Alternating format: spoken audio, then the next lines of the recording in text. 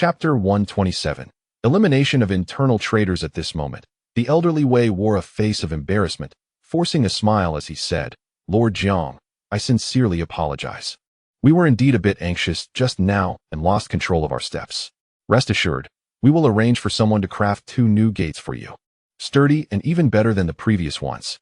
Jiang Ning, with a helpless expression, responded with a mixture of laughter and tears, "Master Wei, could you please knock next time instead of kicking the door?" Wei, feeling awkward, scratched his head and chuckled, "Lord Jiang, I shall remember this. You know, every time I come to see you, it's as if the matter is pressing, and I've grown accustomed to using my foot to kick the door open. I assure you, I will change my ways next time." With that, he turned and called to several members of the Eastern Depot behind him, instructing, "What are you standing there for? Quickly remove these 2 doors from Lord Jiang's residence and find the finest craftsmen to create 2 new ones that are both beautiful and durable." The men promptly responded and hurriedly lifted the doors away. Jiang Ning, left speechless, could only follow Gui Yunho and Wei Zhongxian towards the palace. Upon presenting their tokens, they entered the palace and made their way directly to the study. At that moment, Fang Zhenghua had already been waiting outside, running over respectfully to greet them. "Lord Jiang, Master Wei, Elder Gua, the Emperor is waiting for you inside. Please enter." The group nodded in acknowledgement and hastily entered the study. Before long, Yuan Kelly, Sun Qingzong, and others also arrived. Once everyone was gathered, Zhu Youjiao spoke, "My esteemed ministers, the situation in Shaanxi has been handled for now, but it is time to address matters in the capital." Upon hearing this, everyone felt a tightening in their hearts, instantly realizing that the emperor intended to take action against the officials involved in the capital. After all, the Shaanxi officials had undergone thorough investigation and rectification. How could those in the capital easily escape culpability? At this moment, Zhu Youjiao's expression darkened, and he said angrily, "And those treacherous scoundrels within the palace, daring to collude with outsiders behind my back." Everyone was taken aback by his words, with only Jiang Ning and Wei Zhongxian maintaining their calm demeanor. At this juncture, Wei Zhongxian stepped forward respectfully, saying, "Your Majesty, as the head of the Eastern Depot, I bear the responsibility of oversight. Given that such matters have arisen, I cannot absolve myself of blame. I implore your Majesty to grant me the opportunity to rectify my mistakes. I shall surely root out these traitors in the palace." Hearing this, Zhu Youjiao's expression softened slightly as he replied, "There is no need for you to be so hard on yourself, Wei Dabin. These traitorous elements have been colluding for far longer than your tenure overseeing the Eastern Depot. It is understandable that you did not notice them earlier. Very well. You shall go with Fang Zhenghua and capture these scoundrels for me, then bring them back to the Eastern Depot. Use every means necessary to extract their unspeakable secrets." Wei Zhongxian and Fang Zhenghua, upon hearing these words, hastily accepted the order and swiftly departed from the study. The others, upon hearing Zhu Youjiao's pronouncement, chose to remain silent. After all, such occurrences within the palace pertain fundamentally to the emperor's domestic affairs, and as external ministers, they ought not to express opinions lightly. Jiang Ning appeared rather indifferent. In his heart, the emperor's safety was of paramount importance. He had previously instructed Fang Zhenghua and Wei Zhongxian to thoroughly cleanse the palace on several occasions. Yet he had not anticipated that some threats would still remain. Jiang Ning dared not be the least bit negligent. If the emperor he served, Brother Zhu, were to meet an untimely and mysterious demise, as recorded in history, he would undoubtedly be the first to face misfortune. After all, his fate was inextricably linked with that of the emperor. At that moment, Prince Xian, Zhu Yujian, entered the imperial study. Observing the situation, Zhu Yuxiao spoke, "At tomorrow's Grand Court Assembly, I shall issue an edict to reopen the House of Imperial Clan. Minister Gu, as the Minister of Rights, you must lend your utmost cooperation." Hearing this, Gu Bingqian quickly nodded in response. "Your Majesty, rest assured. I have already instructed my subordinates to prepare the complete roster of the clan's records, ready to be transferred to the House of Imperial Clan at any moment." Upon hearing this, Zhu Yuxiao nodded and continued, "If any members of the Donglin faction oppose us during the assembly, all of you ministers must unite in support." Upon hearing this, everyone understood that tomorrow's Grand Assembly would likely not be peaceful. However, the emperor's determination to reopen the House of Imperial Clan for better management of the royal family was undoubtedly a positive development for the current court, and thus they all expressed their commitment to support the initiative wholeheartedly. Seeing this, Zhu Yuxiao smiled slightly and declared, I shall personally serve as the Grand Minister of the House of Imperial Clan. He then turned to the visibly excited Prince Xian, Zhu Yujian, and said, Fifth brother, I appoint you as the left minister of the House of Imperial Clan. All matters, large and small, will be entrusted to you. You may select capable individuals from the royal family to assist you in your duties. Zhu Yujian promptly nodded and replied, I will not disappoint your trust, brother emperor, and will ensure the proper management of the House of Imperial Clan and the royal family. He then added, I must inform you, brother emperor, that many members of the royal family brought back from Tianqi have violated the law and committed heinous crimes. Previously, Lord Jiang indicated that we could only address their offenses after the reopening of the House of Imperial Clan. Therefore, I plan to select some from the returned royal youths to form a military unit directly under the House of Imperial Clan to manage the princely families within the Ming territory. Everyone present was taken aback by this proposal. Could the emperor truly agree to the establishment of a military force under the House of Imperial Clan, especially one proposed by Prince Xian, comprising members of the royal family? After a moment of contemplation, Zhu Yuxiao nodded with a smile and said, Fifth brother's suggestion is commendable. I approve it. The number shall be limited to no more than 2,000. At that time, I will personally issue a decree that all princely families within the Ming territory who violate the law shall be apprehended, interrogated, and tried by the House of Imperial Clan. I believe this unit shall be named the Imperial Ming Guard. What do you think? Upon hearing this, Zhu Yujian could not contain his delight and quickly replied, I thank you, brother emperor. The other ministers hastily echoed their agreement. Your Majesty is indeed wise. Jiang Ning smiled and nodded in approval. Ultimately, if the affairs of the Ming royal family were entrusted to the ministers, it is likely that they would approach them with indifference, either raising them high only to let them fall gently, inevitably leading to a reckoning. However, if these matters were managed by the scions of the royal family, particularly with the steadfast Prince Xian at the helm, success would be assured. In terms of relationships, Prince Zhu Yujian is indeed the younger brother of the current emperor, and with such a background and status, who in the entire Ming dynasty could rival his authority. At this moment, Jiang Ning stepped forward respectfully and announced, Your Majesty, the silver obtained from the recent confiscations in Tianqi has now been fully transferred to the Ministry of Revenue. I propose to mint new coins to standardize the currency usage in our Ming dynasty. Currently, the state of currency in circulation is utterly chaotic. The populace employs coins minted since the founding of our dynasty, as well as those from the previous Song and Tang dynasties, with no specific standards in place. Therefore, I suggest that all civilian copper coins be recalled, melted down, and reminted, alongside the establishment of new currency standards.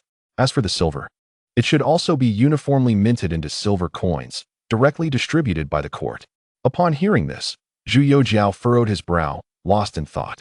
At that moment, Guo Yunho hastily interjected, Minister Jiang, this course of action is utterly inadvisable. Jiang Ning, slightly puzzled, turned to Guo Yunho, who continued, Minister Jiang, if we were to recall all civilian copper coins for melting and reminting, the human, material, and financial costs would be astronomical. The court would suffer considerable financial losses. Moreover, the copper output in the Ming dynasty is already limited, and we simply do not possess enough copper to support such extensive minting.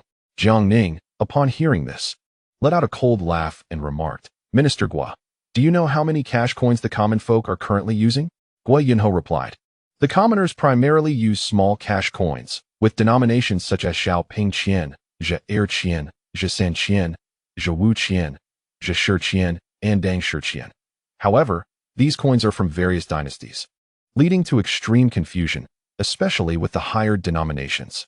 Listening to Guo Yunho's response, Jiang Ning chuckled disdainfully and said, Minister Guo, the current disorder in the currency used by the populace is glaring, lacking any concrete standards, with the situation becoming increasingly chaotic as the denomination increases. If the court fails to manage this, the situation will only spiral further out of control, potentially undermining the very foundation of our Ming dynasty. This is precisely why I propose the complete recall of civilian copper coins to establish equivalent standards anew. Furthermore, does the wealth confiscated in Tianqi not include a substantial amount of copper coins?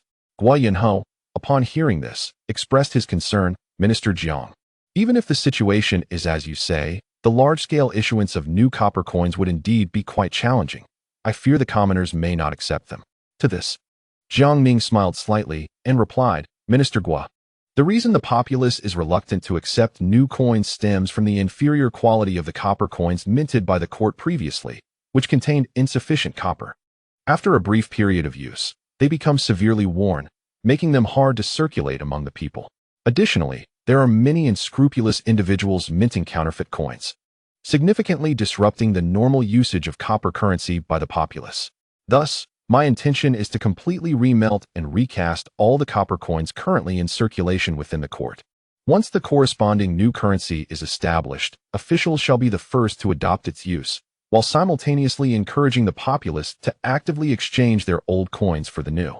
For instance, if citizens pay their taxes using the old copper coins, the court may grant certain reductions and concessions. When minting the new copper coins, it is imperative to ensure that they are made with the appropriate weight and material, guaranteeing their durability. Concurrently, the authority to mint coins in regions such as Jiangnan shall be revoked, consolidating all operations to the capital, where the coins will be uniformly produced. Furthermore, officials must be dispatched to conduct thorough inspections, and any individual found daring to mint coins privately shall face the confiscation of their assets and severe punishment, extending to their entire lineage. Upon hearing Jiang Ning's pronouncement, Gui Yunho was taken aback. He initially believed Jiang Ning was merely speaking casually, only to realize the seriousness of the matter. Observing Jiang Ning's resolute stance, Zhu Youjiao fell into silence. After a prolonged pause, he finally spoke, saying, Minister Jiang, your points are indeed valid. However, Minister Gua's concerns are also reasonable. Historically, unifying and recasting all copper coins has proven to be a formidable challenge, fraught with various complications. Nevertheless, should we succeed in this endeavor, it would greatly benefit the common people and be a significant achievement. Minister Gua, you must lend your full support to this matter. I do not wish to hear dissenting voices. Upon hearing these words, Gui Yunho was visibly pained, lamenting, Your Majesty, such actions will undoubtedly result in significant financial loss for the court. Even if we seize nearly 10 million taels of silver, it cannot withstand such expenditure. As he spoke, tears streamed down his face, and an uninformed observer might have believed he was lamenting his own wealth. Chapter 128. The wheels are set in motion. Zhu Youjiao observed Gua Yunho's tearful demeanor with a sense of helplessness. He then turned to Jiang Ning with a smile and inquired, Minister Jiang, since you have proposed the recasting of currency, do you have a specific implementation plan for this initiative?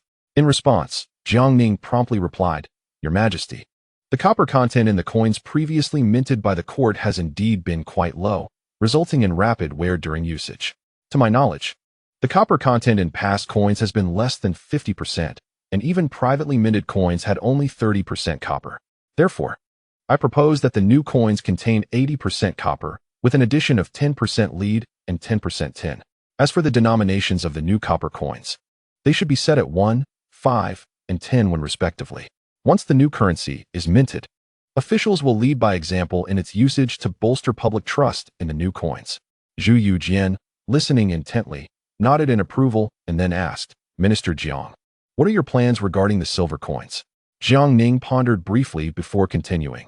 The silver used by the common people varies greatly in quality, requiring them to cut it with scissors each time they use it, which is quite inconvenient.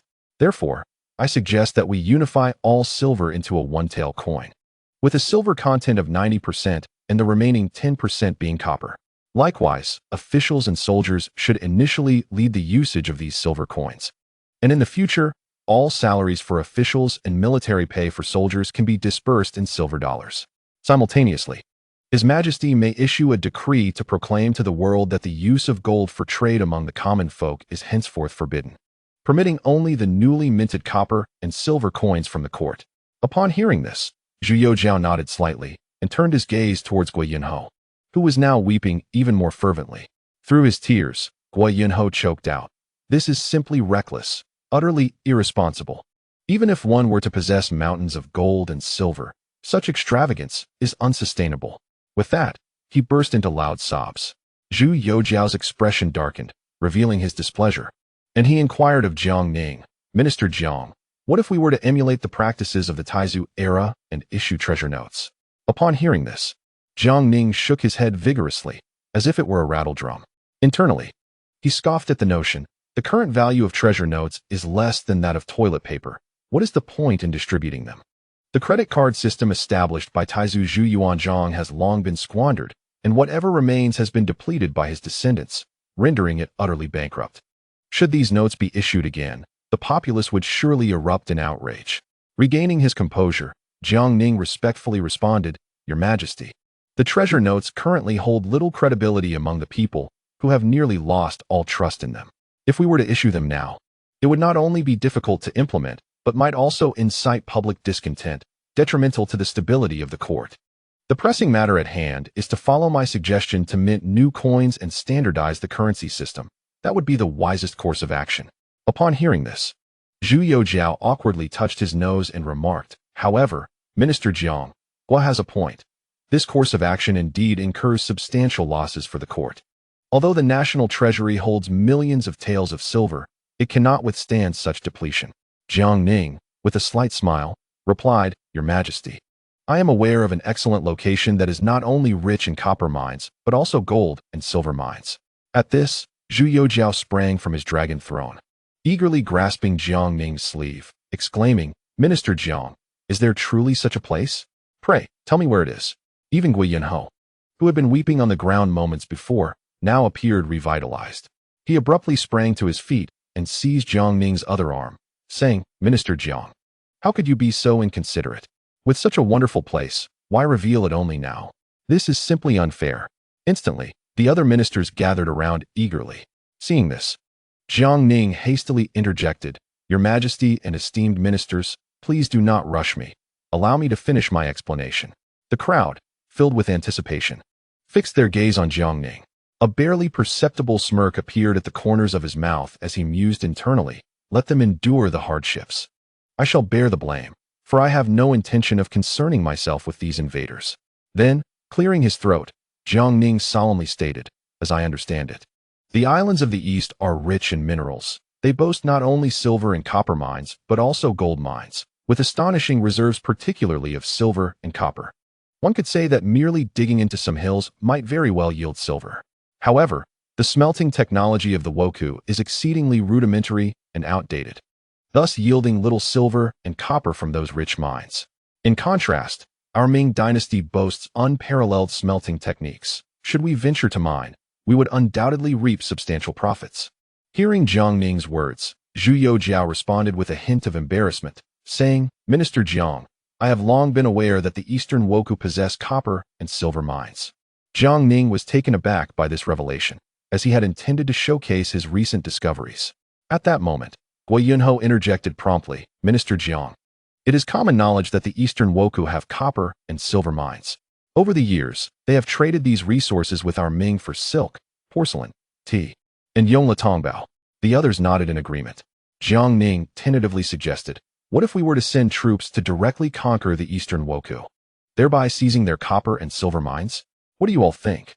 Upon hearing this, Sun Qingzong quickly shook his head and replied earnestly, "Minister Jiang, we must not entertain such thoughts. Presently, the Eastern Wokou are governed by the shogunate, rendering the so-called Wokou emperor utterly powerless and resulting in a semblance of unity. If we were to rashly mobilize our forces, first, we would be without just cause, lacking a legitimate reason. Second, the court's naval forces have only recently begun to take shape. Any hasty action now would entail immense risk. Third, how many troops would we need to dispatch? A small contingent would be futile, yet a larger force could provoke the cunning and unscrupulous nature of the Wokou, reminiscent of the unpredictable nature during the Wanli's 3 great campaigns. We cannot truly annihilate the populace of the 3 islands of the Eastern Wokou, for the cost we would incur would far outweigh any gains from them." The others nodded in concurrence, agreeing with Sun Qingzong's assessment. Jiang Ning's face flushed with embarrassment, wishing he could vanish into the ground. At that moment, he recalled Gui Yunho's mention of the Wokou exchanging copper and silver for Yongla Tongbao. He quickly asked, "Master Gua, you mentioned that the Eastern Wokou trade copper and silver for Yongla Tongbao. What is the story behind this?" Gui Yunho promptly explained. "The coins minted by the Eastern Wokou are of exceedingly poor quality, which is met with significant resistance domestically, leading them to seek our Yongla Tongbao in exchange. Currently, Our copper coins are highly accepted in the East. Hearing this, Jiang Ning's mind sparked with an idea, and he said, in that case, let us wait until the year-end when the Wokou send envoys to pay tribute and negotiate with them then. Guo Yunho, puzzled, inquired, Minister Jiang, what do you have in mind? Jiang Ning chuckled and replied, at present, trade with the Eastern Wokou is predominantly monopolized by the Southern gentry. We could allow the Wokou to conduct trade at Tianjin port, thus increasing the volume of traded goods in exchange for their copper and silver. Moreover, since their domestic smelting and minting technology is quite primitive, our Ming could assist them in coin production, albeit for a fee. At that time, we shall devise a method through which both sides can profit handsomely from these Japanese individuals. Guo Yunho continued, stating, since we have resolved to increase the volume of trade in copper and silver from Japan, and considering Jiang's earlier suggestion regarding minting currency for Japan in exchange for a fee, I propose we hold the Japanese accountable for the losses incurred during our own minting processes. They should provide us with the full amount of copper needed, while we assist them in producing their currency, for they are not lacking in funds. Upon hearing this, Jiang Ning gave Guo Yunho a thumbs up, praising, truly, you are a clever strategist, Guo. Guo Yunho then stroked his beard and continued, the copper coins minted by the Japanese contain only about 30 to 40% copper. Therefore, when we assist them in minting currency, we shall adhere to the standards previously established in our own minting, adding at most 60% copper, while the remaining 40% will serve as their compensation for labor and materials. Furthermore, we should charge them an additional fee to ensure profitability. The assembly responded with admiration, some laughing. It is indeed Guo's cleverness at play here, intending to sell the Japanese while they willingly assist in transporting silver. Zhu Youjiao nodded in satisfaction upon hearing these remarks. Sun Qingzong, after listening, nodded and smiled, saying, Jiang and Guo, this proposal is indeed commendable. Ever since the three great campaigns of the Wanli era, the Japanese have been thoroughly subdued by our Ming dynasty. To put it bluntly, Japan now yearns to serve as a mere hound for us. Currently, the Japanese emperor is sidelined, while the shogunate wields power, having repeatedly petitioned our Ming to recognize Tokugawa Ieyasu as their emperor. However, this Japan, much like a dog, appears obedient but is capable of turning against its master, warranting our vigilance. Jiang Ning, upon hearing this, furrowed his brow and pondered for a moment before stating, in dealing with Japan, we must ensure a thorough reckoning. However, as Elder Sun mentioned, a hasty military campaign against Japan would exact too great a cost. We might consider engaging them in a facade of diplomacy, utilizing trade as a means of intimidation for a few years. Simultaneously, we could encourage various factions within their domain to engage in trade with our Ming, seizing the opportunity to incite internal strife, leading them to self-destruct and exhaust their strength. In the end, our Ming could reap the benefits as the fishermen. Guo Yunho interjected eagerly. I knew Jiang would have a backup plan. The Japanese are indeed despicable and shameless. I believe that when the time comes for a thorough reckoning, we could adopt the Mongolian practice of wheel executions to manage Japan, executing anyone who stands taller than the wheel. I refuse to believe that if we eliminate a batch every few years, their heads would grow faster than the wheat in the fields. Jiang Ning was taken aback by this notion, thinking, wow, has old Guo become utterly addicted after his recent trip to Tianqi for a 0 yuan purchase? Zhu Youjiao, upon hearing Guo Yunho's words, cleared his throat a few times and stated, for now, let us settle matters with Japan as such. When the time comes for a thorough reckoning in a few years, we shall deliberate in greater detail.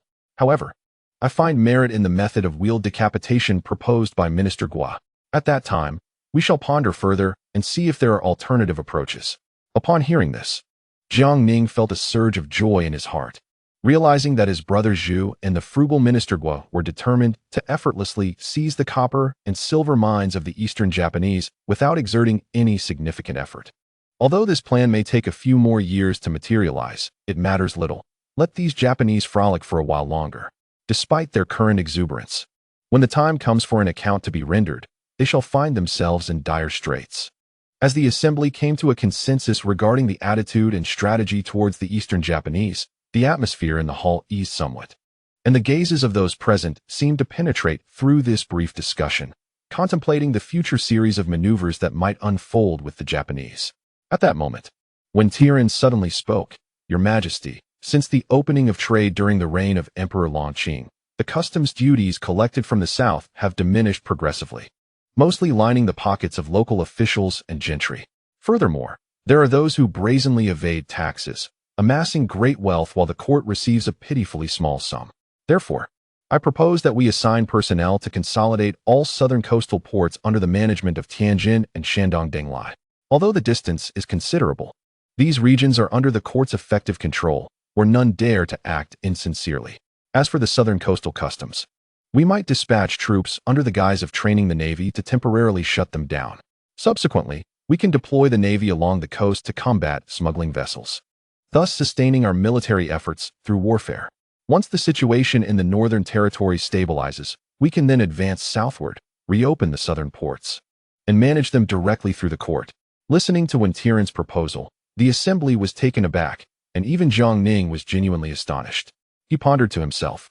This younger brother of his, indeed destined to become a notorious traitor, acted with remarkable ruthlessness.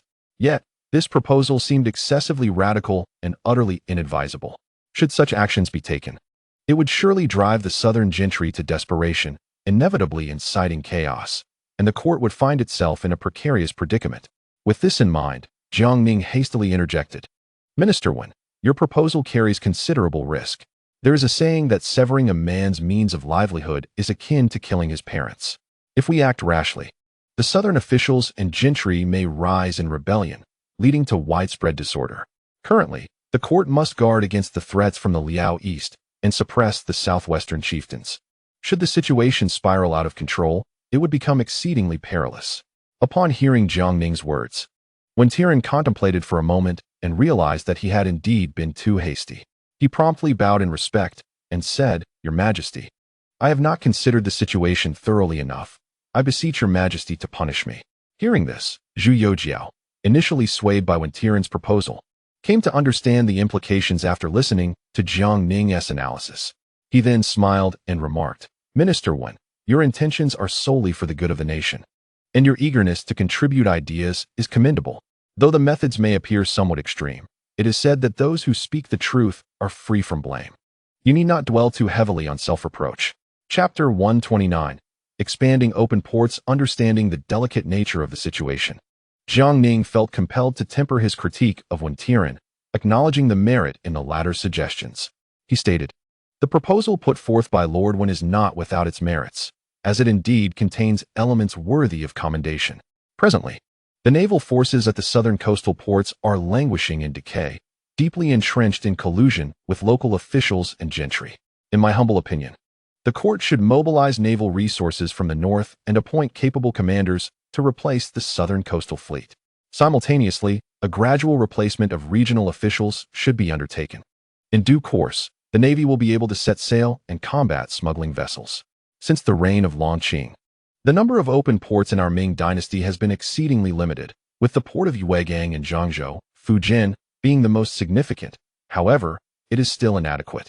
Therefore, I beseech Your Majesty to issue another decree to open the ports of Quanzhou and Fujian, Macau and Guangdong, and Songjiang Prefecture and Zhejiang. Furthermore, we should establish maritime customs at these ports, appointing officials from the Ministry of Revenue to serve there, while also dispatching eunuchs from the palace to oversee operations. We shall implement a tax ticket system, with the Bureau of Currency responsible for printing the tickets, supervised by the Ministry of Revenue, and regularly dispatched to each port to levy taxes on incoming and outgoing merchant vessels. The court will periodically assign officials to inspect the tax tickets at each maritime customs office to prevent tax evasion.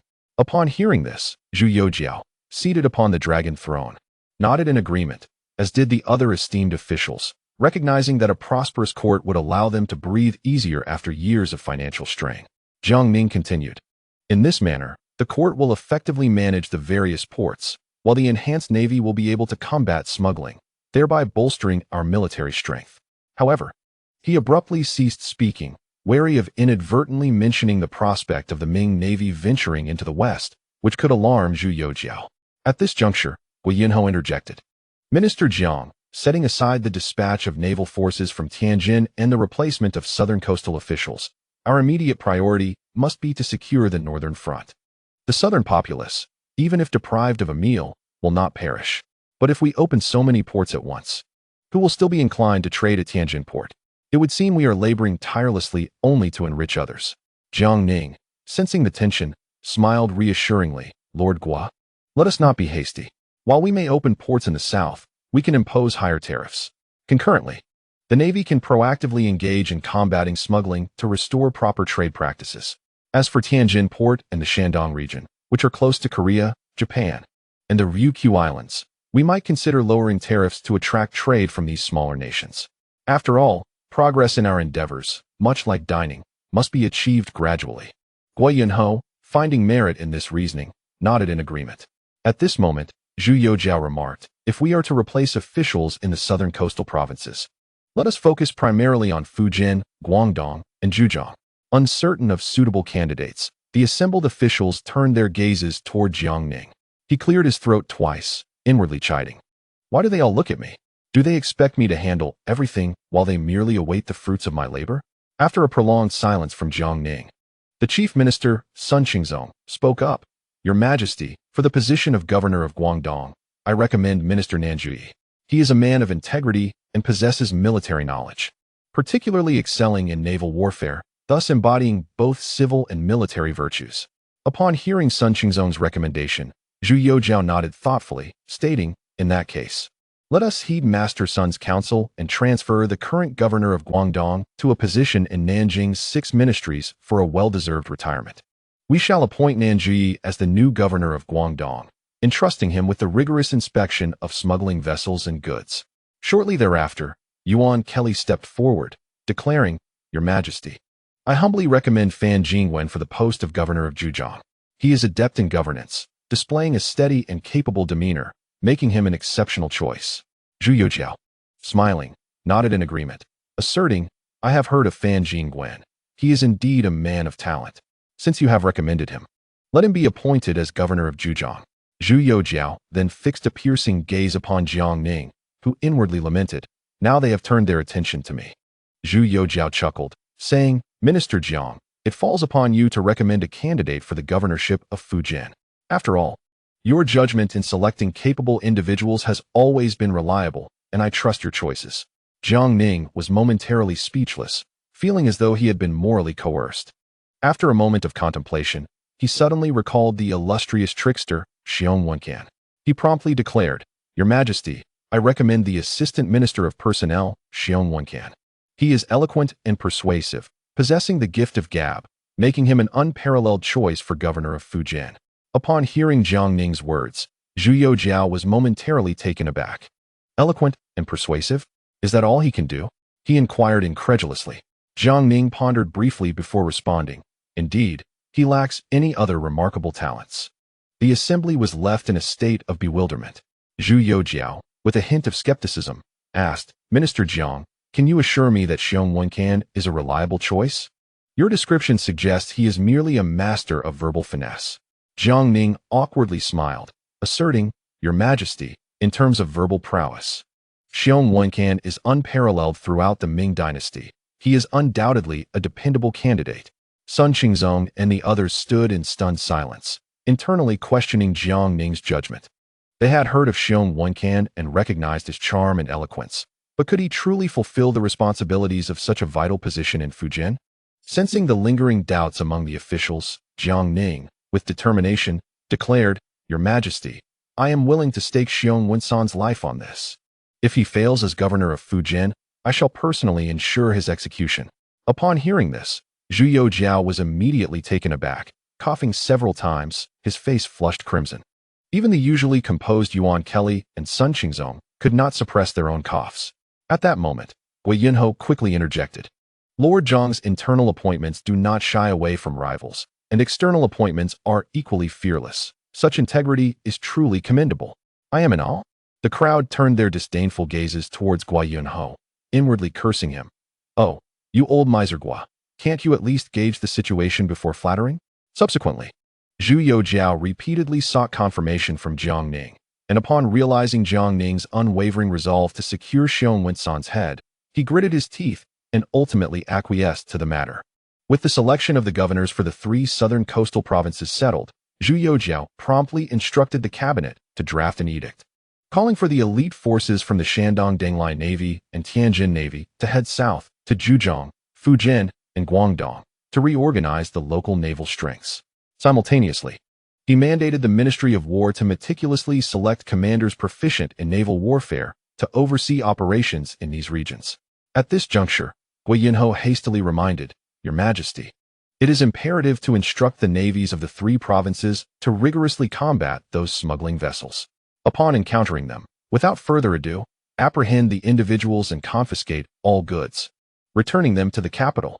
Otherwise, I shall personally dispatch individuals to oversee the provinces, facilitating the thorough investigation of goods and finances. Hearing Gui Yunho's increasingly outrageous suggestions, Yuan Kelly and Sun Qingzong were taken aback and quickly rushed forward to cover his mouth, fearing he might utter something even more absurd, which would lead to extreme embarrassment. Zhu Youjiao, listening to Gui Yunho's words, nodded with a smile. Rest assured, my dear Gui, the court will henceforth show no leniency towards privately smuggling merchant vessels. He then shifted the conversation, saying, Gui Aiqing, regarding the previous proposal by Jiang Aiqing to recoin currency, perhaps you should take charge of it? Upon hearing this, Gui Yunho immediately shook his head vigorously, exclaiming, Your Majesty, this is beyond my capabilities. I only know how to earn silver, such a loss-making venture. I would rather die than engage. Jiang Ning, observing this, scoffed and interjected, Your Majesty, I too believe that Lord Gui is ill-suited for this significant responsibility. After all, the recoinage of copper and silver currency is a matter of great historical importance. Given Lord Gui's penny-pinching nature, should the newly minted coins be short in weight or insufficient in materials, would we not become the laughingstock of the world? The crowd erupted in hearty laughter, and Gui Yunho joined in, creating an atmosphere of harmony in the imperial study, filled with mirth. At that moment, Wei Zhongxian, accompanied by Fang Zhenghua and a contingent from the Eastern Depot, marched directly towards the Office of Ceremonial Affairs. Upon reaching the entrance, without a word, Old Wei delivered a powerful kick, forcefully kicking the door open. The several senior eunuchs within the Office of Ceremonial Affairs were startled by this sudden commotion. Wang Tiqian, the chief eunuch, was about to express his anger when he glanced up and saw Wei Zhongxian and Fang Zhenghua standing at the door. He quickly donned a smile and said, Lord Wei, Lord Fang, what brings you both to the Office of Ceremonial Affairs today? Wei Zhongxian let out a cold snort, a smirk playing on his lips as he addressed Wang Tiqian. My dear Wang, you should be more aware than us regarding why both I and Master Fang have come to the Ministry of Rights. At this, Wang Tiqian's complexion paled instantly, resembling a ghost, and he hastily replied, Master Wei, you are always preoccupied with affairs of state, and Master Fang spends his days in the Emperor's company. As for the reason for your visit to the ministry, I truly find myself at a loss. Hearing Wang Tiqian's words, Wei Zhongxian scoffed derisively and retorted, Wang Tiqian, how blind have you become? When I once recommended you for the position of Minister of Rights, I never anticipated that you would not content yourself as a loyal guardian, but instead aspire to be a treacherous wolf, greedy for more than your share. Your misdeeds have come to light. You shall accompany me to the Eastern Depot. At Wei Zhongxian's words, Wang Tiqian trembled like a leaf, cold sweat pouring from him. The eunuchs on duty nearby were equally terrified. Wei Zhongxian coldly added, Tu Wenfu, Li Yongzhen, you too shall accompany me as well. Upon hearing this, Tu Wenfu and Li Yongzhen cried out in protest, hastily kneeling and pleading, Master Wei, we are innocent. It was Wang Tiqian's doing. We had no part in it. At this moment, Fang Zhenghua's voice turned icy as he interjected, the Emperor has treated you well, yet you betray him, colluding with enemies and selling out your country. Such treachery truly reflects a heart consumed by greed. Wang Tiqian, now quaking in fear, frantically pulled out a stack of banknotes from his breast pocket. Crawling to Wei Zhongxian's feet, holding the banknotes high above his head, he cried, Master Wei, I swear I knew nothing of this treason. These banknotes were given to me by those underlings. I present them all now. I beseech you, spare my life. Seeing this, Tu Wenfu and Li Yongzhen quickly followed suit, producing their own banknotes. Fang Zhenghua, witnessing this spectacle, erupted in fury, scolding, You treacherous scoundrels. Even now, at death's door, you think you can buy your lives with silver? With that, Fang Zhenghua decisively seized Wang Tiqian's shoulder and, with a sudden force, a sharp crack echoed as bones shattered. Wang Tiqian collapsed, howling in agony, sweat streaming down his face, struggling to rise, but finding himself utterly unable. Next, Fang Zhenhua strode over to Tu Wenfu and Li Yongzhen, applying the same brutal method to break their arms. After completing this grim task, he turned to Wei Zhongxian, smiling as he said, Master Wei, the Emperor's favor towards us is indeed as high as the heavens. Faced with these ingrate wolves, I could barely contain my rage. I hope you understand. Wei Zhongxian, toying with the banknotes in his hand, replied with a grin, Master Fang, you speak wisely. Had you not acted first, I would have been inclined to deliver a few kicks myself to relieve my frustrations. With a commanding gesture, he ordered the Eastern Depot guards to drag the three from the Ministry of Rights, escorting them to their grim fate. Chapter 130. The establishment of 2 additional departments. At this moment, the atmosphere within the imperial study was one of harmonious camaraderie between the sovereign and his ministers. Seizing the opportunity, Jiang Ning boldly proposed to Zhu Youjiao that, in addition to the existing 6 ministries, 2 more should be established. Upon hearing Jiang Ning's suggestion, Zhu Youjiao's interest was piqued, and he promptly inquired, Minister Jiang, the 6 ministries have a long-standing tradition. Which 2 departments do you propose to add? The other ministers also turned their attention to Jiang Ning. With a respectful bow, he smiled and replied, Your Majesty, as the court has decided to gradually establish ports in the south, it is essential to implement a unified tax collection system for merchant vessels and tributary ships. Therefore, I propose the establishment of a new department to be named the Department of Taxation.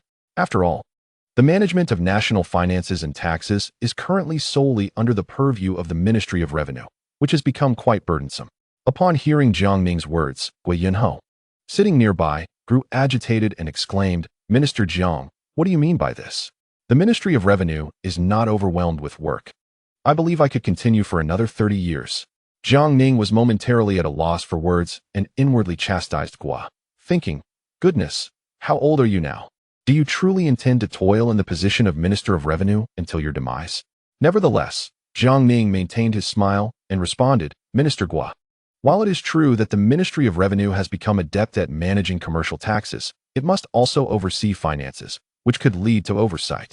Thus, I suggest that Your Majesty establish the Department of Taxation, which would be responsible for collecting taxes nationwide, subsequently reporting to the Ministry of Revenue, which would oversee the process.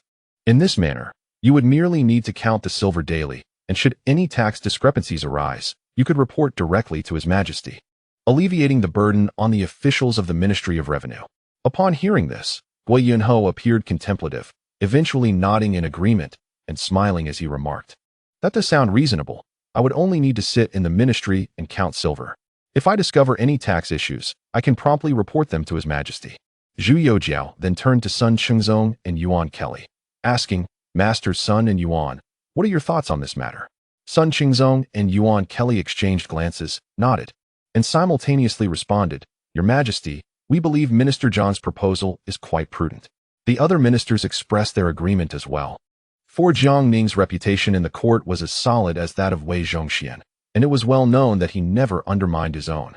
Zhu Youjiao wholeheartedly concurred, nodding in approval, and then asked, Then, esteemed ministers, might you recommend candidates for the position of Minister of Taxation? At this suggestion, the ministers eagerly prepared to voice their recommendations.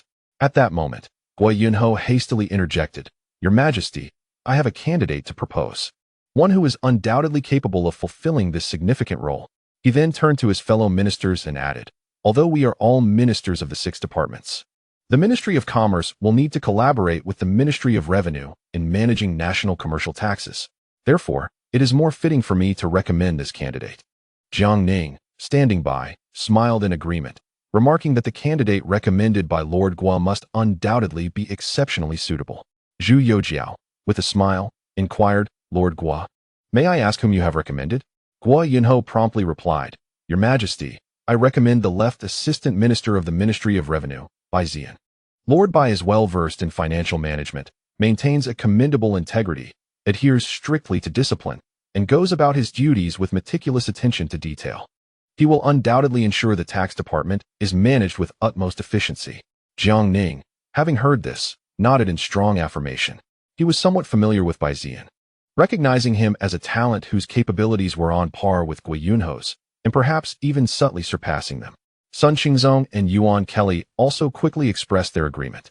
Observing this, Zhu Youjiao nodded and declared, In that case, Let us appoint Bai Zian as the Minister of the Tax Department upon his return from the south. The tax department shall hold the same status as the 6 ministries, and we shall also establish left and right assistant ministers. The specific candidates will be discussed and recommended collectively at the court assembly. Meanwhile, the Ministry of Revenue must swiftly prepare for the handover to ensure that the tax department can commence operations seamlessly upon Bai Zian's return. At this moment, Zhu Youjiao further inquired, Minister Jiang, you mentioned the establishment of 2 new departments. May I ask what the other department will be and what responsibilities it will entail? Jiang Ning immediately responded respectfully, Your Majesty, with the increasing number of ports, foreign nations and vassal states surrounding our Ming dynasty will seek to pay tribute and engage in trade. Thus, it is essential to establish a dedicated institution for managing commerce with these nations. Therefore, I humbly request Your Majesty to create an additional department, to be named the Board of Rights, which will specifically handle matters regarding the reception of our vassal states and trade with foreign nations. Zhu Youjiao, intrigued, asked, Minister Jiang, are you suggesting that the Board of Rights will henceforth be responsible for negotiating trade with both our vassal states and foreign nations? Jiang Ning nodded in affirmation. Instantly, other ministers and scholars, including Sun Chengzong and Yuan Kelly, began to whisper and discuss amongst themselves. At this juncture, Gui Yunho interjected, Your Majesty, I believe I can shoulder more responsibilities. Perhaps the position of Minister of the Board of Rights could be entrusted to me. After all, I am quite adept at business, as I have demonstrated during my time in Tianqi. Hearing this, Jiang Ning and Wen Tian hastily moved to silence Gui Yunho, preventing him from continuing. Jiang Ning silently cursed. Oh, you old fool Gua, must you persist? What you did in Tianqi, was that even business? It was nothing but a scheme of zero-cost acquisition, outright theft. If you were to negotiate trade with our vassal states and foreign nations, the court would have to deploy hundreds of thousands of troops to support your zero-cost acquisitions. Observing Gua Yunho's demeanor, Zhu Youjiao could not help but chuckle. Then, suppressing his laughter, asked, Lord Gua, why is it that since your return from Tianqi, you seem utterly transformed? What have you experienced? Pray, enlighten me. Seeing Zhu Youjiao's inquiry, Gui Yunho's interest was piqued. He began to thump his chest and boast extravagantly about how he personally wielded a blade in Tianqi, rooting out those corrupt officials, and how he dealt with treacherous merchants who conspired against the nation. He recounted how he confiscated their entire fortunes, leaving them with nothing. Subsequently, with great enthusiasm, he remarked, Your Majesty, I had initially planned to lead the army to the Mongolian steppes for another grand venture, to seize a substantial bounty. Alas, this splendid scheme was ultimately thwarted by Minister Jiang and Lord Wei's relentless opposition. Little do you know, had my plan been executed, the coffers of the Ming dynasty would likely be overflowing by now. Upon hearing this, Zhu Youjiao felt a wave of embarrassment wash over him, beads of cold sweat forming. He privately lamented the remarkable capabilities of Jiang Ning, who, after escorting the old man Gua to Tianqi, had transformed a miserly hoarder into a veritable bandit chief. Such a person, if released freely, could undoubtedly disrupt the peace of the entire realm. It seemed prudent to ensure that Gui Yunho did not leave the capital lightly. Even if he were to be released, it should be to a location beyond the borders of the Ming, allowing him to indulge in his reckless plundering without consequence. At that moment, Jiang Ning could no longer contain himself and interjected, Your Majesty, I recommend Lu Wanming, the governor of Tianjin, to serve as the Minister of the Board of Rights. Jiang Ning held Lu Wanming, a covert agent lurking within the ranks of the Jinyue, in high regard. After all, during his time in Tianjin, Lu single-handedly exposed a multitude of corrupt officials, managing to extricate himself unscathed while swiftly assisting Zhu Tongming in stabilizing the situation in Tianjin. The current flourishing state of Tianjin owes much to Lu Wanming's contributions. Jiang Ning was determined not to overlook his capable subordinate. Crucially, Lu's astute understanding of human nature and his theatrical abilities would prove invaluable in dealings with vassal states and Western nations. Upon hearing Jiang Ning's recommendation, Gui Yunho obediently fell silent. Zhu Youjiao then spoke. I have heard of Lu Wanming, the governor of Tianjin. His capabilities are indeed exceptional. Initially implicated in the investigation of corrupt officials, he should have faced accountability. However, I assigned him a task to redeem himself, and to my surprise, he adeptly aided Zhu Tongming in swiftly stabilizing the situation in Tianjin. The current prosperity of Tianjin is largely attributable to his efforts. He is undoubtedly a talent. and I approve of his appointment. Zhu Youjiao then continued, the title board of rights seems somewhat inappropriate. After all, this newly established department has extensive responsibilities and must comprehensively manage affairs with vassal states and Western nations. In my view, it would be more fitting to rename it the Department of Rights. This designation would better reflect its status and significance within the court's institutions, aligning more closely with the 6 ministries in nomenclature, facilitating future coordination of various matters. Jiang Ning expressed that the name was of little consequence, as the primary focus should be on the new institution's ability to fulfill its duties. The other ministers concurred, considering the matter trivial since Jiang Ning had already recommended a candidate for the Minister of the Department of Rights. While they calculated the opportunity to propose their own candidates for subordinate positions, nodding in agreement.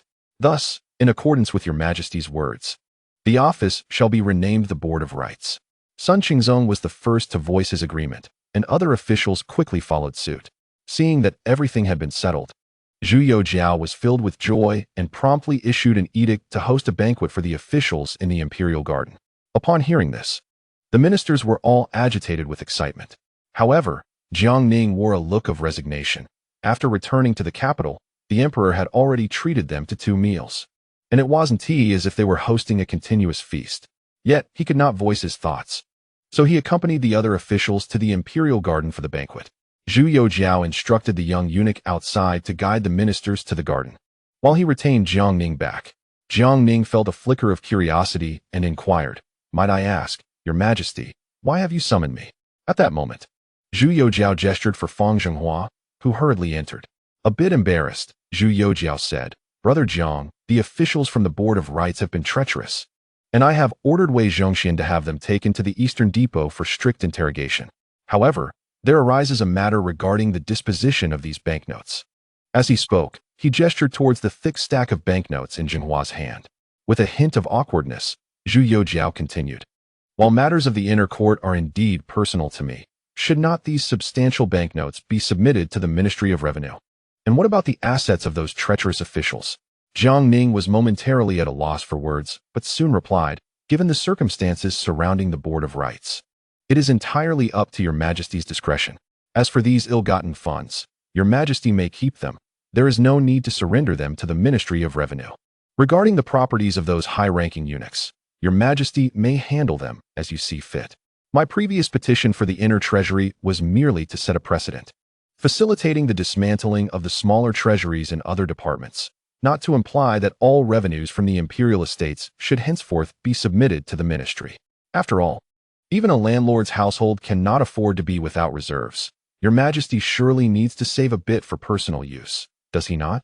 Upon hearing this, Zhu Youjiao eagerly nodded, exclaiming, "Brother Jiang speaks truly. I have thought the same."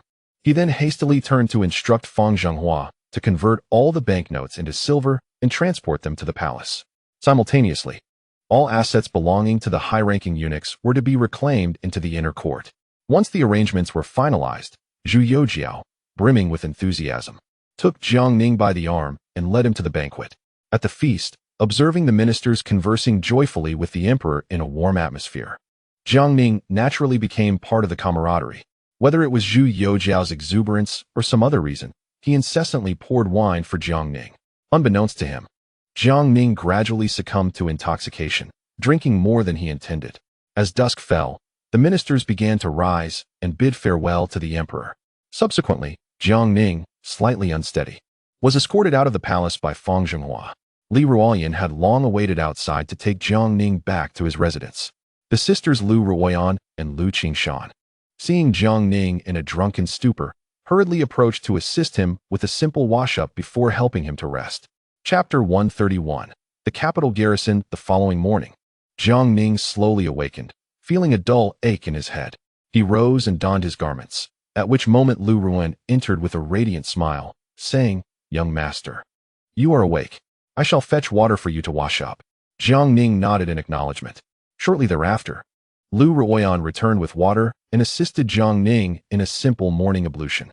Subsequently, Jiang Ning settled in the courtyard, and Lu Qingyan hurriedly brought forth the breakfast that had been prepared in advance. Jiang Ning couldn't help but exclaim, "Now this is what life is about. Clothes at hand and food served with ease."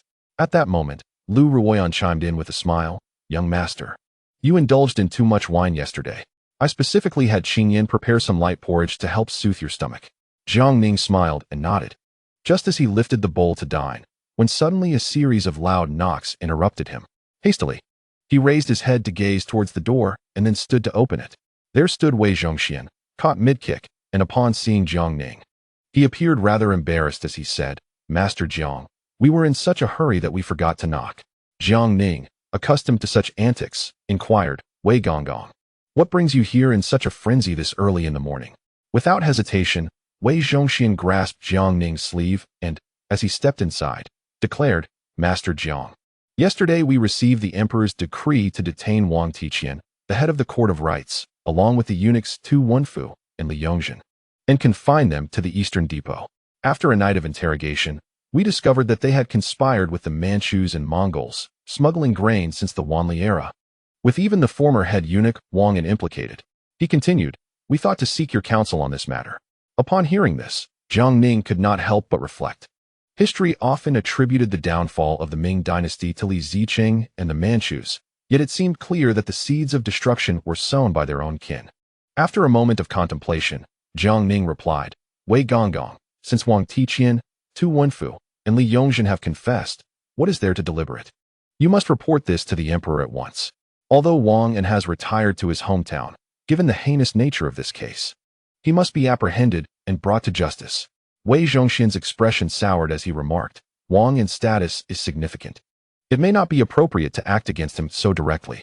Jiang Ning smiled slightly and countered, Wei Gonggong, Wang An is undermining the foundations of the Ming dynasty and the emperor himself. Why concern ourselves with status at such a moment? Besides, he is merely a retired eunuch. If he can still orchestrate such turmoil, how can we proceed with our duties unless we resolve this matter completely? After hearing this, Wei Zhongxian nodded, albeit awkwardly, and said, Master Jiang makes a valid point, I understand now. However, we have an idea. Back in Tianqi, Prince Xin wished for his close attendant Wang Qingyan to be apprenticed to us, do you recall? Jiang Ning smiled and nodded, of course. Prince Xin initially intended for you to take him as a godson, but you were concerned about the implications for his reputation, so you opted to take him as a disciple instead. Suddenly, Jiang Ning's eyes widened in disbelief as he asked, Wei Gonggong, you can't possibly be considering sending your disciple into this situation, can you?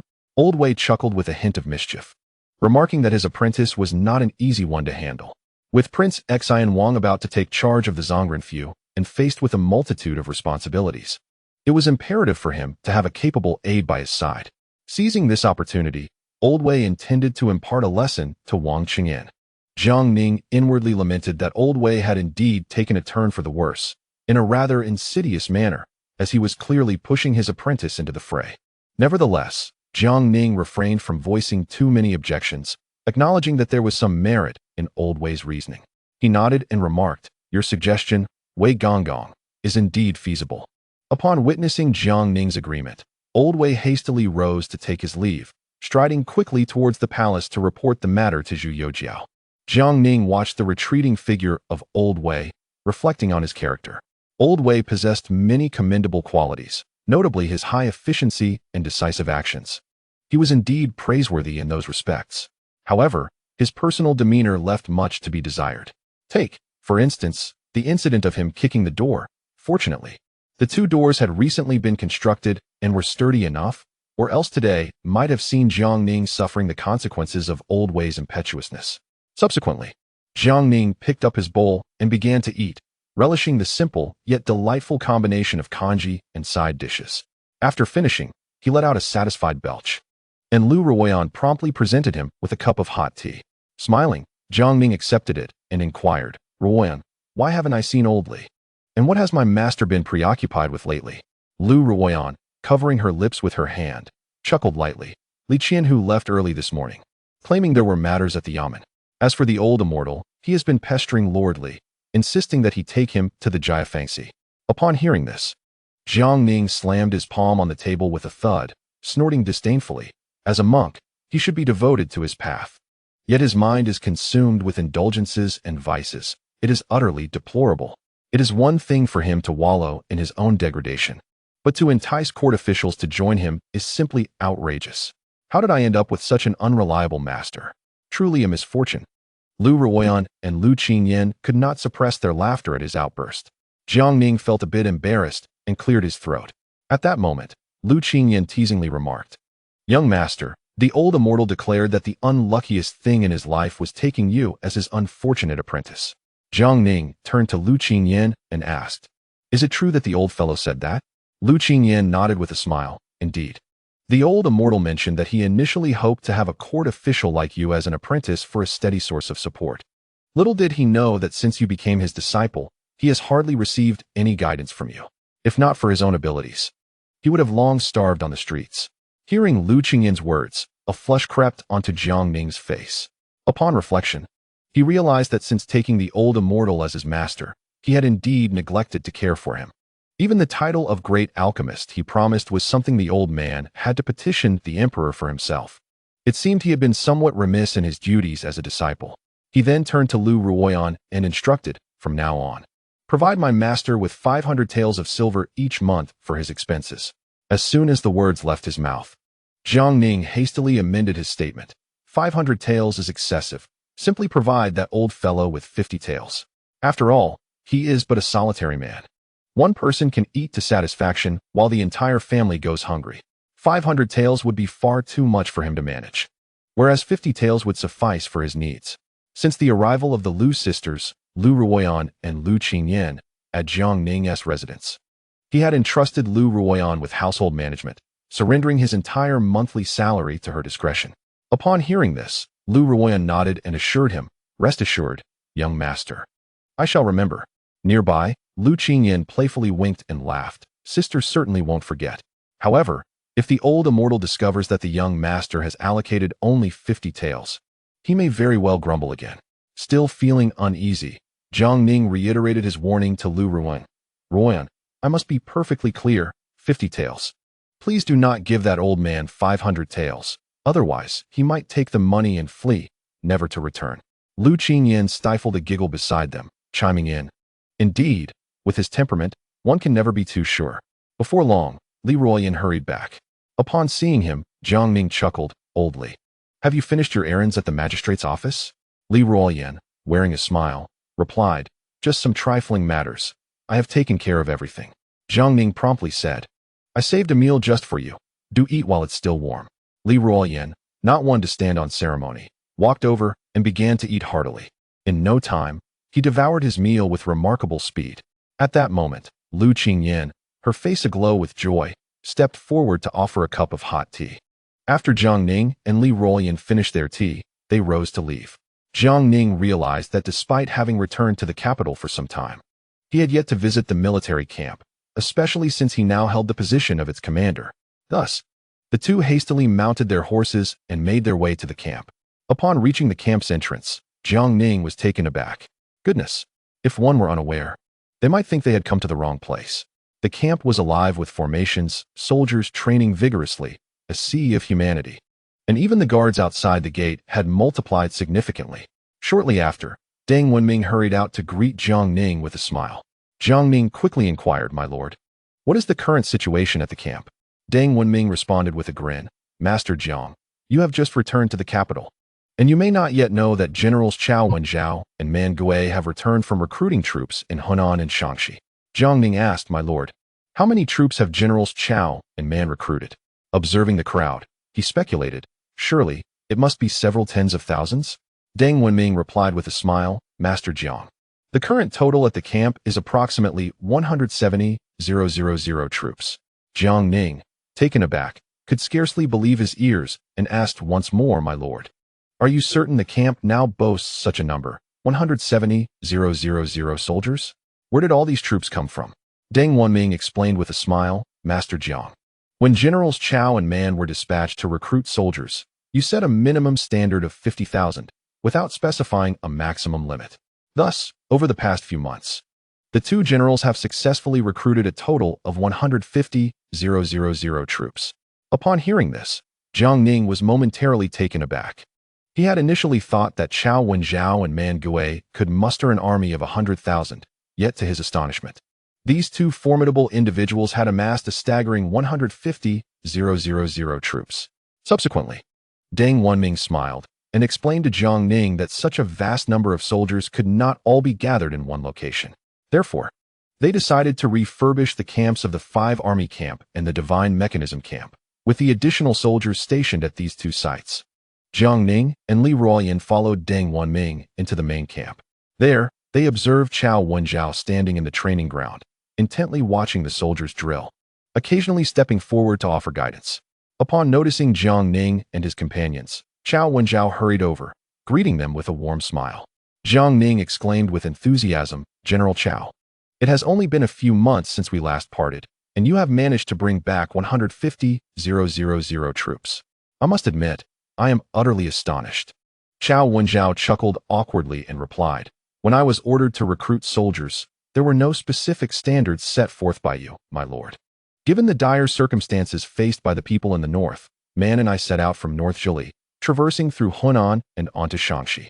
Along the way, whenever we encountered strong and capable individuals, we recruited them as soldiers after careful selection. By the time we counted the numbers in Tianqi, we found ourselves with an overwhelming 150,000.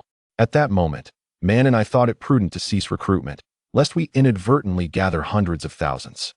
Jiang Ning nodded in appreciation, saying, "General Cao and General Man, your efforts are commendable. Once we have attended to matters at hand, I shall petition the emperor to commend you both." Hearing this, Cao Wenjiao promptly bowed respectfully, stating, "I have merely fulfilled my duty, my lord." Jiang Ning, recognizing Cao Wenjiao's steady character and his status as a formidable general of the Ming dynasty, understood the necessity of employing such talent wisely, and that it was not feasible to confine such a warrior to mere recruitment tasks. With genuine concern, Jiang Ning inquired further, "General Cao, how did you fare against the bandits in Hunan and Shaanxi during your recruitment efforts?" Upon hearing this, a smile broke across Cao Wenjiao's face as he replied, "You may not be aware, my lord, but upon our arrival in Hunan, we had already recruited nearly 100,000 men.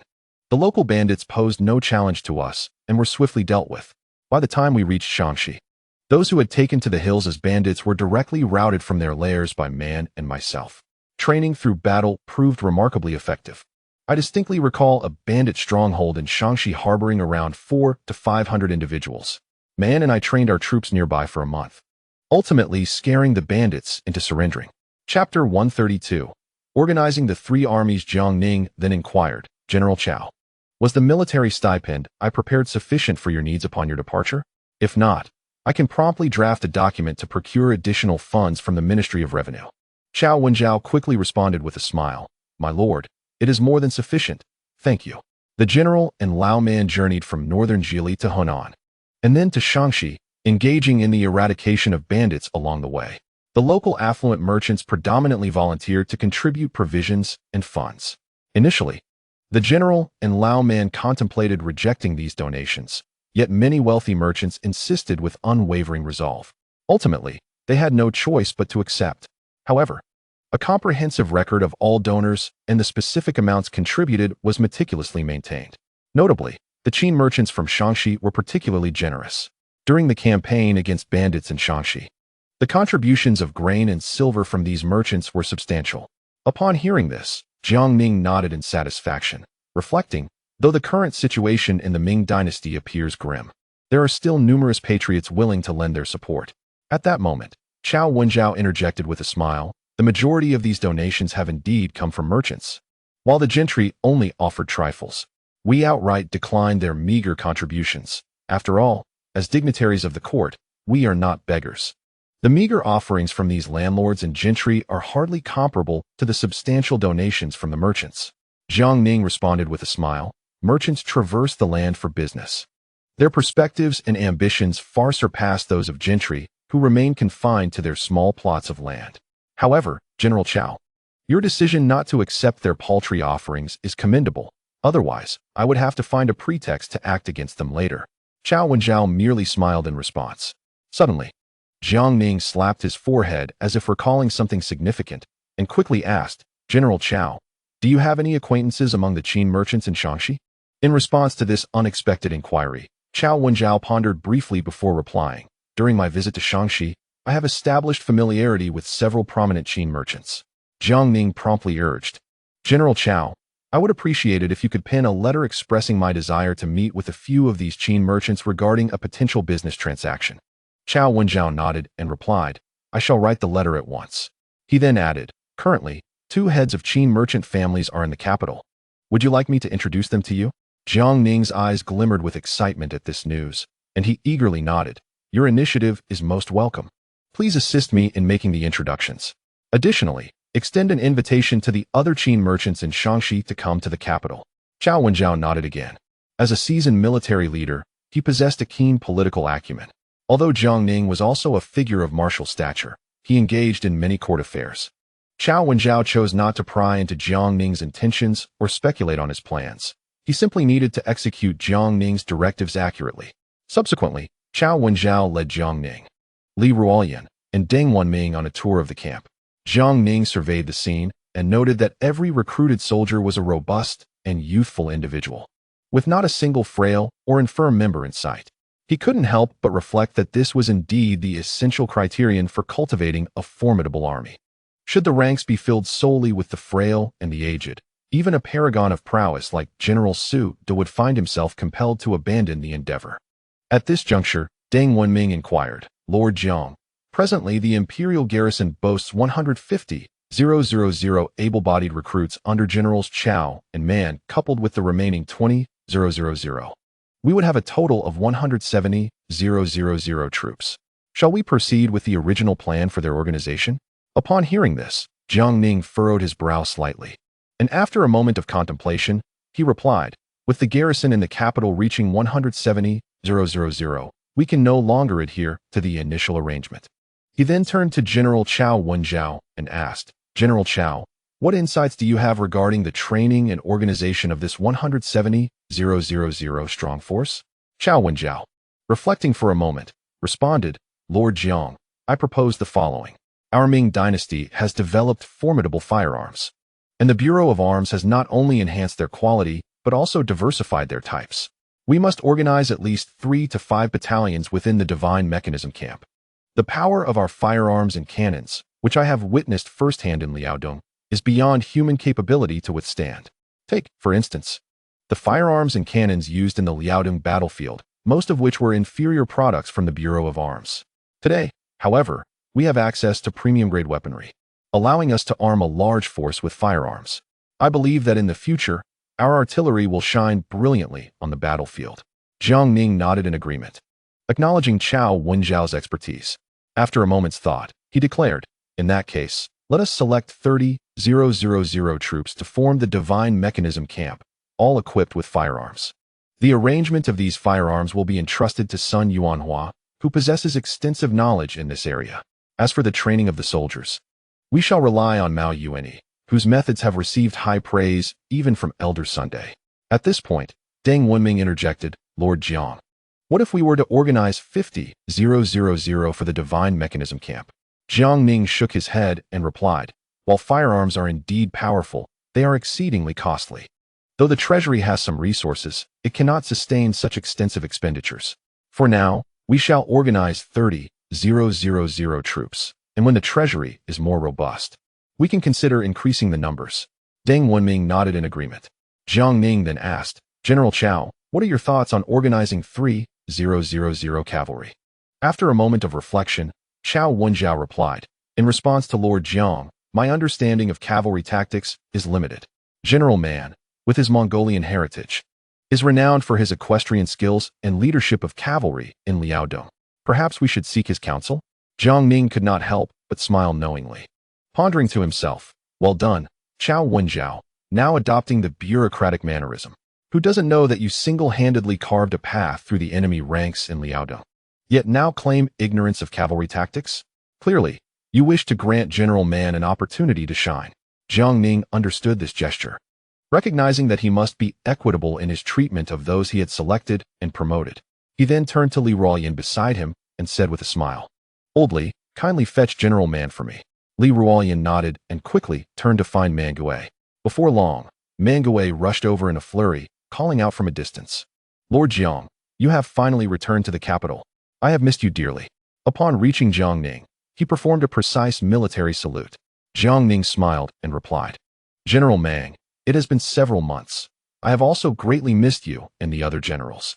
I was recently occupied with affairs in Tianqi, and upon my return to the capital, I was busy for quite some time. Today, I finally found some leisure and hurried to the capital camp to see you all. In this recruitment, both you and General Chao have made significant contributions. I shall petition His Majesty for your commendation. Upon hearing this, Mangue scratched his head in a simple-minded manner and said, Lord Jiang, I am not concerned with accolades. What I long for is the chance to charge into battle and vanquish our enemies. Ever since returning from Liaodong, I have not had the thrill of battle for quite a while. I feel as if my bones are rusting. Jiang Ning chuckled and remarked, as expected of General Mang, who is always the first to charge into battle. I summoned you today for a specific matter. If this is handled well, you will soon have the opportunity to fight. Mangue's eyes sparkled with enthusiasm as he eagerly responded, Lord Jiang, just tell me whom to slay. I am ready to act. Jiang Ning's face flushed slightly, and he coughed a few times before waving his hand, saying, General Mang, it is not about taking lives. Rather, I wish to inquire about your thoughts on the formation of 3,000 cavalry. At that moment, Chao Wenjiao, who was nearby, discreetly gestured to Mangue. Though Mangue was bold in character, he was not reckless or foolish. He quickly grasped the situation and said, Lord Jiang, the most crucial aspect of cavalry is, of course, the steeds. However, Lin Danhan is rather unscrupulous and is reluctant to sell us war horses in abundance. Currently, the entire capital camp has only about 20,000 war horses. If we were to form cavalry, typically, each soldier would require 2 horses, but given our current situation, we can only train about 20,000 cavalry, 1 horse per soldier. Even then, in times of war, we must conserve their use. Jiang Ning, rubbing his temples, replied, General Mang, I will devise a solution regarding the war horses. For now, I intend to assign you the task of organizing the 3,000 cavalry. Do you have any issues with this? Mangue scratched his head again and suggested, Lord Jiang, what if I were to train 50,000 cavalry instead? Upon hearing this, Jiang Ning began to cough repeatedly. 50,000 cavalry would require a staggering 100,000 war horses. Imagine the expense. Given Lin Danhan's miserly nature, it would likely take a decade or more to gather the necessary horses, by which time it would be too late. Mangue, noticing Jiang Ning's reaction, quickly added, Lord Jiang, I understand that training 50,000 cavalry poses significant challenges. However, I believe that these 50,000 cavalry should not solely be for the 3,000 camp. For instance, the 5 armies cannot consist entirely of infantry. We must at least have 20,000 cavalry. Otherwise, when we encounter enemy cavalry on the battlefield, we risk being completely encircled. Jiang Ning nodded in agreement, acknowledging the validity of Mangue's points. With a nod, he said, in that case, let us train a standard of 50,000 cavalry. I shall find a way to procure the horses as swiftly as possible. Mangue, brimming with excitement, replied, rest assured, Lord Jiang, I, old man, will surely cultivate an elite cavalry. If I fail to do so, you may personally execute me. Jiang Ning quickly interjected with a smile, General Man, there is no need for such drastic measures. Simply focus on training the cavalry well. Should you fail, you may as well abandon all hopes of returning to the battlefield. Upon hearing this, Mangue thumped his chest confidently and declared, I guarantee the completion of this task. Jiang Ning, pleased by his words, said, in that case, I entrust the 3,000 battalion to you, General Man. He then added, Little General Chao Bianjiao will also be assigned under your command. Do ensure he is well trained. Mangue eagerly nodded and said, that would be splendid. I have long recognized that Little Chao possesses the qualities of a great cavalry commander, yet General Chao has been reluctant to let him go. With your endorsement, I trust General Chao will have no objections.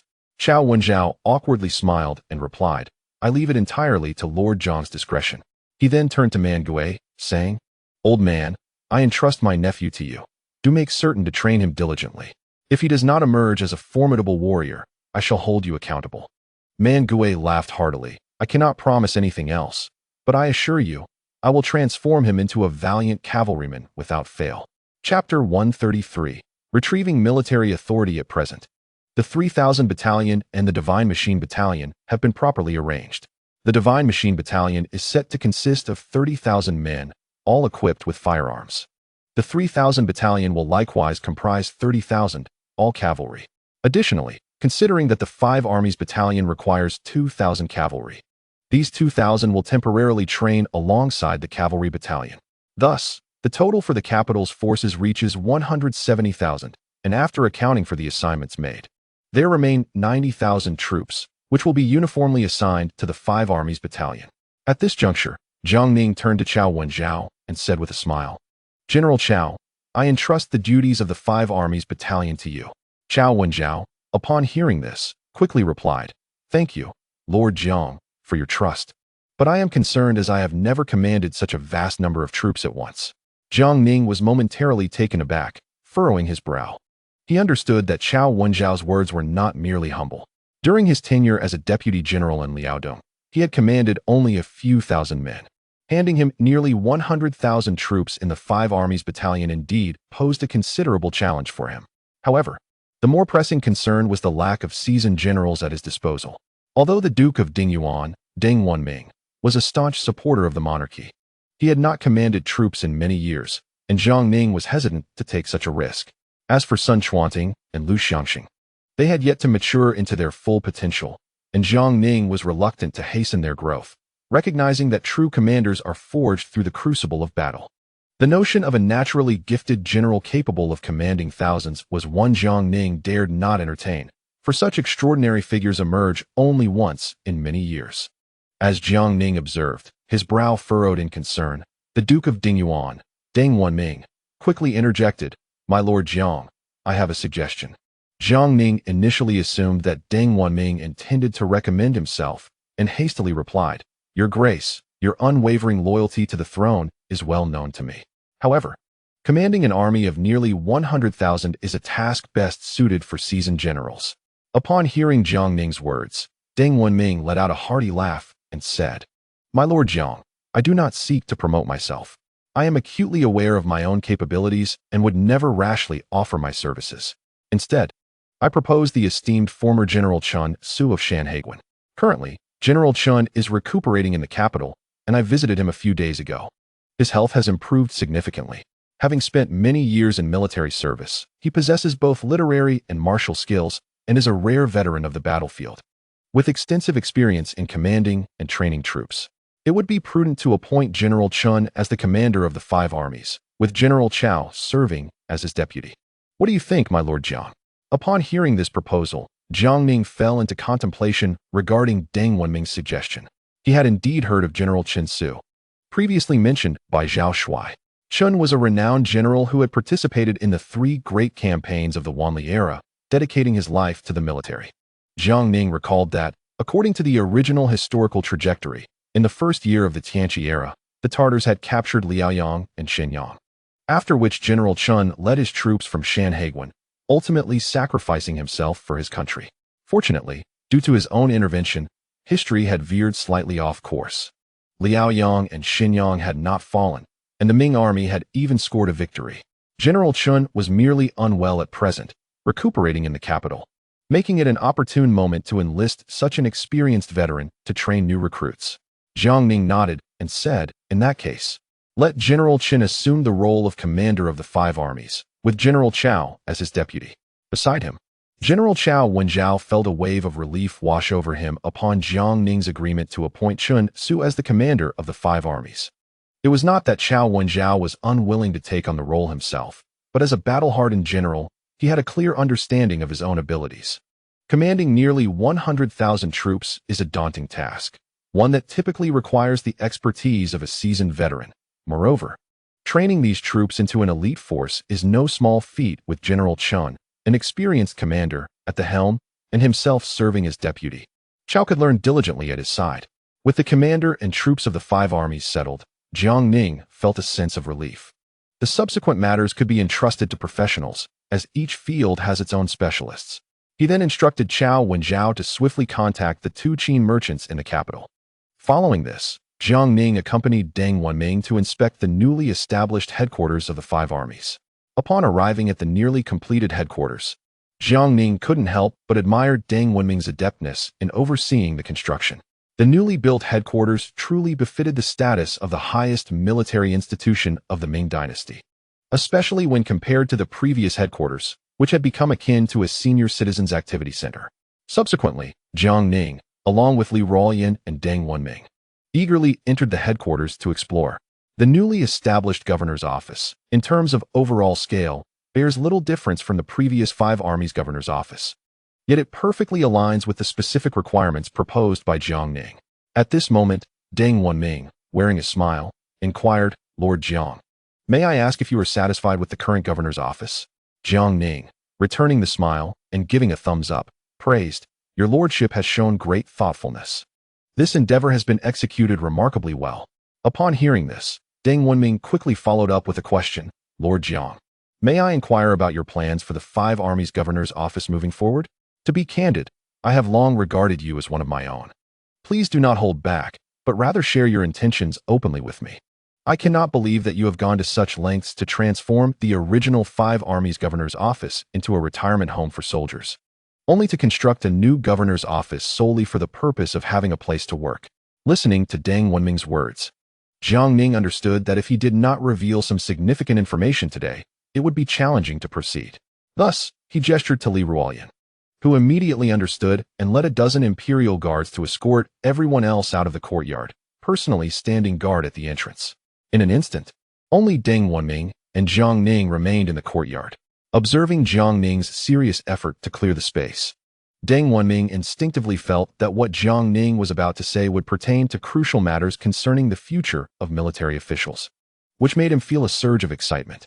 Jiang Ning began, "Your lordship, you truly possess keen insight. I had merely conceived a general idea, and yet you have already guessed it. Since that is the case, allow me to share my intentions with you. Currently, within the court, the power of civil officials is overwhelming, and the status of military officials has plummeted drastically. For instance, a 5th-rank officer must kneel in reverence even to a 7th-rank county magistrate. What kind of absurdity is this? A 5th-rank official must bow to a 7th-rank official merely because he is a scholar? Ultimately, it all stems from the decline of military nobility following the incident at Tumu Fortress, where military power was completely seized by the Ministry of War and fell into the hands of civil officials, to the extent that even the emperor can no longer directly control military authority. Therefore, I intend to use the 5 armies governor's office as the core to first seize control of the capital's military forces and gradually reclaim military power across the nation for the 5 armies governor's office. Just as the cabinet oversees the 6 ministries and reports directly to the emperor, we military officials can no longer languish in complacency." As Jiang Ning spoke, Deng Wenming trembled with excitement, his blood surging within him. He then lowered his voice and incredulously asked, "Lord Jiang, is what you say truly the case?" Jiang Ning, with a serious expression, nodded emphatically. Deng Wenming's fists clenched tightly, his eyes sparkling with barely contained joy as he exclaimed, "Lord Jiang, if this matter can indeed come to fruition, then we military officials will finally be able to hold our heads high, no longer enduring the indignities imposed by those civil officials who have long imposed their will upon us." In due course, the 5 armies governor's office will report directly to the emperor, standing on equal footing with the cabinet. Let us see which presumptuous civil official dares to cause us trouble. Jiang Ning smiled slightly, choosing not to elaborate further. Suddenly, Deng Wenming spoke, "Lord Jiang, should there be any arrangements ahead, do not hesitate to inform me. I shall be the first to respond, and I trust that the Duke of Britain and the Duke of Dinghua, far away in Liaodong, are aware of this matter and will certainly lend their full support. As for other nobles, those willing to support us shall join us.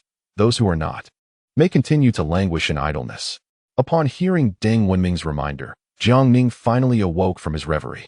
Initially, he had arranged for the Duke of Britain and the Duke of Dinghua to retreat to Liaodong due to the need to reorganize the capital's military.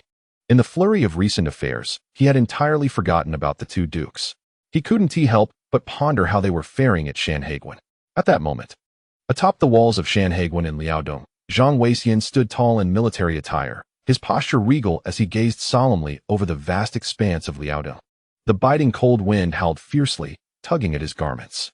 Zhang Weixian's expression bore the weight of many thoughts, and he sighed deeply, lamenting, "Once, this land of Liaodong was wholly part of our Ming territory, yet now it is being insidiously devoured step by those barbarous invaders. Alas, I wonder if this old body of mine will ever witness the day when our Ming restores Liaodong and eradicates those invaders once and for all. Moments later, Duke Dingwa Su-shi, clad in armor, hurriedly ascended, calling out from a distance, "Duke of Britain, in this biting cold, why do you remain atop the city walls? Do you not feel the chill?" Hearing this, Zhang Weixian burst into hearty laughter, stroking his beard as he mused. "I am merely admiring the magnificent landscape of our Ming in Liaodong. Yet, I cannot help but wonder if I shall ever behold the day when we completely eradicate the invaders and restore Liaodong." Upon hearing this, Su-shi could not suppress a murmur. "Duke of Britain, this matter truly is not for us to fret over. We nobles have not wielded military power for many years." As he spoke, he reached out to pull Zhang Weixian down from the walls, continuing, "Duke of Britain, do you think Lord Jiang has forgotten about us? Initially, we were sent to Liaodong to evade the storm, only to soon find ourselves besieged by the invaders in Shenyang, while General Chun fell gravely ill. Now, General Chun has been recuperating in the capital for almost 2 months. Recently, news from the capital revealed that Lord Jiang and Eunuch Wei have been wreaking havoc in Shaanxi, leaving the region in disarray. Now that Lord Jiang has returned to the capital, how can he still overlook us?" Zhang Weixian smiled faintly, replying, "Do not worry, Duke Dingwa. Perhaps Lord Jiang is simply preoccupied with pressing matters and has not yet arranged our return to the capital. Let us remain patient and wait." Su-shi, with a downcast expression, replied, "I fear Lord Jiang may have truly forgotten us.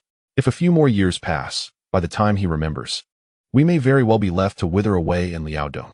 Zhang Weixian, upon hearing this, felt a twinge of concern. After all, Lord Jiang's actions were often inscrutable and could sometimes seem unreliable. However, he soon recalled that, being in Shanhaiguan and still holding military authority, if the Tartars were to invade again, Zhang Weixian could personally lead his troops into battle, engaging in a fierce and exhilarating fight. Even if he were to perish on the battlefield, it would not tarnish the glory of his ancestors. With this thought in mind, he refrained from saying anything further. Chapter 134. The Qin merchants responsible for supplies at the 9 borders after Jiang Ning visited the military governor's office. Qiao Wenjiao promptly sent someone to report that 2 Qin merchants had been arranged for a banquet at any time. Upon hearing this, Jiang Ning immediately took the Duke of Dingyuan, Deng Wenming, and Li Ruoyan, leading a group of Jinyue to proceed together. Upon arriving at the tavern, Qiao Wenjiao and Man Gui were already waiting at the entrance. Seeing Jiang Ning's arrival, they hurried forward to pay their respects. Jiang Ning, witnessing this, smiled and remarked, "General Qiao, I did not expect you to be so efficient. I thought I would have to wait a considerable time." Qiao Wenjiao replied with a smile, "How could I dare to delay your important matters, my lord?" After sending out the invitations, when the 2 Qin merchants heard it was Master Zhang's request, they immediately set aside their affairs and rushed to come. They should be arriving shortly. Jiang Ning nodded and smiled. "In that case, let us wait here for a moment." At this juncture, Deng Wenming could not help but speak up. "Master Jiang, they are merely merchants. We, as officials of the court, should not stand at the door to receive them. If word spreads, would that not diminish our own standing? Extending an invitation is already a considerable courtesy." Upon hearing this, Jiang Ning found wisdom in Deng Wenming's words and cheerfully replied, "Since the Duke has said so, let us proceed inside." Thus, Jiang Ning and his companions walked directly into the tavern, leaving a few Jinyue to stand guard at the entrance. Upon reaching the second-floor private room, everyone gradually took their seats. Deng Wenming, unable to suppress his curiosity, inquired, "Master Jiang, why is it necessary to host a banquet for these 2 Qin merchants? After all, they are merely wealthy traders." Jiang Ning smiled and explained, "Your Excellency may not be aware, but Zhu Chunxing and Shui Lian, those scoundrels, have colluded with the 8 major Jin merchants of Shaanxi to betray the country.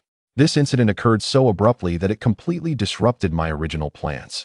I had no choice but to take action early, along with Master Wei and Elder Yuan, to rush to Shaanxi, resulting in a bloodbath and turning the entire region upside down. However, the 8 major Jin merchants have been entrenched in Shaanxi for many years and are unlikely to lack a backup plan. Currently, the supplies for the 9 Borders Army have been handled by these merchants. With their apprehension, the supply chain cannot be interrupted. We must swiftly find someone to take over, lest chaos ensue." After listening, Deng Wenming understood and nodded in acknowledgement. Moments later, a Jinyue hurriedly approached to report, "My lord, the 2 Qin merchants have arrived." Jiang Ning, maintaining his composure, smiled and said, "Let them come up to the second floor." The Jiang nodded and departed swiftly. Shortly thereafter, two middle-aged men, dressed in coarse garments and appearing to be in their 40s, arrived at the door of the private room, respectfully bowing and saying, "Commoners Qin Yud and Qin Yi pay their respects to the esteemed lords." Jiang Ning did not rise, but at this moment, Chao Wenjiao voluntarily spoke up, "Gentlemen, I shall introduce you. This esteemed individual is the commander of the Jiang, Lord Jiang, the left commander of the 5 army governor's office, alongside the Duke of Dingyuan, Lord Deng, and this distinguished figure is Captain Li of the Jiang. As for myself and General Man, you are already acquainted, so I shall refrain from further introduction." Subsequently, Chao Wenjiao smiled as he addressed Jiang Ning and Deng Wenming, saying, "Gentlemen, these two are Qin Shang and Qin Dongjia, whom I had the pleasure of meeting during my military conscription in Shaanxi." Jiang Ning, with a smile gracing his lips, observed the two Qin merchants with a discerning eye, secretly marveling at their remarkably understated demeanor. In the present era of the Ming dynasty, it is rare to find affluent merchants who do not adorn themselves in gold and silver, flaunting opulence. However, the laws of the Ming explicitly prohibit merchants from donning garments made of silk and satin, yet these two had deliberately chosen to present themselves in coarse cloth, evidently well prepared. Jiang Ning then remarked with a smile, "Esteemed gentlemen, I have long been aware of your noble contributions of funds and provisions to the imperial army in Shaanxi, and I hold great admiration for your efforts. Therefore, I have arranged this banquet in your honor. Please, do not stand on ceremony. Take your seats." Qin Yud and Qin Yi promptly rose, their demeanor respectful as they replied, "As loyal subjects of the Ming, it is our duty to contribute our modest capabilities to the court. Our donations of funds and provisions are truly not of great significance. Since the court reformed and implemented the new commercial tax policy, we merchants have benefited immensely. In the past, whenever we traveled to conduct business, local officials would concoct various pretexts to extort money. Without generous offerings, commerce would be virtually impossible. However, since the court's tax reforms, we are now obliged to pay taxes in accordance with the law. When faced with those unscrupulous local officials attempting to exploit us, we approached the Jiang for assistance. And to our surprise, the officials acted decisively to rectify the situation. Now, as we conduct business in the North Zhili area, no local officials dare to exploit us, which is indeed a momentous blessing, making our ventures significantly more manageable." Jiang Ning, beaming with joy, responded, "Gentlemen, please take a seat. Let us enjoy our meal while we converse." Hearing this, the two merchants carefully sat down. Jiang Ning continued with a smile, "Since you gentlemen pay your commercial taxes punctually to the court, you are legitimate merchants under the Ming. As long as you comply with tax regulations, the court will ensure your commercial stability and will no longer tolerate local officials engaging in extortion. May I inquire, gentlemen, from which part of Shaanxi do you hail, and what specific trades do you engage in?" At this moment, Qin Yud was the first to respond. In response to Lord Jiang, "I am from the Yulanwei of Shaanxi, primarily dealing in medicinal herbs, grains, liquor, and fur." Following this, Qin Yi added, "I am from the Yan'an prefecture, primarily engaged in the trade of textiles, grains, and livestock." Upon hearing their words, Jiang Ning keenly sensed an unusual shift and, with a smile, inquired, "Gentlemen, may I ask if you have conducted business with the Mongols beyond the borders?" At this, Qin Yud and Qin Yi's faces turned as pale as a sheet, and their hands trembled slightly around their wine cups. Qin Yud gritted his teeth and resolutely declared, "Master Jiang, to speak candidly, Shaanxi has suffered from natural disasters for several consecutive years. Although the common folk manage to scrape by, it is indeed arduous for us merchants to conduct our business. I have had some commercial dealings with the Mongols beyond the frontier. However, I would stake my life to guarantee that I have never supplied them with any contraband from the court." As Qin Yud spoke these words, he was indeed gambling with his fate. After all, the recent scandal involving the 8 prominent Shaanxi merchants colluding with the enemy had sent shockwaves throughout the Ming dynasty, leaving no one unaware of the matter. He understood well that before Jiang Ning, the commander of the Jiang, he dared not utter a single falsehood. He was acutely aware that Jiang Ning had specifically summoned them for a significant discussion. At such a critical moment, being forthright and honest was undoubtedly the wisest course of action. Any attempt to feign ignorance could lead to being dragged out by the ravenous Jiang and executed without mercy. Soon after, Qin Yi, Trembling, added, Master Jiang, we indeed have business dealings with the Mongols, but just as my colleague Qin had stated, we have never transported forbidden goods to them. In these trying times, business is exceedingly difficult, and we hope you can understand our plight. Should the court require assistance, we are willing to contribute funds and grain. Upon hearing their responses, Jiang Ning smiled slightly, realizing that his previous admonition had made its mark. It was now time to reassure them. He then inquired, are you two, esteemed Qin merchants, related, or is it merely a coincidence that you both share the surname Qin? Qin Yud, with a firm resolve, replied, Master Jiang, we are merely coincidentally both surnamed Qin and share no familial ties. Jiang Ning nodded in acknowledgement and remarked, there is no need for you both to be so alarmed. The local officials have indeed exploited you, making it difficult for you to conduct business. As for your dealings with the Mongols, I do not consider it an unforgivable offense. After all, the scandal involving the 8 Tianqi merchants has become widely known across the Ming. They sold the Mongols and the Jurchens military supplies and provisions, which are strictly prohibited from being exported. In comparison, your situation is trivial, and I shall not deliberately make things difficult for you. Regarding your offer to donate funds and grain to the court, there is no need to mention it further. As long as you pay your commercial taxes on time, you will be regarded as lawful merchants, and the court will ensure your rights are protected without arbitrary oppression or exploitation. You may rest assured. Upon hearing Jiang Ning's words, Qin Yud and Qin Yi felt an overwhelming sense of relief. Initially, they were filled with dread, fearing they would suffer great losses today, perhaps even to the point where money would not suffice to save their lives. Yet unexpectedly, Master Jiang's simple words had downplayed their dealings with the Mongols to a mere trifle. The tension that had gripped them dissipated, and they silently rejoiced that they had not sold forbidden goods to the Mongols. Otherwise, their entire families might have faced dire consequences, destined for the underworld. At that moment, Jiang Ning smiled and remarked, Gentlemen, when you were in Shaanxi, you generously donated money and provisions to General Chao and General Man, truly exemplifying the spirit of benevolence in our great Ming dynasty.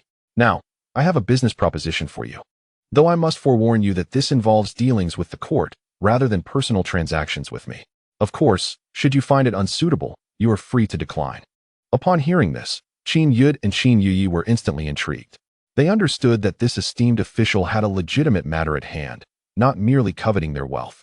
After all, if Jiang Ning wished to bring them down due to their dealings with the Mongols, it would be all too easy, leaving them no recourse for grievance. Qin Yud quickly inquired, May I ask what business you speak of, Sir Jiang? Jiang Ning replied with a smile, Since both of you are engaged in the grain trade, I shall speak plainly. Previously, the supply of provisions for the 9 border army was managed by the 8 major Shaanxi merchants. However, they have now engaged in treason and have been apprehended by the court, facing imminent punishment. Yet, the supply to the 9 border army cannot be interrupted. Therefore, I wonder if you might be interested in transporting provisions to the 9 border army? Coincidentally, one of the borders, Yinsui town, lies within your Shaanxi province, which I trust you are familiar with. Upon hearing this, Qin Yud and Qin Yi exchanged glances, their eyes reflecting shock and elation. Supplying provisions to the 9 border army was indeed a monumental opportunity. Should they succeed, their commercial endeavors within the Ming realm would be as effortless as walking on level ground. After all, they had the backing of the foremost military power in northern Ming, and who would dare to challenge them? As long as they did not follow the self-destructive path of the 8 Shaanxi merchants and invested a bit of silver to secure their position, the profits to be gained were unimaginable. Chapter 135. The Fatal Imperial Hospital. Qin Yud spoke up, Sir Jiang. I am indeed interested in this venture of supplying provisions to the 9 borders.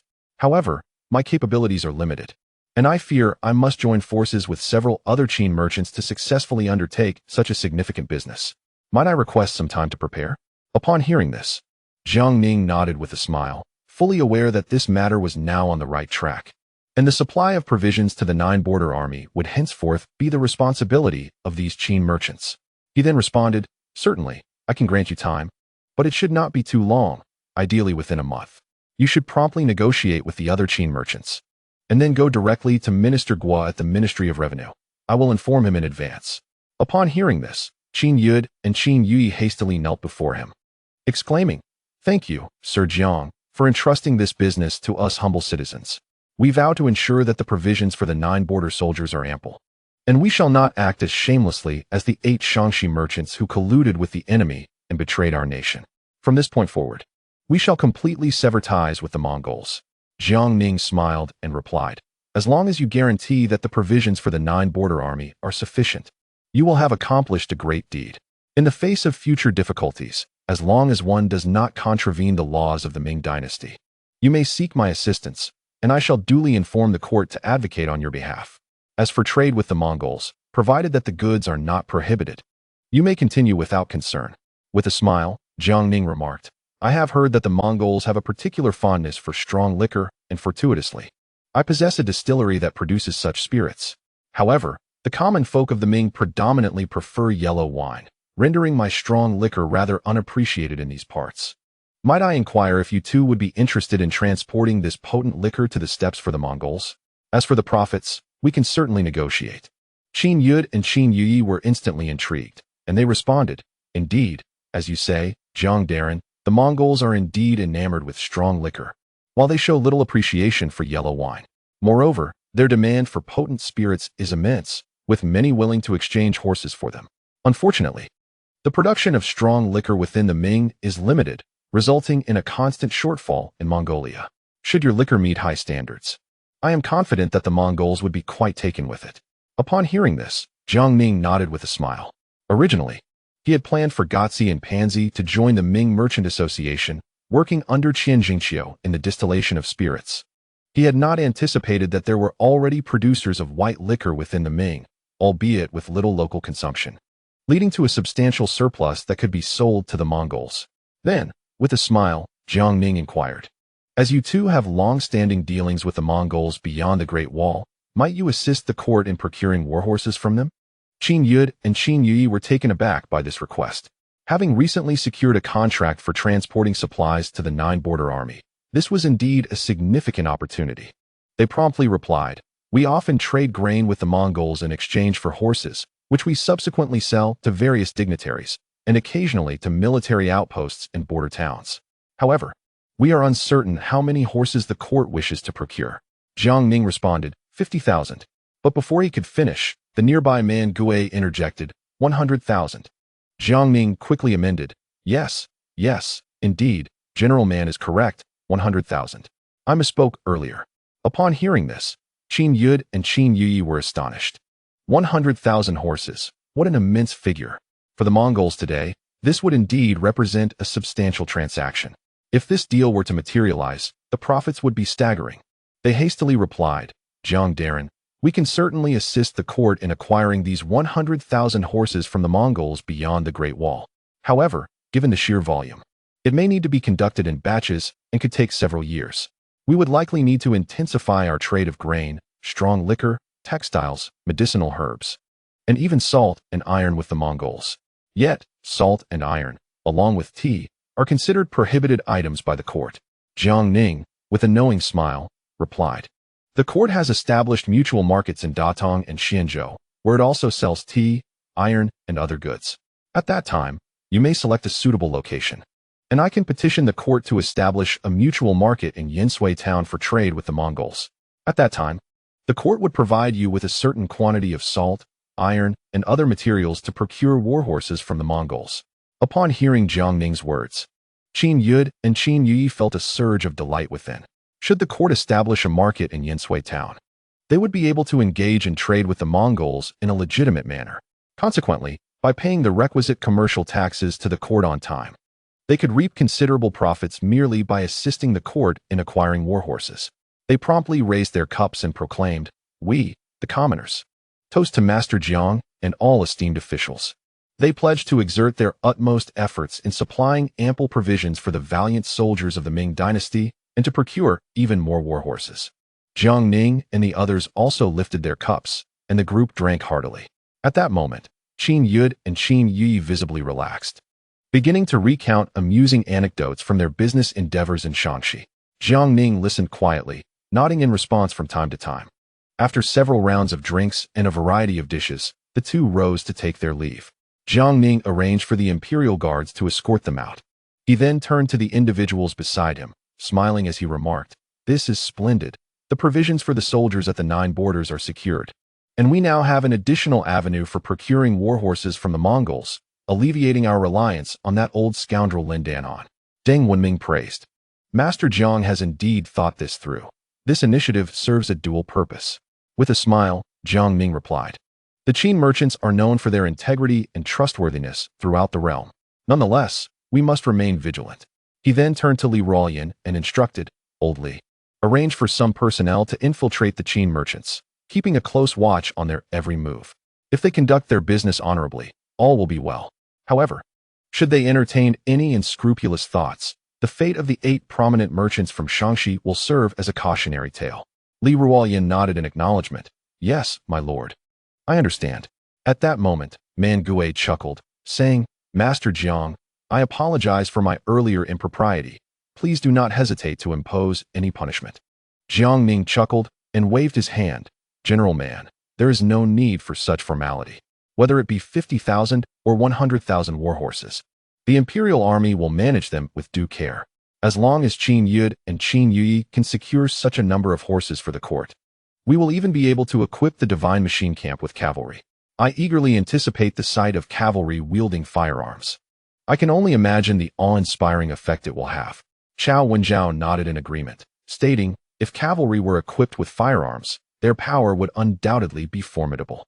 One could easily employ warhorses to pull small cannons, allowing for agile maneuvers, striking wherever they go, truly invincible in battle. Jiang Ning then turned to Duke Deng Wenming and said, I would appreciate it if you could take some time in the coming days to visit General Chen's residence and assess his recovery. Should his condition not improve satisfactorily, please arrange for a few imperial physicians from the Royal Hospital to ensure General Chen can return to the military camp post-haste. After all, the court has upcoming military engagements, and the capital's troops must be trained into elite soldiers as quickly as possible. Deng Wenming nodded in agreement, assuring, rest assured, Master Jiang, I am aware. However, he then appeared hesitant, as if grappling with unspoken words. Upon witnessing the situation, Jiang Ning was immediately engulfed by a sense of perplexity. Once the others returned to the capital encampment and departed, he finally broached the subject. My lord, it appeared as if you had something to convey earlier, yet hesitated. What is the matter? Deng Wenming cautiously replied, Lord Jiang, the majority of physicians in the Imperial Medical Institute are rather inept and incompetent. There are but a few who possess genuine skill. Surely, you are aware of this? Upon hearing this, Jiang Ning was momentarily taken aback. In his understanding, the physicians of the Imperial Medical Institute ought to be of unparalleled skill. How could they suddenly be deemed inept? Noticing Jiang Ning's astonishment, Deng Wenming lowered his voice and continued, You may not be aware, Lord Jiang, that the physicians in the Imperial Medical Institute mostly inherit their positions. Since the reign of Emperor Wuzong, the court has seldom recruited physicians from the populace. It has predominantly been a matter of father passing down to son, a tradition carried through generations. For instance, the renowned Li Shizhen, famed for his compendium of Materia Medica, faced considerable ostracism when he served in the Imperial Medical Institute, simply because he had been recruited from outside. Ultimately, he had no choice but to leave the institute. Jiang Ning felt as if a thunderbolt had struck him, leaving him momentarily dazed. He couldn't help but recall the incident at the Fragrant Pavilion, where he had been wounded by the son of the Marquis Wu Qing, during which the emperor had indeed summoned physicians to treat him, yet it was his own master, Shen Shuzi, who ultimately saved him. His thoughts then wandered to the numerous bizarre deaths of emperors throughout Ming history. Without delving into the distant past, even recently, Zhu Youjiao's father, Guangzong Zhu Chongluo, died under mysterious circumstances merely a month after ascending the throne, an event that is now considered one of the 4 great cases of the late Ming. Moreover, the Emperor Jiajing, who was perpetually engrossed in the pursuit of immortality, had once faced a dire illness, yet the physicians of the Imperial Medical Institute were utterly helpless. It was only a physician, promoted by Jiajing himself, who managed to save him, but soon after, that physician also met an inexplicable death. Furthermore, Emperor Wuzong, after drowning, was treated by the imperial physicians, yet his condition not only failed to improve, but worsened significantly. Ultimately, he sought aid from a common doctor, only to be denied by the then Chancellor Yang Tingyi, resulting in the untimely demise of Emperor Wuzong at the tender age of 31. As these thoughts raced through Jiang Ning's mind, he felt an icy chill envelop him, recalling his dear brother Zhu Youjiao. who similarly met an unclear fate after drowning in history. If there were no underlying schemes at play, Jiang Ning would never believe it. In a moment of frustration, Jiang Ning slapped himself twice across the face, lamenting his singular focus on political strife and the pursuit of military power, neglecting such a crucial matter. He had previously instructed Fang Zhenghua and eunuch Wei to thoroughly cleanse the palace, yet astonishingly overlooked the Imperial Medical Institute. With that realization, Jiang Ning could no longer remain seated. He hastily rose and departed in a flurry. This sudden action left Deng Wenming, the Marquis of Dingyuan, utterly bewildered. What was the matter with Lord Jiang? Had he perhaps indulged a bit too much? Chapter 136. The Emperor of Jiangning is poisoned. Jiangning hastily arrived at the entrance of the tavern, summoned Li Ruoyan, and, accompanied by a dozen imperial guards, galloped back to the residence. Upon entering, he urgently sought out Lu Ruoyan, inquiring, "Ruoyan, where's my master? Has he not returned yet today?" Lu Ruoyan replied. The old sage returned in the morning. He is currently fast asleep in his room, appearing to have indulged in quite a bit of wine. Nodding in acknowledgement, Jiangning swiftly made his way to the room of the venerable Shunshuzi. Arriving at the door, he pushed it, only to discover that the old man had locked it tight. Attempting to force the door open proved futile. Turning to Li Ruoyan, he commanded, "Old Li, kick the door." Li Ruoyan, taken aback, could hardly comprehend the situation. His disciple was about to kick down his master's door. He suggested, "My lord, perhaps we should knock first? Time is of the essence. Kick the door." Jiangning insisted, his urgency palpable. Reluctantly, Li Ruoyan complied, delivering a forceful kick that sent the heavy doors crashing to the ground. The sudden noise startled the slumbering Shunshuzi awake. Rubbing his bleary eyes, he bellowed, "What is the meaning of this? Who dares to kick down my door? Just because a tiger does not roar, do not mistake me for a sickly cat. Today, I shall have my reckoning." Upon recognizing Jiangning and Li Ruoyan at the threshold, his irritation flared, and he pointed at Jiangning, scolding, "It is you, wretched disciple. I knew something ill-fated would occur upon encountering you. You have become increasingly audacious, daring to kick down my door. What sins have I committed to deserve such a reckless disciple?" At that moment, Jiangning had no time to placate the elder's feelings. Seizing Shunshuzi's arm, he urgently asked, "Master, during the last incident when I was stabbed, it was you who saved me, correct?" The emperor had dispatched all the court physicians, so please, tell me what transpired. Shunshuzi, observing Jiangning's anxious demeanor, pondered briefly before responding, "Umph. Those inept court physicians barely know a thing. At that time, I was in the cellar refining elixirs. It was a doctor from the town office who first used silver needles to seal your acupoints. By the time I arrived, those physicians were merely kneeling and begging the emperor for mercy, having accomplished nothing, less capable than a mere veterinarian." Upon hearing this, Jiangning wasted no time and grasped Shunshuzi's hand, leading him outside. The elder stumbled slightly, rubbing his eyes in confusion, and asked, "Disciple, what has happened? Do not frighten me. If you were to perish, who would care for me in my old age? A gem like you is irreplaceable in the Ming dynasty." Jiangning was left speechless at Shunshuzi's words. Just then, the elder squinted at Jiangning intently and inquired, "Disciple, have you secretly been refining elixirs to consume?" Jiangning was momentarily taken aback, bewildered by the old man's insinuation. He responded, "Master, have you not yet sobered up? What nonsense are you speaking?" Shunshuzi seized Jiangning, lifted his eyelids, pried open his mouth for a meticulous examination, and then pressed his finger against Jiangning's wrist. Jiangning, upon seeing this, did not resist and was exceedingly cooperative. Moments later, Shunshuzi, wearing an expression of deep sorrow, lamented, "You wretched disciple. You must have secretly concocted pills without my knowledge and consumed a toxic elixir. You are indeed poisoned." Jiangning, taken aback by these words, stood frozen in shock and queried, "Master, could you be mistaken?" Shunshuzi, still pained, replied, "My alchemical skills far surpass my medical expertise. You may question my character, but never my proficiency." Listening to Shunshuzi's words, Jiangning, both anxious and indignant, exclaimed, "Master, I swear, I have not secretly refined any elixirs, nor have I ingested any pills. How could I be poisoned?" Upon seeing Jiangning's earnest demeanor, Shunshuzi's brow furrowed in confusion as he inquired, "Then it is indeed strange. How could you be poisoned? While it may be a mild poisoning that most would fail to detect, it cannot escape my keen observation. Tell me, where have you dined recently?" Did you consume anything unusual?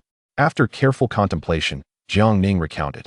I have recently returned to the capital and dined at the palace several times, all courtesy of the emperor's lavish banquets for his ministers. I also had a meal prepared by Ruoyan at home. Today, I dined again at a tavern. Hearing this, Shun Shuzi's brow knitted slightly, and after a moment of deep thought, he suddenly exclaimed, "The palace." Jiang Ning, upon hearing this, felt a wave of dizziness wash over him, nearly fainting on the spot. Li Ruoyan, quick to react, promptly supported him.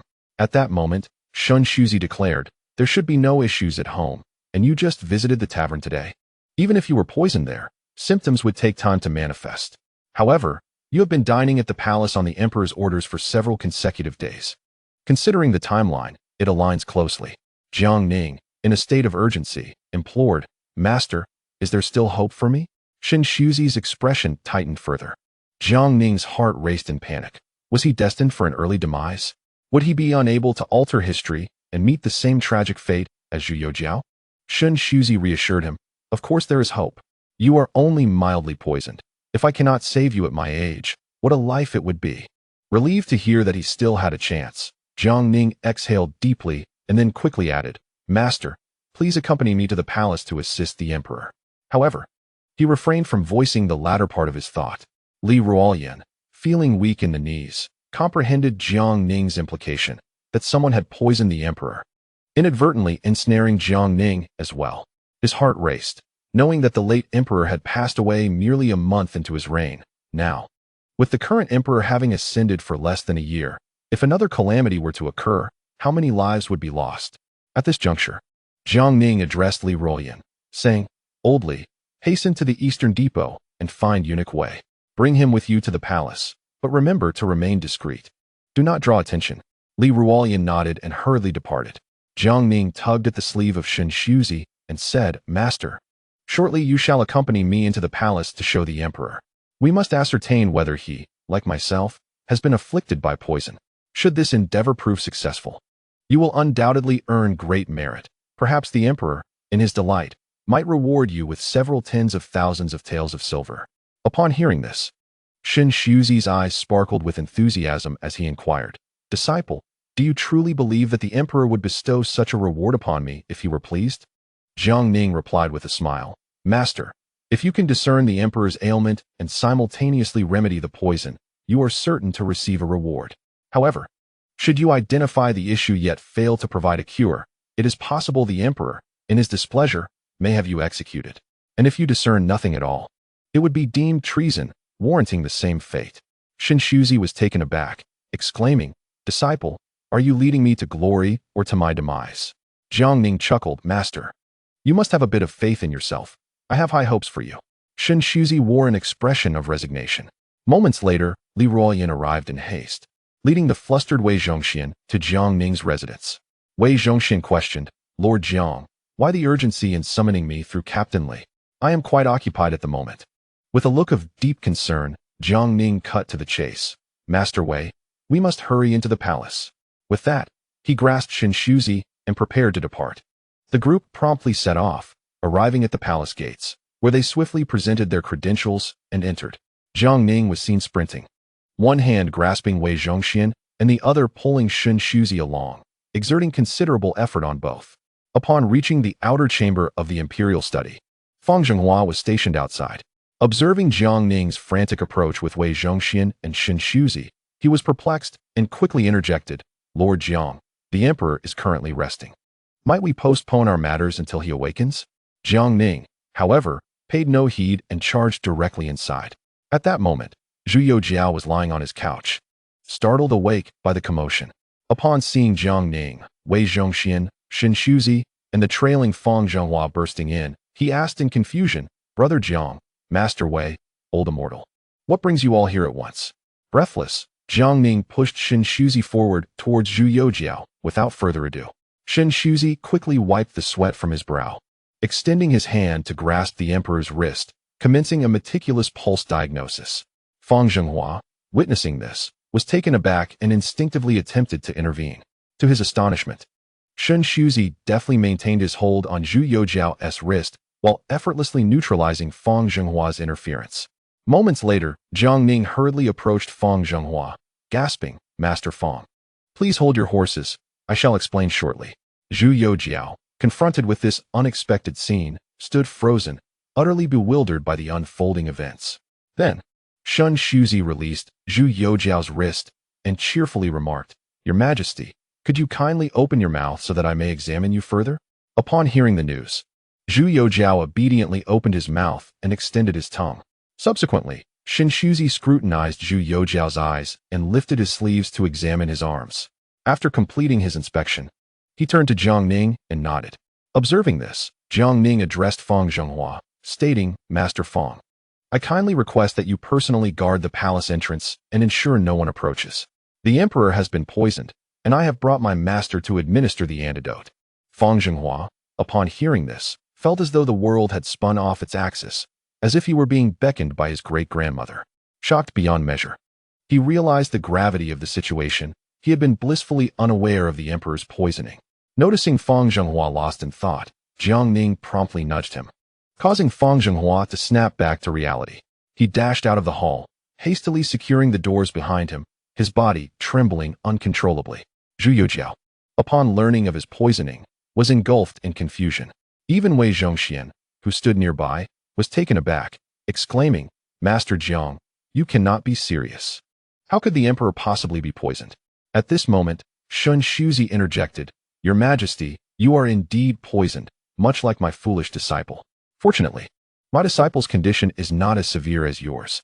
By my calculations, you have likely been poisoned for 2 months. Thankfully, the poison is not deeply rooted.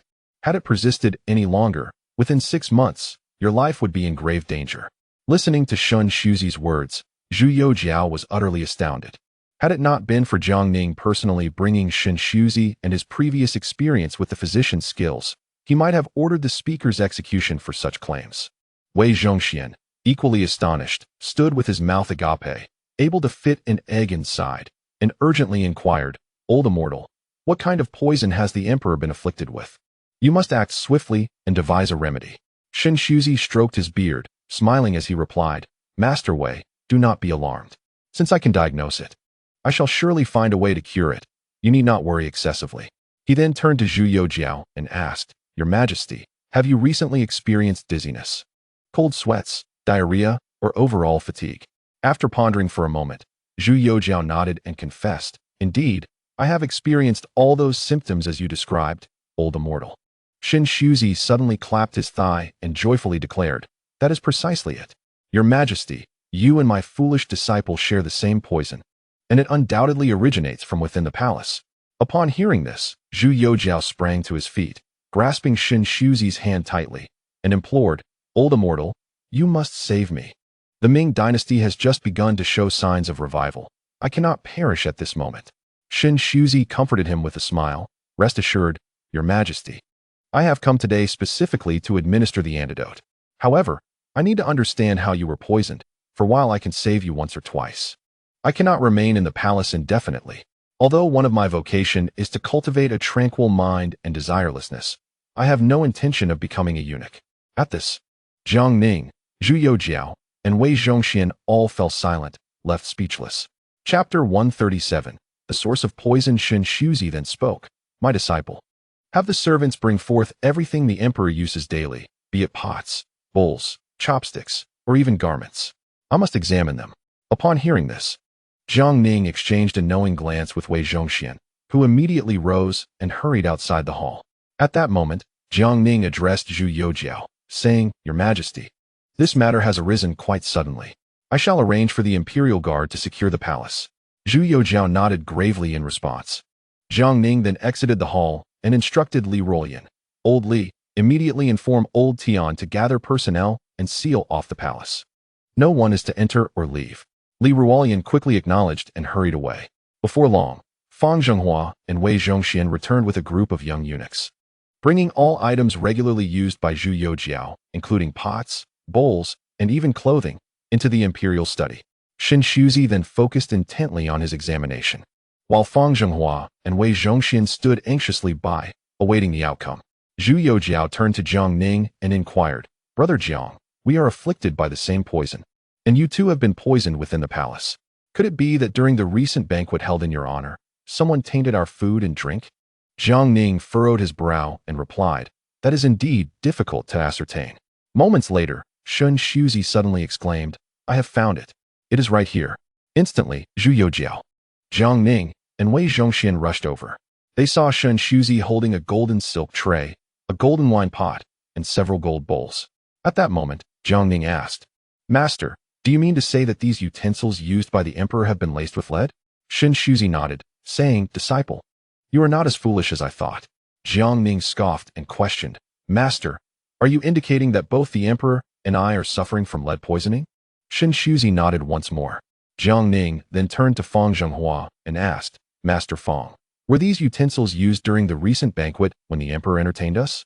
Fang Zhenghua confirmed, stating, the palace utensils adhere to strict standards. However, after you and the other officials returned to the capital, the emperor made an exception and granted us the use of these identical utensils. He quickly added, these utensils were all remade approximately 2 months ago, as the previous set had been destroyed. Shun Shuzi suddenly slapped his thigh, exclaiming, in that case, the timeline aligns perfectly. It must have been when the emperor began using these utensils 2 months ago that the poisoning commenced. Fortunately, the emperor has not used them extensively, so the poisoning is not severe. Had he used them frequently, he would likely be in a far more critical condition, and even I would find it exceedingly challenging to treat him. Shun Shuzi continued, logically speaking, the emperor has exhibited symptoms such as dizziness, diarrhea, cold extremities, weakness, and cold sweats. The court physicians should be able to detect these signs. Has no physician attended to the emperor's pulse recently? Fang Zhenghua inquired, his expression one of alarm. He quickly responded, the emperor has summoned physicians from the Imperial Medical Institute to check his pulse every 3 days. Yet, in recent times, every report from the physicians has declared the emperor's health to be sound. Even when the emperor experienced a bout of diarrhea a few days ago, they merely attributed it to a chill and recommended some herbal soup for recovery. Upon hearing this, Shun Shuzi let out a cold laugh and remarked, a chill, and some herbal soup will suffice? Either they are feigning ignorance while fully aware, or they are utterly incompetent, incapable of healing. Zhu Youjiao's countenance darkened at these words. He was well aware of Shun Shuzi's medical prowess, and given that Jiang Ning was a close ally, it was inconceivable that they would conspire to deceive him. At that moment, Shun Shuzi turned to Zhu Youjiao and spoke, Your Majesty, do you recall the last time my foolish disciple was wounded and poisoned? At that time, I believe the court physicians hesitated due to their lack of skill, and I specifically cautioned you. However, it seems I was mistaken. These physicians are either incapable of healing or have no intention of doing so. Furious, Zhu Youjiao shouted, Wei Zhongxian, immediately gather all the court physicians from the Imperial Medical Institute and bring them to me for severe interrogation. Also, apprehend the craftsmen who created these instruments and the relevant eunuchs. You shall personally interrogate them. Wei Zhongxian hastily complied and departed. With such a grave situation at hand, he felt an overwhelming sense of responsibility and knew he must act swiftly to remedy it. At this juncture, Jiang Ning interjected, Your Majesty, we must also investigate the palace kitchen and the Ministry of Rites. They likely have a hand in this as well, and should be scrutinized together. Upon hearing this, Wei Zhongxian nodded in agreement and quickly left with Fang Zhenghua. Zhu Youjiao, seething with anger, kicked aside the instruments before him and bellowed, I shall see who possesses the audacity to poison me and brother Jiang. It seems their families live far too comfortably. Jiang Ning stepped forward to reassure him. Fortunately, we discovered this plot early, preventing this treacherous scheme from succeeding. Otherwise, we both might have found ourselves on the road to the underworld. Beside them, Shun Shuzi chimed in. Indeed, had it not been for my intervention, this matter could have taken a dire turn. Zhu Youjiao turned to Jiang Ning with a grateful expression, saying, Brother Jiang, you have rendered a great service this time, saving my life. He then looked at Shun Shuzi and added, Old Immortal, you too have accomplished a significant feat. I shall ensure you are generously rewarded. Upon hearing this, Jiang Ning smiled but refrained from further comment, recognizing their intertwined fates. Shun Shuzi, grinning, remarked, In that case, Your Majesty, will it be possible for you to reward me with several thousand taels of silver? Zhu Youjiao chuckled in response. Old Immortal, you are indeed forthright. I shall certainly bestow a generous reward upon you. Aside from silver, is there anything else you desire?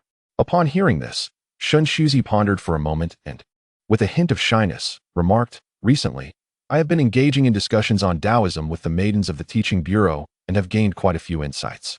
However, each visit incurs considerable expenses, and my disciple is rather stringent, providing me with a mere 50 taels each month, which is hardly sufficient to make ends meet. I must venture out to set up a stall and earn some silver myself. How about if His Majesty grants me the privilege of entering the teaching bureau without any expenses?" Upon hearing these words, Jiang Ning's expression darkened. His unreliable master, as ever, was utterly untrustworthy and seemed oblivious to the gravity of the occasion, daring to utter such words. When Zhu Youjiao heard Shun Shuzi's request, he was taken aback and erupted into a fit of coughing. He had anticipated that Shun Shuzi would demand titles or treasures, but instead, the old immortal sought the privilege of entering and exiting the teaching bureau without charge. Upon reflection, this was tantamount to seeking a free ride. Seeing this, Jiang Ning quickly interjected, "Your Majesty, please do not heed my master's nonsensical ramblings. He is of advanced age and somewhat muddled in thought. Bestow him some silver, and that would suffice. If your Majesty wishes to grant any additional rewards, leave that to me. My master is elderly and vulnerable to being deceived when out in the world. It would be most prudent for me to manage any rewards given to him." At this, Shun Shuzi glared in indignation. Zhu Youjiao chuckled softly and said, "I shall consider this matter further." He then turned to Shun Shuzi and asked, "Old immortal, might I trouble you to provide me with a prescription for an antidote?" Shun Shuzi nodded in response. Zhu Youjiao promptly led him to the desk and handed him paper and pen. After receiving them, Shun Shuzi began to write the prescription: 1 tael of money grass, 5 qian of licorice, 1 tael and 2.5 fun of earth poria, 1 tael of mung beans, and 7 qian of mugwort. Upon receiving the prescription, Zhu Youjiao looked at Shun Shuzi with gratitude and expressed his thanks profusely. Jiang Ning, witnessing this, inquired, "Master, these ingredients are all common herbs. Are they truly reliable? Perhaps you could contemplate other prescriptions?" Shun Shuzi's expression darkened instantly, and he retorted sharply, "You ungrateful wretch. Shall I prescribe you some ginseng, deer antler, tiger whip, or seahorse instead? I guarantee that you will feel invigorated." Jiang Ning, taken aback, began to cough and hurriedly waved his hands, smiling apologetically. "Master, that won't be necessary. I was merely jesting with you." Shun Shuzi snorted disdainfully and turned his head away. Before long, Fang Zhenghua rushed back, reporting, "Your Majesty, all the imperial physicians from the Tai hospital have been apprehended by Eunuch Wei, and the relevant personnel from the palace kitchen and the Ministry of Rites have also been captured and are currently under interrogation." However, when the old servant and Eunuch Wei arrived, 2 young eunuchs from the palace kitchen had committed suicide by poison.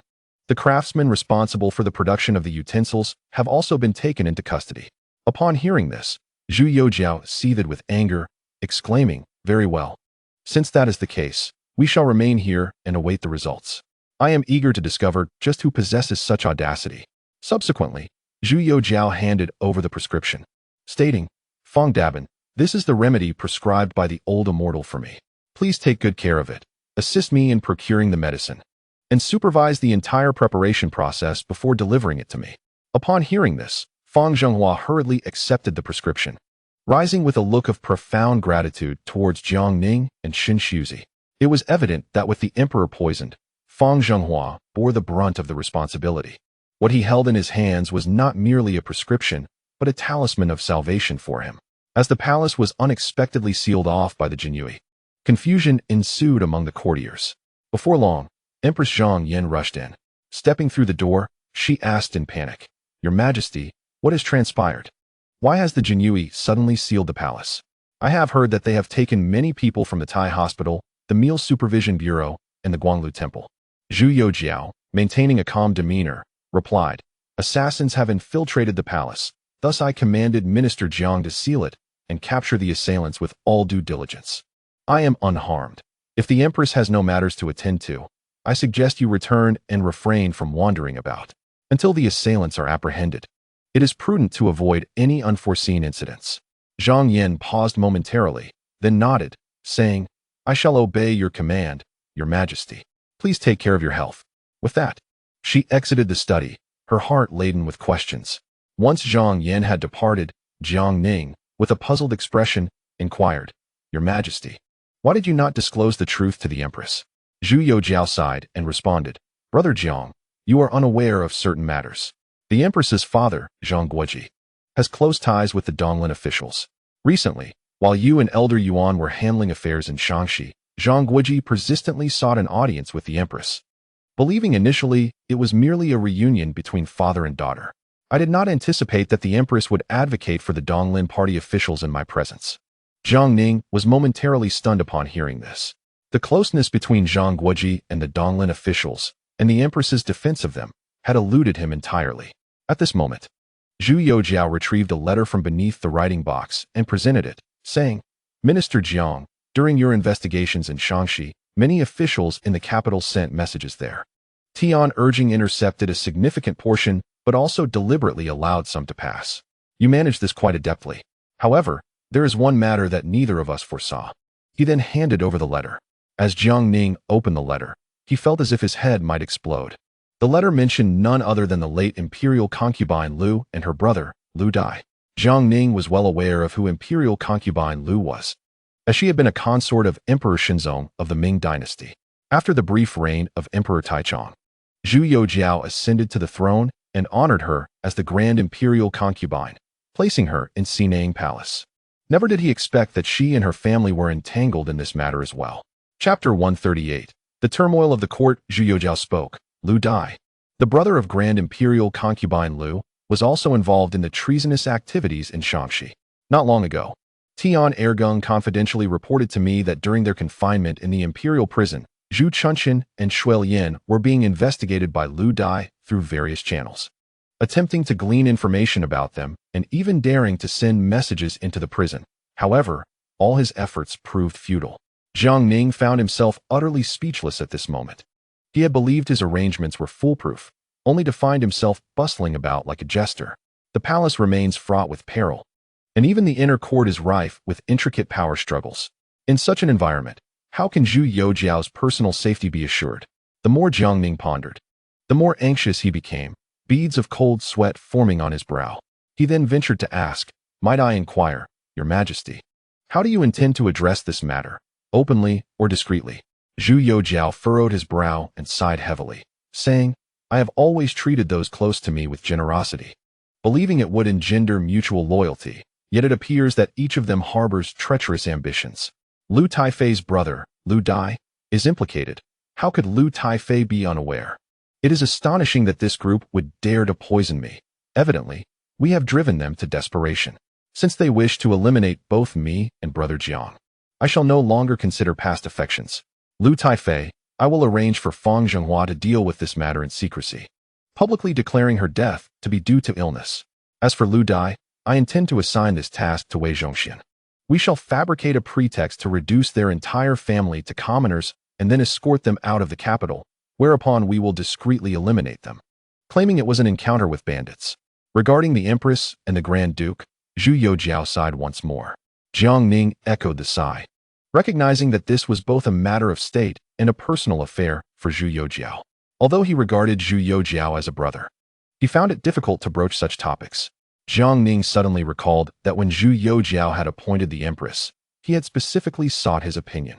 Yan, whom he had vehemently recommended, now found herself embroiled in this troubling affair, which could spell significant trouble. He also remembered that he had guaranteed her position with the head of Shinshuzi. He wondered if the old fellow could withstand the ensuing turmoil. Lost in thought, he heard Zhu Youjiao sigh and say, As for the Empress, I sincerely hope she is not too deeply entangled in this matter. After all, she is united with me as my spouse, and I truly wish to avoid extreme measures. I also hope that she and her father can find their way back before it is too late.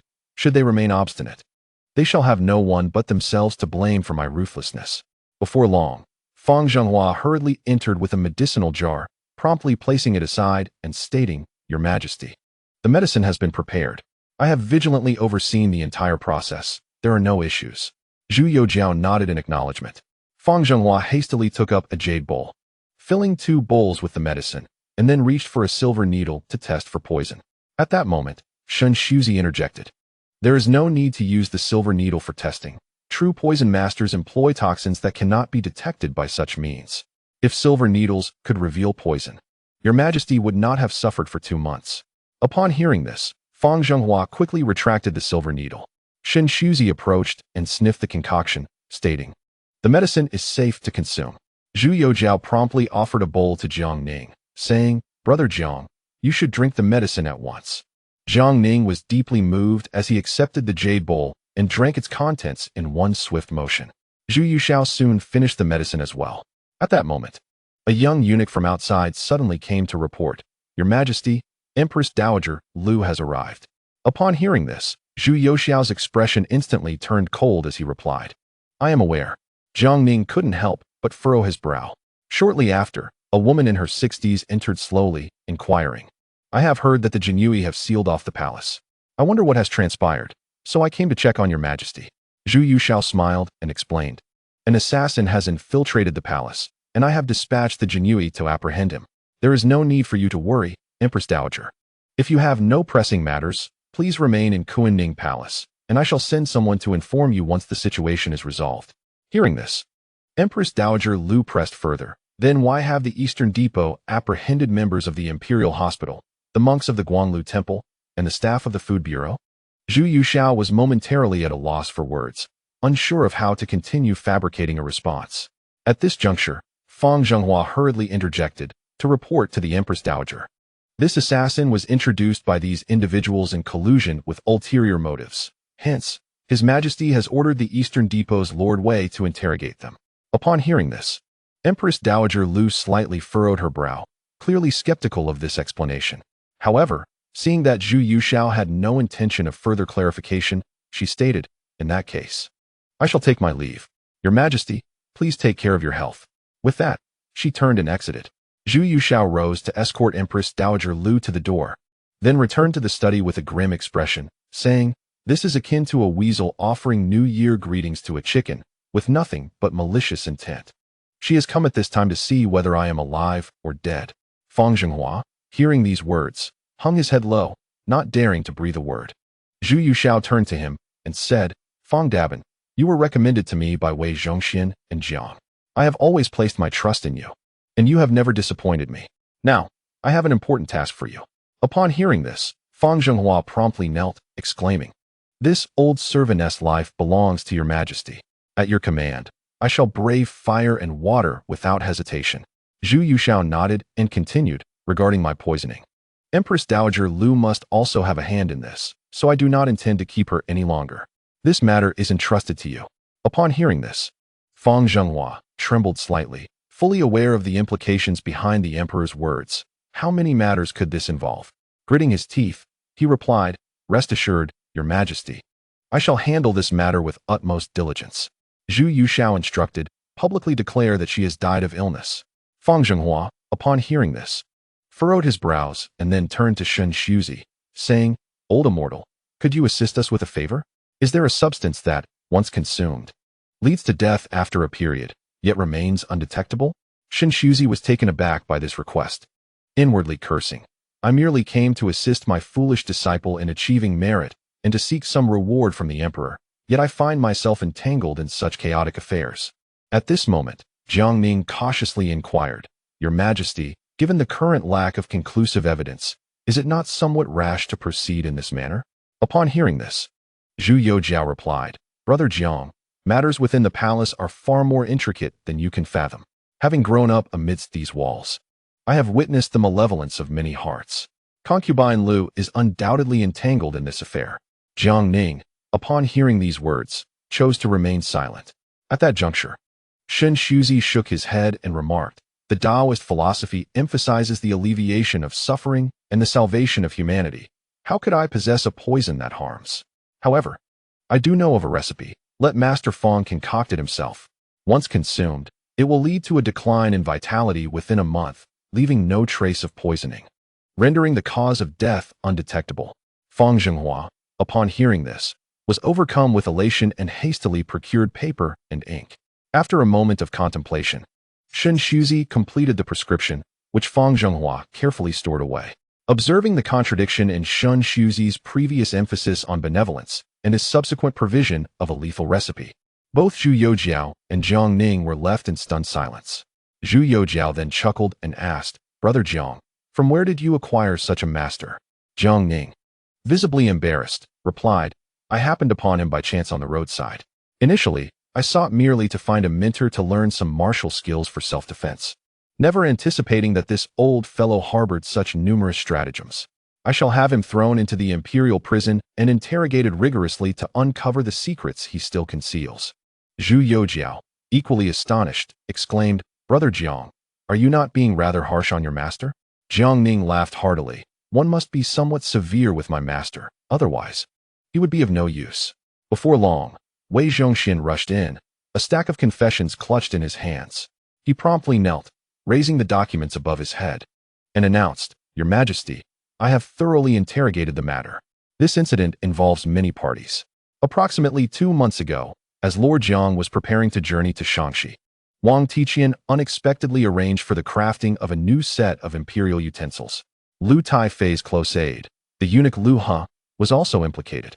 The craftsman responsible for the utensils has confessed that he was approached privately by Li Yongzhen and Lu He, who offered him 5,000 taels of silver to incorporate lead into the emperor's utensils. As for the imperial physicians at the Tai hospital, they still insist that your majesty is in good health, merely suffering from a chill, and claim ignorance of this matter.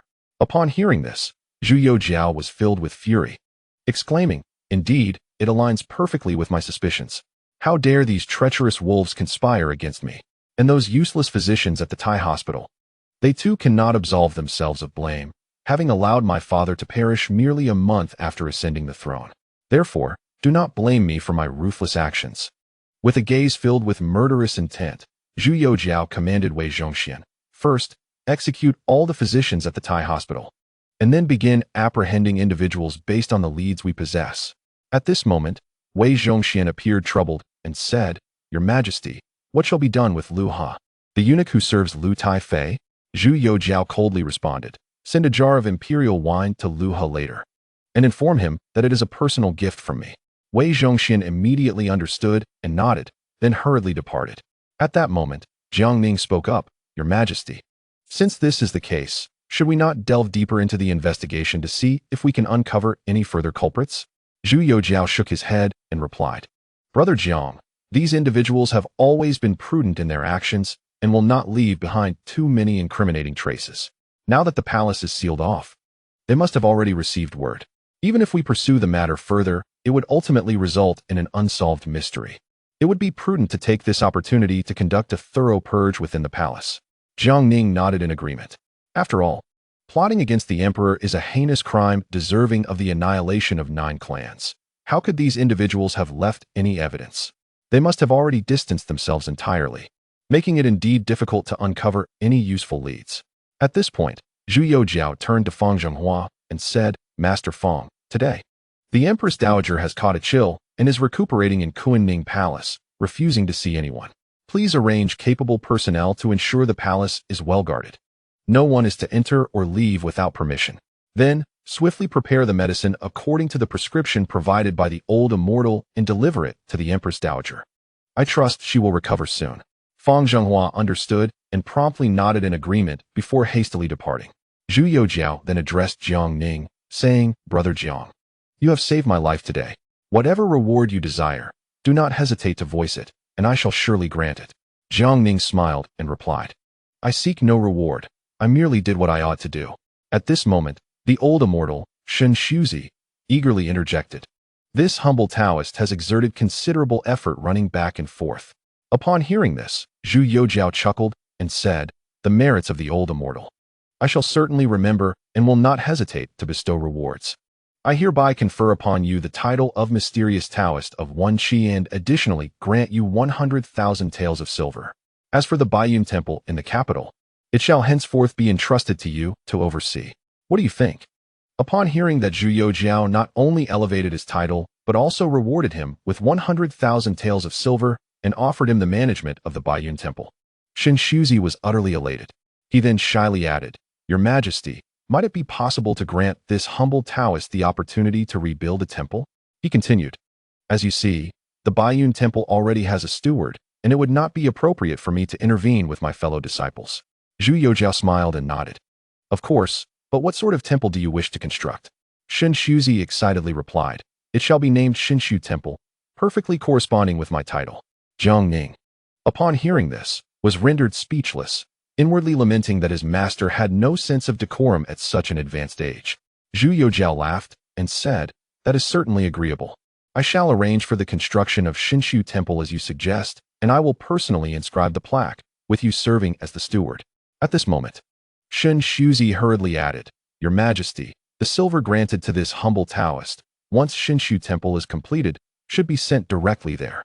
Zhu Youjiao, feeling a bit puzzled, inquired, "Old Immortal, may I ask why? Today, I shall have the silver delivered directly to the residence of Brother Jiang." Upon hearing this, Shen Shuzi's eyes brimmed with tears, and he implored with a sorrowful countenance, "Your Majesty, please do not send it to that scoundrel's abode. He has been deceiving me for quite some time, and I genuinely fear that he will embezzle the money." Zhu Youjiao was taken aback by this revelation, yet he could not suppress his laughter, remarking, "In that case, I shall wait until the construction of the Xinshu Temple is complete, and then I will have the silver sent there directly."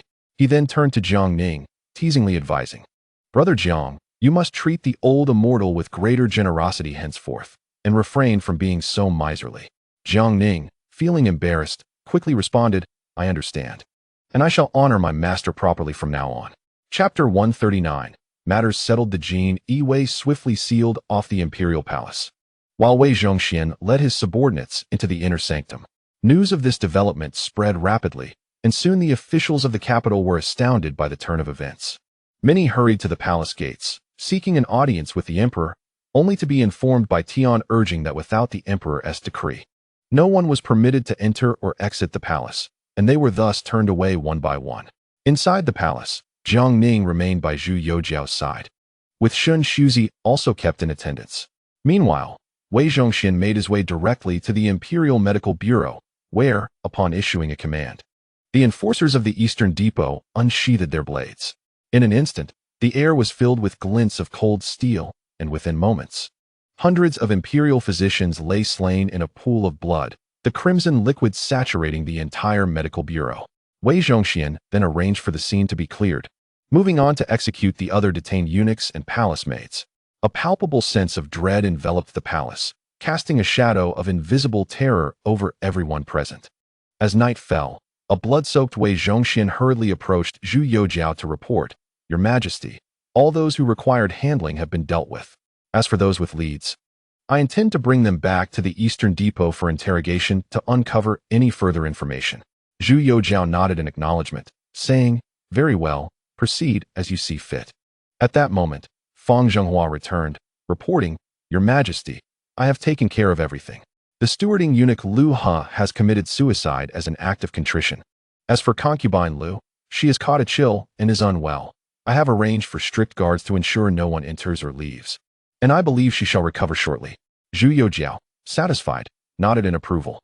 Turning to Jiang Ning, Zhu Youjiao declared, "I intend to announce in tomorrow's Grand Court Assembly the complete abolition of the hereditary system for the imperial physicians in the medical bureau. Henceforth, we shall recruit esteemed physicians from among the populace each year to serve as imperial doctors. Every few years, we will eliminate a batch and recruit a new one from the common folk. Additionally, the young eunuchs in the palace's school may also study medicine at the medical bureau. As for the Guanglu Temple, I have resolved to abolish it entirely. Henceforth, my dietary needs shall be solely managed by the Department of Imperial Cuisine." Speaking of personnel, Brother Jiang, your culinary skills are indeed commendable. Upon hearing this, Jiang Ning coughed repeatedly and replied, "Your Majesty, I have no intention of entering the palace as a eunuch." Zhu Youjiao chuckled and responded, "Brother Jiang, I do not wish for you to serve as a eunuch preparing my imperial meals. What I mean is, I have heard that the chefs in your Jinjui's pacification office have been personally trained by you. I intend to have Fang Zhenghua select a few young eunuchs from the palace to learn diligently from your cooks, so they may return and prepare my meals."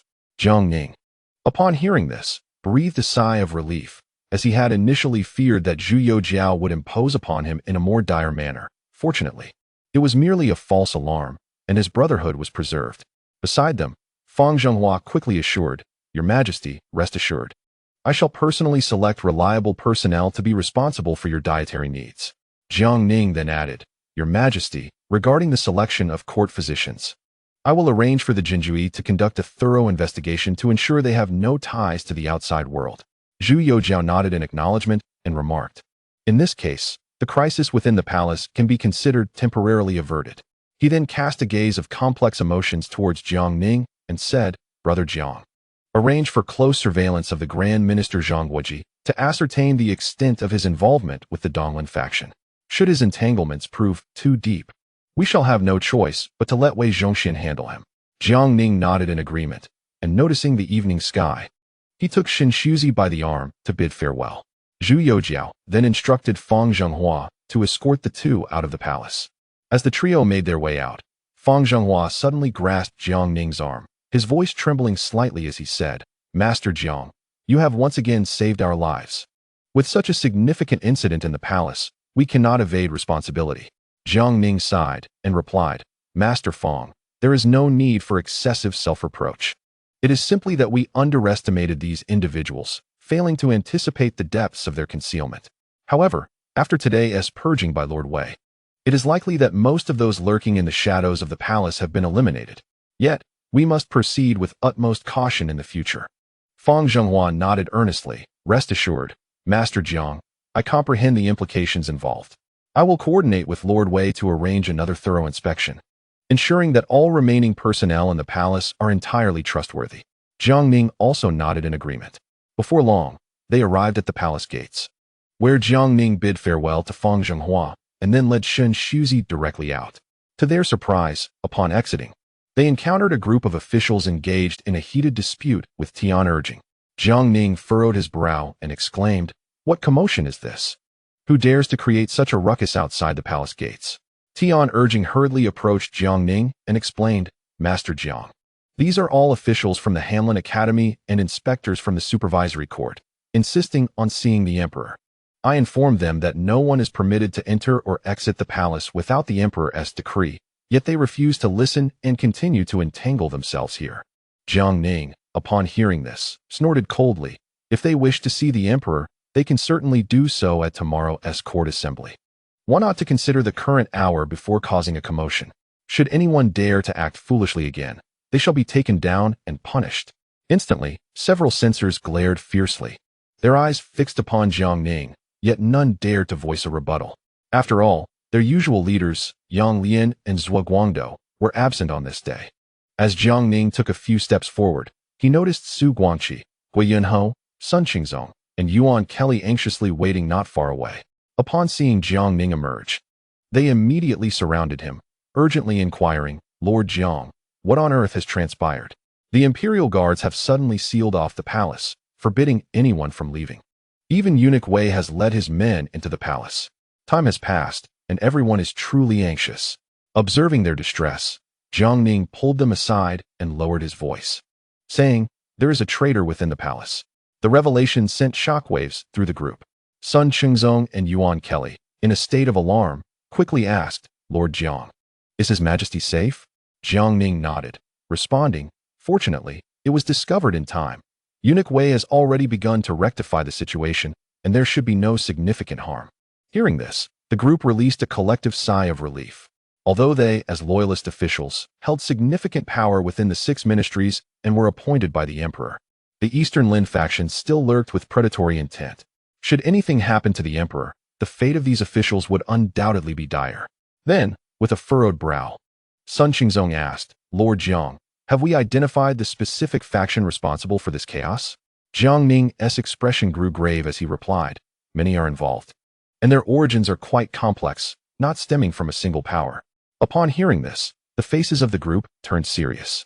Jiang Ning quickly added, However, there is no need for undue worry at present. The emperor is unharmed. Moving forward, we must prepare with utmost diligence, ensuring that we do not afford these nefarious individuals any opportunity. The group nodded in agreement, expressing their concurrence. Subsequently, Jiang Ning dismissed them, and they departed. Jiang Ning, accompanied by Shen Shuzi, Li Ruoyan, and several imperial guards, returned to his residence. Upon arriving home, Jiang Ning called Li Ruoyan into his study with a serious demeanor, stating, Old Li, arrange for several absolutely reliable individuals to closely monitor our relative, Duke Zhangguoji. We must thoroughly investigate with whom he associates and what discussions he engages in. Hearing this, Li Ruoyan felt a sudden tightness in his chest, but refrained from further questioning. He simply nodded and replied, "Rest assured, my lord. I will arrange for personnel immediately." With that, he hurriedly exited the study. Alone, Jiang Ning sat in his chair, slowly raising his gaze to the ceiling, overwhelmed by an all-encompassing weariness.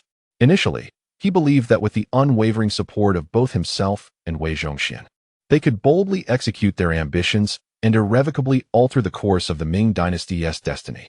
Unforeseen circumstances have entangled a multitude of individuals and factions in this affair. Initially, he regarded the Donglin party as his sole adversary. However, the reality unfolded like a convoluted web, far more intricate than he had anticipated, inducing a wave of frustration. Yet, Jiang Ning understood that although the path was fraught with difficulties, it would eventually lead to fruition. In this moment, he could not afford to relax. He must grit his teeth and bravely continue along this thorn-laden road. He firmly believed that it would not be long before the situation clarified and came under control, rendering the subsequent journey increasingly smooth. After all, he was not alone in his struggles. Behind him stood Zhu Yujian. Beside him were Wei Zhongxian and a multitude of supporters from the 6 ministries. Before long, Lu Ruoyan entered the study, gracefully carrying a cup of steaming tea. Upon seeing Jiang Ning's weary demeanor, her heart ached for him. Gently, she approached him from behind, extending her delicate hand to tenderly massage his shoulders. Feeling her kindness, Jiang Ning closed his eyes and softly spoke, "Ruoyan, since your arrival at the manor, I have been preoccupied with official duties, leaving little time for your company. Have you ever held it against me?" Lu Ruoyan hastily replied, "My lord, having been rescued from the depths of the brothel by you, I am already immensely grateful and would not dare to harbor further extravagant desires." Upon hearing her words, warmth surged within Jiang Ning's heart. In the vast expanse of the Ming dynasty, aside from Emperor Zhu Youjiao, who sincerely regarded him as a brother, and his mentor, the enigmatic Shuzi, as well as the loyal Wei, it seemed that only the sisters Lu Ruoyan and Lu Qingyan treated him with unblemished sincerity, devoid of any ulterior motives. This bond of friendship, amidst a world rife with complexity and intertwined interests, appeared all the more precious. Overcome by emotion, Jiang Ning instinctively grasped her delicate hand. Turning to gaze intently into Lu Ruoyan's eyes. Startled, she instinctively attempted to withdraw her hand, yet for reasons unknown, she soon relinquished her struggle, allowing Jiang Ning to hold her hand. Jiang Ning then gently leaned closer, tenderly brushing her hair aside, and whispered, "Ruoyan, thank you. It is getting late. You should retire early." With that, he turned to leave, leaving Lu Ruoyan standing there, her cheeks flushed, her heart racing like a startled fawn. Chapter 140. Among the ministers before dawn the next day, Jiang Ning awoke early, washed, and meticulously donned his official robes before departing with Li Ruoyan. Accompanied by a throng of imperial guards, they arrived outside the Meridian Gate. There, a considerable number of officials had already gathered. From a distance, Jiang Ning spotted Gui Yinho, Su Guangqi, Sun Qingzong, and Yuan Kelly enthusiastically greeting him. Jiang Ning acknowledged them with a smile and a nod. Not far off, the Donglin party officials, led by Yang Lian and Zhuo Guangdou, wore somber expressions as they huddled together in hushed whispers, engaged in discussions of an unknown nature. Jiang Ning paid them no heed. As the hour for court convening approached, all present straightened their attire and orderly made their way into the palace. Inside the Tianqi hall, civil and military officials stood on either side. Shortly thereafter, Zhu Youjiao ascended the dragon throne with a measured stride. Beside him, Fang Zhenghua raised his voice, declaring, "If there are matters to discuss, speak forth. If not, depart." Yet, an unusual silence enveloped the grand hall, with no one daring to step forward to present any issues. Zhu Youjiao gradually rose from his seat, a faint, cold smile playing on his lips as he remarked, "What is this? Have none of you anything to report to me today? Could it be that our great Ming dynasty is now in such a state of peace and prosperity that all is well and tranquil?" Upon hearing the underlying anger in Zhu Youjiao's words, the assembled ministers felt a tightening in their chests, realizing that today's court meeting would likely not proceed without turbulence. At that moment, Zhu Youjiao's expression hardened, and he coldly stated, "Since there are no words from you, I shall speak." Effective immediately, the court of imperial meals shall be disbanded, and from now on, my meals will be managed solely by the Office of Imperial Banquets. Furthermore, the hereditary system of the Imperial Medical Institute shall be abolished forthwith. I have decided to recruit distinguished physicians from the populace every 3 years to serve as court doctors, with a term of 3 years to be subsequently replaced. Continuing, Zhu Youjiao asked, "Who is in favor and who opposes this decree?" Upon hearing this, Yang Lian and Zhuo Guangdou exchanged glances, gritting their teeth before stepping forward to speak. "May I inquire, Your Majesty, why the disbandment of the Court of Imperial Meals and the abolition of the hereditary system of the Imperial Medical Institute? These institutions have a long-standing heritage. How can they be so easily dismantled?" Zhu Youjiao responded with a hearty laugh, laced with fury. He descended from the dragon throne and approached Yang Lian and Zhuo Guangdou, stating, "The cooks of the Court of Imperial Meals had the audacity to poison my royal dishes, while those worthless physicians of the Imperial Medical Institute were aware, yet remained silent. Yang Lian, Zhuo Guangdou, can such behavior continue under a hereditary system?" With a clap of his hands, Zhu Youjiao signaled to Fang Zhenghua. Immediately, several young eunuchs entered, bearing trays of prepared dishes and bowls of medicinal soup. Presenting them before Yang Lian and Zhuo Guangdou, Zhu Youjiao sneered, "You two, who constantly lament the state of the nation and claim to worry for the people, I have no other rewards for you. Here are the tonics concocted by the quacks of the Imperial Medical Institute and the meals prepared by the Court of Imperial Meals. I bestow them upon you. Before my very eyes, consume every morsel and drink the medicine." Yang Lian and Zhuo Guangdou, upon hearing this, were drenched in cold sweat, their faces ashen. They hastily fell to their knees, exclaiming, "We are guilty. Please, Your Majesty, temper your wrath." Seeing their submission, Zhu Youjiao chose not to pursue the matter further, giving a cold snort and waving his hand, prompting the young eunuchs to hurriedly exit the hall. Zhu Youjiao then cast a stern gaze over the assembly, declaring, "You are all aware that the Jin Yi sealed off the palace yesterday, I trust? There is no need for queries. I shall make it abundantly clear. The audacity of the Court of Imperial Meals and the Imperial Medical Institute to poison me is unfathomable. I have ordered the apprehension of all involved, and they have confessed without reservation. To my astonishment, there are even several officials from the court implicated in this affair. Is this what we call loyalty in our great Ming dynasty?"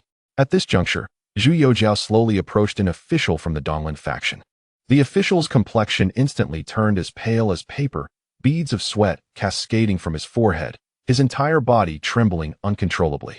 Zhu Youjiao coldly inquired, "What are you so flustered about?"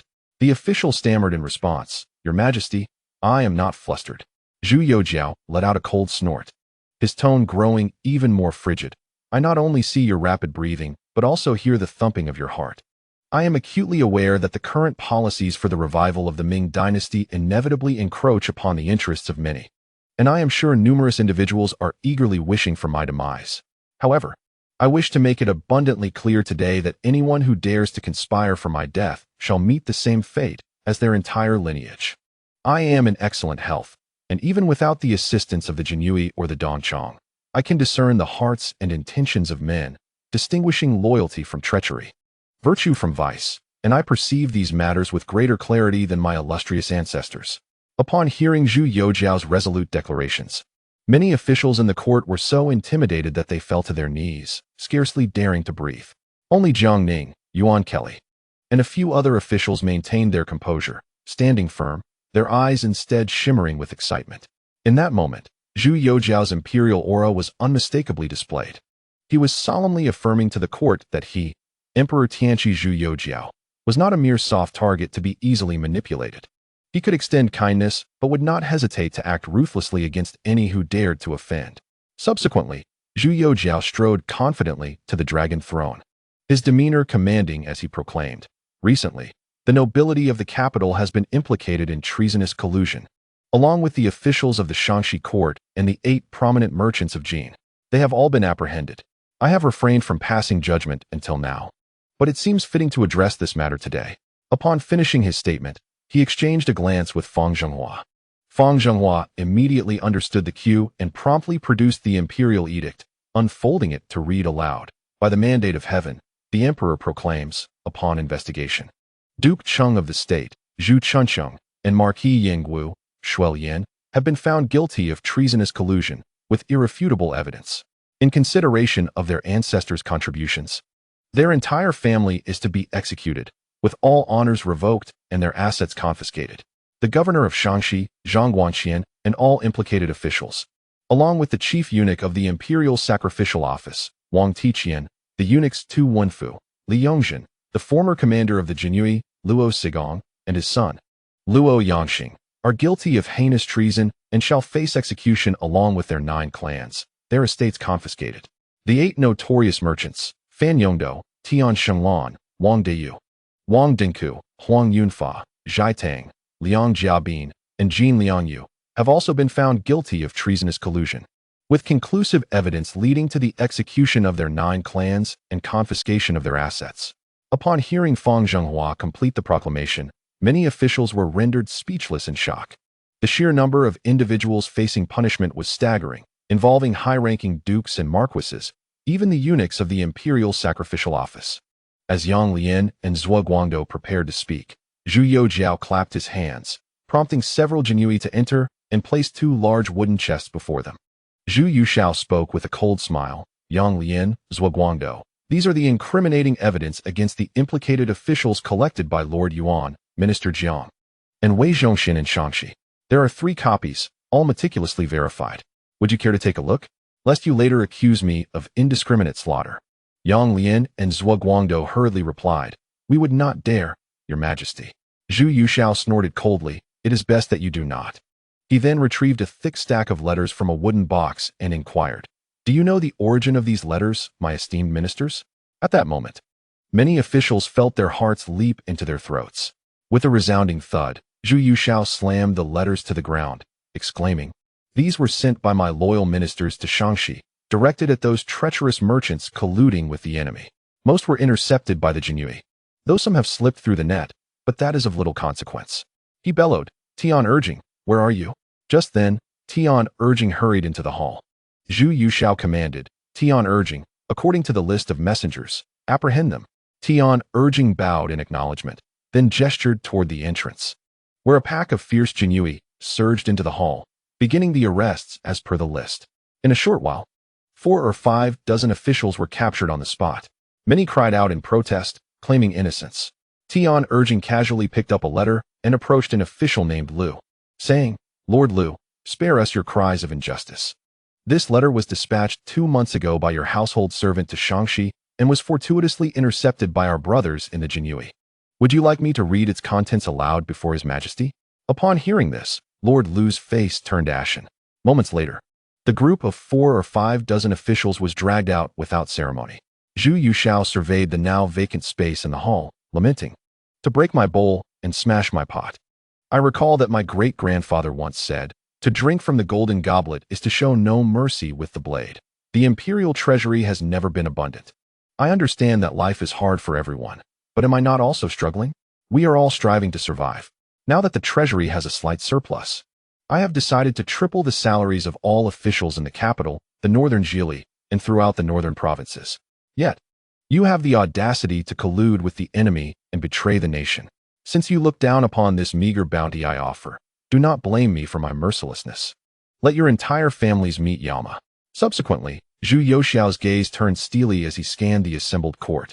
He then turned to Wei Zhongxian, who stood nearby, visibly agitated, and said, "Wei Zhongxian, I entrust all these individuals to you for execution, ensuring that their 9 clans depart in an orderly manner." Upon hearing this, Wei Zhongxian was overcome with emotion, tears streaming down his face as he fell to his knees, trembling, and declared, "This old servant is profoundly grateful for your Majesty's grace. I shall ensure that this matter is executed flawlessly, never to disappoint your Majesty." Zhu Yuxiao, noticing Wei Zhongxian's fervent reaction, found himself momentarily taken aback. He had initially considered assigning Jiang Ning or Yuan Kelly to oversee the executions, as they were both capable ministers and he wished to spare them from excessive bloodshed. Thus, he reluctantly delegated the task to Wei Zhongxian. Unexpectedly, Wei Zhongxian was stirred to such an extent. Beside him, Jiang Ning gazed at old Wei's fervent demeanor, secretly exclaiming, "Goodness! If all these individuals were to be eliminated, old Wei's merits would surely soar exponentially. At this rate, he might as well ascend on the spot." Under the formidable intimidation exerted by Zhu Youjiao, Even Yang Lian and Zhuo Guangdou of the Donglin party, who prided themselves on their iron will and toughness, fell silent, refraining from uttering another word. Observing that the effect of his intimidation had been thoroughly achieved, Zhu Youjiao continued, "Those who have rendered service ought to be rewarded, while those who have erred must face punishment. Since I have already dealt with the guilty, it is only fitting to commend the virtuous." He then addressed Fang Zhenghua. "Fang, proclaim the edict." Fang Zhenghua promptly retrieved another imperial decree from his bosom and, raising his voice, proclaimed, "By the mandate of heaven. The emperor decrees, the deputy of the cabinet, Yuan Kelly, has shown unwavering loyalty to the state and discernment in his judgments.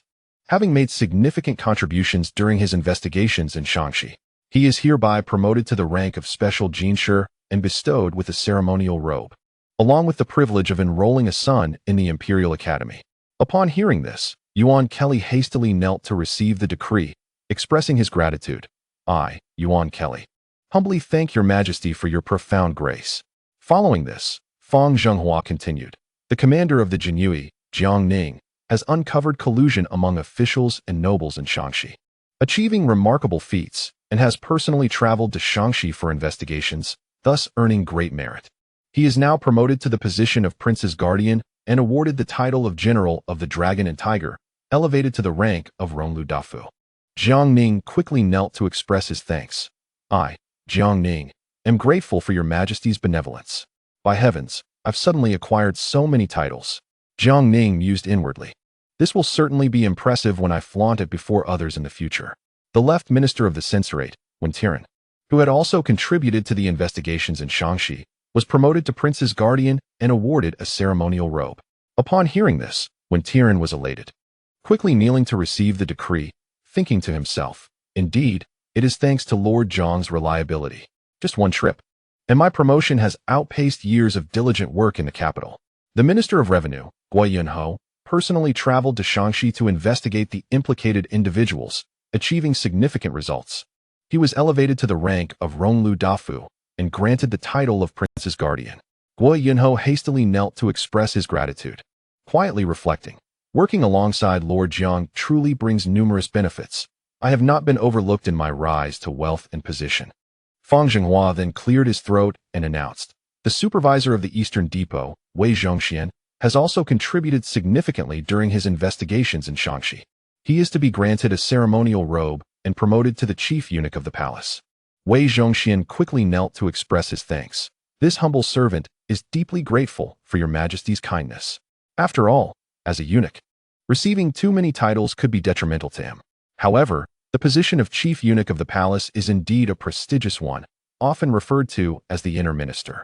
Although he is illiterate, he has now become the head of the Directorate of Ceremonial Affairs. Recently, I promised my brothers to provide more updates, but I have been quite occupied lately, and I apologize for the delay." A few days ago, some readers suggested that there were excessive formalities in the early chapters, and I am currently revising those parts. I am grateful for the support from all my readers. Chapter 141. Continuing the military system of the Wei Guard, Zhu Youjiao clapped his hands, and soon after, Prince Exine, Zhu Yujian, dressed in a dragon robe, entered steadily. Fang Zhenghua presented another imperial decree and proclaimed loudly, "By the mandate of heaven, the emperor decrees, I have decided to reopen the House of Imperial Relatives, and I shall personally serve as the chief of the house, appointing Prince Exine, Zhu Yujian, as the left chief, responsible for managing all affairs related to the princely families. Additionally, I shall draw 2,000 from the imperial family to establish the Imperial Ming Guard, which will be under the jurisdiction of the House of Imperial Relatives. Henceforth, should any princely family commit any unlawful acts, they shall be judged by the House of Imperial Relatives, with the Ministry of Justice, the Supreme Court, and the Inspectorate overseeing the entire process. I am well aware of the hardships faced by the lower-ranking members of the imperial family.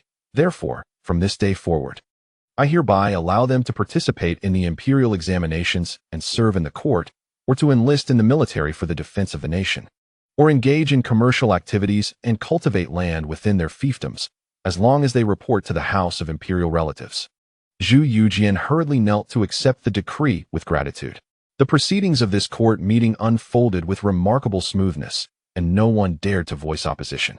Zhu Youjiao was exceedingly pleased, since his ascension to the throne, Today marked the most exhilarating day of his reign. He had taken the lead throughout the entire process, and no one had the audacity to contradict him as they had in the past. Originally, everyone believed that the matter had reached a joyful conclusion. However, at that moment, Zhou Yuanbiao trembled as he stepped forward, respectfully bowing before inquiring, "Your Majesty, may I ask how the young Prince Xian can manage the house of imperial relatives at his tender age? When he comes of age, as per protocol, he should assume his princely duties. What arrangements will be made for the house of imperial relatives then? Or do you have other plans regarding Prince Xian's princely status?" Upon hearing this, Zhu Youjiao's brow furrowed slightly, and a hint of displeasure crossed his face. With a calm tone, he replied, "I have my own prudent arrangements. So there is no need for you, Minister Zhou, to concern yourself." Zhu Youjiao could hardly claim to have a fondness for Zhou Yuanbiao, the current leader of the Donglin faction, but fortunately, this old man often displayed some sense and rarely opposed him openly. Seeing Zhou Yuanbiao take the bold step of confronting the emperor, Yang Lian and Zhuo Guangdou felt a surge of excitement. The emperor's recent series of actions had evidently shattered conventions and exhibited autocratic tendencies. However, given the emperor's swift and ruthless handling of numerous officials previously, they felt trepidation and refrained from recklessly challenging him, fearing they might be executed without hesitation. Yet, no one anticipated that after hearing the emperor's indifferent response, Zhou Yuanbiao would quietly retreat without uttering another word. Yang Lian and Zhuo Guangdou were filled with dissatisfaction, yet they found themselves utterly powerless. After all, if even the leader had backed down, they would appear foolishly reckless if they were to confront the emperor head-on. Witnessing the seamless progression of affairs, Zhu Youjiao seized the moment to further his agenda, declaring the establishment of 2 additional departments, the Taxation Department and the Board of Rights. At this juncture, the officials of the Donglin Party, thoroughly intimidated, remained utterly silent, not daring to voice a single objection. Consequently, Jiang Ning and others merely went through the motions before finalizing the appointments for the Minister of Taxation and the Minister of Rights. Immediately thereafter, Zhu Youjiao announced the replacement of the governors of the coastal provinces of Fujian, Guangdong, and Zhejiang. The entire process unfolded with remarkable smoothness, after which Zhu Youjiao proclaimed the dispersal of the court. The officials began to exit the palace in succession, the members of the Donglin Party appearing dazed, as if they had narrowly escaped the gates of hell. In stark contrast, Jiang Ning and his fellow loyalist officials were all in high spirits, gathering around Jiang Ning to offer their congratulations. Jiang Ning's joy was evident, his lips unable to suppress a grin. At that moment, Wei Zhongxin hurriedly exchanged pleasantries with the others, clutching an imperial edict, and dashed out of the palace. Observing Wei Zhongxin's frantic demeanor, Jiang Ning felt speechless, pondering that those in the know understood Wei was rushing to execute individuals involved in the Tianqi case, while the uninformed might mistakenly believe he was hurrying home to embrace his child. Just as Jiang Ning had taken a few steps, Fang Zhenghua rushed over, calling out to him. Jiang Ning, perplexed, inquired, "What is it, Master Fang?" With a smile, Fang Zhenghua replied, "Lord Jiang, the emperor requests your presence." Nodding in acknowledgement, Jiang Ning followed Fang Zhenghua to the imperial study. At that moment, Zhu Youjiao lounged carelessly upon the dragon throne, devoid of the dignity befitting an emperor. Upon Jiang Ning's arrival, he greeted him with a smile, saying, "Brother Jiang, do I not appear particularly imposing today?" Jiang Ning responded with a chuckle, "Your Majesty, today your imperial might is truly evident. The Donglin Party is so frightened that they dare not utter a word." Upon hearing this, Zhu Youjiao erupted into hearty laughter, continuing, "I initially anticipated that implementing these measures would be fraught with difficulties, yet today's display of authority has proven remarkably effective. The Donglin Party has been thoroughly cowed. It seems there is no need to treat them with excessive courtesy henceforth." Jiang Ning smiled gently, advising, "Ruling a nation is akin to cooking a delicate dish. It requires patience. Your Majesty must not be overly hasty." Zhu Youjiao nodded in agreement. At this juncture, Jiang Ning inquired, "Might I ask, Your Majesty, the purpose of summoning me?" Zhu Youjiao signaled to Fang Zhenghua, who, understanding the cue, swiftly exited the hall, securing the door behind him and standing guard outside. Observing this scene, Jiang Ning felt somewhat bewildered. Zhu Youjiao then approached Jiang Ning, lowering his voice, "Brother Jiang, with over 100,000 troops stationed in the capital, you previously promised to assist me in reclaiming military authority. What are your plans moving forward?" Please share your thoughts, so I may be prepared." Upon hearing these words, Jiang Ning could not help but reflect on his imperial brother's apparent insecurity, induced by the palace's machinations. He then replied, "Your Majesty, the military structure of the Ming is currently quite chaotic, comprising both frontier troops and garrison forces. However, the border troops have long suffered from insufficient military salaries, resulting in a significant vacancy of personnel in the 9 major border garrisons, raising concerns about their combat effectiveness. As for the garrison forces, they have deteriorated to the core. Military households have been passed down through generations, and now the lowest-ranking military households have become mere tenants of the officers, scarcely distinguishable from beggars." Upon hearing this, Zhu Youjiao's expression darkened somewhat, and he remarked, "Since the Battle of Tumu Fort, the military authority of the 5 armies command has been reclaimed by the Ministry of War. Even emperors of past dynasties were unable to directly engage with military power. The status of military generals has been systematically suppressed, leading them to a state of languid existence. Thus, I have been eager to regain military authority." Upon hearing these words, Jiang Ning smiled slightly and said, "Therefore, I intend to continue the military system established during the reign of the Taizu, albeit with slight adjustments. Now that the 5 armies command has been established and the capital garrison has recruited over 100,000 soldiers, it is time to take action." Hearing Jiang Ning's words, Zhu Youjiao became excited and urged, "Jiang, please elaborate for me in detail." Jiang Ning stroked his chin and replied slowly, "For now, aside from the 9 crucial border towns, we shall commence with the capital garrison, fully implementing the garrison military system. However, the soldiers of the capital garrison will not need to farm while training. Previously, I addressed the 8 major Shaanxi merchants and various officials, confiscating a significant amount of land.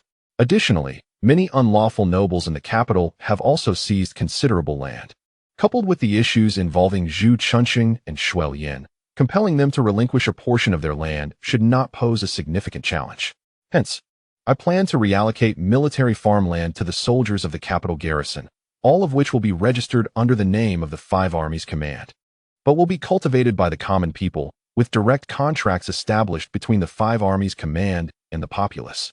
Every year, aside from the portion of taxes owed to the court, the remaining harvest will be evenly divided between the common people and the 5 armies command." Upon hearing this, Zhu Youjiao was taken aback and exclaimed, "Jiang, if the court receives 2/10 from the 10 parts, leaving 8 parts, with the common people taking 4 parts and the soldiers of the capital garrison also taking 4 parts, will this be feasible?" Jiang Ning nodded and chuckled. "Of course, it is feasible. Since the establishment of our Ming dynasty, we have maintained a light tax burden, allowing the populace to thrive. The taxes designated by the court are not exorbitant. The true culprits depriving the common people of sustenance are the corrupt officials imposing excessive taxes under various guises, as well as the high rents charged by landlords and gentry. As I understand it, many tenants labor diligently for landlords, yet bear the full brunt of taxes and other heavy levies. If they manage to keep 2/10 of their earnings, they are considered fortunate. Many others toil for an entire year only to find themselves in debt to the landlords. The military farmland under the 5 armies command, distributing 4 parts of grain directly to the common people, is indeed a substantial provision. Moreover, the court's taxes will also be evenly split. I cannot believe anyone would dare to approach the military farmland of the 5 armies command to collect exorbitant levies, unless they are wholly indifferent to their own lives and families." Upon hearing these words, Zhu Youjiao nodded thoughtfully and remarked, "This method is quite commendable. The soldiers of the capital garrison can focus solely on their training, while the fields can be entrusted to the common folk for cultivation. Regardless of the yield, the grain produced will be evenly divided with the military governor's office. In this manner, I trust the populace will diligently tend to their farming." He then inquired, "Brother Jiang, you mentioned that the existing military system requires some modifications. What specific changes do you propose?" Jiang Ning pondered for a moment before responding. "We should gradually reclaim military authority from across the nation under the military governor's office. From this point forward, military power will no longer reside with the Ministry of War, which shall revert to a role akin to that of the era of the founding emperor, solely managing logistics." Zhu Youjiao's eyes widened in astonishment, his heart racing. Previously, military power was dominated by civil officials, making it difficult for capable generals to rise, often leading to oppression, much like the experiences of Qi Jiguang and Yu Dayo. However, if military authority were centralized under the military governor's office, the situation would transform entirely. During the founding emperor's reign, the military governor's office managed the nation's armed forces, reporting directly to the emperor, leaving civil officials with no influence, while the Ministry of War became merely a logistical bureau. Jiang Ning continued, "The military governor's office will maintain its current 5-army structure. In terms of positions, the left governor will take precedence, with the right governor serving as an aide. My suggestion is to appoint 5 left governors to oversee the capital garrison, commanding the troops therein, with the stipulation that they may not leave the capital without imperial decree. Meanwhile, the title of right governor will be conferred upon various regional commanders, allowing them to lead troops in times of conflict. Gradually, we will take control of military power nationwide, restoring the military governor's office to its former status of direct accountability to the emperor, without the need for the Ministry of War's involvement in matters of state." Chapter 142. The fire at the Jiang residence. Upon hearing Jiang Ning's words, Zhu Youjiao's spirits lifted. For this was an exceptional plan. It signified that he, as emperor, could firmly grasp military authority, no longer needing to bow to the whims of civil officials. However, a flicker of anxiety crossed his mind as he asked, "Brother Jiang, do you believe the civil officials will acquiesce to this? They may resist fiercely, as they have wielded power in the court for centuries. How could they possibly tolerate being on equal footing with the military leaders they have looked down upon? They will surely strive to suppress us. Even if I fully support you, I fear the military governor's office may not withstand the pressure." Jiang Ning smiled slightly and replied, "This matter is not difficult to manage. It can be approached as before, employing that same tactic." Zhu Youjiao, intrigued, pressed, "What tactic do you refer to, Brother Jiang?" With a mischievous grin, Jiang Ning responded, "We shall sprinkle sand. Did I not previously select a number of accomplished scholars from various regions to serve as junior officers in the capital garrison? Additionally, we have recruited many students from the Imperial Academy, all integrated into the garrison. Thus, we can arrange for one of the 5 left governors in the military governor's office to be a civil official. In this case, should those civil officials take the lead in opposition, the generals from the civil service background in the military affairs office would undoubtedly strive tirelessly to carve out a path for their own advancement. For no one wishes to be trampled upon for life. At that moment, we need only to sit back and observe the ensuing struggle." Upon hearing these words, Zhu Youjiao could not help but nod in admiration. "Brother Jiang, your ideas are indeed numerous." He inquired, "Do you have any plans for the selection of the left governor?" Jiang Ning, after a moment of silence, slowly replied, "Currently, I hold the position of left governor of the Central Army, and there remain 4 left governors to be appointed for the other armies. We might consider bringing in the English Duke Zhang Weixian, as he is a prominent figure among the nobility. Such an opportunity to elevate their status will certainly be grasped by him. Additionally, we could include the Minister of War, Li Banghua, who is of civil service origin. If the civil officials collectively oppose, we can push Li Banghua forward as a shield." Zhu Youjiao, taken aback, exclaimed, "Brother Jiang, is it truly feasible to admit the Minister of War into the military affairs office? Wouldn't that cause chaos?" Jiang Ning chuckled, saying, "Precisely, that is the intended effect." Zhu Youjiao fell into contemplation and then remarked, "Let us attempt this first and observe the specific circumstances. As for the remaining 3 candidates, please share them all at once." After a moment's reflection, Jiang Ning continued, "Former General Chun Su of Shanhaiguan, though somewhat advanced in age, is a seasoned veteran with extensive experience. Having personally participated in the 3 major campaigns of the Wanli era, he could oversee the military affairs office, responsible for training the younger generals. As for the last candidate, I shall venture beyond the capital to diligently search for a suitable individual." Zhu Youjiao nodded in agreement. Jiang Ning further suggested, "As for the current generals in the capital, Chao Wenjiao, Man Gui, and Zhao Shuijiao, they could be promoted to right governors of the military affairs office. In the event of conflict, it would be most appropriate for them to personally lead the troops, as these men are rare talents on the battlefield." Zhu Youjiao nodded with a smile. "With Brother Jiang at the helm, I am assured." He added, "You may handle the arrangements for other personnel, and later present the list to me." Sensing that Zhu Youjiao intended to abdicate responsibility, Jiang Ning hastily interjected, "Your Majesty, with the new year approaching, I find myself afflicted by a grave poison that requires careful recuperation. Might this task be delegated to another, so that I may rest at home? Upon hearing this, Zhu Youjiao's expression became serious. Brother Jiang, you are now the pillar of the Ming dynasty, the support of our realm. You cannot abandon your duties. Consider this. My affliction is far more severe than yours, yet I still manage to govern and review memorials. With that, Zhu Youjiao swiftly approached the imperial desk, placed 2 plates of pastries upon the Xian paper, and quickly packaged them. Handing them to Jiang Ning, he smiled and said, Brother Jiang, my resources are limited at present, and I have no precious gifts to offer, but these pastries are quite delightful. Let them serve as a token of my regard. Please assist me promptly in resolving the matters concerning the 5 armies command. After the new year, I shall personally ensure a splendid match for you. One guaranteed to be a lady of exquisite beauty, fair complexion, and exceptional grace. Upon hearing this, Jiang Ning immediately felt invigorated and quickly added, Your Majesty, I desire a woman with ample curves, a slender waist, and long, graceful legs. Zhu Youjiao, thumping his chest with a resonant sound, reassured, Rest assured, Brother Jiang. I shall diligently select a wife who meets your heart's desires. Subsequently, Jiang Ning felt a surge of enthusiasm, clutching the wrapped pastries, and left the palace with a spring in his step. Outside, Fang Zhenghua observed Jiang Ning's exuberance with a puzzled expression, pondering to himself. What reward has this Lord Jiang received? He appears positively elated. Could it be that the emperor has conferred a title upon him? Beaming with delight and humming a tune, Jiang Ning ambled towards the palace gates. Suddenly, he halted, murmuring to himself, Strange, that phrase sounded remarkably familiar just now. I seem to have heard it somewhere before. He glanced down at the pastries wrapped in rice paper, racking his brain, but unable to recall. However, the prospect of the emperor personally selecting a bride for him was a rare stroke of fortune, so he dismissed his thoughts and exited the palace in high spirits. At that moment, Li Ruoyan had been waiting outside the palace gates for quite some time.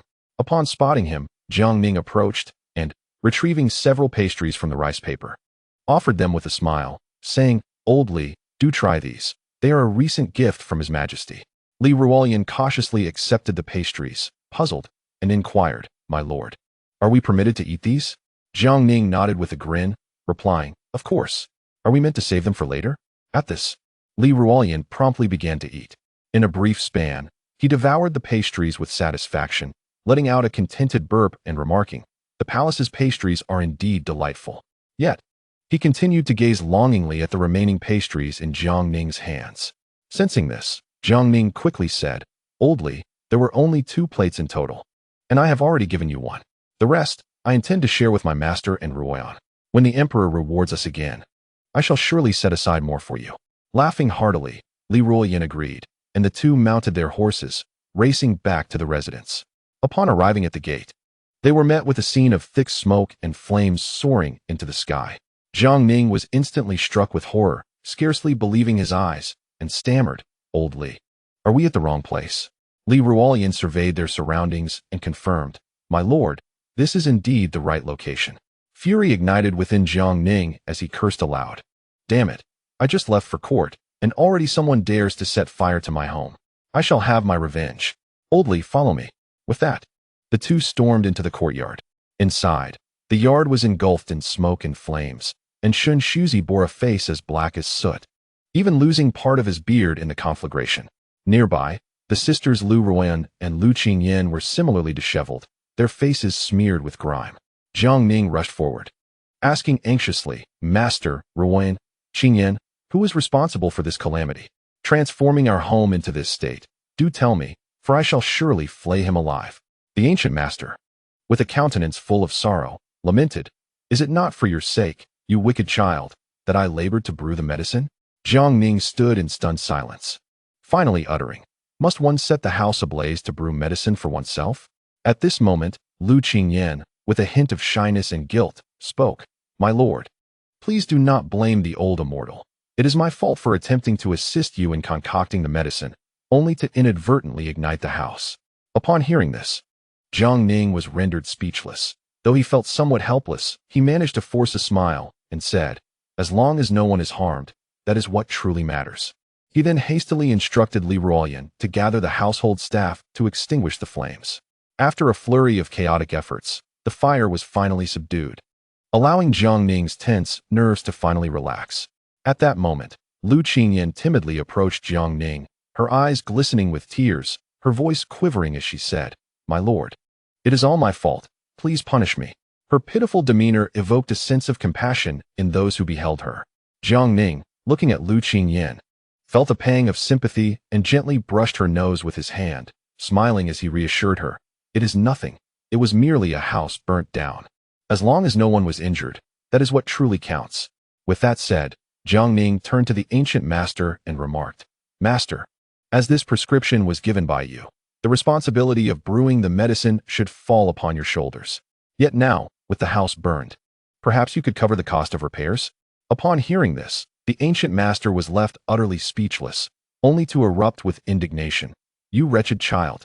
I went out of my way to save your life and personally brewed the medicine for you, and now you wish to extort my silver." With that, he plopped down on the ground, throwing a tantrum, demanding money, yet offering his life in exchange. Jiang Ning chuckled and quickly replied, "You are my most esteemed master. I would never dream of endangering your life. Who else but the two of us could share such a bond? I shall inform the emperor to send the 100,000 taels of silver directly to your residence for safekeeping. After all, at your age, carrying such a large sum is rather unsafe. Should those with ill intentions take notice, it could lead to significant trouble." The ancient master, upon hearing these words, was reduced to tears, furiously exclaiming, "Aside from you, who else could be so brazen as to scheme against me and covet my silver? Utterly disgraceful." Lu Ruoyan and Li Ruoyan looked on in astonishment. The turn of events was so abrupt. How did the blame fall upon the old immortal in the blink of an eye? The old immortal was truly wronged. However, given the teacher-student relationship between the ancient master and Jiang Ning, they felt it inappropriate to intervene. The ancient master, consumed by sorrow, began to wail, crying out, "Ancestors of your, if you possess any spirit in the heavens, send down a bolt of heavenly thunder to smite this ungrateful disciple, that you may clear the path for your disciple." Just as his words faded, a tremendous clap of thunder echoed through the sky. The sudden sound startled Jiang Ning, who inwardly mused, "Heavens, could this old fellow truly be serious? Does he genuinely wish to summon thunder to smite me?" Even Shen Shuzi was taken aback by the unexpected clap of thunder, left momentarily speechless. In a flustered panic, he hastily corrected himself, saying, "Ancestors of your, I was merely jesting. Please, do not strike down this disciple. I still rely on him for my twilight years." Coincidentally, at that moment, snowflakes began to gently descend from the sky. Jiang Ning, feeling somewhat guilty, approached and helped Shen Shuzi to his feet, saying, "Master, I was merely trying to lighten the mood. Look at your age. How can you be so easily provoked? You've even roused the ancestors. Such behavior is most unfilial. Please, do not let this happen again." Shen Shuzi, astonished by these words, inquired, "Could it truly be my fault?" Jiang Ning nodded earnestly. Subsequently, Shen Shuzi turned his gaze towards Lu Ruoyan, Lu Qingyan, and Li Ruoyan, who all nodded in awkward agreement. A look of confusion gradually clouded Shen Shuzi's eyes as he pondered, "Could it indeed be that I was in the wrong?" Chapter 143.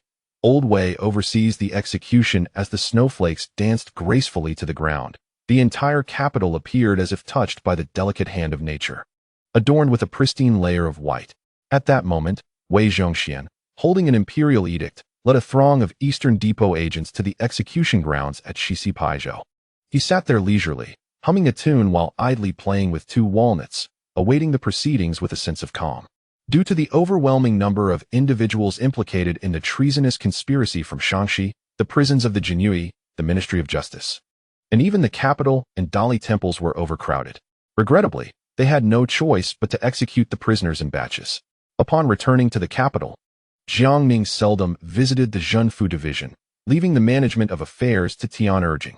Shortly thereafter, a Jinyue rushed in to report, "Your Excellency, the Eastern Depot's Lord Wei has sent word, stating that we are to escort the prisoners implicated in the Shaanxi treason case to Shixipaijiao as per imperial decree." Tian Urging nodded thoughtfully and proceeded to organize personnel to escort the inmates from the imperial prison. Zhu Chunqing and Shuel Yin, confined in the imperial prison, had long since succumbed to despair. Zhu Chunqing lay motionless on the ground, staring blankly at the ceiling, lost in contemplation. Shuel Yin, on the other hand, was a picture of dread, muttering incessantly, "It's over, it's all over." The legacy of the Yangwu Marquis ends with me. If only I had known. I would never have involved myself in this matter. He turned, glaring fiercely at Zhu Chunqing, cursing, Zhu Chunqing, you scoundrel. You were the one who dragged me into this. I shall haunt you even in death. Zhu Chunqing let out a cold snort and retorted, Shuelian, how dare you speak to me? Who was it that lamented about not being included in this opportunity for wealth? Upon hearing this, Shuelian was momentarily rendered speechless, only to soon dissolve into tears. Zhu Chunqing had long since relinquished any hope of escape.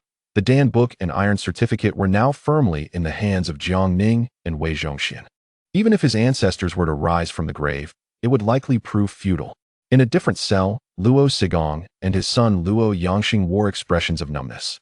Luo Yangxing, with a look of terror, asked, Father, I was the one who voluntarily confessed and turned into a witness for the prosecution. Jiang Ning promised leniency for us. Luo Sigong scoffed, you fool. Leniency? Have you not heard of Jiang Ning's reputation in the capital? Under his authority, can there be any hope for us? Before I left, I warned you repeatedly to act with discretion, yet you, this ungrateful son, have brought about our ruin. Luo Yangxing, upon hearing his father's scorn, was unable to believe it and nervously replied, No, Sir Jiang would not deceive me. Seeing his son in such a state, Luo Sigong's anger flared, and he sprang to his feet, striding forward to deliver several resounding slaps to Luo Yangxing's face while berating him. Had I known you were capable of such betrayal, I should have struck you against the wall from the start to spare us this calamity. In that moment, Luo Yangxing stood there like a statue, neither evading nor resisting, allowing the blows to land upon him. After some time, as Luo Sigong grew weary, he looked down at his son sprawled on the ground, feeling a twinge of compassion, and asked, What are you thinking about, you ungrateful child?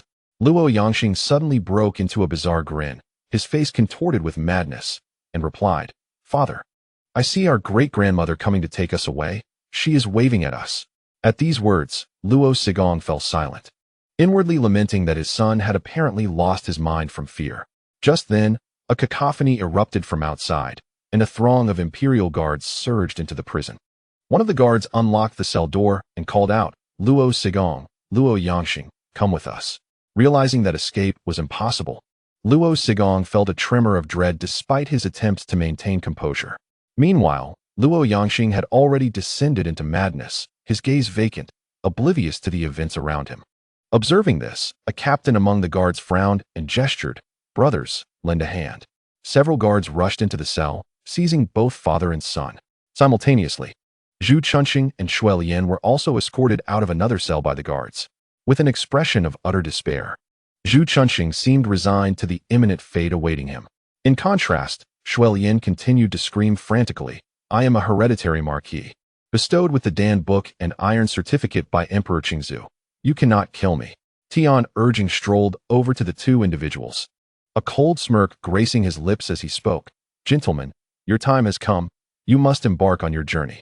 Initially, the plan was to subject you to 1,000 tortures at the Shiji Paolu, yet the Emperor, in his mercy, has chosen to grant you a reprieve, considering your lineage as loyal subjects of the realm. Upon hearing this, Shuelian's eyes sparkled with hope, and he hurriedly crawled to Tian Urging's side, his voice trembling with excitement. I knew it. I knew the Emperor would spare us. Our ancestors served the court with great distinction. He then rushed to shake the still form of Zhu Chunqing beside him, exclaiming, Zhu Chunqing, we are not to die. However, Zhu Chunqing lay motionless, seemingly indifferent to Shuelian's fervor. Tian Urging chuckled darkly and continued, Shuelian, who said you were spared from death? I had yet to finish my statement. In light of your ancestry, the Emperor has altered the decree of total extermination to one of mandated self-termination as a means to atone for your transgressions. At these words, Shuelian was immediately struck with terror, crying out in desperation, I possess the Dan Shu Tai Quan. It can save me from death. Tian Urging could not contain his laughter, replying, Lord Shui, the court acknowledges the Dan Shu Tai Quan, but it does not bear your name. Thus, we have selected one of the many descendants of the Yangwu Marquis and granted him a pardon from execution. Despite this, Shuelian continued to shout in madness. Tian Urging furrowed his brow and gestured for several Jinyui to approach. He coldly commanded, assist them on their final journey. Ensure they depart with dignity. The Jinyui moved forward slowly. At this moment, Zhu Chuncheng rose with deliberation and addressed Tian urging, Lord Tian, might you grant me a flask of poison? Tian urging nodded and signaled for a Jiang to bring a flask of wine into the cell. Zhu Chuncheng accepted the flask, took several hearty swigs, and then passed the remainder to Shuel Yin, admonishing him, Shuel Yin, your ancestors were formidable heroes. Do not disgrace their legacy. Take matters into your own hands. Observing Zhu Chuncheng's act of consumption, Shuel Yin ceased his struggles. He erupted into wild laughter, giving Zhu Chuncheng a thumbs up, proclaiming, Zhu Chuncheng, I have always looked down upon you, but today, I, Shuel Yin, refuse to bow to anyone but you. With that, he raised the flask and drank the remaining dregs. Moments later, both men collapsed to the ground, lifeless. Subsequently, two Jiang approached, meticulously examining the bodies, and upon confirming their demise, reported to Tian urging, my lord, they have indeed passed away. Tian urging nodded expressionlessly and turned to leave. After exiting the prison, he addressed the Jiang captain beside him. Zhu Chuncheng and Shuel Yin have departed. Arrange for their entire family to accompany them as well. A family should remain united, whether in this world or the underworld. None must be left behind. The captain bowed in acquiescence and hurried away. At this moment, within the confines of the imperial prison, Tianqi, upon hearing various sounds, felt his heart wrench in agony, fully aware that he was doomed. Unable to contain himself, he burst into loud weeping. Before long, Tian urging strolled over and scolded him. Tianqi, what are you wailing about here? Hearing this, Tianqi cried even louder, exclaiming, I am surely doomed today. I have no other wish but to be granted a swift end. Tian urging, taken aback, asked, are you certain you desire a quick death? Tianqi nodded vigorously amidst his tears. Tian urging chuckled and said, if that is the case, I shall show you a clear path. This cell is constructed from fine bluestone. Should your head collide with it, it will shatter like a watermelon, leaving you with no sensation at all, albeit your demise may appear somewhat unsightly. Upon hearing Tian urging's words, Tianqi was immediately filled with terror and fervently shook his head, saying, no, no, no, just give me a piece of hemp rope or a jug of poison. Dying by crashing into a wall is not my style. Tian urging replied with a smirk, are you so eager to embrace death, Tianqi? Through his sobs, Tianqi lamented, of course I do not wish to die, but how could you possibly let me go? In response, Tian urging chuckled and reassured him, do not let your imagination run wild. Today, it is the other implicated individuals who shall face execution. As for you, you may have to wait a while longer. That elder Shui has already led a team to Jiang Ning to thoroughly investigate your case and has yet to return. Even if you truly desire death, you must wait until Elder Shui returns to the capital. Hearing that he was not to die just yet, Tianqi felt an immense relief wash over him, exhaling deeply. Finally, Tian urging turned to leave. Soon after, a group of prisoners was loaded onto a prison cart. Following this, Tian urging assembled 2,000 imperial guards to personally escort the prisoners to Shisi Paolu. The procession moved forward with great pomp, and the onlooking citizens erupted in shouts, cursing, kill these treacherous dogs. They colluded with enemies and betrayed our nation, bringing calamity upon the people of Ming. The emperor is wise. Let these traitors be executed. The citizens cheered with fervor, brandishing stones, bricks, and rotten vegetables, hurling them at the prisoners. At that moment, 100 men from the imperial guard approached Tian urging and inquired, my lord, should we restrain the populace? Tian urging replied with a cold laugh, why should we stop the people? This group of treacherous dogs has caused the deaths of countless Ming citizens and border soldiers. If the people wish to vent their anger, let them do so freely. However, one thing must be noted. Do not allow anyone to kill the prisoners outright, as we must hand them over to Lord Wei for him to personally oversee their execution. The 100 men promptly acknowledged the command, and the imperial guards dispersed, allowing the citizens to surround the prison cart, hurling insults and spitting at the prisoners. Before long, Tian urging led the imperial guards to Shisi Paolu, where the officials from Shuntian Prefecture had already brought the remaining prisoners to the scene. Tian urging quickly approached Wei Zhongxian with the official documents in hand to complete the handover. As he beheld the formidable procession of prisoners escorted by the Jiang, Wei Zhongxian wore a grin that nearly stretched to his ears. After successfully completing the transfer, Tian urging remained behind to assist in maintaining order at the scene. The crowd was a sea of faces, filled with onlookers eager to witness the spectacle. Among them, some erupted in furious shouts, expressing their indignation towards the criminals. Others applauded in anticipation of the impending retribution, while still others lit firecrackers to celebrate. Then, amidst the collective gaze of the assembly, the venerable Wei strode confidently onto the platform, raising his voice to proclaim, "Esteemed elders and fellow citizens of the capital, I, Wei Zhongxian, act upon the edict of His Majesty to execute these treacherous traitors who have conspired with the enemy and allied with the barbarous Mongols. By imperial decree, their entire clans are to be implicated, and thus we shall commence with the execution of their 9 kin. As for the principal offenders, we shall reserve their fate for last, ensuring that the citizens of this city shall not be disappointed." At the conclusion of his speech, the crowd erupted in a thunderous cheer, a cacophony of approval. Observing the fervent atmosphere of the execution ground, Wei Zhongxian nodded in satisfaction. For this was the very outcome he had sought. With the people's support, enforcing the emperor's will, he felt as though he had reached the pinnacle of his existence, and fancied that a celestial ascension was but a step away. With a sweeping motion of his hand, Wei bellowed, "Let the executions commence." Instantly, a contingent of Jiang seized the prisoners, dragging them from their carts directly to the execution site. There, each was identified in turn. With a command from Wei, the executioners swiftly struck, and in an instant, dozens of heads rolled, blood gushing forth to saturate the ground. Thus, one batch after another of prisoners met their fate. The gruesome scene so harrowing that many of the spectators averted their eyes, unable to bear the sight. The executioners rotated in shifts, having already broken several blades meant for beheading. Standing beside Wei, Tianqi felt a chill creep up from his feet, leaving him thoroughly unnerved. Yet, Wei Zhongxian remained in a heightened state of exhilaration, unfazed by the sanguinary display, and continued to issue commands with unerring precision. Before long, it came time to deal with the 9 kin of the 8 major Shaanxi merchants. Wei handed a document to Tianqi, who promptly accepted it with both hands, then raised his voice to enumerate the egregious offenses of the merchants to the crowd. The citizens responded with a chorus of curses, their outrage palpable. Satisfied, Wei nodded approvingly before issuing the order to carry out the executions. Another round of swift strikes ensued, resulting in the demise of several more groups. Not long after, a dozen Jiang hurried forward to report, "We respectfully inform Lord Wei and Lord Tian. The executioners are unable to continue. The blades intended for beheading have been damaged beyond use." Wei Zhongxian's brow furrowed slightly. Displeasure etched upon his face as he replied, "Then let us summon a new cadre of executioners." The officer of the Jiang displayed an expression of embarrassment and stated, "In response to Lord Wei's inquiry, all executioners in the capital have gathered, yet several are now too fatigued to even stand." Upon hearing this, Wei Zhongxian fell into deep contemplation.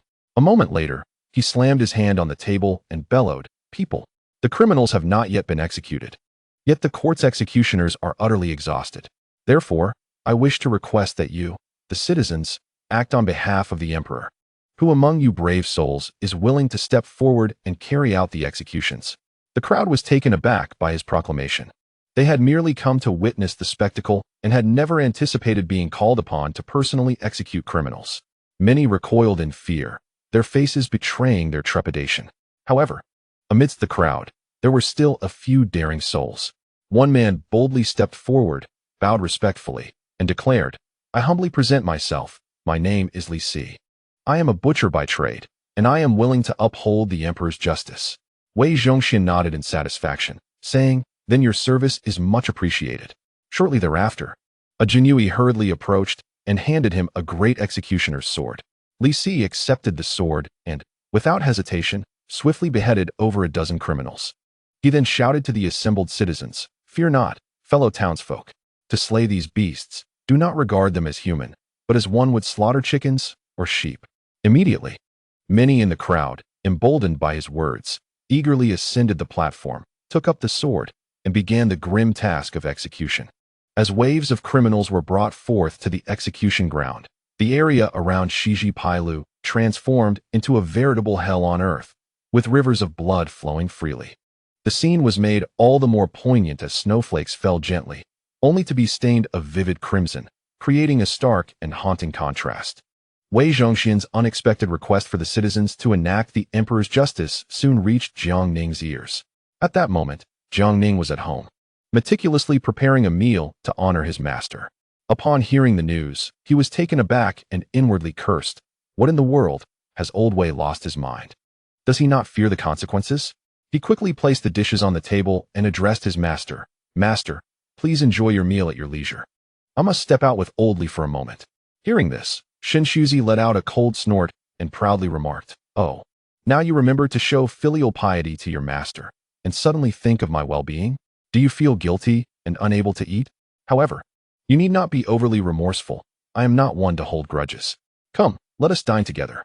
Jiang Ning, bemused by Shen Shuzi's words, hurriedly explained, Master, I genuinely have urgent matters to attend to and must step out. He then turned to Lu Ruoyan and said, Ruoyan, please fetch the exquisite daughter's red wine that Lord Wei gifted me last time, so that my master may indulge. Lu Ruoyan nodded in agreement and departed. Jiang Ning grasped Li Ruoyan's hand and strode purposefully toward the exit. Li Ruoyan, confused, could not help but inquire, My lord, what has transpired? Jiang Ning recounted Wei Zhongxian's audacious actions at the Shiji Paolu. Upon hearing this, Li Ruoyan was left utterly astonished, inwardly exclaiming, Goodness! Does Lord Wei not fear losing control of the situation with such flamboyant antics? Subsequently, Jiang Ning and Li Ruoyan hastily exited, mounting their steeds and leading a throng of imperial guards in a furious gallop towards the Shiji Paolu. Upon arriving at the scene, Jiang Ning was taken aback by the sight before him. The falling snowflakes could not mask the heavy stench of blood that permeated the air. The area around the Shiji Paolu was still teeming with people. Although a number had departed, the majority remained to witness the spectacle. Dismounting quickly, Jiang Ning and Li Ruoyan had their path cleared by the imperial guards as they made their way towards the execution grounds. As he approached the gruesome scene, Jiang Ning felt a chill grip his limbs. Known for his benevolence, he had never taken a life, not even that of a chicken, since entering the court. Wei Zhongxian, upon noticing Jiang Ning's presence, hurried over with a smile, saying, Lord Jiang, on such a frigid day, what brings you here in person? This minor affair can easily be managed by us. Jiang Ning, feeling a wave of frustration, silently berated, You old rascal, do you truly believe I wish to come? If it weren't for the fear of you losing control, who would be inclined to witness such executions in this bitter cold? Yet, he maintained a facade of cordiality and replied, As a servant of the state, it is my duty to concern myself with the welfare of the kingdom. Most of these individuals were captured alongside us from Shaanxi. It is only right that I bear witness. He then inquired, Lord Wei, how goes the execution of the offenders? Wei Zhongxian, beaming, responded, We began with the 9 clans of the criminals, and now it is the turn of the 8 major merchants' clans. However, there are simply too many. We have only managed to execute 2/3 thus far, with over 1,000 still remaining. Even the executioners have collapsed from exhaustion, which is why we have enlisted the townsfolk to assist in carrying out the sentences. Jiang Ning could only shake his head in disbelief. Turning his gaze, he observed numerous robust citizens wielding great blades, busily beheading the offenders. The brutality of the scene compelled him to turn away, shutting his eyes in a wave of dizziness. Noticing his distress, Wei Zhongxian inquired with concern, Lord Jiang, what troubles you? Are you unwell? Jiang Ning slowly opened his eyes, offering an awkward smile as he replied, I appreciate your concern, Lord Wei.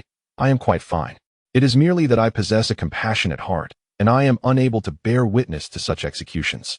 Wei Zhongxian reflected, What a coincidence, for I too share your sentiment, Lord Jiang. I cannot abide such bloodshed. I have even taken to a vegetarian diet. Jiang Ning was left utterly speechless by this response. Compassionate? Just look at the blood-soaked ground below. It resembled a river of blood. In light of such a scene, how could he dare to speak of compassion? Jiang Ning could hardly bear to witness the scene, turning his head away to avoid the gruesome spectacle of the execution ground. After all, these were vibrant lives, extinguished right before his eyes, a cruelty too profound to endure. In stark contrast, Wei Zhongxian observed with evident relish, occasionally gesturing toward the grim proceedings. Jiang Ning had intended to depart this place of turmoil swiftly, yet he found himself unexpectedly ensnared by the persistent Wei. Filled with regret, he wished to slap himself twice, inwardly berating, what folly it was to concern myself with Wei's affairs. Now, I have been dragged into this predicament. At that moment, Wei harbored thoughts of his own.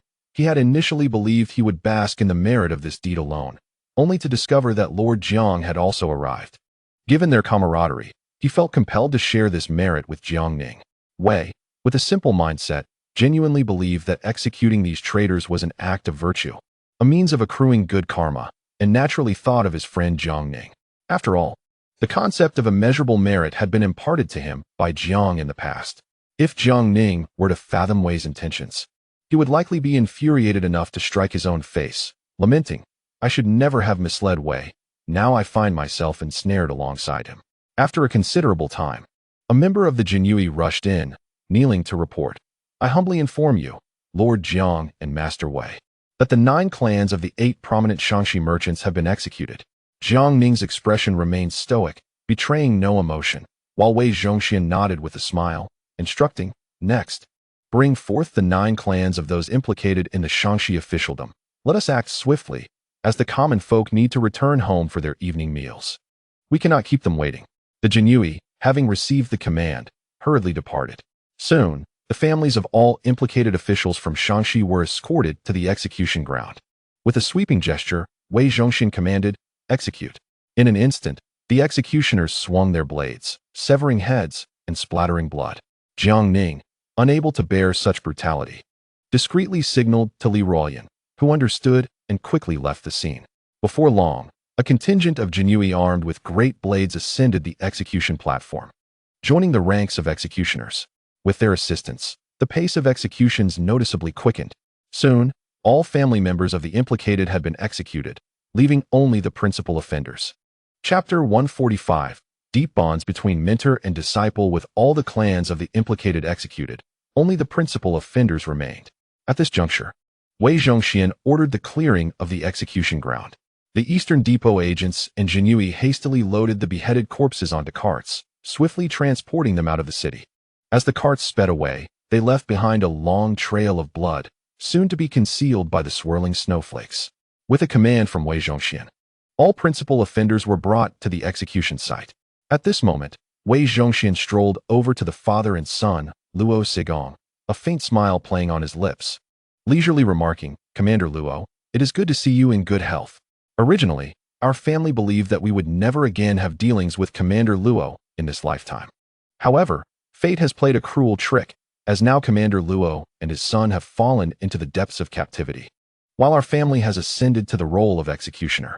Upon hearing Wei Zhongxian's scathing remarks, Luo Sigong's complexion turned pale, and he struggled to speak.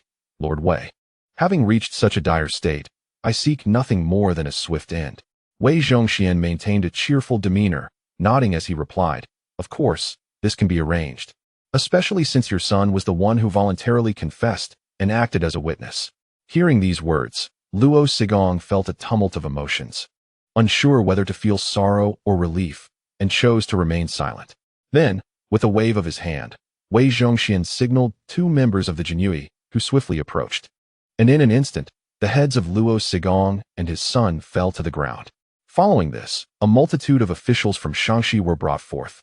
At this moment, Wei Zhongxian stepped onto the blood-stained ground, now frozen into icy remnants, and slowly approached the gathered officials.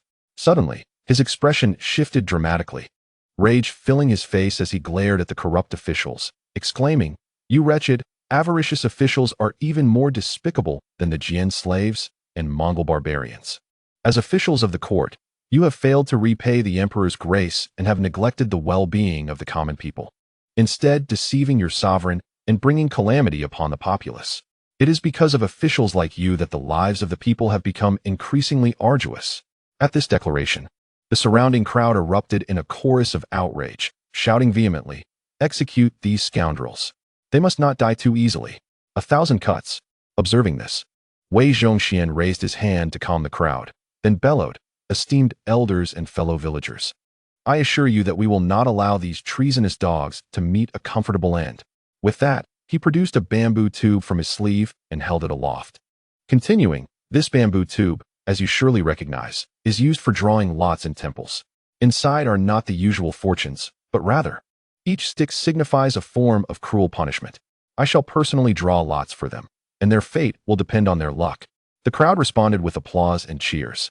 At this moment, Jiang Ning, seated upon the high platform, sat frozen in astonishment. He had thought that Old Wei's invitation for the common people to enforce the law on behalf of the court was already absurd. Yet he was unprepared for the multitude of shocking spectacles that followed.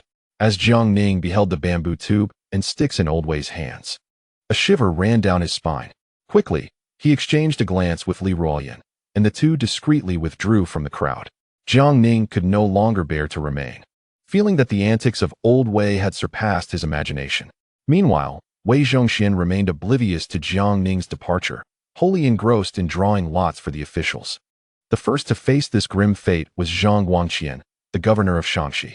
Wei Zhongxian shook the bamboo tube vigorously for a time, then drew a stick and approached Zhang Guangqian with a malicious smile, saying, "Congratulations, Master Zhang. Your luck is truly remarkable, for you have drawn the highest penalty, beheading." Upon finishing his words, Wei Zhongxian hurled the bamboo stick directly at Zhang Guangqian's feet. Zhang Guangqian gazed at the words half-sliced inscribed on the stick, his eyes rolled back, and he fainted on the spot. Several agents from the Eastern Depot, without hesitation, advanced and dragged Zhang Guangqian to the execution site. As the guillotine descended, a heart-wrenching wail escaped Zhang Guangqian's lips, his body severed into two halves. However, he did not perish instantly. Instead, he writhed in agony on the ground for nearly half an hour before finally drawing his last breath. This gruesome spectacle sent the other officials into a state of sheer terror. Subsequently, Wei Zhongxian, fueled by a chilling fervor, continued to draw lots for the other officials. With each lot drawn and the corresponding torture announced, the reactions of the officials were uniformly dismal. Either they fainted on the spot or were overtaken by fear, losing control of their bowels. Unfazed by the scene before him, Wei Zhongxian methodically directed the execution, allowing the mingled cries and despair to echo throughout the execution ground. Jiang Ning and Li Ruoyan, trembling with fear, were assisted by the Jianui as they made their way home. Jiang Ning turned to inquire, "Old Li, you are a martial artist. How is it that you are so frightened that you can barely walk?" Upon hearing Jiang Ning's question, Li Ruoyan's smile was more akin to a grimace as he replied, "My lord, this scene has nothing to do with martial prowess. It is simply that Lord Wei possesses too many diabolical ideas. Such brutal tortures were only witnessed during the reigns of our ancestors. Who would have thought that after all these years, I would witness it firsthand today? How could one not be terrified?" Jiang Ning nodded in silent agreement. The two, under the support of the Jianui, soon returned home. As they stepped into the hall, they collapsed directly into chairs. Noticing their pale faces, Lu Ruoyan and Lu Qingshan hurried over, anxiously asking, "Young masters, what has happened? Why do you look so dreadful?" Jiang Ning could not bear to recount the bloody scenes of the day, fearing it would frighten the two ladies. Thus, he mustered a strained smile and said, "It is simply quite cold outside with the heavy snow, and I must have caught a chill." Lu Ruoyan and Lu Qingshan promptly brought hot soup and offered it to Jiang Ning and Li Ruoyan. Shortly after, Shun Shuzi ambled into the living room, patting his round belly. Upon seeing the two in such a state, he couldn't help but chuckle. "Disciple, what has befallen you? You were well when you left this morning. How is it that you return in such disarray? Were you pursued by a ghost? I shall draw a few talismans for your safety." Hearing this, Jiang Ning's eyes brimmed with tears of gratitude as he replied, "Master, you are indeed kind to me. Please draw a few more." Li Ruoyan, standing beside him, looked expectantly at Shin Shuzi and added, "Old immortal, would you also draw a few for your junior?" Observing their expressions, Shin Shuzi stepped forward but suddenly took 2 steps back, his face becoming markedly grim as he incredulously asked, "What mischief did you two engage in today?" Jiang Ning, seeing the change, quickly turned to Lu Ruoyan and said, "Ruoyan, Qingshan, please fetch a bowl of noodle soup each for old Li and me. We haven't eaten since this morning." Lu Ruoyan obediently nodded and led Lu Qingshan away. As the two sisters departed, Shin Shuzi, with a grave expression, inquired, "Pray tell, how many lives have you taken today? For you carry an overwhelming scent of blood." Jiang Ning, in a flurry, vigorously shook his head like a rattle drum and exclaimed, "Master, please do not unjustly accuse your disciple. My heart is pure, and I have never harmed even a single chicken. How could I possibly take a life?" Li Ruoyan, stammering, recounted the events that transpired at Shiji Paolu earlier that day. Upon hearing her tale, Shin Shuzi sighed deeply and mused, "Good and evil will ultimately receive their due. The celestial way is one of cyclical justice. Look up and see. Does heaven spare anyone? Jiang Ning tentatively suggested, Master. Perhaps you could return to Shiji Paolu to conduct a ritual, to guide those souls to peace? At this, Shun Shuzi scoffed. Why should I partake in such trivialities? Are any of those individuals not steeped in grievous sins? Since Lord Wei has already performed their rites, I shall refrain from meddling. He then produced 2 triangular yellow talismans bound with red cord from his robe, adding, These talismans were crafted by me some time ago. Possessing the power to ward off evil and protect against calamity, one shall be for each of you. Seeing this, Jiang Ning eagerly stepped forward to receive the talisman. But Shen Shuzi abruptly withdrew it and extended his other hand toward Jiang Ning. Confused, Jiang Ning asked, Master, what does this mean? Shen Shuzi, with a serious demeanor, replied, Disciple, these talismans are the result of my century-long cultivation. After all these years, I have only managed to create these 2, meant solely for those of true worth. Upon hearing this, Jiang Ning understood and resignedly said, Master, please simply state your price. Shen Shuzi, elated by Jiang Ning's straightforwardness, thought to himself, this impudent disciple. I must seize this splendid opportunity. Failing to capitalize on this moment would be a disservice to the situation. Then, with a solemn expression, he declared, 2,000 taels of silver. Jiang Ning, upon hearing this, smiled slightly and responded, A mere 2,000 taels of silver? I was expecting a higher amount. He then reached into his robe to retrieve some banknotes. At that moment, Shun Shuzi hastily corrected himself. What I meant was 2,000 taels of silver for each talisman, totaling 4,000 taels for both. Without raising his gaze, Jiang Ning promptly produced several banknotes and handed them over, saying, Master, here are 4,000 taels in notes. Please accept them. He swiftly took the talismans, handing one to Li Ruoyan, urging, Quickly, put this on. He then placed the other talisman into his own robe. Finally breathing a sigh of relief, Shen Shuzi, glancing at the 4,000 taels in his hands, suddenly realized he had undervalued his offer. Feeling somewhat awkward, he began, Disciple, I did not finish my previous thought. I meant 2,000 taels of gold for each talisman, making it a total of 4,000 taels of gold. Upon hearing Shen Shuzi's sudden demand for 4,000 taels of gold, Jiang Ning leapt from his seat, disbelief etched on his face as he exclaimed, Master, I have always held you in the highest regard, and considering our bond, I thought we could forego such material discussions. To my astonishment, Master, as a grand sage personally appointed by the Emperor, you find yourself entangled in such mundane matters. Cannot you aspire to greater heights? Observing Jiang Ning's growing impatience, Shen Shuzi offered an awkward smile and replied, For 1,000 taels of gold is merely the price for outsiders. You are my sole disciple, and although you have yet to receive the true teachings, the bond between master and student remains intact. How could I possibly demand 4,000 taels of gold from you? 4,000 taels of silver will suffice. With that, he hastily tucked the 4,000 taels of silver notes into his robe. Chapter 146. The appearance of one he as Wei Zhongxian executed a multitude of individuals involved in the treasonous conspiracy in Tianqi. The case temporarily reached a conclusion. The remaining related personnel would have to await the return of Shui Guoguan and his team from the south for further action. Following this incident, the officials of the capital seemed to have received a severe wake-up call, resulting in a notable decrease in their previously reckless behaviors and unbridled accusations. During these few days, Jiang Ning submitted a memorial, citing illness as the reason for his absence from court. Strangely, the absence of Jiang Ning rendered the court atmosphere unexpectedly harmonious. The usually staunch and formidable Yang Lian and Zhuo Guangdou also quieted down significantly, refraining from submitting any further accusations. Despite Jiang Ning's claimed illness keeping him from court, Wei Zhongxian, that living bodhisattva, was invariably present. It is worth noting that the blood from the execution of thousands at Shiji Paifang had yet to dry. The mere thought of this left the officials of the Donglin faction trembling with fear. At such a precarious moment, they dared not stir trouble, lest they unwittingly find themselves dragged to Shiji Paifang to experience the chilling punishment of drawing lots. During these days, Jiang Ning remained industrious within his estate, meticulously scrutinizing the intelligence reports sent by the various Jinyui. As he perused the documents, his brow furrowed in concern. He had not anticipated the Donglin faction's influence in the south to be so deeply entrenched.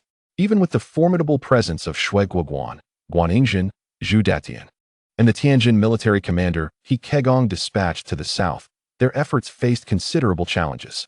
Jiang Ning gazed at the intelligence report in hand, wearily rubbing his temples. At that moment, Li Ruoyan, ever attentive, inquired, "My lord, what troubles you so?"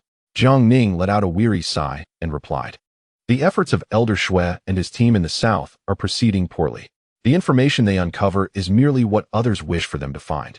The individuals implicated have long since had their evidence meticulously cleaned up by the Donglin faction, although they have managed to uncover nearly 30 million taels of silver. It seems this is merely the price paid by the Donglin faction for their safety. I suspect it will not be long before Elder Shui and his team return to the capital." Upon hearing this, Li Ruoyan's brow also furrowed in concern. As Jiang Ning's trusted confidant, he understood all too well that the Donglin faction loomed over Jiang Ning like a heavy mountain, suffocating in its weight. Subsequently, Jiang Ning asked, "Old Li, are there any other developments in the capital?" In response, Li Ruoyan awkwardly replied, "Currently, news of Lord Wei is circulating both inside and outside the capital, though opinions vary widely." Jiang Ning gestured for Li Ruoyan to continue. After a brief cough, Li Ruoyan spoke. "Some say that Wei Gonggong is akin to the legendary Bao Qing Tian of the Song dynasty, a reincarnation of He Gangfeng, vanquishing corrupt officials and standing up for the common people. Yet, there are whispers that Wei Gonggong is a ruthless figure, akin to a living Yama, who would not hesitate to harm even the dogs at his doorstep and would reduce eggs to mere yolks with a shake. Ant nests at home would be scalded with boiling water, and earthworms in the fields would be split in two." Upon hearing Li Ruoyan's words, Jiang Ning's expression turned serious, and he remarked, "It appears someone is scheming in the shadows, deliberately tarnishing Wei Gonggong's reputation. It is well known that Wei Gonggong had a formidable standing in the capital." Li Ruoyan, upon hearing this, quickly inquired, "My lord, should we discreetly investigate who is stirring the pot and daring to besmirch Wei Gonggong?" Jiang Ning smiled slightly and replied, "Old Li, there is no need for an investigation. Who else but those literary scholars, who wield their pens like weapons, could perpetrate such an act? A well-placed stroke of the pen can be far more lethal than our spring knives, capable of taking lives without bloodshed, leading to ruin with just a few words." Understanding the gravity of the situation, Li Ruoyan asked, "My lord, what shall we do? We cannot simply sit idle. If Wei Gonggong's reputation is irreparably damaged, it may also implicate you." Jiang Ning chuckled and said, "I had already contemplated this matter. I just hadn't found the time to address it. Fortunately, I can resolve it during these few leisurely days." Li Ruoyan, intrigued, eagerly asked, "What are your plans, my lord?" Jiang Ning responded with a smile, "If I recall correctly, we have a scribe in the Jinyue named Zhang Wenhe, correct?" After a moment of contemplation, Li Ruoyan nodded. "I remember him. He was once a down-and-out scholar, surviving by writing, though his works were mere clichés.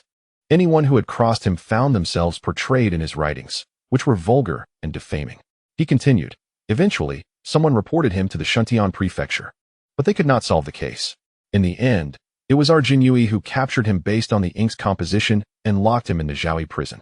He was later released to atone for his crimes due to our shortage of manpower in handling documentation." Suddenly, Li Ruoyan asked, incredulous, "My lord, you don't mean to suggest?" Jiang Ning laughed and said, "Old Li, I have read some of his writings, and his prose is indeed quite proficient. Moreover, I had old Tian investigate his background, and those he wrote about do share enmity with him. Zhang Wenhe is not inherently malicious. He was merely a downcast scholar focused on the imperial examination. It is unfortunate that during a local test, he was impersonated, and the examiners colluded to accuse him of carrying cheat sheets, stripping him of his title, and subjecting him to severe beatings. Since then, he has been wandering about, writing books to make a living, which has caused him to endure quite a bit of hardship over the years." Li Ruoyan, unable to believe his ears, spoke up, "My lord, do you intend to use this article to alter the public's perception of Lord Wei in the capital and beyond?" Jiang Ning chuckled and replied, "Writing books is too time-consuming and not worth the effort. Does the court not have official reports? We shall issue a brand new type of report under the auspices of the Jinyue. As for the content, it will cover everything from major state affairs to the daily lives of the common folk, all conveyed in simple and comprehensible language, ensuring that the populace can easily grasp its meaning. We shall refer to this report as a newspaper." Upon hearing this, Li Ruoyan asked with curiosity, "My lord, will this truly change the people's view of Lord Wei?" Jiang Ning smiled and said, "It might be feasible in the capital and the northern regions, but it will certainly not work in the south. One must understand that the south is the domain of the Donglin literati. However, I have a contingency plan. If my memory serves me correctly, theatrical scripts must be submitted to the authorities for approval before they can be performed. And this matter falls under the jurisdiction of the Ministry of Rights, with the Jianqi overseeing it. I will speak to Gu Bingxian and have him delegate this task to us in the Jianqi. In due course, we shall have this article written, while also composing theatrical scripts for the troops in the capital to perform far and wide. It won't be long before we can thoroughly control public opinion." Li Ruoyan, intrigued, inquired, "My lord, what do you mean by public opinion?" Jiang Ning explained with a smile. Public opinion refers to statements issued by authoritative institutions, which can also be understood as official documents released by the court, capable of instilling a certain degree of credibility among the populace, leading them to wholeheartedly accept the sentiments expressed. In time, we shall be able to contest for the hearts of the people against the Donglin literati of the south. Upon hearing this, Li Ruoyan clapped his hands in approval, exclaiming, "Truly remarkable, my lord. You have devised such a clever strategy." Jiang Ning chuckled at the praise and remarked, "Old Li, spare me the flattery. The court's official reports have existed for many years. At their core, they merely reflect a disregard for the common people's plight. Those entrenched in power wish for the populace to toil endlessly in the fields, laboring like beasts of burden. And they have no desire for the common folk to engage in discussions about court affairs. This is the essence of the strategy to keep the masses in ignorance. The populace, in their ignorance, is precisely what they wish to see. It is akin to the court never encouraging acts of valor. Do you know why?" Li Ruoyan, intrigued, quickly urged, "Please enlighten me, my lord." Jiang Ning smiled and explained, "The court refrains from endorsing acts of courage because if today you dare to intervene against injustice, brandishing your sword in defiance, you might tomorrow rise against the unreasonable tyranny of the court. Those in high positions of authority seek to fundamentally extinguish the spirit of the people, rendering them weak and ignorant, thus allowing them to oppress the populace without restraint and plunder their resources. Such tactics have existed since the Qin dynasty, as articulated in the book of Lord Jiang." Upon hearing this, Li Ruoyan, filled with indignation, slammed his hand on the table and exclaimed, "This is utterly despicable. They will stop at nothing to oppress the people." Hearing this, Jiang Ning smiled bitterly and remarked, "How often do we see emperors laughing in the annals of history? Yet have we ever witnessed the tears of the common people? Every grand achievement of successive emperors has been built upon the blood and tears of the populace.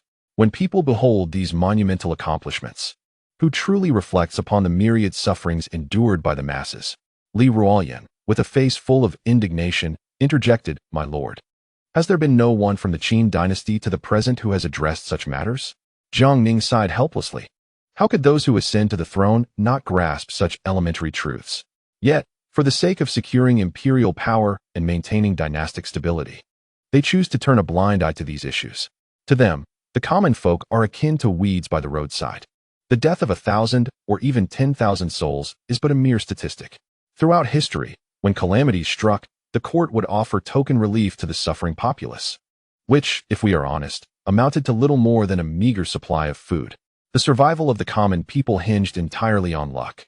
At times, the court would not only refrain from providing assistance, but would also view the afflicted as rabble, executing them on the spot to instill fear in the hearts of others. Upon hearing this, Li Ruoyan's forehead throbbed, and his eyes reddened as he exclaimed, "These individuals are utterly devoid of humanity." In our Ming dynasty, at the doors of the county offices, provincial offices, and the offices of the circuit supervisors, there stand inscriptions decreed by our illustrious founder, stating that officials must serve the people, that the common folk are easily oppressed, and that heaven is not to be deceived. Jiang Ning sighed and replied, "Old Li, our founder was indeed wise and valiant, establishing the Ming dynasty. Yet, over 200 years have passed. Even the most formidable means of our founder can no longer sway the hearts of the present populace. Corruption among officials has become rampant. As members of the Jianqi, we have witnessed this ourselves." Li Ruoyan's expression fell, and he cautiously inquired, "My lord, since you assert that these regulations have been tacitly permitted by emperors throughout history, does this not mean that by hastily initiating public discourse, you are essentially awakening the people's consciousness? How will the emperor account for this?" If it falls into the hands of those with ill intent, it could endanger you. Jiang Ning chuckled softly. Oldly, you need not concern yourself with that. Compared to previous dynasties, our Ming system is quite robust, with few deficiencies. My willingness to engage in public discourse, allowing the common folk to deliberate on state affairs and thus awaken their consciousness, is driven by the desire to leverage their voices to counterbalance those in power at court, as well as the landlords and gentry. If executed properly, it can also aid the emperor in establishing his authority. Take Emperor Shenzong of the Wanli era, for instance. He did not hold court for decades, yet the Ming continued to function normally, without collapsing. This sufficiently demonstrates that our systems are fundamentally sound, with only minor shortcomings. With my direct involvement and the emperor's backing, enhancing the status of military officials to achieve a balance between civil and military powers, even if future rulers prove incompetent. There will still be the cabinet and the Ministry of War to oversee matters. As long as the voices of the common people can influence those in high positions, that is sufficient. For in the hearts of the people, the emperor is their faith, an infallible beacon, except in the case of tyrants. Even when the emperor occasionally errs, the populace tends to believe that it is the court officials who have obscured the sovereign's judgment, attributing any misdeeds to treacherous ministers within the court. Upon hearing Jiang Ning's explanation, Li Ruoyan, still gripped by trepidation, remarked, "My lord, while your words hold truth, I cannot help but feel uneasy. Such matters, if mishandled, may easily ignite calamity. Look at Zhang Jujing from the Wanli era. Despite his immense power, he ultimately met a tragic end, his corpse subjected to disgraceful treatment. This cautionary tale looms large before us and cannot be disregarded." Hearing Li Ruoyan's concerns, Jiang Ning could not suppress his laughter, placing a hand on his belly and replying, "Old Li, I am not Zhang Jujing of the Wanli era, and the current emperor is not the same as Emperor Shenzong. Everything I do is driven by a sense of duty, devoid of any selfish intentions." Yet Li Ruoyan remained anxious, responding, "It is clear to me that your intentions are noble, my lord. However, it is precisely this that amplifies my worries. Throughout history, how many devoted individuals have met with a favorable conclusion? Though you share a brotherly bond with the emperor, the road ahead is still long. I would rather you intersperse some personal interest in your endeavors. This way, you will not be perceived as an infallible sage, but rather as a flesh-and-blood individual. Thus, even if someone seeks to exploit your position in the future, the emperor may be able to downplay the situation, mitigating any consequences." Touched by Li Ruoyan's genuine concern, Jiang Ning offered reassurance. "Old Li, the journey ahead is still lengthy. Let us proceed with caution. After all, I did not aspire to this position. It was the emperor and Lord Wei who forcibly drew me into the court. I made my reluctance clear, yet both were immediately incensed, leaving me no room for refusal." Li Ruoyan, incredulous at Jiang Ning's extraordinary account of his entrance into office, exclaimed, "My lord, surely you jest." Jiang Ning chuckled and replied, "How could I jest about such matters? If you doubt me, feel free to inquire with the emperor or seek confirmation from Lord Wei." At this, Li Ruoyan awkwardly chuckled twice, silently pondering. The Lord claims he is not joking, yet I am not a fool. Who would dare approach the emperor? And as for Lord Wei, who would not avoid him in the capital? He is a figure both revered and feared, akin to a living embodiment of both Yama and the Bodhisattva. Who would dare approach him lightly? As the atmosphere relaxed, Jiang Ning turned to Li Ruoyan with a smile. "Old Li, let us proceed to the Yamen. It has been some time since my last visit, and it is opportune to meet Zhang Wenhe to assess whether he is indeed the most suitable candidate." Consequently, both donned their cloaks and braved the wind and snow, making their way directly to the office of the Jinfu department. Tianqi was diligently attending to his duties as usual, and upon seeing Jiang Ning and Li Ruoyan enter, he quickly greeted them with a smile. "My lord, Old Li, what brings you here? Is there something amiss?" Jiang Ning smiled in reply. "Old Tian, I have not been at the Yamen lately. I appreciate your hard work. We have indeed come for a specific matter today." Tianqi promptly inquired, "Might I ask what business you have, my lord? I will make the necessary arrangements immediately." Jiang Ning smiled and said, "Old Tian, I recall that there is a clerk named Zhang Wenhe in our town's pacification office. Please fetch him for me." Tianqi was momentarily taken aback, then nodded, waving his hand, prompting a nearby imperial guard to depart hastily. Shortly thereafter, a man in his 30s was brought in.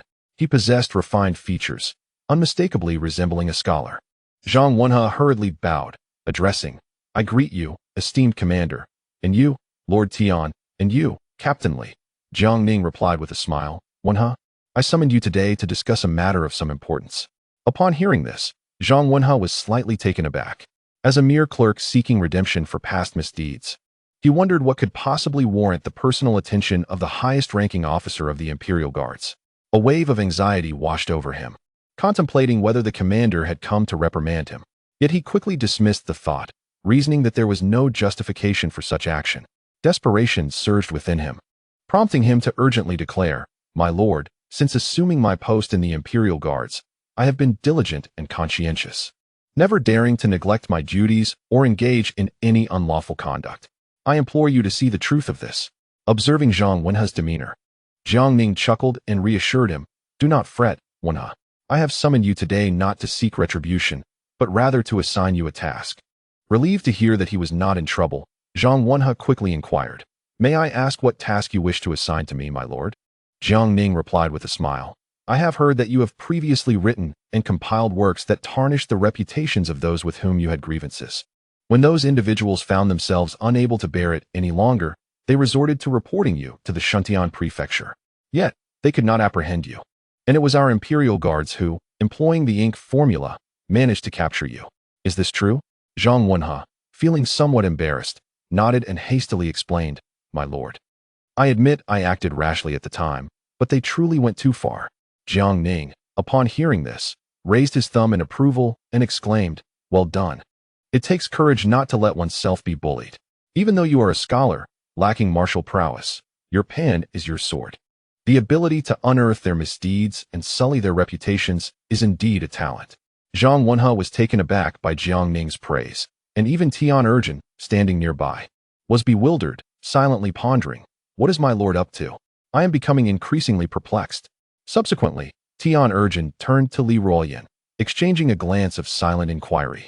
Li Ruoyan could only raise her eyebrows, thinking, Old Tian, the Lord's ways are often inscrutable. It is only natural for you to feel confused. Had he not hinted at anything beforehand, I too would be perplexed. Then, Jiang Ning continued with a smile, Wenhe, I wish to utilize your literary skills to launch a new official newspaper throughout the Ming dynasty, to be called the Ming Times. It should not only encompass significant national affairs, but also include anecdotes from the lives of common folk. Jiang Ning proceeded to elaborate in detail on the concept of the newspaper to Jiang Wenhe. Jiang Wenhe understood immediately, nodding in agreement. My lord, this task is certainly manageable. Our esteemed Jiang Yi oversees the intelligence of the realm, a task for which I am well equipped. As for the arrangement and composition of writings, that is indeed my forte. Observing Jiang Wenhe's cleverness, Jiang Ning nodded in satisfaction and remarked, Wenhe, in light of your capabilities, I hereby promote you to the position of Qianhu within the Jiang Yi, and I shall ensure you are provided with the necessary personnel and monthly funding. You shall have full authority over the newspaper affairs. Upon hearing this, Jiang Wenhe promptly bowed respectfully and replied, I am deeply grateful for your patronage, my lord. I shall devote myself wholeheartedly to repay your kindness. Jiang Ning responded with a smile, Wenhe, the responsibilities you carry are substantial. Do not hesitate to approach me should you encounter any difficulties. Regarding the composition of theatrical texts, I will speak with Minister Gu of the Ritual Department and request the Emperor's decree, entrusting this matter to you. In the meantime, I would like you to draft some samples for my review. Jiang Wenhe eagerly nodded. I shall make the necessary arrangements at once. Jiang Ning then continued. As for the newspaper's publication, we can issue 3 editions monthly, clearly indicating the dates, starting with distribution both within and outside the capital. The pricing should be accessible to the common folk, set at 1 coin per copy. Additionally, we must deploy our undercover agents to promote it, enlisting storytellers, singers, and narrators to assist with the publicity. We must cultivate an atmosphere of enthusiasm. Jiang Wenhe nodded in agreement. Jiang Ning then patted Jiang Wenhe on the shoulder, smiling as he said, Wenhe, work diligently. I have great faith in you. With that, he departed from the town's magistracy, leaving Jiang Wenhe overwhelmed with emotion, tears brimming in his eyes. Tian Urjin and Li Ruoyan approached with smiles, and Tian Urjin congratulated Qianhu Zhang. Congratulations. Jiang Wenhe hastily returned the gesture, saying, I am fortunate to be under your lordship's guidance, and I kindly ask for your continued support. Finally, Li Ruoyan exchanged a brief word with Tian urging before hastily taking his leave. After offering Zhang Wenhe a few words of encouragement, Tian urging returned to his office to continue his work. Standing alone in the grand hall of the Jiang Wei, Zhang Wenhe trembled with excitement. Initially, he had feared that Jiang Ning had come to reprimand him, but instead, he was presented with an extraordinary opportunity. To him, the notion of harming the innocent was inconsequential compared to the greater good, and he considered any potential loss of virtue as merely a means of accruing merit. He would write as instructed by Lord Jiang, and he would target whoever Lord Jiang deemed fit. Zhang Wenhe held an unwavering confidence in his literary prowess. In his eyes, there was no one in the entire Ming dynasty whom he could not undermine, nor anyone whose reputation he could not tarnish with his brush. Chapter 148. A further promotion after departing from the town's magistracy, Jiang Ning, accompanied by Li Ruoyan and a cohort of Jiang Wei, braved the wind and snow en route to the palace to seek an audience with Zhu Youjiao. Upon arriving at the entrance to the imperial study, they encountered Fang Zhenghua, clad in a luxurious fur cloak, standing quietly. Upon noticing Jiang Ning's arrival, Fang Zhenghua promptly rose to greet him. Jiang Ning inquired, "Fang Gonggong, how has the emperor's health been of late?" Fang Zhenghua quickly responded, "Rest assured, Lord Jiang. With the prescription from the esteemed immortal, I have personally been preparing and administering the medicine to the emperor. In recent times, numerous skilled court physicians have been recruited from the populace, administering acupuncture and massage to the emperor every other day. Currently, His Majesty's health has significantly improved." At this, Jiang Ning nodded in acknowledgement. Subsequently, Fang Zhenghua added, "Master Jiang, we have selected several reliable and reputable young eunuchs from the palace to accompany these physicians and learn the art of medicine. Once they have gained sufficient knowledge, these young eunuchs will assist the physicians in attending to the emperor. This will undoubtedly enhance the assurance of His Majesty's well-being." Hearing this, Jiang Ning nodded once more. It seemed that after the previous incident, Fang Zhenghua had been genuinely shaken, and now both he and Old Wei were exceptionally vigilant. Soon after, Fang Zhenghua led Jiang Ning directly into the imperial study. While ordinary officials would require an announcement, Jiang Ning was clearly an exception. Upon entering the grand hall of the study, they found Zhu Youjiao sprawled over the imperial desk, soundly asleep, surrounded by a mountain of memorials, with ink smudged across his face. Seeing Zhu Youjiao in such a state, Jiang Ning couldn't help but chuckle softly. Fang Zhenghua, feeling embarrassed, hurried forward to gently rouse Zhu Youjiao. Upon awakening, Zhu Youjiao looked at Jiang Ning and, somewhat perplexed, asked, "Brother Jiang, what brings you here?" "I was so engrossed in reviewing the memorials that I fell asleep without realizing it. I hope I did not embarrass you." Observing Zhu Youjiao's casual remarks, Jiang Ning cleared his throat and replied, "Your Majesty is wholly devoted to national affairs. It is I who have intruded upon your time." Beside them, Fang Zhenghua stood awkwardly, holding a handkerchief, unsure of what to do. Noticing Fang Zhenghua's discomfort, Zhu Youjiao inquired, "Fang, what troubles you?" Fang Zhenghua, looking quite troubled, responded, "Your Majesty." "Your face?" Zhu Youjiao absent-mindedly wiped his face, only to discover the ink stains, and quickly took the handkerchief to clean himself. After a moment, Zhu Youjiao, feeling quite embarrassed, said, "Well, Brother Jiang, I assure you I am not being lazy. There has simply been too much to handle lately. With the year drawing to a close, the memorials have piled up like mountains, and I find myself somewhat overwhelmed." Upon hearing this, Jiang Ning smiled and remarked, "Your Majesty, given the weight of state affairs, it is imperative that you take care of your health." As he spoke, Jiang Ning approached the desk, gazing at the overwhelming stack of memorials. Zhu Youjiao quickly grasped Jiang Ning's arm and said, "Brother Jiang, would you assist me in managing these for a moment, so I may stretch my limbs?" Jiang Ning, upon hearing this, vigorously shook his head and promptly declined, "Your Majesty, I would not dare to overstep my bounds. However, I have a modest suggestion. With so many memorials, it would be prudent to organize them.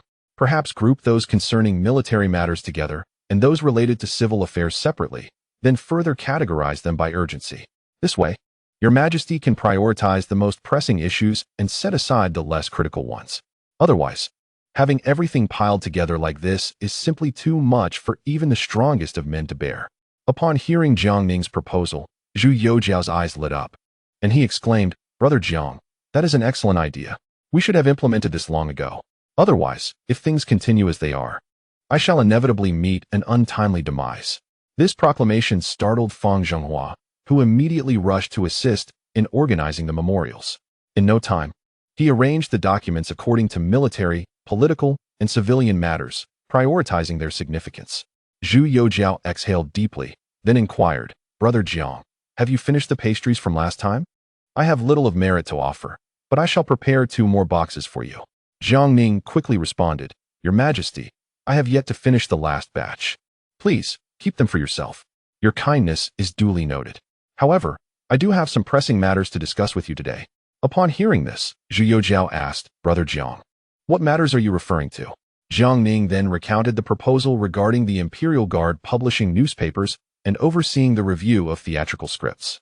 Zhu Youjiao applauded and exclaimed, Brother Jiang, your idea is simply splendid. I shall issue an edict shortly, instructing Li Buzgu Bingxian to transfer the task of reviewing scripts to the Imperial Guard. Additionally, there is another matter I would like your assistance with. Intrigued, Jiang Ning inquired, What matter does your Majesty refer to? Zhu Youjiao's complexion slightly flushed as he confessed, I am engulfed in affairs of state within the imperial study, yet rumors circulate among the populace that I am but a carpenter emperor, lost in woodworking. This is a blatant slander against me. Once your newspaper is operational, could you include my diligent efforts in reviewing memorials and managing state affairs? I wish for the common people to understand that I am devoted to the welfare of the Ming dynasty and not a negligent carpenter emperor, as they claim. Jiang Ning chuckled and replied, Of course. Should you wish to convey any messages directly to the people, simply send word to the Jinfu office, and we shall print your words in the newspaper. Zhu Youjiao was elated, stating, That would be wonderful. Once the newspaper is prepared, remember to deliver a copy to me first for my review. I wish to see each issue as soon as it is published. Jiang Ning nodded, Certainly. I will arrange for a copy to be sent to you immediately upon completion. At that moment, Zhu Youjiao inquired, Brother Jiang, does this newspaper have an official title, akin to the Court's Gazette? After a moment of contemplation, Jiang Ning proposed, I suggest the name Daming Times. What do you think, Your Majesty? Zhu Youjiao shook his head and replied, That name lacks charm. I believe it would be better named Tianqi Times. Jiang Ning felt speechless, silently chastising Zhu Youjiao for his audacity in wanting to associate the newspaper with his era name. Tianqi Times essentially proclaims to the world that this newspaper is the creation of Emperor Tianqi.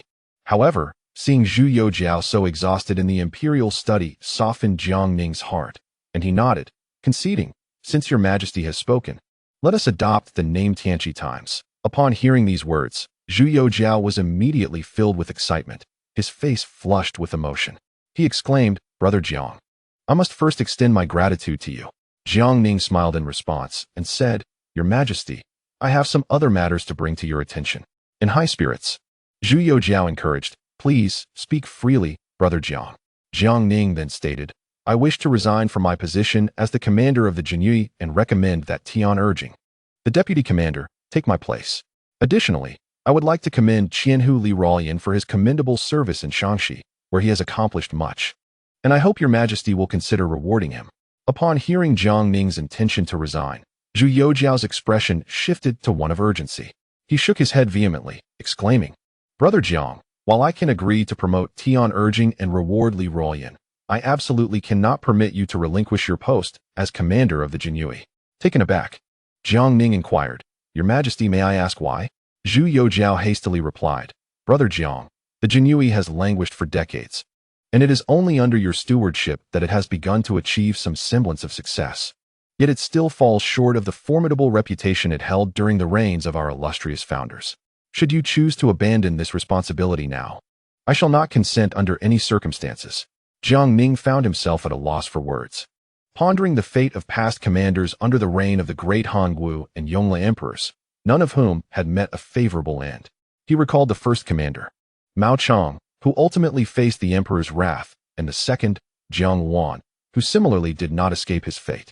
As for Ji Gang, serving under the Yongle emperor, he was audacious enough to contemplate rebellion, only to meet a grim end as well.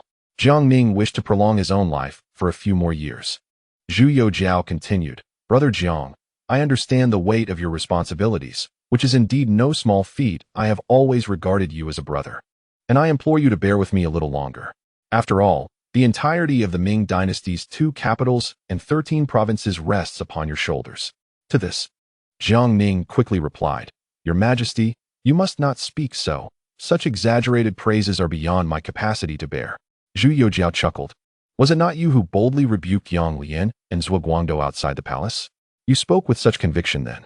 Jiang Ning felt a wave of regret wash over him, wishing he could slap himself for his past words, uttered in a moment of frustration with those 2 foolish individuals. He had never imagined that Zhu Youjiao would bring it up now. Seeing Jiang Ning's troubled expression, Zhu Youjiao cheerfully suggested, Brother Jiang, I know you face considerable challenges. As do I, and indeed, who among the 6 ministries is not struggling? Therefore, we must all persevere together. Here is my proposal. I shall promote you to the position of Chief Commander of the Jinyue, overseeing all matters of the agency. On days without pressing matters, you need not visit the Jinfu office daily. However, the overall leadership of the Jinyue must remain under your guidance.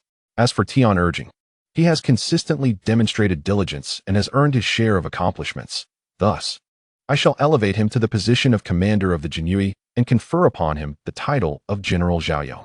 Regarding Li Ruolian, I shall promote him to Deputy Commander of the Jinyue, overseeing the Southern Jinfu office, and bestow upon him the title of General Huayuan. What are your thoughts on this arrangement? Upon witnessing Zhu Youjiao's concession, Jiang Ning felt it inappropriate to decline further. He bowed and expressed his gratitude, saying, I accept the decree, and I thank your Majesty for your immense grace. Seeing Jiang Ning nod in agreement, Zhu Youjiao smiled and remarked, Brother Jiang, I have always known you to be my loyal companion. Jiang Ning, taken aback, silently cursed, I regard you as a brother, yet you treat me like a mere servant. How dare you say such things? He quickly interjected, Your Majesty, I have one more matter I wish to request your benevolence on. Zhu Youjiao replied, Speak freely, Brother Jiang. As long as it is not another instance of you wanting to resign, I can acquiesce to your request. Jiang Ning hastily stated, I earnestly beseech your Majesty to issue a decree recalling Duke Zhang Weixian from his post, assigning him as the left commander of the Wujuan Dudu Fu. I am about to initiate reforms within the Wujuan Dudu Fu, and these commanders must be present. Otherwise, the ensuing complexities may overwhelm me. Zhu Youjiao, in agreement, nodded and declared, in that case, I shall issue the decree to relieve Duke Zhang Weixian from his duties as the general of Shanhaiguan and summon him back to the capital to serve as the left commander of the Wujuan Dudu Fu. As for Duke Su Shi, he shall take over the position of general of Shanhaiguan. Jiang Ning raised no objections to this decision. Subsequently, after exchanging light banter with Zhu Youjiao, Jiang Ning took his leave. Fang Zhenghua accompanied Jiang Ning to the palace gates, and they bid each other farewell. Jiang Ning approached Li Ruolian with a smile and promptly exclaimed, Old Li, congratulations. You must treat us tonight. Li Ruolian, momentarily bewildered, thought Jiang Ning merely wished for a gathering, and with a glum expression, responded, Sir, could we perhaps postpone this? My finances have been rather tight lately. I was recently dragged to the Jiaofang Sea a few times by the old immortal, and now my pockets are emptier than my face. Hearing this, Jiang Ning erupted in laughter. Old Li, my congratulations pertain to your promotion. Li Ruolian stood there, stunned. Noticing his reaction, Jiang Ning chuckled and clarified. The emperor has just decreed the promotion of Old Tian to the position of commander of the Jinyue, bestowing upon him the title of general of Zhaoyou, while you are elevated to the rank of deputy commander of the Jinyue, overseeing the Nanzhenfu, and honored with the title of general of Huayuan. Upon hearing Jiang Ning's words, Li Ruolian was momentarily speechless, then inquired, with Old Tian promoted to commander of the Jinyue, what about you, sir? Have you truly resigned from the position of commander?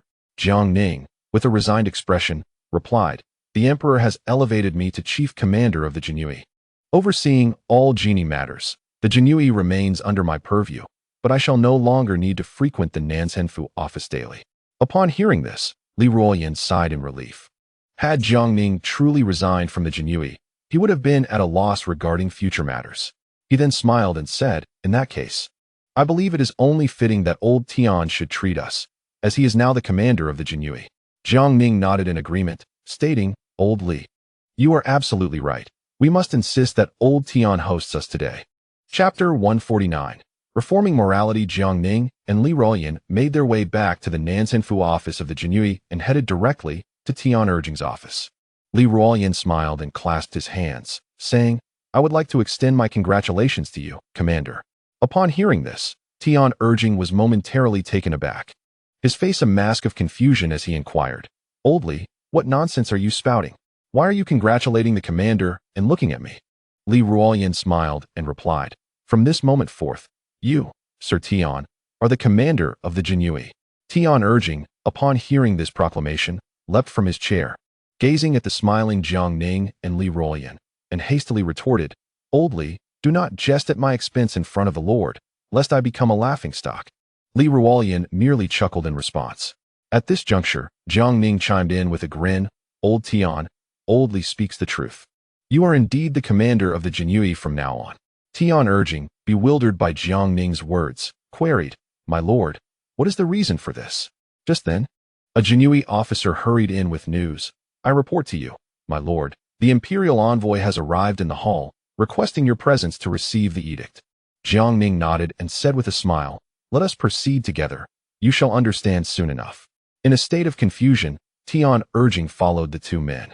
They were met by a young eunuch bearing the imperial edict, whom Jiang Ning recognized as Fang Zhenghua's godson, presumably named Fang Xiaozhong.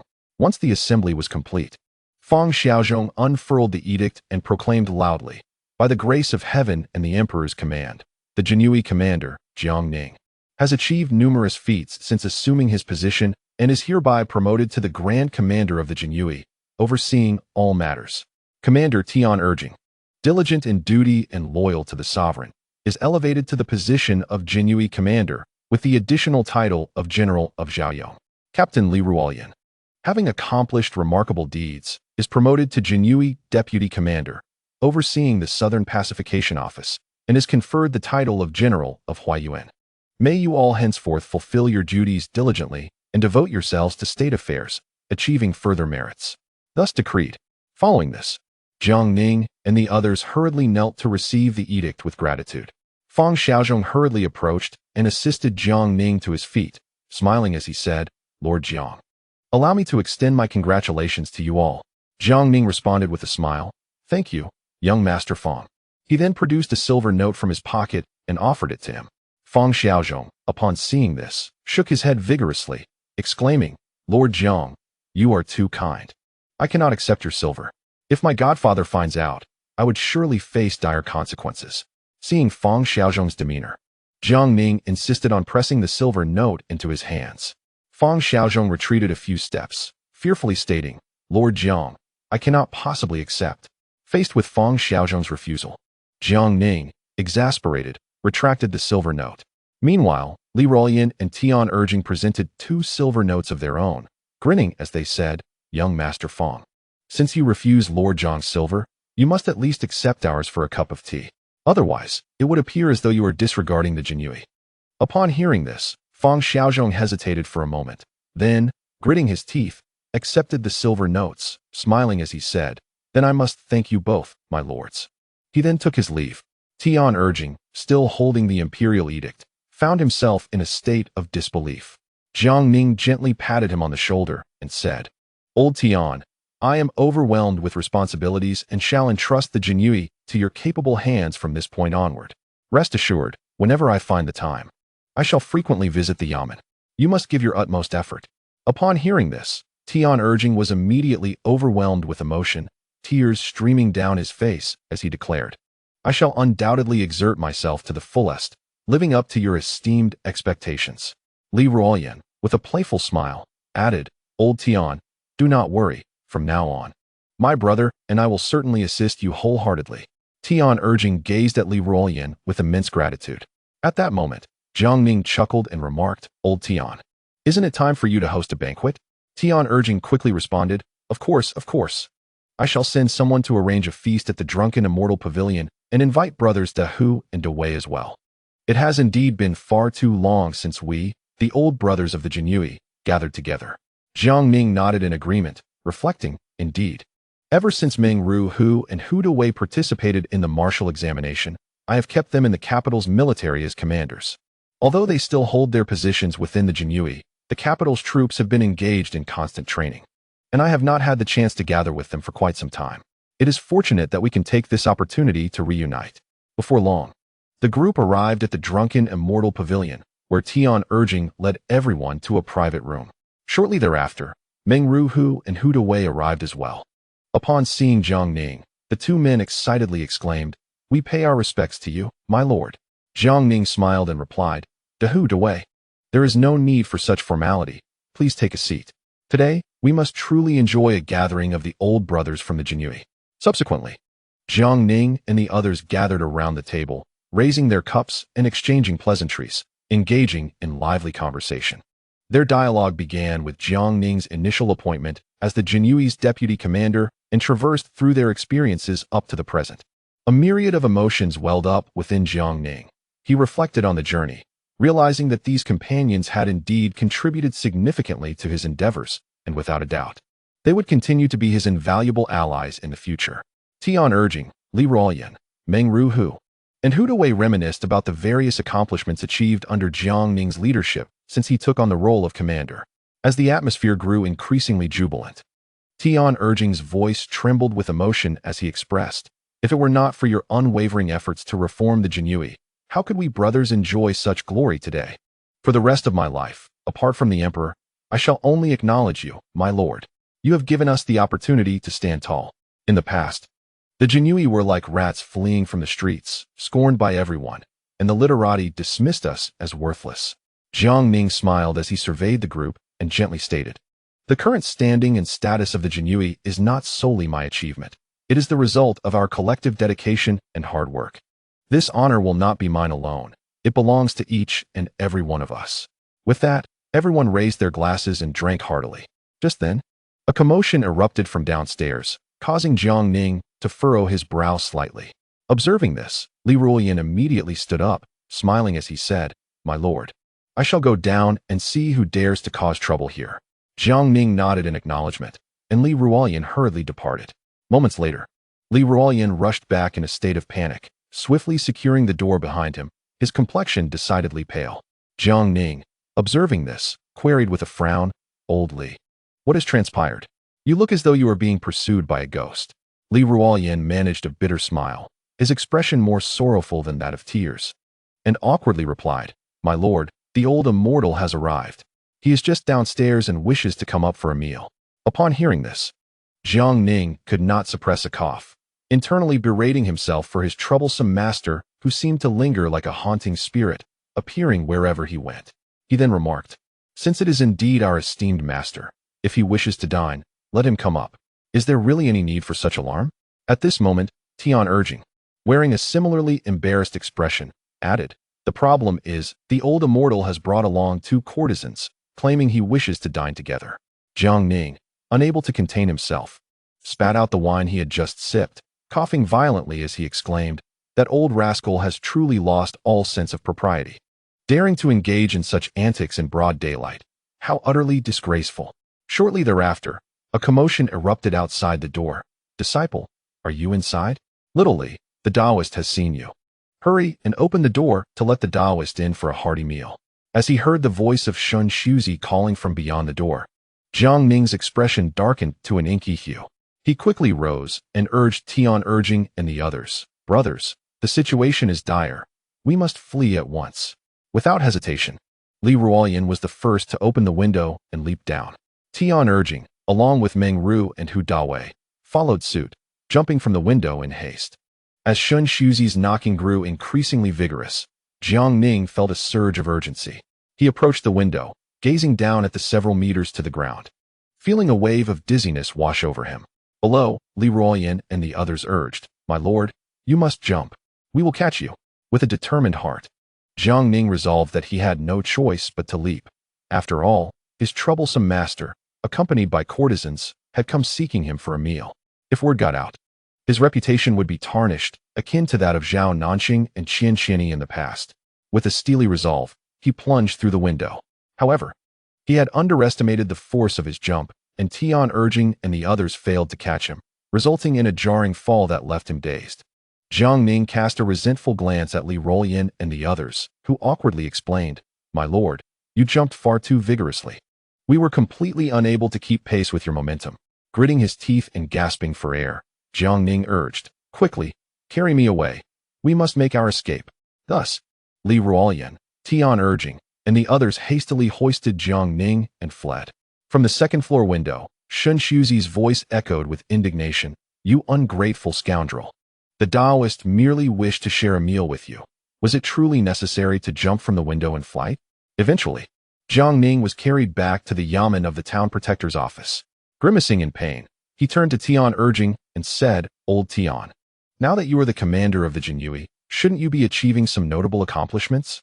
Tian urging, taken aback by the inquiry, stood there in bewilderment and replied, My lord, I too desire to accomplish something significant, yet I have not encountered any major cases at present. Jiang Ning spoke with a grave expression. How could there be none? The recent events lie before us, plainly visible. Tian Ergang, upon hearing these words, became increasingly perplexed. Jiang Ning, with a serious demeanor, continued. A monk brazenly indulging in debauchery in broad daylight, consorting with courtesans, and even escorting them out of the brothel. Such behavior is a flagrant affront to morality. This trend must be curtailed and addressed with urgency. Tian Ergang could not suppress a cough at this proclamation. Reforming the brothel's moral conduct hardly constituted a significant case. In the past, the Jinyui had never concerned themselves with such matters. Yet, since Jiang Ning had voiced his stance, he felt compelled to acquiesce, stating, I understand. I shall promptly arrange for personnel to oversee a thorough reformation of all brothels in the capital, vigorously suppressing those monks and priests who disregard moral codes. Upon hearing Tian Ergang's words, Li Ruoyan's spirit soared. He thought to himself, at last, I might accumulate some silver. If I endure further escapades with that old immortal, I shall surely face bankruptcy. He then added, Old Tian, the gambling houses in the capital also require regulation, particularly those involving monks in gambling activities. Tian Ergang was at a loss for words. Must the Jinyui intervene in gambling matters as well? What a peculiar situation. Jiang Ning understood that his unworthy master not only frequented brothels, but also squandered time gambling and indulging in wine, which was utterly outrageous. He then solemnly stated, Old Tian, after you visit the Ministry of Revenue, consult with Minister Gua. We shall raise the tax on all registered brothels and gambling houses in the capital to 30%, increasing the burden of taxation. Simultaneously, we shall issue a strict prohibition against monks visiting brothels, indulging in wine, or gambling. Any violations will result in severe penalties. With no leniency, Tian Ergang hastily accepted the order. Meanwhile, Li Ruoyan was increasingly elated. He felt he could finally escape the turmoil caused by the old immortal.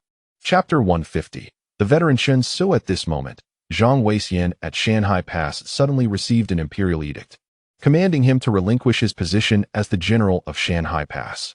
He was to return to the capital immediately to serve as the left commander of the front army in the Five Armies Command. The position of general at Shanhai Pass would be taken over by Duke Dinghua, Sushi. Zhang Weixian was instantly overwhelmed with excitement, pondering, at long last. Lord Jiang remembers me, Zhang Weixian. Now that the emperor has summoned me back to the capital, it appears that Lord Jiang intends to take control of military power. From this point onward, my role in the Five Armies Command shall carry significant weight. This opportunity grants me a favorable position. He promptly instructed his attendants to prepare his belongings for an immediate journey back to the capital. Subsequently, Zhang Weixian sought out Duke Dinghua, Sushi, to inform him of his return to the capital. Upon hearing Zhang Weixian's news, Sushi was beside himself with anxiety, quickly inquiring, Lord Ing, did the edict mention me? Zhang Weixian smiled slightly and replied, Indeed, it did. I am to step down from my post as general of Shanhai Pass, and from today onward, you shall be the general of Shanhai Pass, no longer merely the deputy general. Upon hearing this, Sushi felt as though he were about to spew blood. He had longed to leave the icy, desolate Shanhai Pass, only to find that the edict had summoned Zhang Weixian back while leaving him in this frigid, inhospitable place. Sushi hurriedly grasped Zhang Weixian's hand, earnestly pleading, My lord, upon your return to the capital, I implore you to speak favorably on my behalf before Lord Jiang and His Majesty. Please find an opportunity to have me recalled to the capital. This frigid land of Liaodong is unbearable. I cannot endure another moment here. Zhang Weixian merely nodded dismissively, then took his leave, boarding his carriage to commence the journey back to the capital. Unexpectedly, shortly after the carriage set off, Sushi was seen sprinting behind, desperately clutching the carriage curtain as he shouted, My lord, you must convey my words. He continued, tell Lord Jiang that I, Su Shi, am willing to return to court to serve the nation, to shine and contribute. I am not afraid of hardship. Observing Su Shi's fervent demeanor, Zhang Weixian nodded with resignation and assured him, rest assured, Duke Dinghua, I will deliver your message. Yet Su Shi remained unconvinced, still gripping the curtain tightly. Running alongside the carriage as he implored, my lord, please relay to Lord Jiang and His Majesty that even if I cannot assume the position of a general in the military command, I would gladly accept any role. Even as an assistant general, I truly cannot bear to remain in Liaodong any longer. At this point, Su Shi was on the verge of tears. Having been raised in the comforts of the capital, despite being of noble lineage, he had never endured such suffering. The harsh cold of Liaodong had long since become intolerable, and he could not afford to miss this opportunity. After all, Lord Jiang was notoriously unreliable. If he were to petition the emperor for Zhang Weixian's return to the capital, it was likely due to a lack of capable individuals at his disposal. However, once Zhang Weixian returned to the capital, Su Shi feared he would be forgotten by Lord Jiang, potentially stranded in Liaodong for 3 to 5 years, or even a decade. By then, the harsh conditions of this desolate land might well extinguish the very essence of his being. Seeing Su Shi's relentless clinging, Zhang Weixian grew impatient, reaching out to pry Su Shi's fingers from the curtain. In response, Su Shi's heart raced with panic, tears streaming down his face as he pleaded, my lord, upon your return, you must remember to tell Lord Jiang and His Majesty that the Dinghua family remains loyal to the Ming dynasty, devoted to the emperor. Henceforth, I shall follow Lord Jiang without reservation. I only ask to be swiftly recalled to the capital. Do not leave me stranded here in Liaodong. Yet at that moment, Zhang Weixian was anxious to proceed, and Su Shi's pleas fell on deaf ears as he continued to forcefully pry Su Shi's fingers away, stating, Duke Dinghua, you must release your grip. I need to return to the capital promptly. The decree stipulates a set date for our return, and I dare not delay. You are aware of the recent news from the capital. Lord Jiang and Elder Yuan went to Shaanxi on official business, and Minister Guo missed the convoy, causing Lord Jiang's party to wait for an entire day. It was reported that Lord Jiang nearly throttled Minister Guo in frustration, but fortunately, Elder Yuan and Lord Wei intervened to save him. Ultimately, it was Prince Xin who personally mediated the situation, leading Lord Jiang to relent. Otherwise, Minister Guo might have perished at Lord Jiang's hands. Though I am of advanced age, I still wish to serve the court for several more years. I do not wish to return only to be met with such a fate. Please, do not be the cause of my demise. Thus, a rather comical scene unfolded. Zhang Weixian sat in the carriage, which accelerated at an alarming pace. Duke Dinghua Su Shi clung desperately to the curtain, unwilling to let go as he sprinted alongside. Eventually, Zhang Weixian, exasperated, stated solemnly, rest assured, Duke Dinghua, upon our return to the capital, I shall faithfully relay your words to His Majesty and Lord Jiang, word for word. What say you? Hearing this, Su Shi felt a twinge of worry, not due to doubt in Zhang Weixian, but rather disbelief that the unreliable Lord Jiang would genuinely remember him. Observing Su Shi's unwavering grip, Zhang Weixian grew increasingly anxious, declaring, Duke, you must cease your pursuit. If you continue, you shall undoubtedly follow me back to the capital. As the commander of Shanhaiguan, abandoning your post is a grave offense under Ming military law, punishable by death. In haste, Zhang Weixian lifted his leg and, with a swift kick, sent Su Shi tumbling.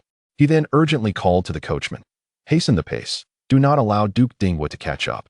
The coachman obeyed, cracking the whip, and the carriage surged forward, with the accompanying entourage galloping furiously behind.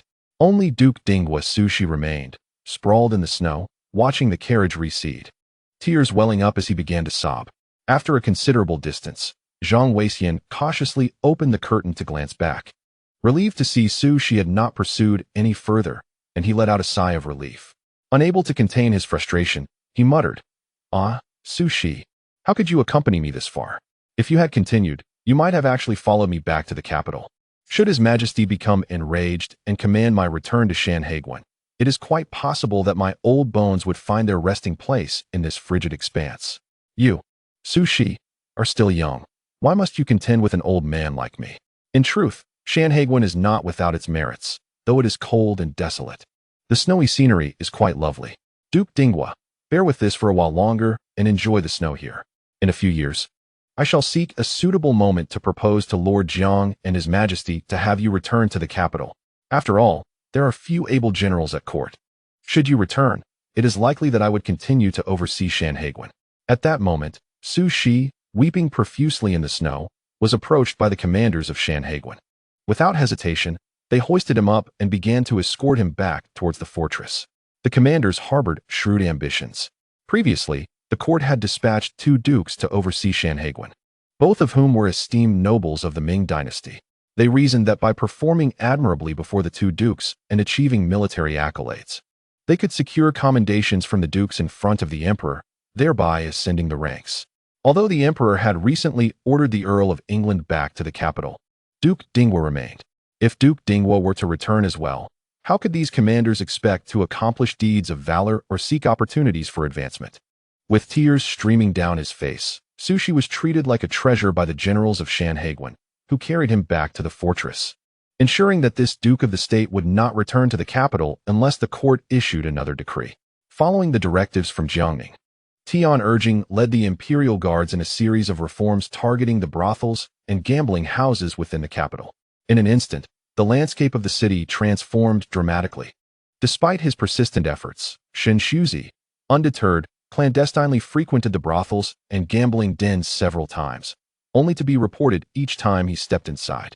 Consequently, these establishments faced hefty fines. Eventually, upon seeing Shen Shuzi approach, the brothels and gambling houses would promptly shut their doors and windows, refusing him entry. For several had already been penalized due to his visits.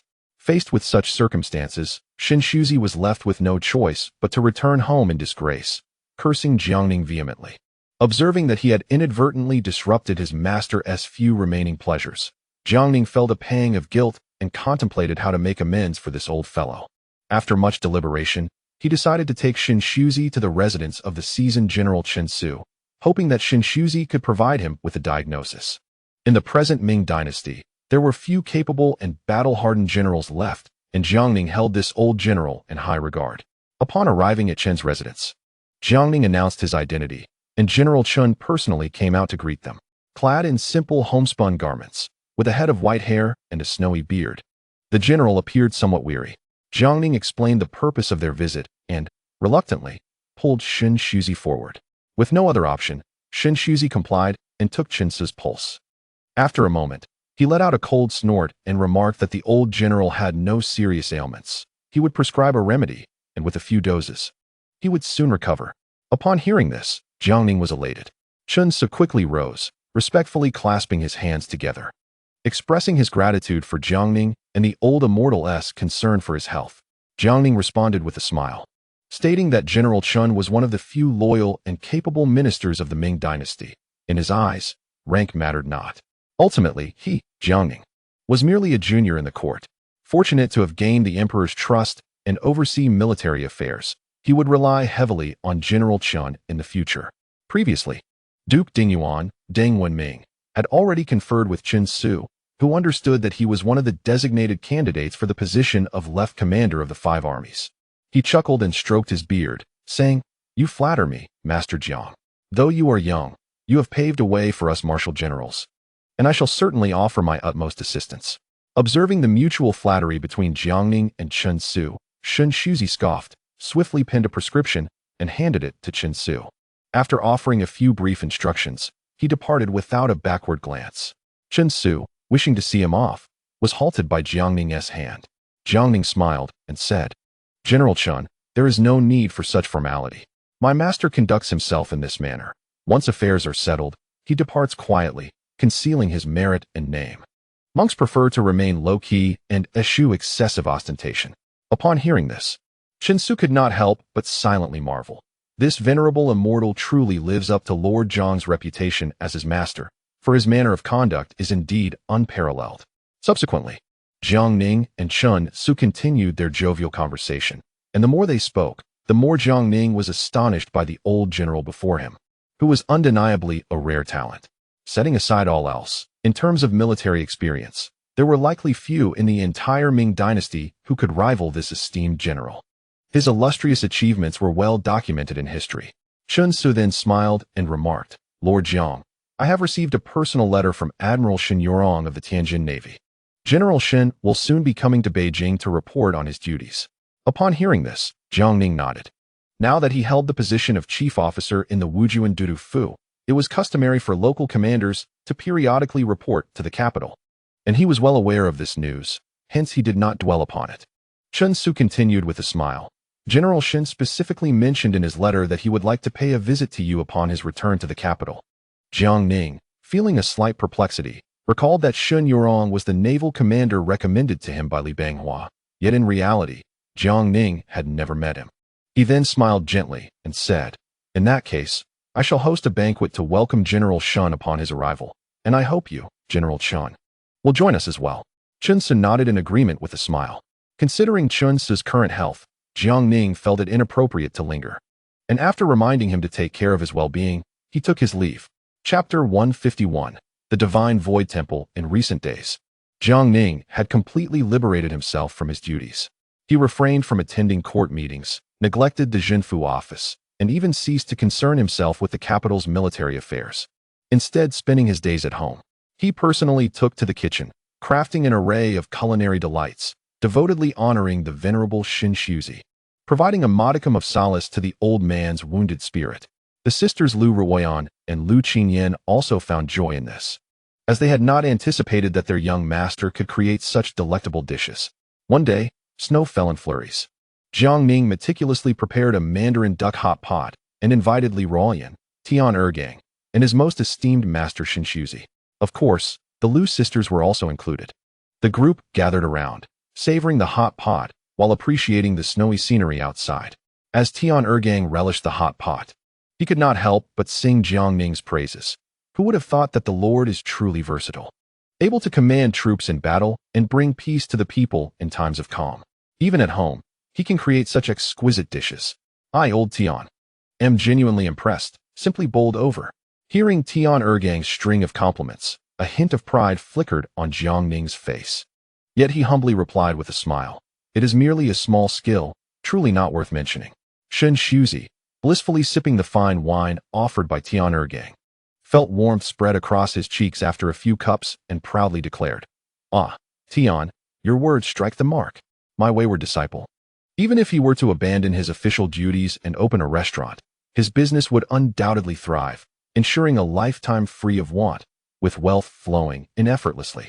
Upon hearing these words, Jiang Ning's expression darkened immediately, and he could not help but internally curse. What is this old fellow doing? Is he complimenting me or mocking me? My previous restaurant ultimately shut down, yet he still has the audacity to say that my establishment would flourish with business and abundant wealth. Isn't that just a slap in my face? Meanwhile, Jiang Ning fell into contemplation. There were not only his restaurant on that street. Why was it that his business was so desolate, ending in closure?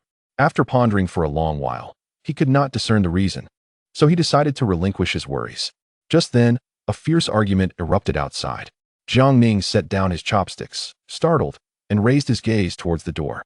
Simultaneously, Tian Ergang and Li Ruoyan followed suit, looking in the direction of the commotion. The quarrel outside grew increasingly intense, and Tian Ergang slammed his hand on the table, dropping his chopsticks heavily as he cursed. "Damn it! Who has the audacity to cause a ruckus before the dignitaries? I, old Tian, shall go out and deal with them." With that, Tian Ergang stood up, storming towards the door. However, after taking just a few steps, a peculiar-looking Jin Yiwei rushed in to report, "I beg your pardon. My lord, East Factory's Wei Gonggong, Minister Su, and Duke Dingyuan have come to pay their respects, and they are currently arguing outside." Jiang Ning was taken aback, and Tian Ergang froze instantly. Although he had just been promoted, he dared not act recklessly in front of these three prominent figures. Jiang Ning pondered in confusion. When did these three come together? Without further deliberation, he instructed the guards to invite them in. As the main door swung open, the three entered, their faces flushed from arguing. The individuals inside were astonished, their eyes widening. Upon reaching Jiang Ning, he greeted them with a smile. "Wei Gonggong, Duke Ding, and Minister Su. What brings you three to my residence today? What is the cause of your quarrel?" Immediately, Wei Zhongxian, with a face full of grievance, spoke. "Jiang Darin, you must help us adjudicate this matter. The emperor has decreed the construction of the Shinshu temple for the old immortal. and we thought to relieve his burdens by taking on this task. After all, in and out of the capital, our family is quite adept at helping the local folk with building bridges, roads, constructing houses, and digging wells. It is merely a small act of filial piety from us juniors towards the old immortal. However, Duke Ding insists on seizing this task, refusing to yield. At that moment, Duke Ding hurriedly interjected, Jiang Darren, Wei Gonggong speaks the truth. The emperor's decree for the construction of Shinshu Temple is something I too wish to assist with, fulfilling my filial duty and contributing my efforts. Previously, I restored the 3 major camps in the capital and built the 5 armies command in the Ming Heroes Shrine. You, Jiang Darren, have seen the quality of those projects firsthand. There is no dispute there. Yet, Minister Su insists on meddling in this matter. Jiang Darren, please adjudicate this for us. Is this reasonable? The emperor's decree was merely to construct a temple for the venerable sage, not to erect the forbidden city. With such a modest undertaking, how much work can be divided among everyone? Su Guanqi, undeterred, passionately retorted, Wei Gonggong, Duke Ding, you two are exceedingly domineering. Master Shinshu is not only my esteemed teacher, but also a significant contributor to our Ministry of Works. I wish to lend my assistance as well. Yet, the moment I speak, you both chastise me, denying me any role in this endeavor. Lord Jiang, please arbitrate this matter for me. What is the meaning of this? Jiang Ning, rendered speechless, realized that the emperor's order to construct a temple for his dear mentor had nearly incited a brawl among the 3 prominent figures of the court. As the tension mounted and it appeared that conflict was imminent, Jiang Ning raised his voice, urging, everyone, please calm down and be quiet. Gradually, the 3 men settled into silence, their eyes fixed on Jiang Ning, awaiting his decision. With an expression of resignation, Jiang Ning turned to Master Shinshu and said, Master, this temple is intended for you. You should take the lead in this matter. Although I am your foremost disciple, I find myself ill-equipped to make this decision on your behalf. Master Shinshu, sensing the awkwardness, smiled sheepishly and remarked, Wei Gonggong, Duke Ding, I appreciate your intentions. However, when it comes to the construction project, the Ministry of Works has a more reliable reputation. Upon hearing this, Wei Zhongxian and Deng Wenming were immediately incensed. Was it possible that they were deemed unreliable in the eyes of the venerable sage? They were poised to voice their objections when Master Shinshu hastily corrected himself. I misspoke. Perhaps you 3 can divide the work, as constructing this temple will not be accomplished overnight. How about each of you work for 10 days? Jiang Ning nearly choked on his words at this suggestion. 10 days of labor from each, cycled among the 3, would surely yield a monumental project.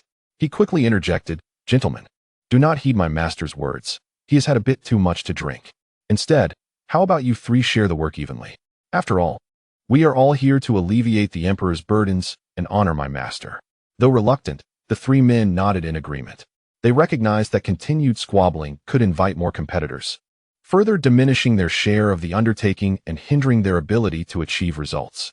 Sensing their reluctant consensus, Jiang Ning promptly instructed Lu Qingyan and Lu Ruoyan to procure bowls and chopsticks, warmly inviting the 3 to take a seat.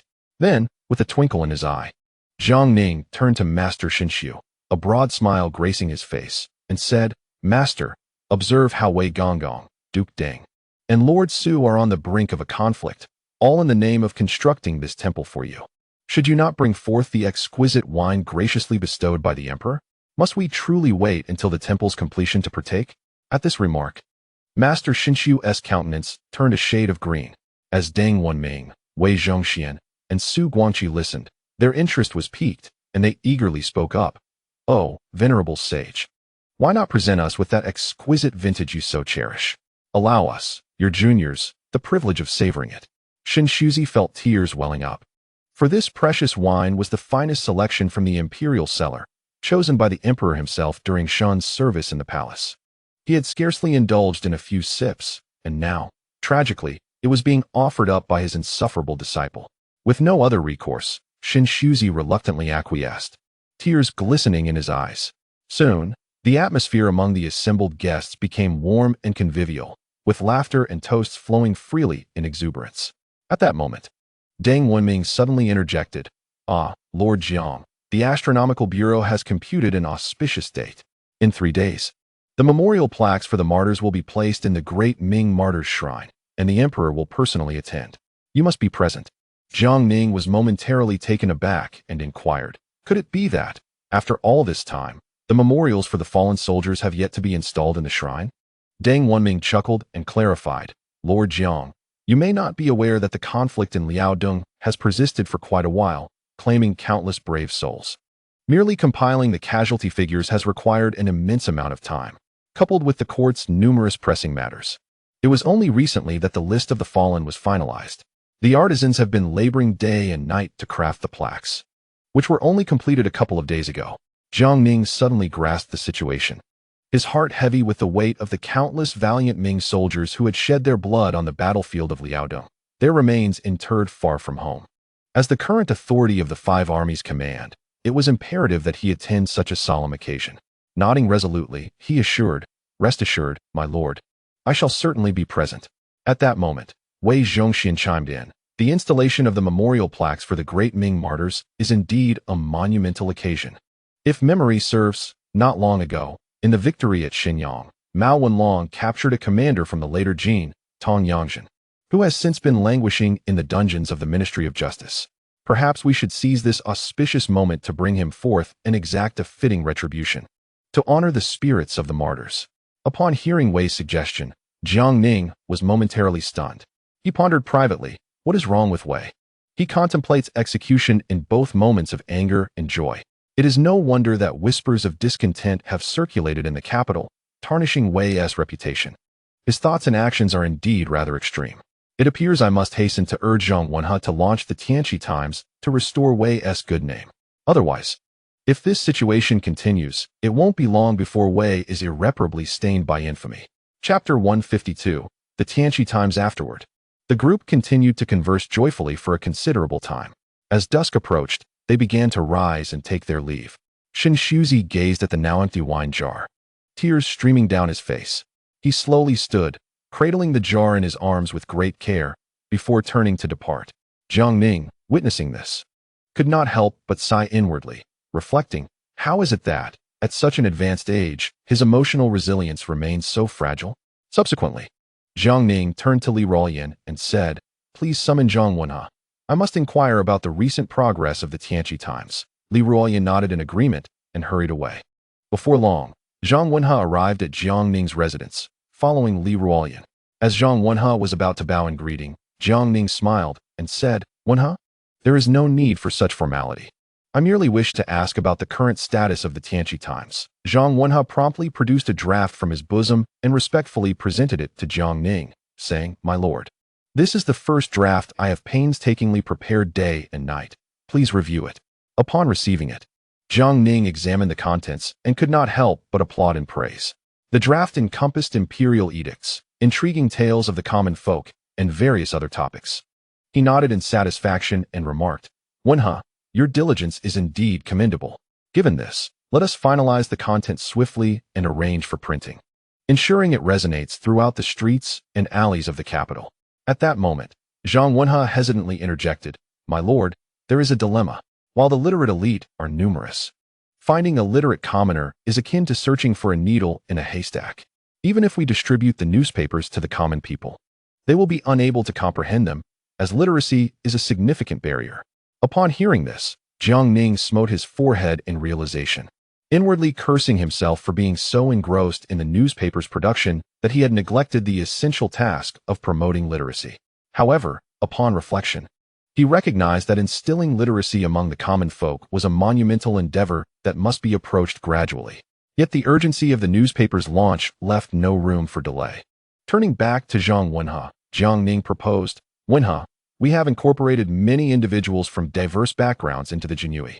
Select a group from among them to serve as storytellers, disseminating the newspaper's contents in taverns, tea houses, and bustling streets, ensuring they read clearly to the common folk. Remember, it is imperative to use plain and accessible language. Avoid any convoluted or archaic expressions. Zhang Wenhe nodded in agreement, assuring, my lord, I shall attend to this immediately. Jiang Ning continued, but wait, Wenhe, tomorrow, I will present this draft to the emperor. He has many thoughts he wishes to share with the people of the Ming dynasty. I shall return with his words, and you will feature his imperial message as the headline of the Tianqi Times. ensuring it is meticulously proofread before distribution. Upon hearing this, Zhang Wenhe was nearly overwhelmed with excitement. The emperor intended to communicate with the populace through the Tianqi Times, and as the newspaper's primary overseer, he felt a profound sense of responsibility. Jiang Ning reiterated, moreover, Wenhe, it is essential to prominently feature Lord Wei in the newspaper. Over the past year, he has performed numerous charitable deeds within the capital, and we must ensure his contributions are well publicized. Zhang Wenhe nodded vigorously, responding, my lord, I understand. Yet Jiang Ning, still somewhat apprehensive, added also, do not neglect the arrangement of theatrical scripts. For instance, let us compose several segments highlighting Lord Wei's endeavors.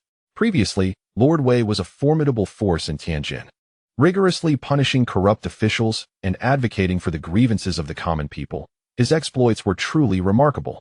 Furthermore, in Shaanxi, he exerted considerable effort in dealing with traitors who colluded with the enemy.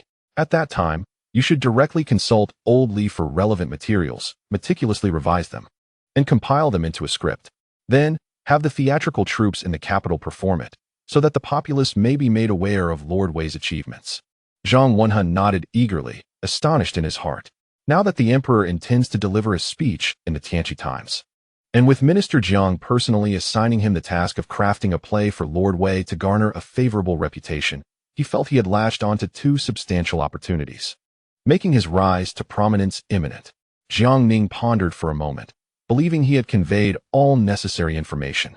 After all, Zhang Wenhe possessed extraordinary talent in this area. If he were to elaborate further, it might only reveal his own lack of expertise. Given the current situation, promoting Lord Wei's commendation through both the newspaper and the play seemed a dual approach. If this could not absolve Lord Wei, Jiang Ning would truly be at a loss. Subsequently, Zhang Wenhe took his leave. At that moment, Li Ruoyan spoke up. Sir, I now understand. The newspaper you wish to promote is indeed of boundless utility.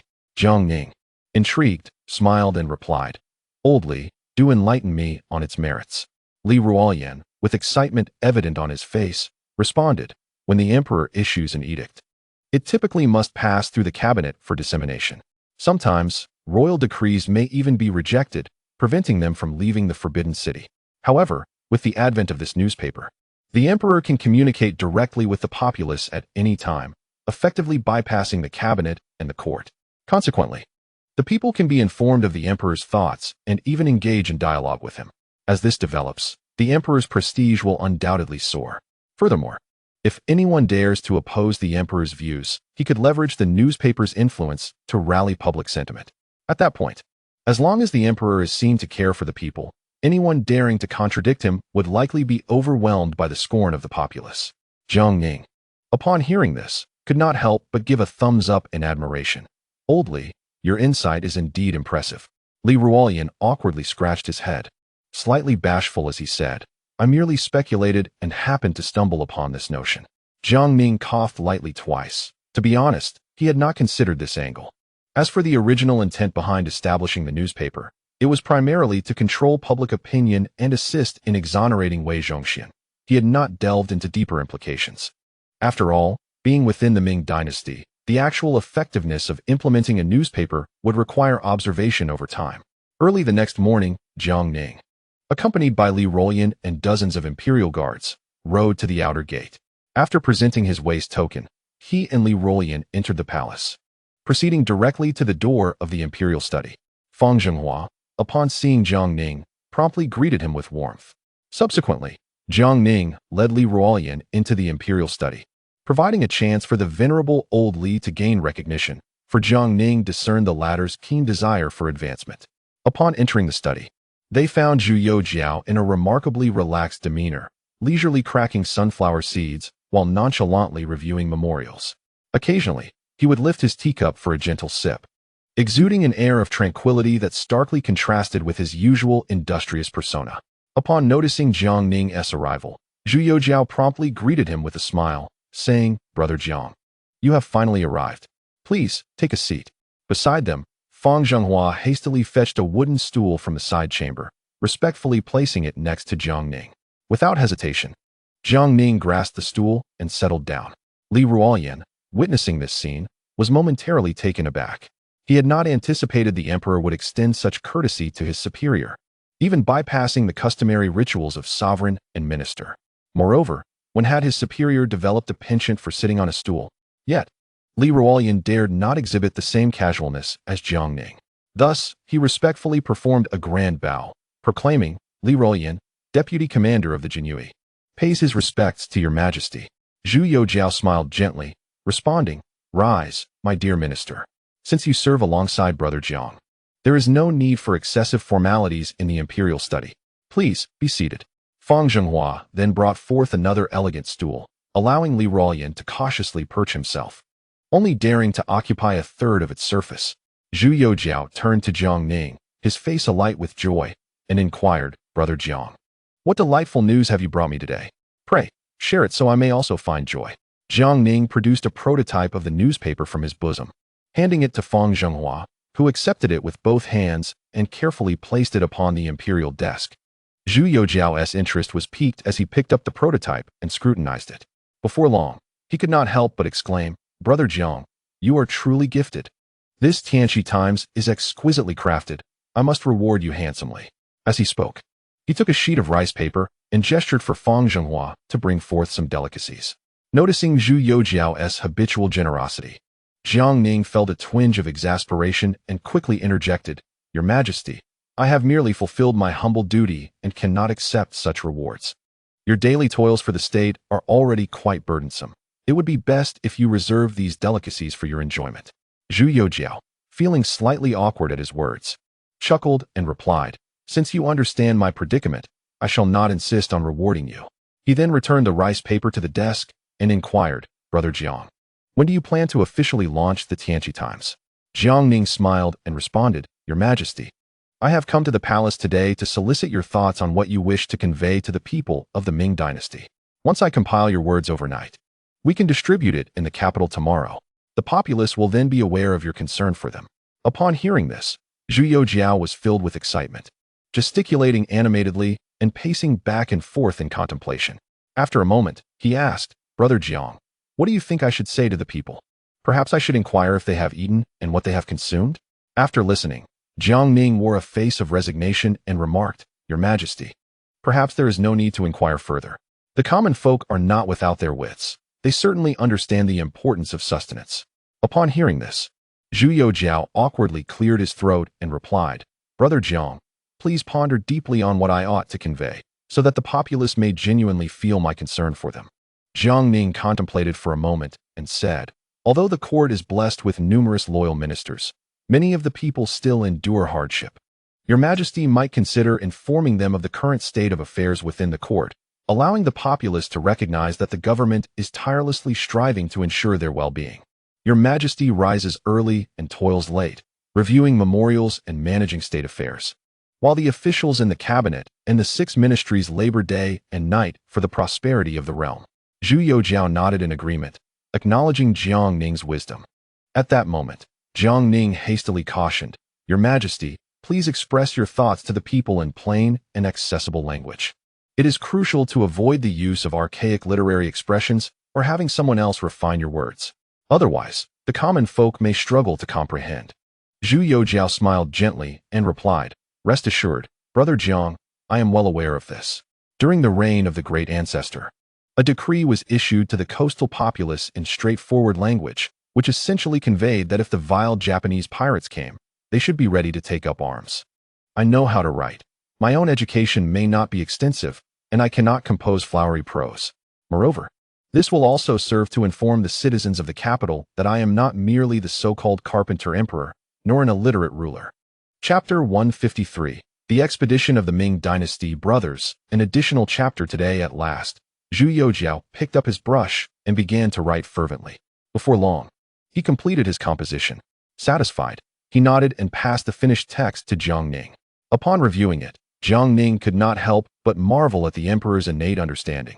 The words were clear and conveyed a profound affection for the people. Jiang Ning envisioned that once the newspaper was published, it would undoubtedly win Zhu Youjiao a wave of public support. Thus, he hurriedly praised, Your Majesty, you truly possess unparalleled talent and quick wit. Your creativity is boundless, and your eloquence is remarkable. Hearing this, Zhu Youjiao's face flushed slightly, and he said, Brother Jiang, There is no need for such flattery. If you continue, I may become overly proud. Jiang Ning smiled faintly at this. At that moment, Zhu Youjiao spoke again. Brother Jiang, the day after tomorrow, the Ming Martyrs' Shrine will hold a ceremony for the installation of the heroic tablets, and I shall personally attend. You must be there as well. Jiang Ning nodded in acknowledgement. Your Majesty can rest assured. I will certainly be present on time. Zhu Youjiao continued. By the way, Brother Jiang, I feel that such a grand event deserves a more fitting set of rituals than the usual sacrificial rites. Could you assist in devising a suitable arrangement? After all, during my wedding, I was deeply moved by the Ming marvelous tune you composed, and I wept every time I heard it. Upon hearing this, Jiang Ning immediately coughed repeatedly. His face flushed with indignation. In his heart, he could not help but silently curse. This Brother Zhu is truly lacking in modesty. No. He behaves as if he does not regard himself as a person at all, pushing every task onto himself. In his mind, it seems that within the court, he is the sole recipient of a salary who is expected to work, while the other officials toil for free. Yet, observing Zhu Youjiao's eager expression, Jiang Ning found it impossible to summon the resolve to refuse. Gritting his teeth, he finally spoke. Your Majesty, rest assured, I shall take on this matter. When the time comes, I will compose a piece that is perfectly suited to this grand occasion and ceremony. Seeing Jiang Ning's acquiescence, Zhu Youjiao nodded excitedly. Brother Jiang, it must be composed with elegance and grandeur, fully embodying the valiant spirit of our Ming sons, as well as their resolve to face death for the sake of our nation. Jiang Ning could only nod through tears, then hastily bade farewell to Li Ruoyan. Once outside the palace, Jiang Ning remained silent for a long while. Unable to contain himself, Li Ruoyan finally asked, My lord, now that the matter concerning the newspaper is settled, we can leave the rest to Zhang Wenhe, and it should proceed smoothly. However, how shall we handle the composition of the ceremonial music for the placement of the Ming Martyrs' tablets in the Martyrs' Shrine? Jiang Ning, with a helpless expression, replied, Old Li, if you ask me, whom should I inquire? I am not omniscient. Seeing Jiang Ning troubled, Li Ruoyan felt equally at a loss. If even his superior was stymied, what could he possibly do? The two then mounted their horses, accompanied by a retinue of imperial guards, as they returned to Jiang Ning's residence. Jiang Ning instructed Li Ruoyan to take the content written by Zhu Youjiao to find Zhang Wenhe, so he could draft the initial version of the Tianqi Times. Once confirmed, it would be printed in large quantities for distribution in the capital. Meanwhile, Jiang Ning sat alone in his study, pondering for an entire hour, nearly exhausting his mind, yet could not conceive which piece would be appropriate for the fallen soldier's spirits placed in the martyr's shrine. At that moment, he suddenly heard a thud from outside the window. He hurriedly opened the window and turned to see snow sliding off the eaves. Gazing at the snow on the ground, an idea sparked in Jiang Ning's mind, and he silently mused, Let the burden fall on me, while the honor is mine to claim. He swiftly picked up his brush and inscribed the 5 characters De Ming Chu Chu on the paper, letting out a laugh as he spoke to himself. By heavens, I truly am a talent. This is indeed a solution. Just then, a knock resounded at the door. It was Li Ruoyan returning with the initial draft of the Tianqi Times. Jiang Ning took the draft, glanced over it, and nodded in satisfaction, smiling as he praised. Wenhe is indeed exceptionally talented. It can be officially published tomorrow. Li Ruoyan took the draft, and upon seeing the 5 characters De Ming Chu Chu, could not help but inquire, My lord, what does this mean? Jiang Ning smiled and explained, This is the name of the piece I am composing for the Ming martyrs. Li Ruoyan looked bewildered, unable to comprehend. Jiang Ning did not elaborate further, simply stating with a smile, Old Li, go and relay a message to Wenhe. He must work through the night to ensure that the Tianqi Times can begin distribution in the capital tomorrow. As for the great Ming expedition song, I shall take you to the capital camp upon my return, and you will comprehend its essence. Li Ruoyan nodded, then swiftly departed with the initial draft in hand. Before long, Li Ruoyan returned. Jiang Ning and Li Ruoyan mounted their steeds and, accompanied by a group of the imperial guards, traversed through the swirling snow towards the capital camp. Soon, they arrived at the entrance of the grand encampment. The gatekeepers recognized Jiang Ning, yet he adhered to protocol and presented his waist token, only proceeding to lead Li Ruoyan into the camp once verification was complete. Within the camp, Zhao Shuijiao, Man Gui, and Xiao Wenjiao were taking turns imparting their martial wisdom and experiences of military maneuvers to the young commanders. The youthful leaders listened with utmost seriousness, occasionally voicing their opinions or posing inquiries. Among them, Lu Xiangxing and Sun Chuanting were particularly proactive in their questioning, often sharing their unique insights, which earned them nods of approval and praise from Man Gui, Zhao Shuijiao, and Chao Wenjiao. Jiang Ning and Li Ruoyan stood quietly to the side, observing. Jiang Ning could not help but marvel at Lu Xiangxing and Sun Chuanting, who truly deserved their reputation as the dual pillars of the late Ming dynasty. Each possessed the potential to be a commanding general in their own right. With proper mentorship and experience, their future achievements would undoubtedly be immeasurable. Jiang Ning's gaze then shifted to Chao Bianjiao, Huang Digong, Zhou Yujiji, Sun Yingyuan, Sun Yuanhua, and Mao Yuanyi, pondering quietly that these individuals also possessed the capability to stand alone as commanders. Particularly, he held Chao Bianjiao in high esteem. Jiang Ning believed that with a bit of nurturing and exposure to challenges, Chao Bianjiao could very well become a formidable general in the Tianqi era. Upon careful observation, Jiang Ning noted that the military strategies articulated by Man Gui predominantly emphasized a fierce and aggressive approach. As a commander, one must lead the charge fearlessly, instilling courage in the entire army. However, the advantages and disadvantages of such tactics were glaringly apparent.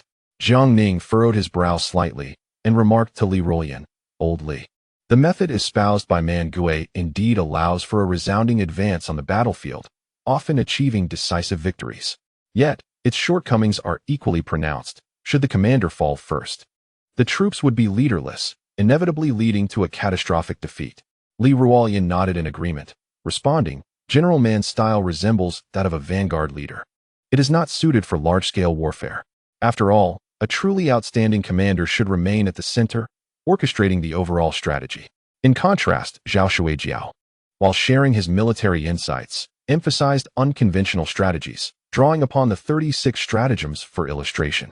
Jiang Ning discerned that Zhao Shuijiao was unbound by traditional methods in warfare. His sole principle was to secure victory by any means necessary. The tactics he described transcended even the scope of the 36 stratagems, employing any deceitful methods available as long as they led to triumph. Even Li Ruoyan, standing nearby, was momentarily taken aback by the myriad of strategies Zhao Shuijiao expounded upon.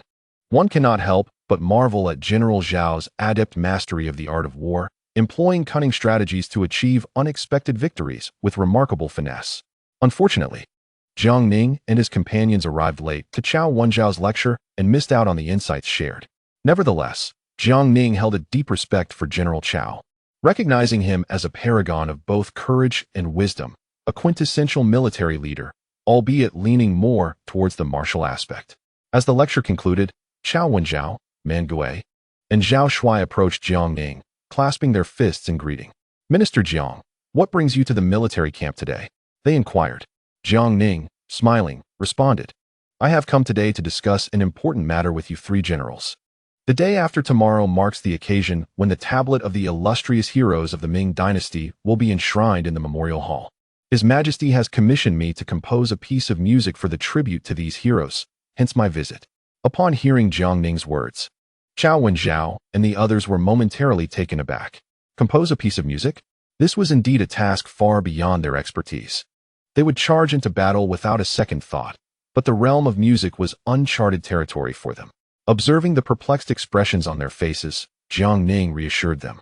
"Fear not, I have already conceived the melody. What I require is to select some drummers and horn players from the ranks for a rehearsal." Realizing that Jiang Ning did not expect them to compose the music themselves, the three generals breathed a sigh of relief. Subsequently, Chao Wenjiao waved his hand, and within a short time, over 100 drummers and horn players were assembled. Jiang Ning gazed at these musicians, reflecting on their crucial role as communicators on the battlefield. In the event of a large-scale conflict, the commander's directives to the generals rely heavily on these standard-bearers and drummers to relay orders. After all, in an army comprising tens of thousands, sometimes even hundreds of thousands, relying solely on messengers would be futile. It is through the language of flags and the cadence of drums that military commands are conveyed. Jiang Ning then began to elucidate the rhythm, cadence, and key performance elements of the Daming Expedition song to the musicians, personally demonstrating the piece. Once the demonstration concluded, he signaled for them to commence playing. For the drummers and horn players, This was their area of expertise, and soon they grasped the essence of the composition. After a few attempts, they had successfully internalized its core elements. Jiang Ning then commanded the official performance to begin. In an instant, the sound of drums roared like thunder, resonating painfully in the ears, while the horns sang like dragons soaring through the clouds, echoing throughout the entire encampment. Jiang Ning, filled with exhilaration, waved his arms and exclaimed, "This is the feeling! This is the feeling!" The trio of Chao Wenjiao, Man Gui, and Zhao Shui were deeply moved, as was Li Ruoyan, whose expression mirrored their excitement. The music, somber yet imbued with solemnity, exuded an indomitable spirit, embodying the very essence Jiang Ning had ardently sought. With fervor, Jiang Ning raised his arm and shouted, "Long live the Ming army!" The others immediately joined in unison, echoing, "Long live the Ming army! Long live the Ming army!" Witnessing the general's fervent enthusiasm, the musicians poured their hearts into the performance with even greater vigor.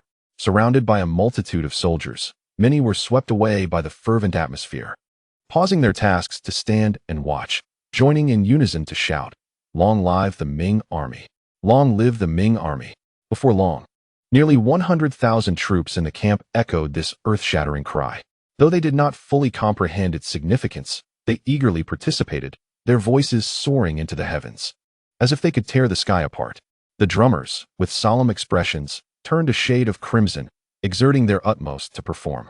At this moment, Jiang Ning felt an exhilarating surge of blood coursing through him, igniting an impulse to lead his men straight to Liaodong and engage the Jianzhou in a decisive battle. Soon, the performance came to an end.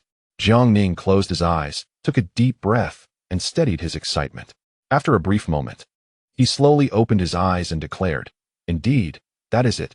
You have done splendidly." With a grand gesture, he commanded, "Reward each person with 20 taels of silver." The drummers gratefully accepted their rewards. At this juncture, Chao Wenjiao and his companions, filled with enthusiasm, eagerly inquired, "My lord, this piece is truly remarkable." Although the three were men of the rough sort, they could still discern the valiant spirit and grandeur within the music.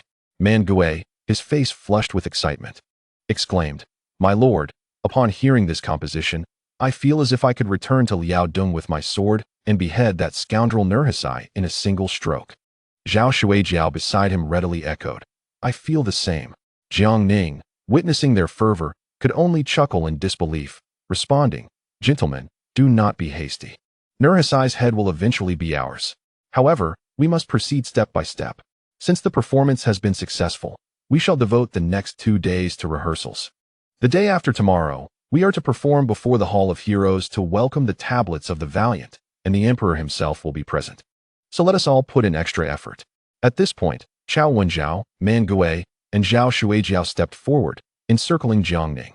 Man Gui, brimming with enthusiasm, inquired, "My lord, after the performance at the Hall of Heroes, can we also utilize this piece within our ranks?" Jiang Ning was momentarily taken aback, asking, "Is there not military music already in place?" Chao Wenjiao quickly rubbed his hands together, somewhat bashfully responding, "My lord, I believe this piece is simply too splendid, and if possible, we would like to use it to uplift morale within the army." Chapter 154. The creator of the demands while composing the Daming early expedition song. Jiang Ning had indeed put considerable thought into it. He intentionally employed only the sounds of drums, omitting any vocal arrangements. This choice was made to minimize the possibility of any disturbances. After all, during the wedding of Zhu Youjiao, the piece Daming Wonderful Melody had nearly caused significant trouble due to Gu Bingqian's blunders. Jiang Ning was determined to avoid a repeat of such incidents, exercising utmost caution in the arrangement of the Daming early expedition song, striving for absolute perfection. As the generals continued to voice their requests, Jiang Ning had no choice but to acquiesce, integrating the Daming early expedition song into the military's repertoire, stipulating that it may be played whenever the army sets forth or returns triumphantly. Upon witnessing the scene, Chao Wenjiao and his companions were instantly filled with joy. Shortly thereafter, Jiang Ning offered a few brief words of advice before taking his leave. He and Li Ruolan led the Jinyui back to their residence. Upon reaching the entrance, Jiang Ning noticed that Qin Yud and Qin Yui, 2 merchants from Shaanxi, were waiting outside. Upon seeing Jiang Ning's return, the two hurriedly approached and bowed respectfully. With a smile, Jiang Ning inquired, "Esteemed merchants Qin, what brings you to my humble abode on this occasion?" At that moment, Qin Yud promptly replied, "In response to your honor, I have previously contacted other merchants from Tianqi and have received their replies. It has now fallen upon us, the Qin merchants, to oversee the provision of supplies for the soldiers stationed at the 9 borders, ensuring absolute reliability. I have just met with Minister Guo at the Ministry of Revenue to coordinate this matter and am here to inform you, esteemed Jiang." Hearing this, Jiang Ning nodded with satisfaction and invited the two into his residence. Once inside, Jiang Ning proceeded to inquire about the specifics of the logistics concerning the transport of supplies. Both Qin Yud and Qin Yi assured him that they would offer exceedingly favorable prices for the provisions destined for the soldiers at the 9 borders. After all, this was a transaction with the imperial court and a long-term partnership, promising considerable profits. Jiang Ning, pleased by their acumen, felt a deep sense of satisfaction. At this juncture, Qin Yud added, "Esteemed Jiang, regarding the batch of fine spirits you previously arranged for the Ming Merchants Association to supply, I have dispatched it to Yanshuizhen and conducted a preliminary exchange with the Mongols beyond the border, successfully trading for 1,000 warhorses. Arrangements are now in place for the transport of these steeds to the capital, and we shall soon await a response from the Mongolian traders. Should their demand for these spirits prove substantial, I am confident that we will establish a continuous supply of warhorses for the Ming soldiers." Upon hearing this fortunate news, Jiang Ning nodded appreciatively and commended, "Merchant Qin, your diligence is commendable. The contributions you render to the court will not go unnoticed. I assure you that you shall not be neglected in the future." Meanwhile, Jiang Ning reflected on the fact that in the Ming dynasty, spirits were often disregarded, primarily consumed by the laboring class. Initially, he believed that this batch of spirits would ultimately go to waste. Yet he was pleasantly surprised by the Mongols' fondness for this distilled liquor. He recalled tales shared by his younger brother, Wen Tiran, about the Yuan dynasty, where numerous officials and nobles exhibited an obsession with spirits, with some even succumbing to their excess.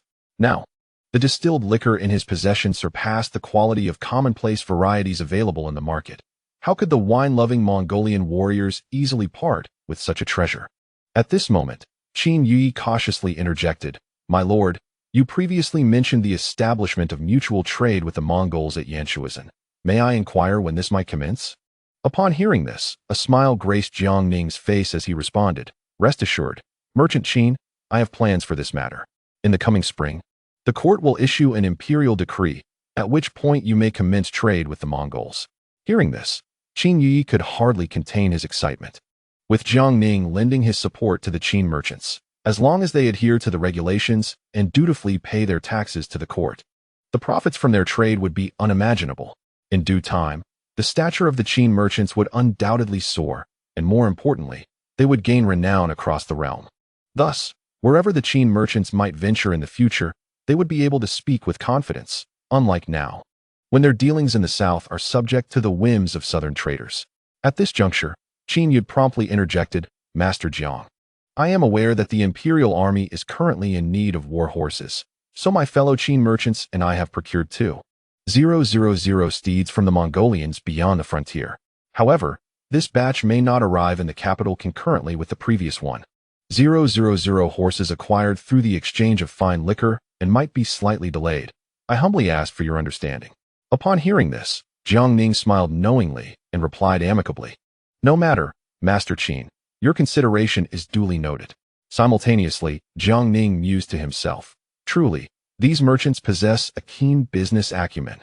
They had refrained from mentioning the procurement of these 2,000 war horses until they learned of the impending opening of a mutual market in Yanshui town, clearly intending to use this acquisition as leverage to expedite the court's decision. Nevertheless, Jiang Ning was not perturbed by this maneuver.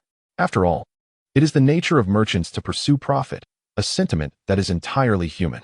As long as they do not engage in unlawful activities or betray their country, he would not impose undue difficulties upon them. As the matters were nearing conclusion, both parties produced a substantial stack of silver notes, placing them respectfully upon the table. Qin Yud spoke again, "Master Jiang, the court has shown such benevolence towards us Qin merchants. My fellows and I wish to reciprocate. These silver notes are but a humble token of our appreciation, and I implore you to accept them." Jiang Ning glanced over the notes. estimating their value to be no less than several 100,000 taels. Yet, he was by no means a man who coveted wealth or engaged in corruption. With a grave expression, he stated, "Master Qin, please take these silver notes back. It is only natural for you to assist the court, and for the court to support your business, as we share a cooperative relationship. However, should you give me silver, the nature of our dealings would shift, and you would inadvertently place me in a precarious position. Should word of this reach the public, it would be of little consequence to me, but I fear it would jeopardize your business. Remember, the supply of provisions to the 9 borders is not solely under your purview. Other merchants are keenly watching as well. You must not act unwisely at this juncture." Taken aback by Jiang Ning's words, Qin Yud hesitated momentarily, contemplating, could it be that Master Jiang finds the silver insufficient? He quickly responded, "Master Jiang, we, the Qin merchants, were rather hasty in our preparations. If this amount is deemed lacking, I assure you there will be further, more substantial gifts forthcoming. Please, I urge you to accept them." Jiang Ning, noticing the misunderstanding, chuckled gently and clarified, "Master Qin, I genuinely cannot accept your silver. Please take it back. You toil greatly to conduct your business and earn your wealth. If you truly wish to express your gratitude, ensure that the provisions for the soldiers at the 9 borders are sufficiently supplied and that you engage in lawful commerce within the Ming territory. That would be the greatest appreciation you could offer me. If you insist on sending me silver, I shall have no choice but to seek collaboration with others."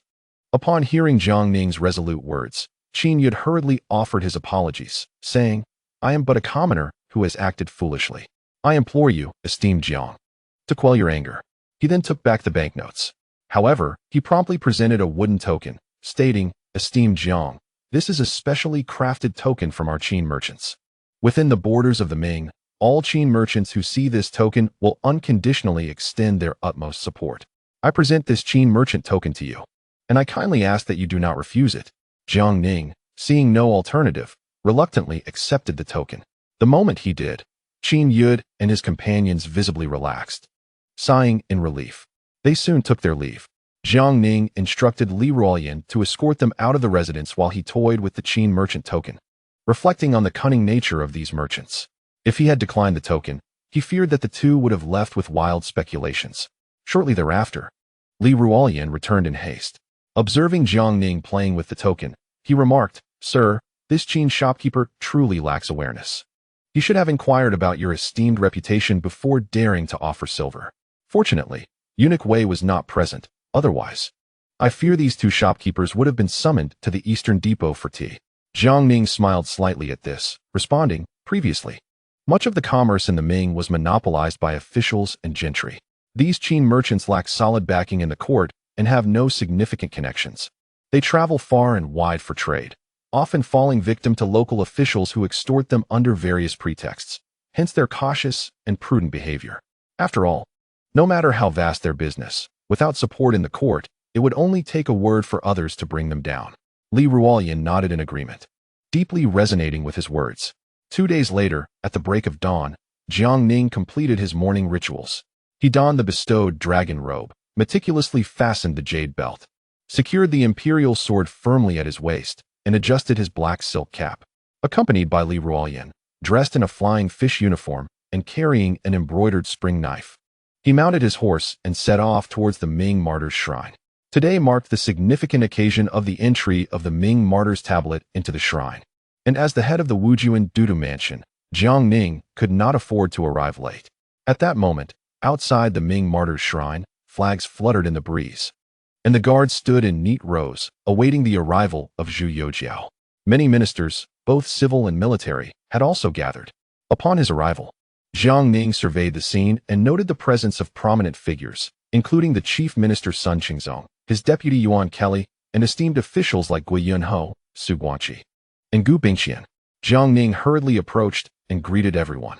Yet, he noticed the absence of Wei Zhongxian, which piqued his curiosity. How could such an important occasion transpire without the old Wei's presence? He then inquired of Wen Tiran, "Old One, on such a significant day, why has Eunuch Wei not arrived? Could it be that he overslept?" In response to Jiang Ning's jest, Wen Tiran chuckled and replied, "Esteemed Jiang, you may not be aware, but Eunuch Wei has just arrived." At this moment, they went to the Ministry of Justice to confront the traitor Tong Yangzhen. intending to subject him to a gruesome execution in front of the martyr's shrine, tearing him apart and scattering his ashes. Upon hearing this, Jiang Ning felt as if his throat had been gripped, leading to a violent cough and a flushed face. He silently lamented that Old Wei remained as resolute as ever, speaking and acting without hesitation. Shortly thereafter, they witnessed Wei Zhongxian, clad in a purple python robe, riding a majestic steed, accompanied by a throng of Eastern Depot guards escorting a prisoner carriage towards them. Dismounting swiftly, Wei jogged over to greet Jiang Ning warmly. Simultaneously, the guards opened the prisoner carriage and brought Tong Yangzhen out.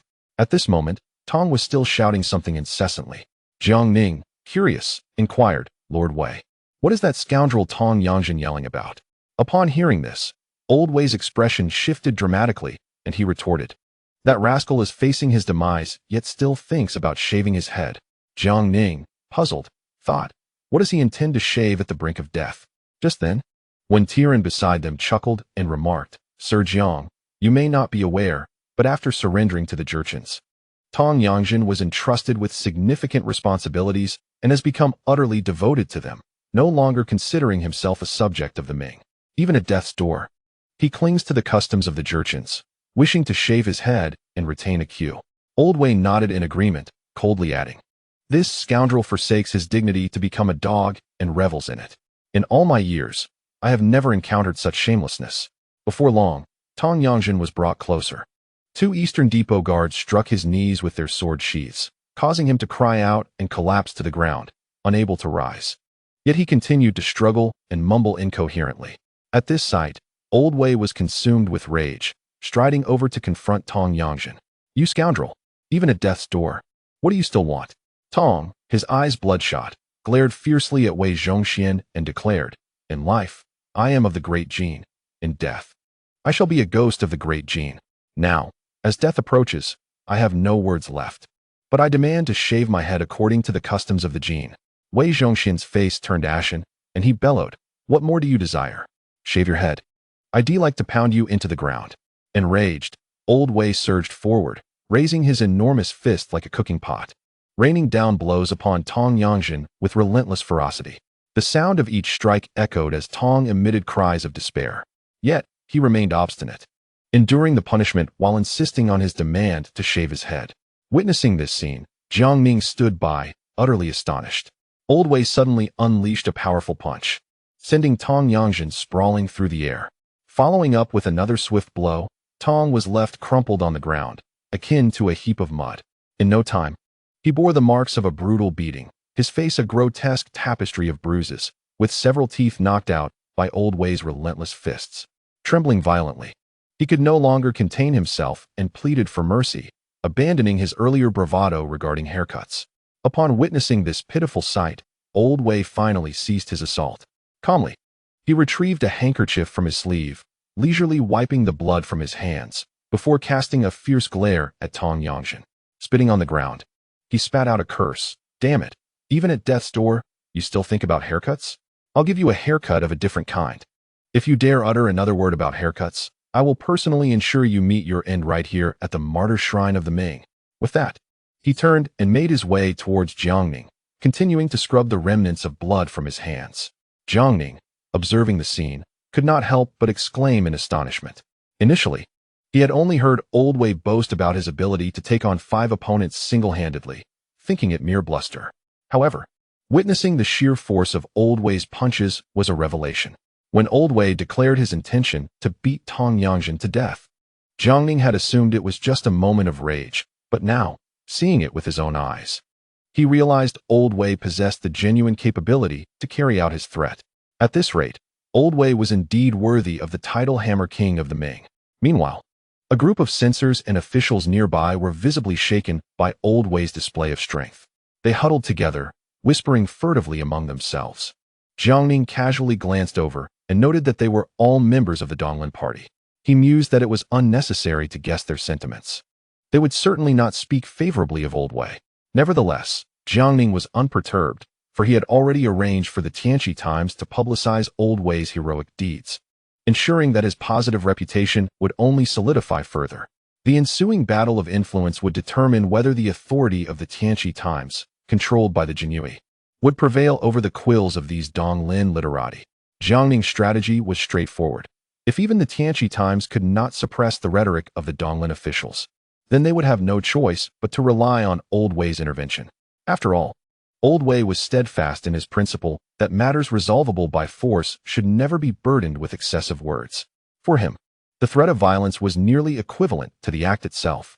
As Old Wei continued to wipe the blood from his hands, his gaze turned icy towards the Donglin officials, his brow furrowing in discontent. He then shouted at the top of his lungs, "Everyone has witnessed this. It is not our desire to lay hands on this scoundrel. He brought this upon himself.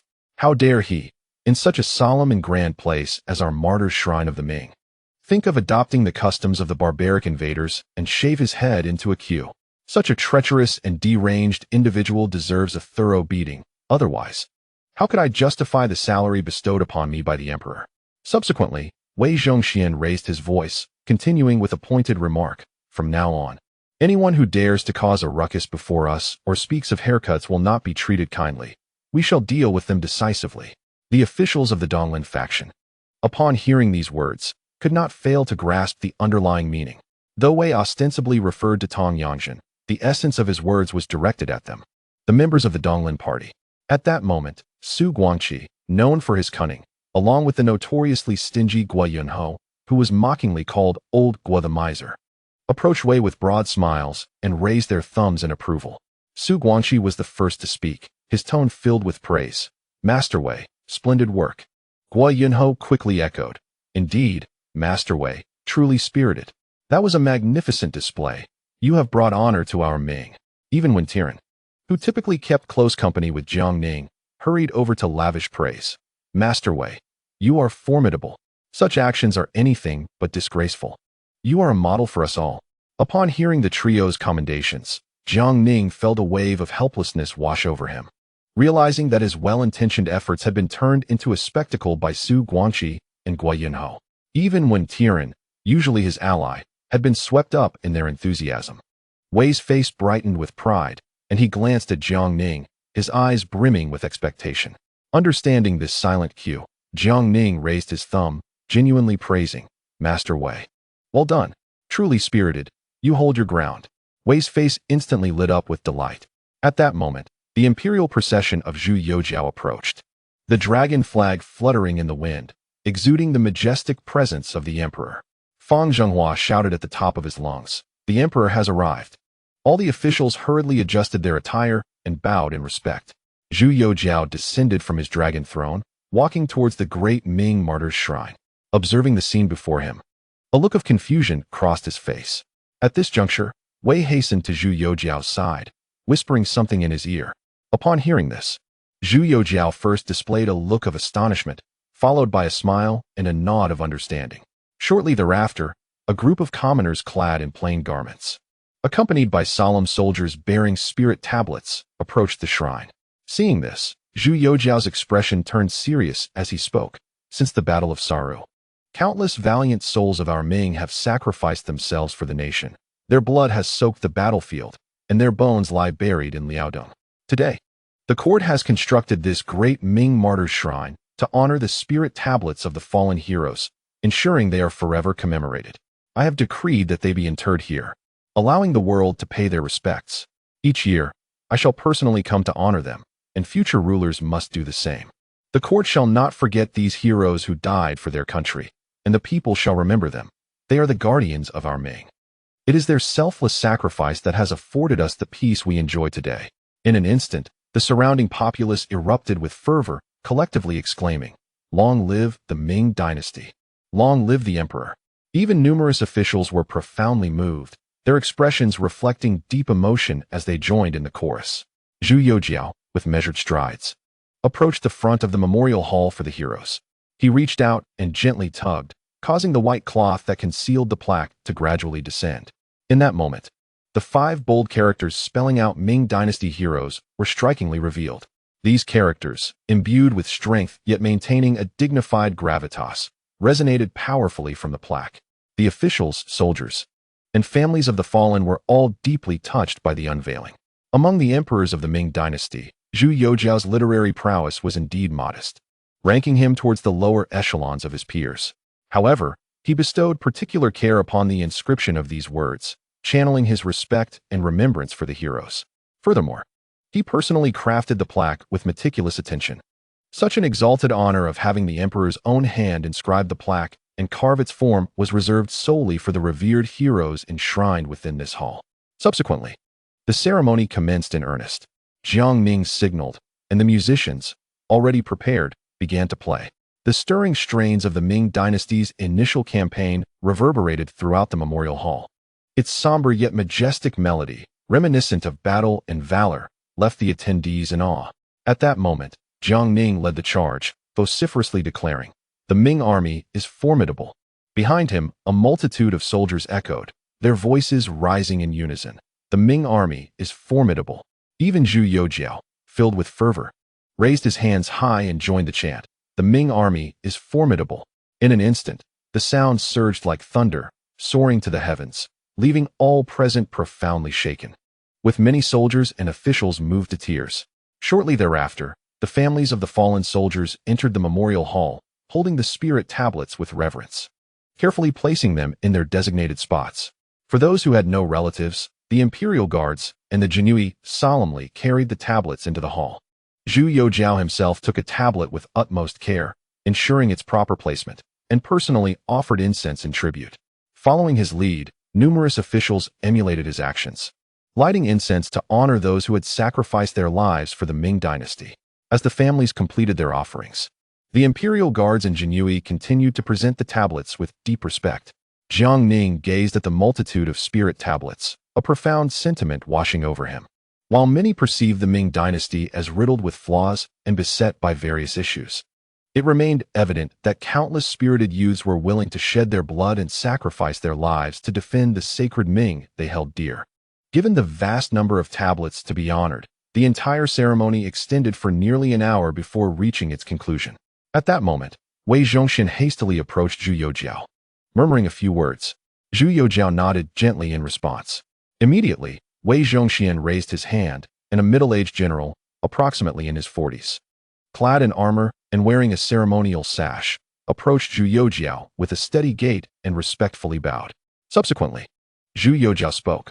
"I believe you are not yet familiar with this general, so allow me to introduce him.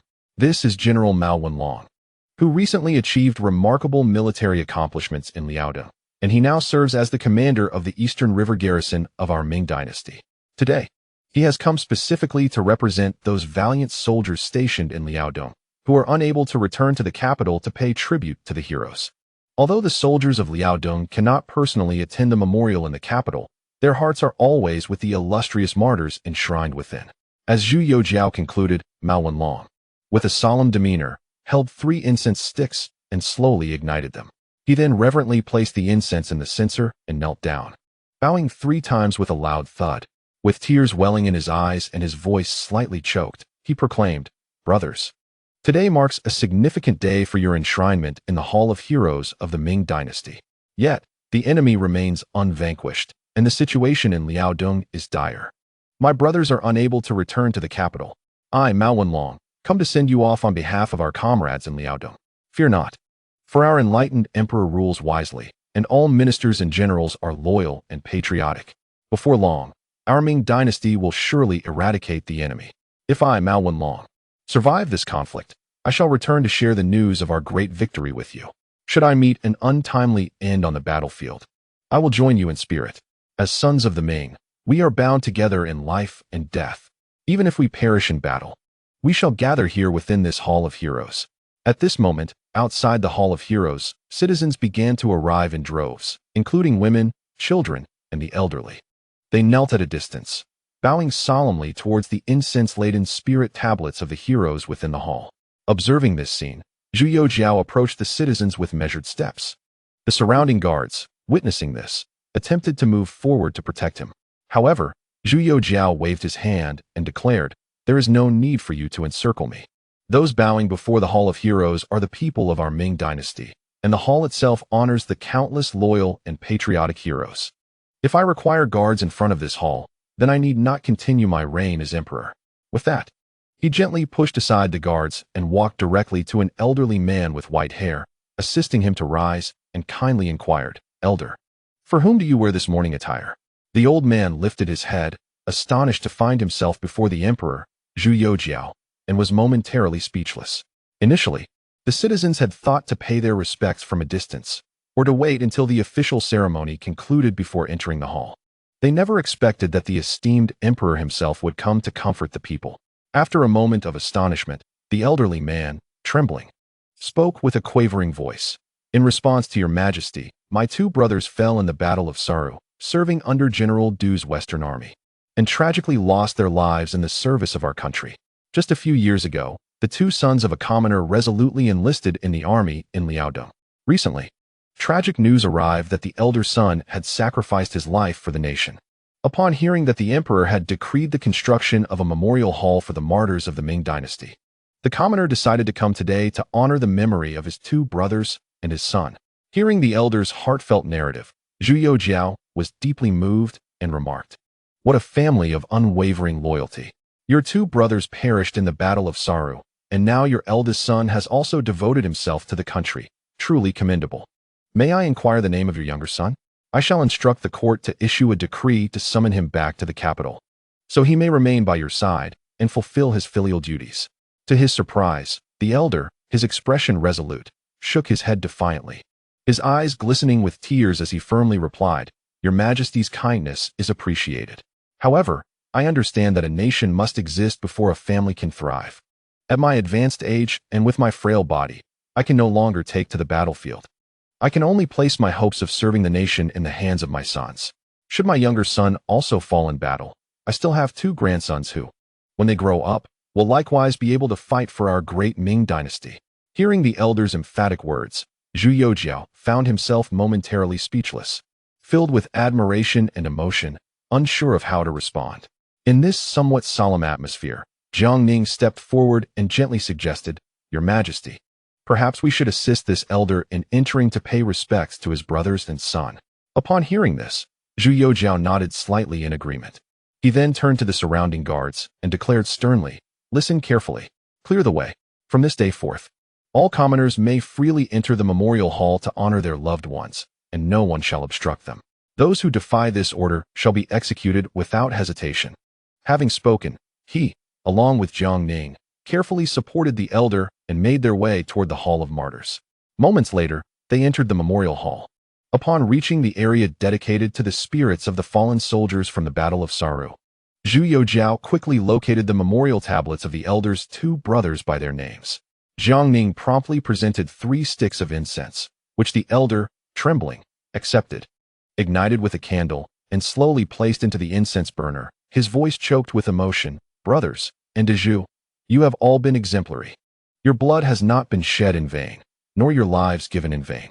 The court will remember you, the emperor will remember you, and countless citizens of the Ming will remember you in the years to come." After the tribute, Old Wei and Fang Zheng hurriedly approached, carefully assisting the elder as he made his way out.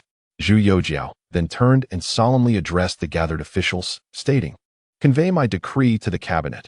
From this day forth, the families of the martyrs honored within the memorial hall shall be exempt from taxes for 10 years. During this period, no one shall levy taxes on the families of the martyrs under any pretext. Violations will result in the execution of the entire household." Upon hearing Zhu Youjiao's decree, the officials present were taken aback, while the gathered citizens loudly cheered, "Long live the Ming dynasty! Long live the emperor!" At that moment, several officials from the eastern forest, unable to contain themselves, stepped forward, just about to voice their opinions. Suddenly, Old Wei waved his hand gently, and instantly, several guards from the Eastern Bureau pounced forward like eagles on a rabbit, swiftly seizing the officials and covering their mouths, dragging them away without a word. Witnessing Wei Zhongxian's decisive and brisk actions, those officials who had initially intended to argue were rendered speechless by fear, swallowing their discontent and silence back down. As the memorial ceremony concluded successfully, Zhu Youjiao departed for the palace, and the officials gradually dispersed. In a flash, numerous citizens surged into the martyr's shrine like a tide, beginning their homage to the heroes. Fortunately, the Jianqi had been summoned in advance to maintain order, for given the overwhelming crowd, chaos could have easily ensued. At that moment, Wei Zhongxian suddenly approached Jiang Ning with a broad smile, inquiring, "Master Jiang, How did the conversation between the elder and His Majesty go? Could it possibly be published in the Tianqi Times? Jiang Ning was taken aback, turning to Wei Zhongxian with a puzzled expression, asking, "Was this arranged by you, Master Wei?" The smile on Wei Zhongxian's face widened as he nodded, saying, "Although it is only natural for the people to come forth to pay their respects, one must always exercise caution. Thus, the first group of citizens who arrived were ones I had informed beforehand. We are quite familiar with each other." Hearing this, Jiang Ning couldn't help but admire how increasingly reliable old Wei had become. Suddenly, Jiang Ning recalled that Wei Zhongxian had previously boasted about flaying Tong Yangzhen alive in front of the martyrs, yet there had been no action taken. He asked, "Master Wei, did you not say you would flay that scoundrel Tong Yangzhen alive in front of the martyrs? Why has nothing been done?" In response, old Wei chuckled, saying, "I had indeed intended to personally execute that scoundrel. However, upon reflection, with His Majesty present and so many citizens in attendance, it would be rather inappropriate to create a bloody scene."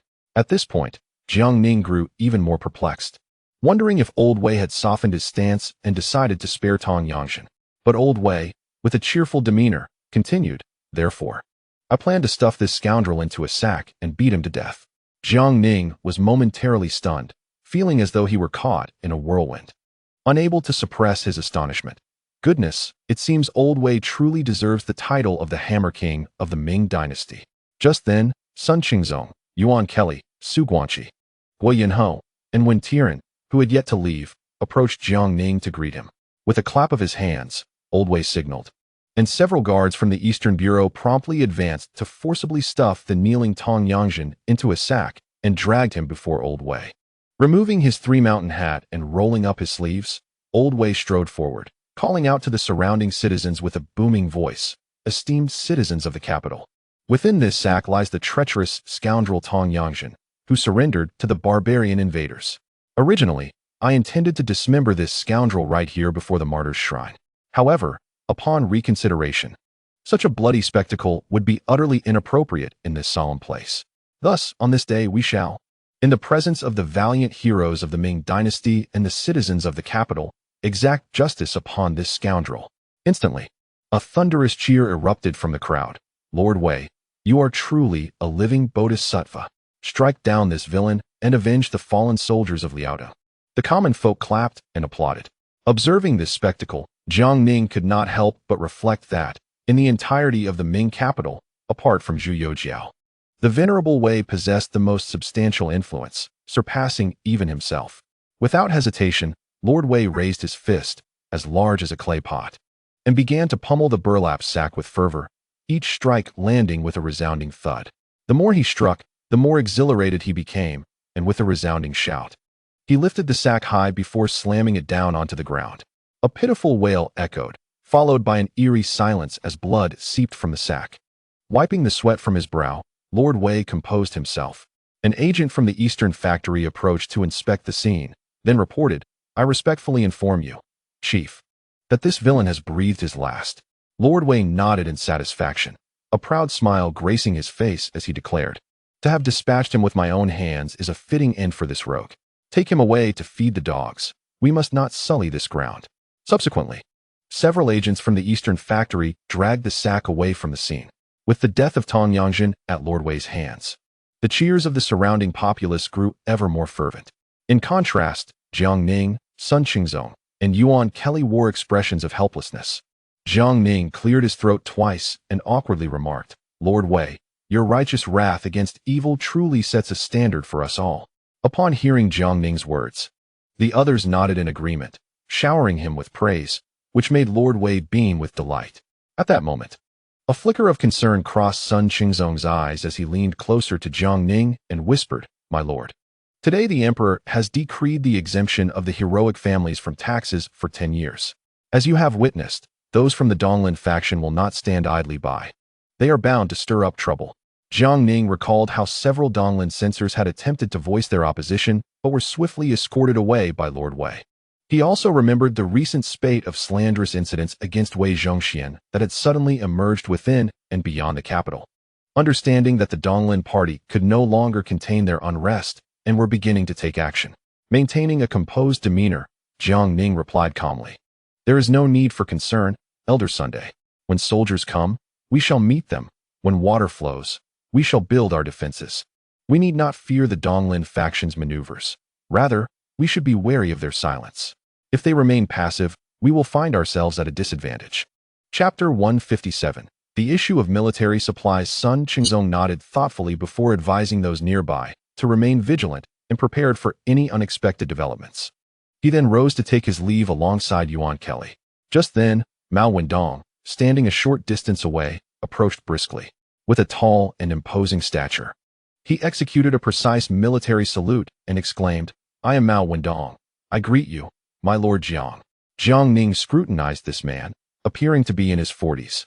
Rugged in features yet robust in physique, with a countenance that bore a hint of ferocity, though his eyes sparkled with shrewdness. Regarding the heroic deeds of the island Lord Mao, Jiang Ning had long been aware. In the face of a catastrophic defeat, Mao Wenlong managed to rally a band of disheartened soldiers on Pai Island, not only expanding and strengthening his forces, but also achieving self-sufficiency. Simultaneously, he frequently led his men deep into the heart of the enemy's territory, wreaking havoc and instilling dread in Nurhisai and Huangtaiji. As a result, each time the enemy ventured forth, they dared not deploy their entire forces, always leaving a third behind to guard their stronghold, fearful that this island lord might seize the opportunity to dismantle their base. Mao Wenlong's approach bore a resemblance to that of Zhao Shuaiqiao. Though Zhao exhibited a greater degree of humility and composure, while Mao appeared more flamboyant. Jiang Ning praised, "General Mao, you are indeed a loyal minister and valiant general of our Ming dynasty, possessing both wisdom and courage. The battle at Shenyang was truly thunderous. Your performance was exceptional." Upon hearing Jiang Ning's accolades, Mao Wenlong felt a tinge of embarrassment. With a slightly awkward expression, he replied, "Sir Jiang, you flatter me. It was the astute strategy of Governor Hong and the gallant charge of General He that secured our victory. I merely stumbled upon a fortunate opportunity." Jiang Ning, upon hearing this, couldn't help but laugh heartily, saying, "General Mao, there is no need for such modesty. A victory is a victory, and it was indeed a significant triumph. Had you not acted decisively at a crucial moment, that reckless He Shixian might have brought about a calamity. If Shenyang were to fall, the situation in Liaodong would become exceedingly perilous, and our Ming soldiers would find themselves entirely on the defensive." Mao Wenlong, pleased by Jiang Ning's praise, listened attentively as Jiang Ning continued, "General Mao, Pai Island lies in close proximity to Korea. I have received confidential reports from the Jinyui that numerous unscrupulous merchants in Korea are smuggling food and military supplies to the enemy. Despite being a small nation and a vassal of our Ming dynasty, they dare to betray us. As you are stationed on Pai Island, you have a duty to protect our territory. It would be prudent to take action in the name of the court and teach these treacherous merchants a lesson." Upon hearing this, Mao Wenlong immediately understood. Sir Jiang was suggesting that he deal with those Korean merchants supplying the enemy with provisions and arms, which was indeed a splendid task. Not only would he have the opportunity to severely punish these merchants, but he could also profit considerably, setting aside a portion to honor Sir Jiang while retaining the rest to enhance the military provisions and living conditions of his men on Pai Island. He hastily responded, "Rest assured, Sir Jiang, I will surely take stringent measures against these Korean merchants and ensure that not a single pound of iron or grain reaches the enemy." Jiang Ning nodded in satisfaction and added, "General Mao, should the Korean authorities fail to rein in their subordinates, as a Ming general, you may hold them accountable. If necessary, you could even dispatch troops to Korea to assist them in administering their affairs. Of course, our Ming forces will require substantial provisions during any campaign, and it is imperative that Korea compensates us for these expenses. After all, our Ming soldiers cannot labor for free." Listening to Jiang Ning's words, Mao Wenlong was filled with excitement, his face flushed with enthusiasm. Lord Jiang truly demonstrates remarkable generosity towards himself. If things continue in this manner, he will find himself surrounded by lucrative opportunities. Mao Wenlong solemnly bowed and declared, "From this moment forth, I shall remain loyal to the Ming dynasty and devoted to His Majesty, with Lord Jiang as my guiding star." Jiang Ning nodded in satisfaction, recognizing that Mao Wenlong's declaration clearly indicated his allegiance, ensuring they would be united in purpose henceforth. As for Mao Wenlong, Jiang Ning found it challenging to offer an extensive evaluation of his character. After all, in the annals of history, Mao Wenlong had been ensconced on a solitary island, facing dire circumstances, lacking both funds and provisions, while his thousands of soldiers awaited sustenance. He engaged in trade with the Jurchens and Korea, earning some silver, most of which was indeed reinvested in the military fortifications of Pidao and in addressing the food supply for his troops. Such matters can be perceived as trivial or significant. It is indeed unrealistic to demand unwavering loyalty and valor from soldiers who are unable to satiate their hunger. It seems only someone like Governor Yuan would fixate on such concerns. However, the situation has now shifted, with Jiang Ning's support behind him. As long as Mao Wenlong remains clear-headed, he should not find himself in such predicaments again. Moreover, Jiang Ning had prepared a dual strategy.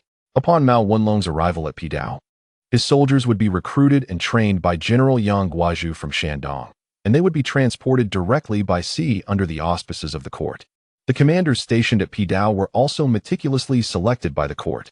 With this arrangement in place, as long as Mao Wenlong does not seek self-destruction, he will undoubtedly make prudent choices. Subsequently, after exchanging pleasantries with various officials, Jiang Ning rose to take his leave, accompanied by Li Ruoyan and a retinue of imperial guards. He returned to his residence. To his surprise, upon reaching his doorstep, he found Mao Wenlong waiting there. Jiang Ning was puzzled, having just met. Why had the island master come to his home? Seeing Jiang Ning's return, Mao Wenlong hurriedly approached with a respectful bow and a beaming smile, saying, "Upon my return from Liaodong, I brought back some furs, ginseng, and deer antler products as local specialties. I previously offered a batch to the palace, presenting it to His Majesty, and still have plenty left. I thought to bring some for you, Lord Jiang.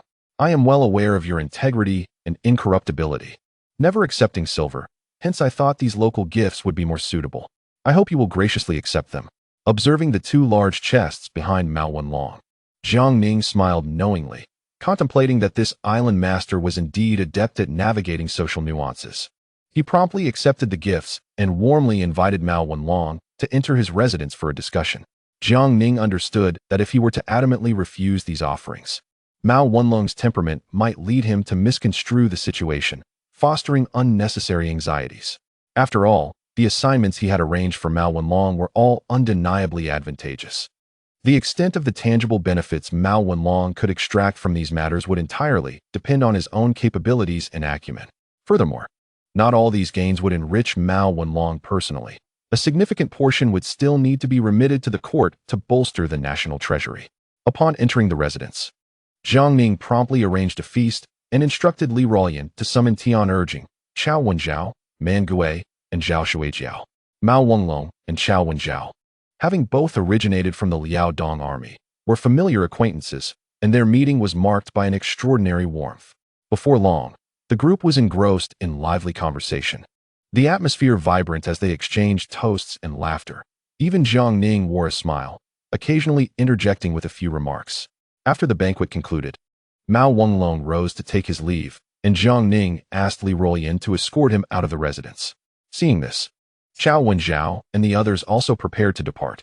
At that moment, Zhao Shuijiao suddenly appeared embarrassed and spoke up, "My lord, there is a matter I am uncertain whether I should address." Observing Zhao Shuijiao's demeanor, Jiang Ning found it somewhat amusing and jested, "Old Zhao, if you believe it inappropriate to speak, then perhaps it is best left unsaid." This remark only heightened Zhao Shuijiao's discomfort, and he shyly continued, "My lord, the troops in the capital are currently well supplied with provisions, and the meals adhere to the standards you have established. However, the daily demand for meat and eggs for the tens of thousands of soldiers is immense, and the stock held by the citizens has been entirely depleted, forcing us to procure from other sources. This not only significantly increases costs, but also incurs losses during transportation, which is not a sustainable solution in the long run. I humbly request your guidance." Listening to Zhao Shuijiao's concerns, Jiang Ning fell into contemplation, realizing that perhaps he had been somewhat hasty. After all, eggs and meat could presently only be sourced from the populace, with most of the market supply coming from private sellers. Furthermore, the citizens had not yet ramped up large-scale farming. To meet the consumption of over 10,000 people would indeed require an astronomical sum. Yet, how could such a trivial matter daunt Jiang Ning? He then inquired, "Old Zhao, who is currently in charge of military supplies in the capital?" Zhao Shuijiao quickly replied, "Reporting to you, my lord, The military supplies are overseen by the Marquis of Dingyuan, Lord Jiang, while the actual procurement is managed by Yang Sikang. These days, Lord Jiang has been quite troubled. Jiang Ning smiled faintly and said, "Old Zhao, return and inform Yang Sikang to reach out to the citizens who previously supplied meat and eggs to the troops. Tell them that the military governor's office will lease them farmland to raise chickens, ducks, fish, and geese, as well as pigs and sheep. And they may also cultivate various vegetables. However, the prerequisite is that the yield must be prioritized for the soldiers. As for the land, even though it is leased from the military governor's office, the court's taxes will be borne by us. Should they lack funds, the military governor's office can provide assistance. Of course, with the understanding that this amount will be gradually deducted from future payments for the meat, vegetables, and eggs supplied to the soldiers." Upon hearing Jiang Ning's plan, Zhao Shuijiao, being astute, immediately displayed a joyful expression and exclaimed, "My lord, this approach is splendid. Consequently, the supply of vegetables, meat, and eggs for the soldiers will be assured, and I am confident the citizens will gladly undertake this task." Thus, the issue of provisions for the soldiers was adeptly resolved. Jiang Ning wore a smile as he addressed Chao Wenjiao, Man Gui, and Zhao Shuijiao, saying, "Old Chao, old man, old Zhao, it has nearly been a year since you were summoned back to the capital. During this time, I have entrusted you with the recruitment and training of soldiers. Yet I have not assigned you specific official titles. I can only imagine that you must be quite anxious about this matter." Upon hearing Jiang Ning's words, a wave of tension gripped the hearts of Chao Wenjiao, Man Gui, and Zhao Shuijiao. This issue had been a source of silent frustration for them, one they had not dared to broach.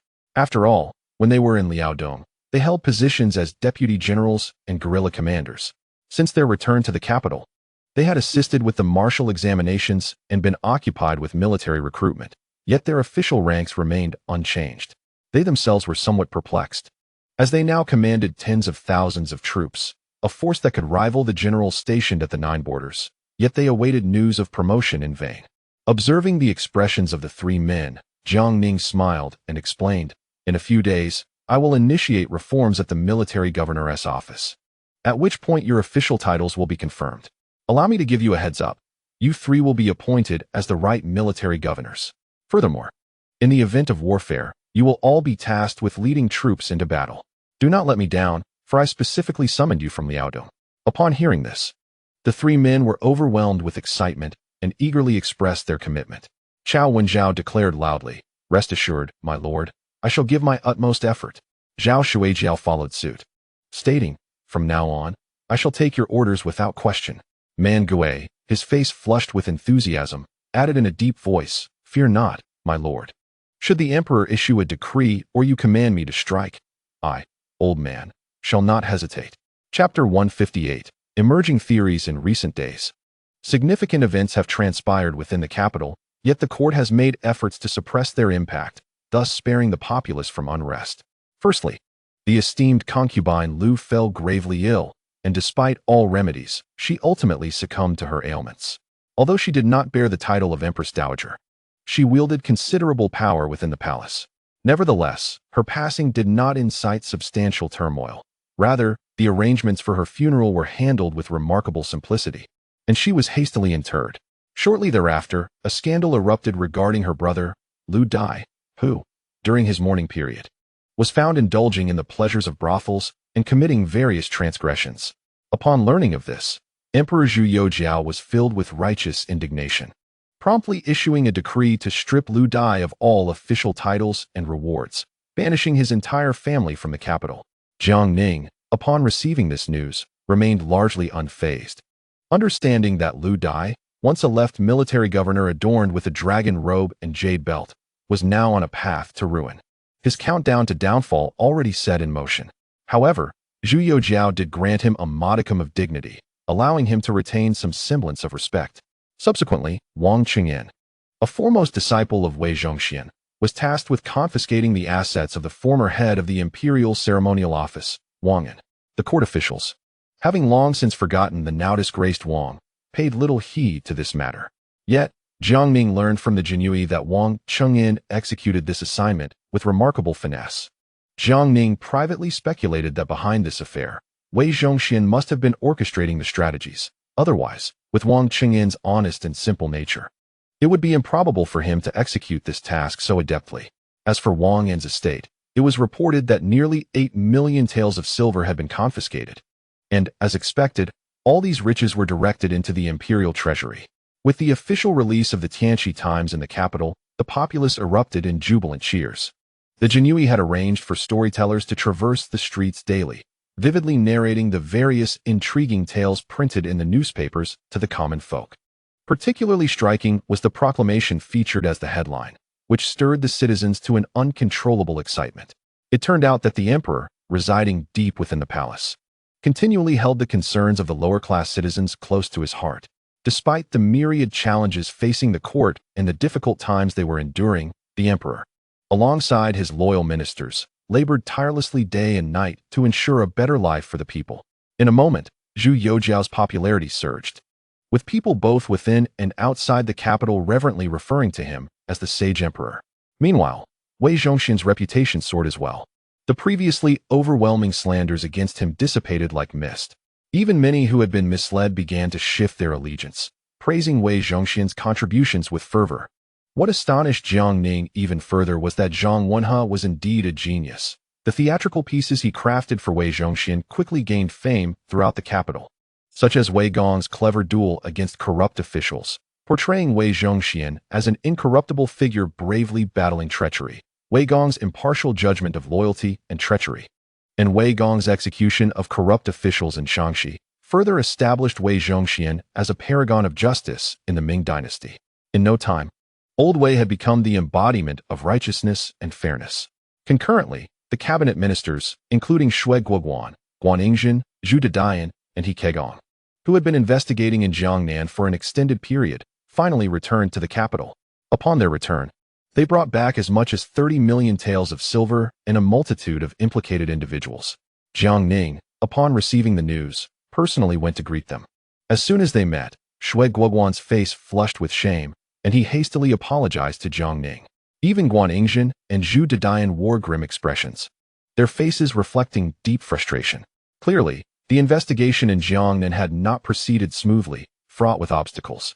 Jiang Ning, however, did not display excessive concern.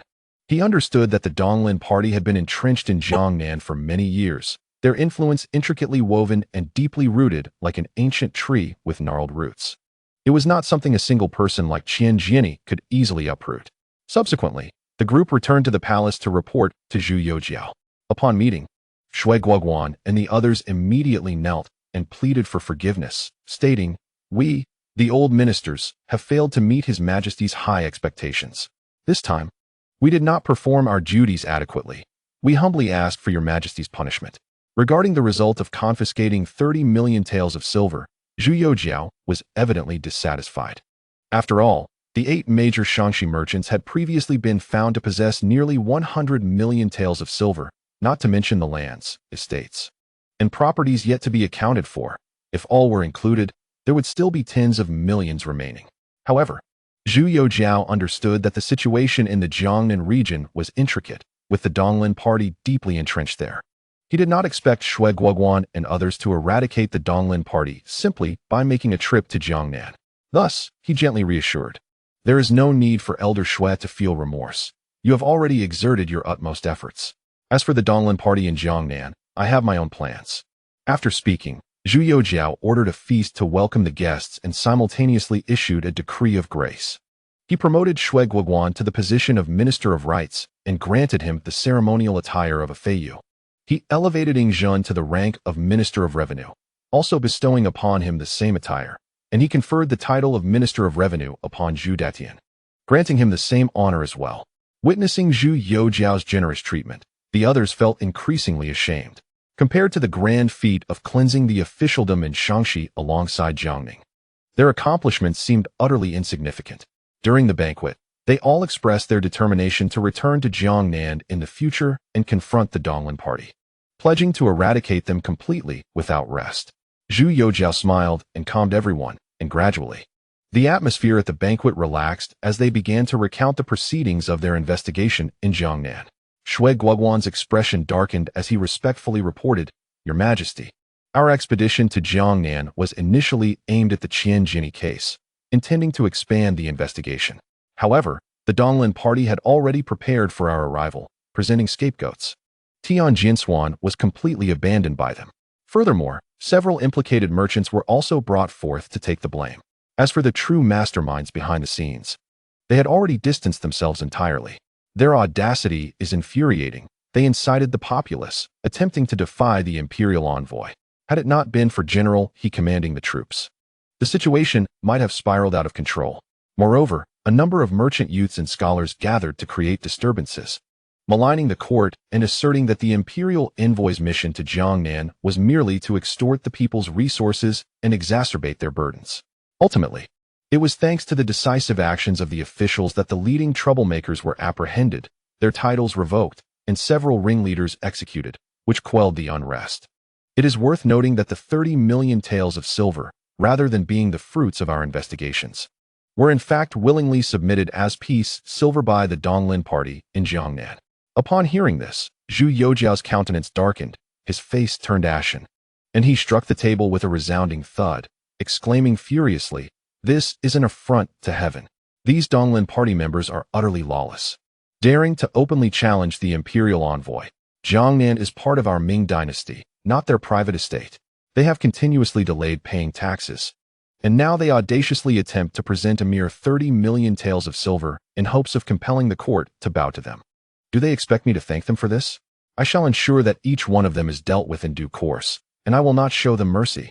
At this moment, sitting beside him, Guan Yingzhen interjected, "Your Majesty, the old minister and elder Shui have discovered a situation in Jiang Ning."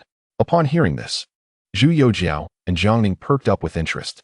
Guan Yingzhen continued, "The Donglin party, based in the Donglin Academy, has been actively recruiting disciples and ardently promoting Confucian doctrines, all under the guise of attempting to interfere with state affairs for their own benefit. However, in regions such as Jiang Ning, the literary atmosphere flourished, with numerous scholars adhering to Wang Yangming's philosophy of the heart and the principles of Confucianism, alongside a significant following of Li Ji's disciples. In various instances, they openly challenged the Donglin party, leading to confrontations between the two factions. Therefore, the old minister suggested that during future imperial examinations, the court might consider appointing these literati who championed Confucianism, heart philosophy, and Li Ji's teachings, as a means to diminish the influence of the Donglin party both in the court and among the populace. Upon hearing the name Li Ji, Zhu Youjiao couldn't help but ponder deeply, nodding as he remarked, "The esteemed minister speaks of Li Ji, a figure I have indeed heard of. This individual served during the Wanli era and dared to fiercely critique the canonical Confucian texts, belittling Qingzhu's doctrine to mere insignificance, while also deeming Confucianism as a toxic doctrine that harmed the people. I have also heard that when Li Ji held lectures, the scene was akin to a mass exodus, with a multitude of disciples flocking to him." Subsequently, Zhu Youjiao, with a hint of self-deprecation, added, "It is said that this Li Ji even criticized the words of our founding emperor." Listening to Zhu Youjiao's account, Jiang Ning was taken aback, exclaiming, "Goodness! This Li Ji is indeed audacious. I had been completely unaware of such a figure." He quickly turned to Wentiren, signaling him with his eyes. Wentiren instantly understood, rolling his eyes as if rapidly searching through his mental archives. Before long, he smiled and said, "Master Jiang, this Li Ji was indeed akin to another high rue. Li Ji hailed from Quanzhou, Fujian, with the courtesy name Hongfu and the art name Zhuowu. His father was a schoolteacher, known for his benevolence and respected in the locality. From an early age, Li Ji harbored doubts about Confucian teachings, often posing questions that left his mentor speechless. Exhibiting a naturally rebellious spirit and a resolute character, unyielding in his convictions. At the tender age of 12, he boldly criticized Confucius, composing an essay titled On the Old Farmer and the Old Garden, wherein he extolled the virtues of the common folk while candidly asserting that Confucius had lofty ideals but lacked practical insight. This act was deemed scandalous by his contemporaries. Later, he entered government service through the imperial examinations, remaining in office until the age of destiny, when he resigned and returned to his hometown. Throughout his life, he vehemently criticized Confucianism and Qingzhu's doctrine, authoring a work titled Burning Books. Jiang Ning immediately became intrigued, inquiring, "What is this Burning Books?" Wentiren explained with a smile. Burning Books is Li Ji's work, filled with critiques of Confucianism and Qingzhu's philosophy. He anticipated that once completed, This book would be regarded by scholars as a treasonous work and would be burned, making it difficult for it to be widely disseminated, hence the title Burning Books. Upon hearing this, Jiang Ning was greatly astonished, contemplating. Remarkable. This Li Ji is indeed a pioneer of revolutionary thought, daring to challenge the entire Confucian system single-handedly. He hastily pressed. And what became of Li Ji afterward? When Tiran lamented, later, this Li Ji was charged with inciting the populace and propagating heretical ideas. Upon learning of his impending trial, he seized the barber's razor and took his own life. In his final moments, he left behind a bold declaration. I dare to be the first for the world. Now at the age of 76, what fear have I of death? Upon hearing this, Jiang Ning couldn't help but feel a deep respect. Subsequently, when Tiran continued, stating that although Li Ji had taken his own life, numerous disciples under his tutelage still adhered to his teachings, consistently opposing the scholarly gentleman who revered Confucianism. However, after years of suppression by Confucian literati, their influence had significantly waned. Jiang Ning, upon hearing this, hastily interjected, such a talented individual as Mr. Li deserves our support. When Tiran instantly comprehended the implication and replied, rest assured, my lord, I am aware of the appropriate course of action. Pleased by the astuteness of his younger colleague, Jiang Ning nodded in approval. Meanwhile, Zhu Yuxiao and the others listened attentively to Tiran's explanation, nodding in agreement. Zhu Yuxiao then spoke. The Donglin party's attempt to wield Confucian rhetoric to manipulate the hearts of the populace is indeed a most heinous act. Henceforth, in our Ming dynasty, we shall embrace an inclusive approach, ensuring that no single faction dominates. Scholars and students who adhere to Wang Yangming's heart-mind philosophy, as well as other doctrines, shall not face undue interference from the court, provided they do not express seditious sentiments. Furthermore, in future imperial examinations, priority should be given to these individuals. Upon hearing this, Jiang Ning could not help but give a thumbs up, reflecting inwardly, truly worthy of an emperor. It seems that the status of the Confucian Donglin literati will no longer be as secure as it once was. At that moment, Yang He, the Minister of Personnel, promptly rose and respectfully bowed, stating, Your Majesty, the current pool of officials in the Ministry of Personnel is critically depleted. I humbly request that Your Majesty hold another examination after the new year to recruit talented individuals from across the realm. Jiang Ning, upon hearing this, turned to Yang He, momentarily taken aback, and inquired, Minister Yang, have we truly exhausted all the Jinshi and Jiren? Has it been so little time since the last examination that we must conduct another so soon? Yang He felt a surge of grievance at Jiang Ning's question. Nearly on the verge of tears, he inwardly lamented, Lord Jiang, how can you even ask? Wherever you and Lord Wei go, the bloodshed is immense. The officials in the ministry are not merely crops that can be harvested repeatedly. If this continues, without another examination, there may soon be no one left to serve in the court. Jiang Ning was indeed unaware of the situation, yet Zhu Yuxiao was fully cognizant of the underlying reasons. He slightly nodded and declared, in that case, I shall issue a decree after the new year to once again hold the imperial examination, broadly inviting scholars to serve in the court. He then added, furthermore, we must extend greater encouragement to those scholars who champion emerging doctrines. Chapter 159. The issue of retirement. After the banquet concluded, the atmosphere among the sovereign and ministers was harmonious. The officials began to rise and take their leave, and Jiang Ning prepared to depart as well. However, he was unexpectedly halted by Fang Zhenghua. With a puzzled expression, Jiang Ning asked, Lord Fang, what is the meaning of this? Fang Zhenghua, with a beaming smile, replied, Lord Jiang, please wait. The emperor requests your presence.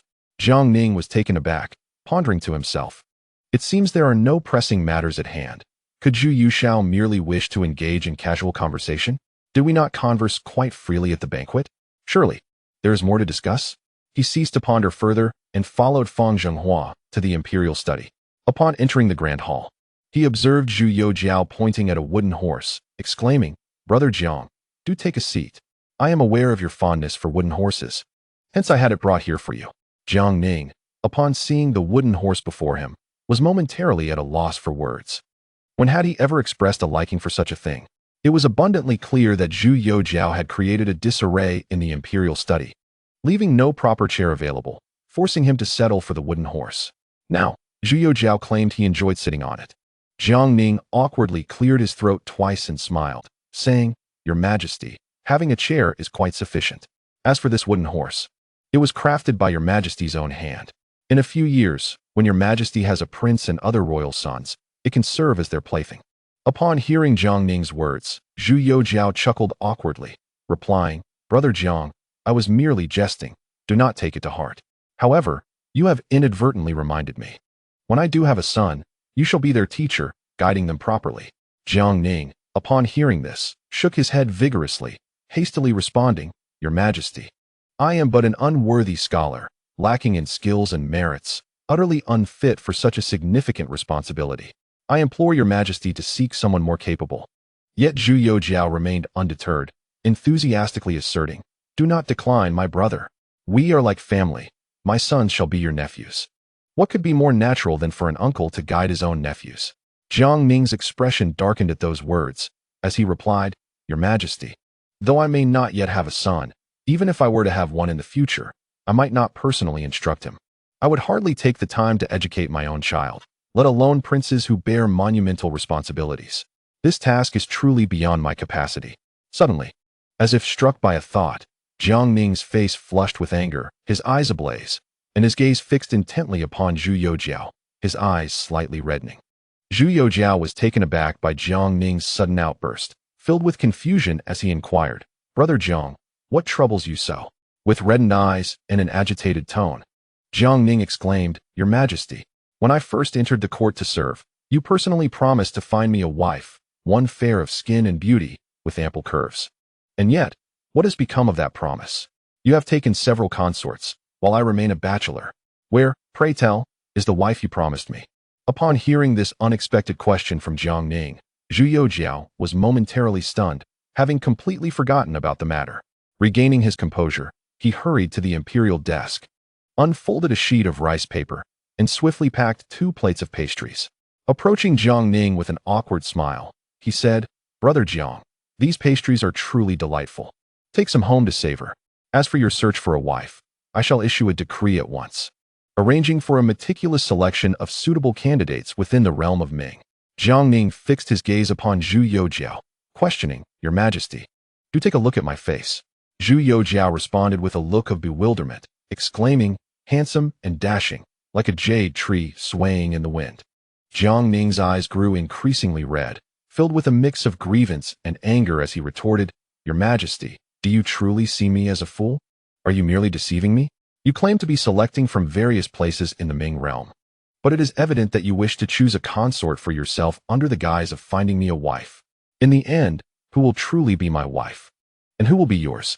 Upon hearing Jiang Ning's rapid-fire inquiries, Zhu Youjiao was seized by a fit of coughing, hastily smiling as he said, "Brother Jiang, please calm your anger.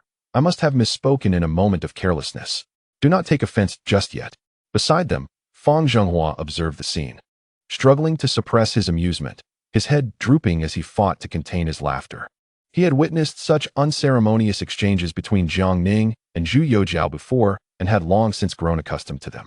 At that moment, he wisely chose to act as though he were invisible, pretending not to see or hear anything, standing quietly by, scarcely daring to breathe.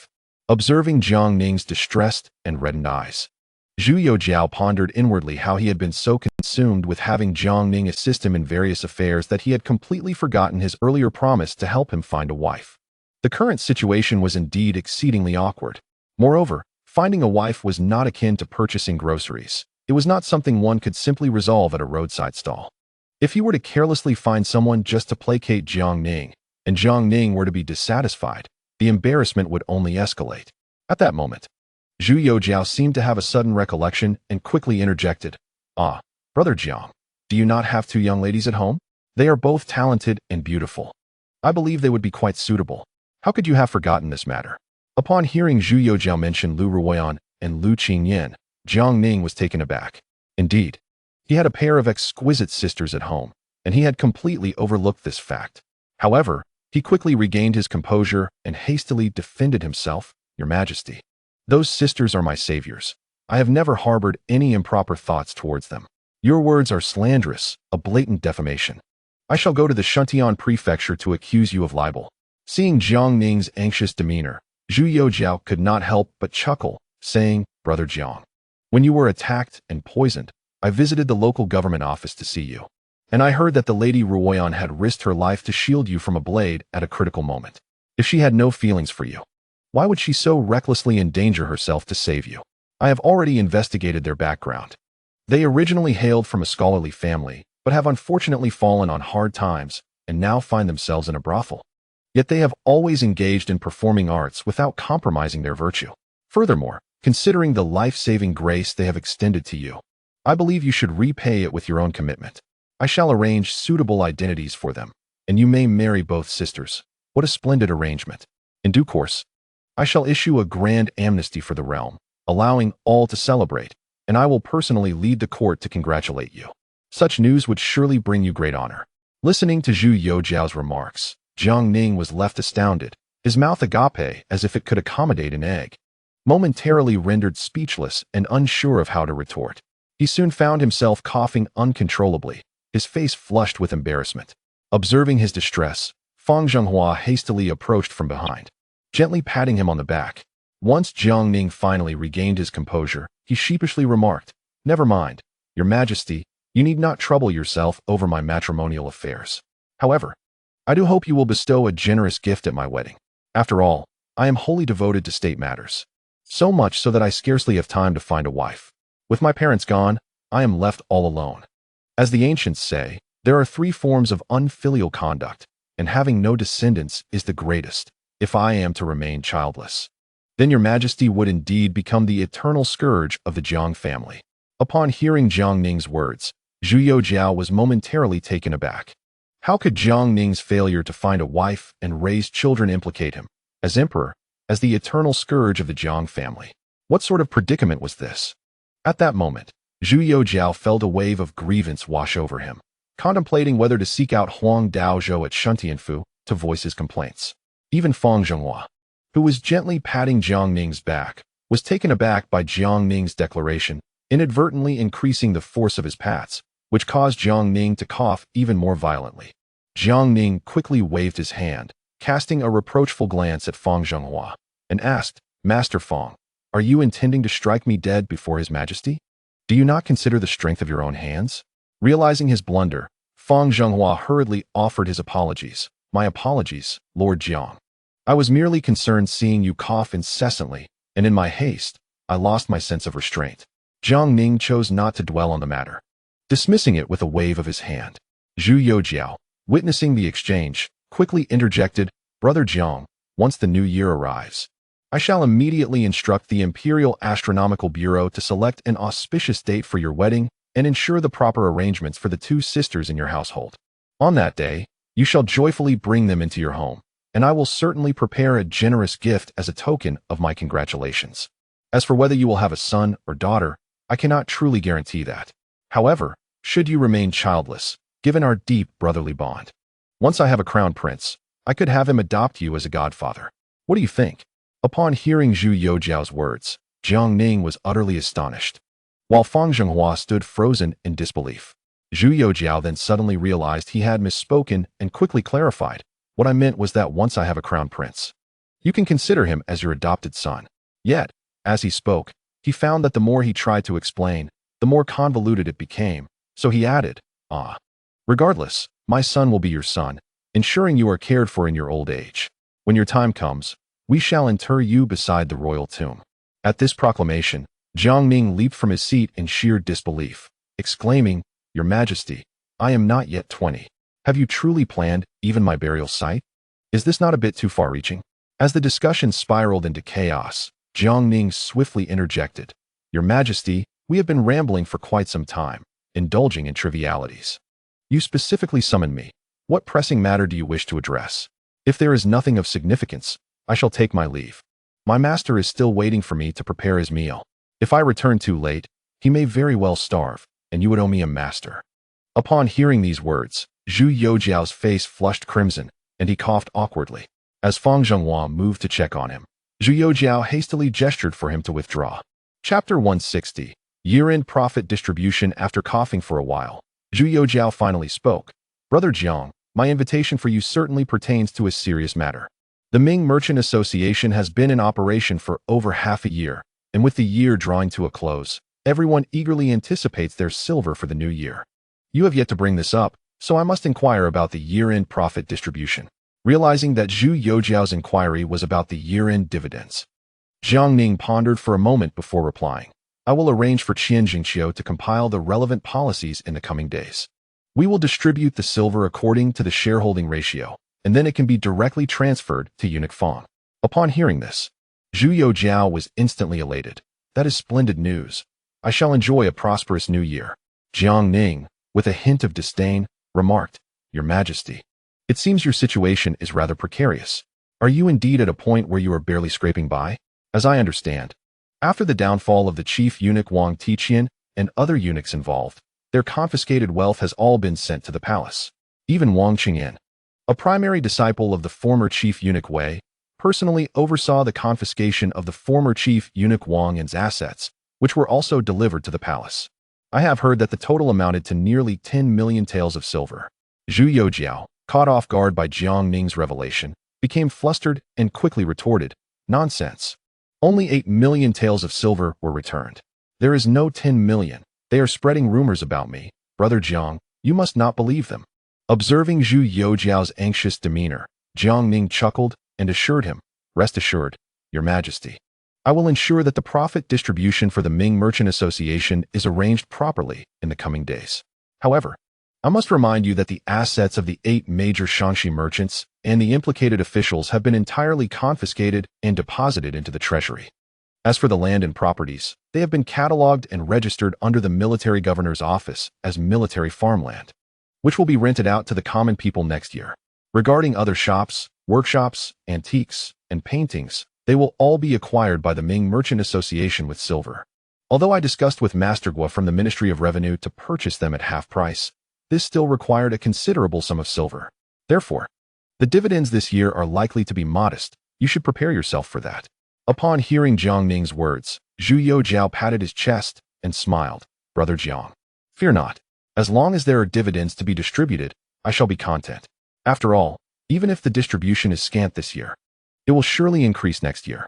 With so many enterprises having been taken over by our Ming Merchant Association, the dividends for next year should multiply several-fold. Observing Zhu Youjiao in his state of unrestrained delight, Jiang Ning let out a resigned sigh and advised, Your Majesty, as the sovereign of the Ming dynasty, you cannot devote all your attention solely to the accumulation of wealth. One must also consider the livelihoods of your subordinates. While you feast on meat, it is only just that they receive a sip of the broth. Zhu Youjiao, wearing a perplexed expression, inquired, Brother Jiang, have I not already increased the salaries of my officials?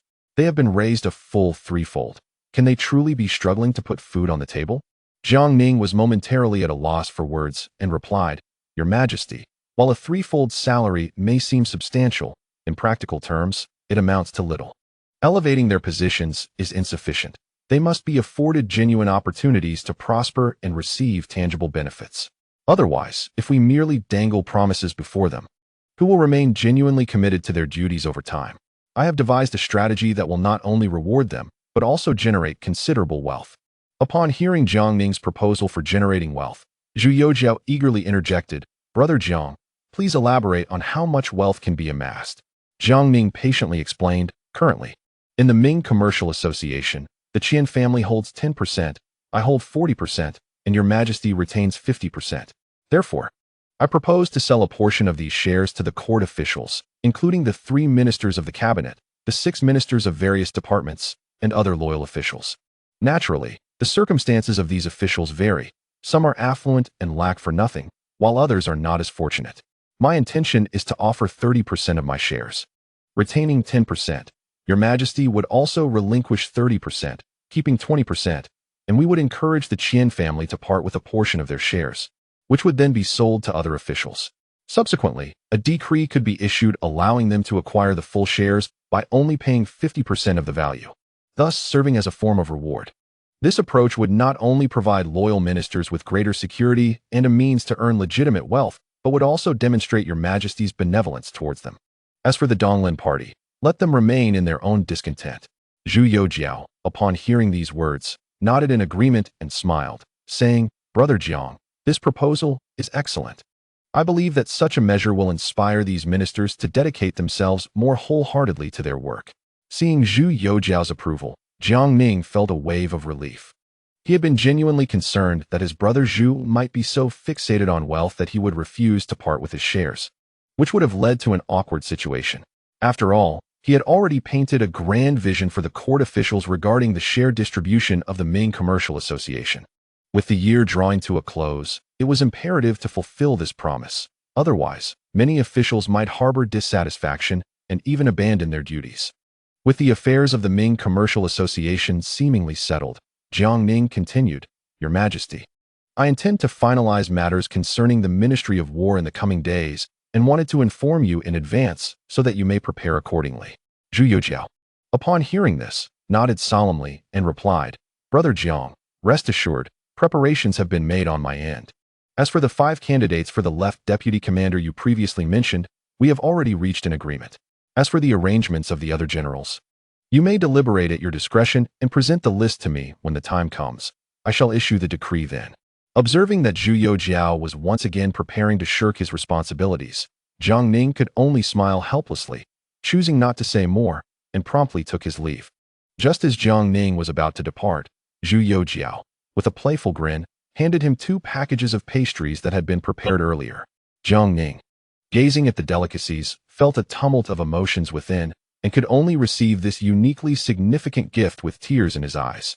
To his surprise, Zhu Youjiao then brought over a wooden horse, wearing an awkward smile as he said, Brother Jiang, this was crafted by my own hands. Take it home. And when you have children, let them play with it. With no other option, Jiang Ning accepted the wooden horse, hoisting it onto his shoulder while carrying the 2 packages of pastries as he made his way out of the palace. Upon reaching the palace gates, Li Ruoyan had been waiting for quite some time. Observing the 2 packages of pastries in Jiang Ning's hands and the wooden horse on his shoulder, Li Ruoyan was filled with curiosity but refrained from inquiring further, hastily stepping forward to take the wooden horse and pastries from Jiang Ning. Subsequently, he mounted his horse alongside Jiang Ning, leading a group of imperial guards back to their residence. Upon entering the courtyard, they spotted Shen Shuzi, who was meandering around, holding a wine jug and appearing quite tipsy. Upon seeing Jiang Ning's return, Shen Shuzi grinned and said, Disciple, you have finally come back. I have just, under the influence of the wine, discovered a set of drunken boxing techniques. I shall teach them to you soon. Witnessing the old man in such a state of inebriation, Jiang Ning felt a wave of exasperation and replied, Master, the emperor hosted a banquet today, and I specially brought you 2 packages of pastries. Would you like to sample them? Upon hearing this, Shen Shuzi's interest was piqued. Quick, bring them to me. I have yet to taste the pastries enjoyed by the emperor, he exclaimed, hastening towards Jiang Ning. Li Ruoyan handed the pastries to Shen Shuzi, who, filled with excitement, was about to unwrap them when he inadvertently noticed the wooden horse on Li Ruoyan's shoulder, and with a puzzled expression, he asked, Disciple, what is this wooden horse about? You are not yet married, nor do you have children. Do you still possess a childlike heart, fond of playing with a wooden horse? Jiang Ning's expression darkened instantly. He took the wooden horse from Li Ruoyan's hands and thrust it into Shen Shuzi's grasp, retorting, This is a gift from the emperor for you. Keep it for your own amusement. With that, he turned and strode towards his room without looking back. Shen Shuzi, holding pastries in one hand and the wooden horse in the other, stood there in a daze, utterly bewildered. Seeing this, Li Ruoyan quickly made his escape. 2 days later, the Earl of Britain, Zhang Weixian, returned to the capital. Upon receiving the news, Jiang Ning immediately went to welcome him, accompanied by Duke Dingyuan, Deng Wenming. Observing the weary Zhang Weixian, Jiang Ning smiled and remarked, Earl, your journey must have been arduous. Why not take a moment to rest? Upon hearing this, Zhang Weixian's expression turned slightly peculiar as he replied, Lord Jiang, the imperial edict clearly stipulates that one must return to the capital before the year's end. I dare not delay, and thus have hurried back without a moment's respite. Internally, he grumbled, Well, you, Lord Jiang, have the audacity to ask. Previously, during the case in Shaanxi, Lord Guo from the Ministry of Revenue nearly met his demise due to delays on the road, and the news has even reached Liaodong. Had I not returned promptly, it is quite possible that I would have been choked to death at the gates of the capital by the year's end. And you still dare to inquire. However, Jiang Ning was unaware of this matter and promptly accompanied Duke Dingyuan, leading Zhang Weixian back to the British Duke's residence. Subsequently, the group discussed affairs concerning the Five Armies Command. After their conversation, Jiang Ning and Deng Wanming took their leave. On their way to the military camp, Deng Wanming, brimming with excitement, remarked, "Master Jiang, now that the British Duke has returned, can we not finalize matters regarding the Five Armies Command? With the new year fast approaching, if we delay any further, it may lead to unforeseen complications." Jiang Ning smiled reassuringly, saying, "Rest assured, my lord, I have already spoken with His Majesty, who fully supports our endeavors. We can commence with this matter immediately." Upon hearing Jiang Ning's words, Deng Wanming's face flushed with excitement. Chapter 161. Commanders of the capital garrison. Upon arriving at the Five Armies Command, Jiang Ning proceeded directly to the main camp and ordered the assembly of the commanders. Before long, figures such as Chao Wenjiao, Man Gui, Zhao Shuijiao, Lu Xiangxing, Sun Chuanting, Huang Digong, Zhou Yujiji, Meng Ruhu, Hu Dawei, Sun Yuanhua, Sun Yingyuan, Mao Yuani, Yang Yufan, He Mingxiao, He Minglian, and Yang Sickhang gathered together. Observing the assembly, Jiang Ning felt a surge of emotion. Over the past year, he had meticulously recruited many renowned military generals from history, and now the gathering was indeed a testament to the wealth of talent at his disposal.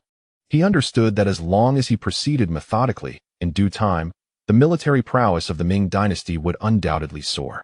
At this moment, the expressions of the assembled commanders varied. Some appeared perplexed, seemingly speculating on Jiang Ning's intentions for summoning them, while others displayed palpable excitement, their eyes gleaming with anticipation.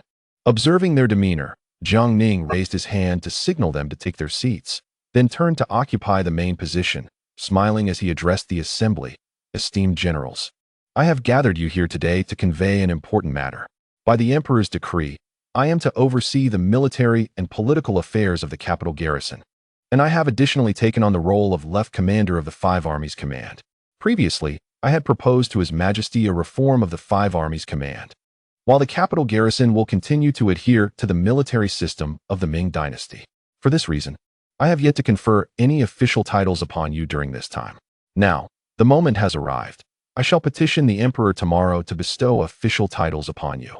Upon hearing Jiang Ning's words, the generals could hardly contain their excitement. It is worth noting that among them, the highest-ranked officers in the capital garrison, Chao Wenjiao, Man Gui, and Zhao Shuijiao, held merely the ranks of deputy generals or guerrilla commanders. However, the number of troops they commanded and their power had surpassed that of the frontier generals, lacking only the formal recognition of their positions. Now, with Jiang Ning's intention to solidify their titles, this undoubtedly marked a momentous occasion. Reflecting the Emperor's profound regard for the Five Armies Command and the capital garrison, observing the fervent expressions of the commanders within the camp, Jiang Ning's smile deepened as he continued, "Of course, this is merely the beginning. As for the official positions you may attain and the merits you will establish in the future, it all depends on your individual capabilities. After all, why should a man not wield the Wu hook and conquer the 50 states of the frontier? A man's glory must be earned through valor on the battlefield. Whether one is a horse or a mule, it ultimately requires a trial to discern the truth." No sooner had he finished speaking than the assembled commanders rose in unison, clasping their fists in salute as they proclaimed in unison, "We shall undoubtedly serve the Ming dynasty and the Emperor with unwavering loyalty. Even if it means spilling our blood on the battlefield, wrapped in horsehide, we would not regret our sacrifice." Their impassioned voices resonated within the tent, echoing their boundless ambition and their readiness to risk their lives for the nation. Jiang Ning, filled with fervor, responded loudly, "I am a soldier, and so are you all. A soldier should be prepared to meet his end on the battlefield, sacrificing himself for the nation. So why cling to the comfort of this tent? A soldier's death in the field, wrapped in horsehide, is our honor. Brothers, from this day forth, we shall vow to serve the court with our lives, loyal to the Emperor. Even if we are unfortunate enough to perish in battle, we shall gather in the hall of loyalty and valor, bearing the proud mantle of the Ming dynasty." Thus, the spirits of the crowd soared even higher as they fervently chanted, "Long live the Ming! Long live the Emperor!" Noticing the excitement of those present, Jiang Ning raised his arm, signaling for silence. He then turned to Duke Dingyuan, Deng Wanming, saying, "Now, I shall speak, and your grace will take note.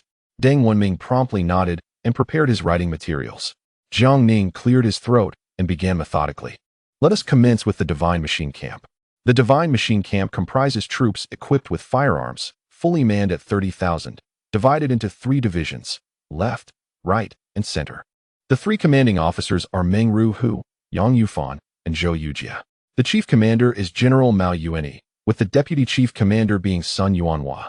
He then turned his gaze to Zhao Shuijiao, a warm smile gracing his face, and remarked, "As the saying goes, an elder in the family is like a treasure. This holds especially true in our army. General Zhao, seasoned in the crucible of battle, is a rare pillar of strength for us. Therefore, I have recommended General Zhao Shuijiao to His Majesty for the position of Right Deputy Commander of the 5 Armies Command. From now on, the 3 divisions of the Divine Machine shall be under General Zhao's command." Upon hearing this, the others immediately straightened, executing a precise military salute, and collectively declared, "Thank you, my lord, for your promotion. We shall surely serve the emperor with utmost dedication and loyalty to the Ming dynasty." Their resolute voices echoed within the tent, reflecting the soldiers' valor and fidelity.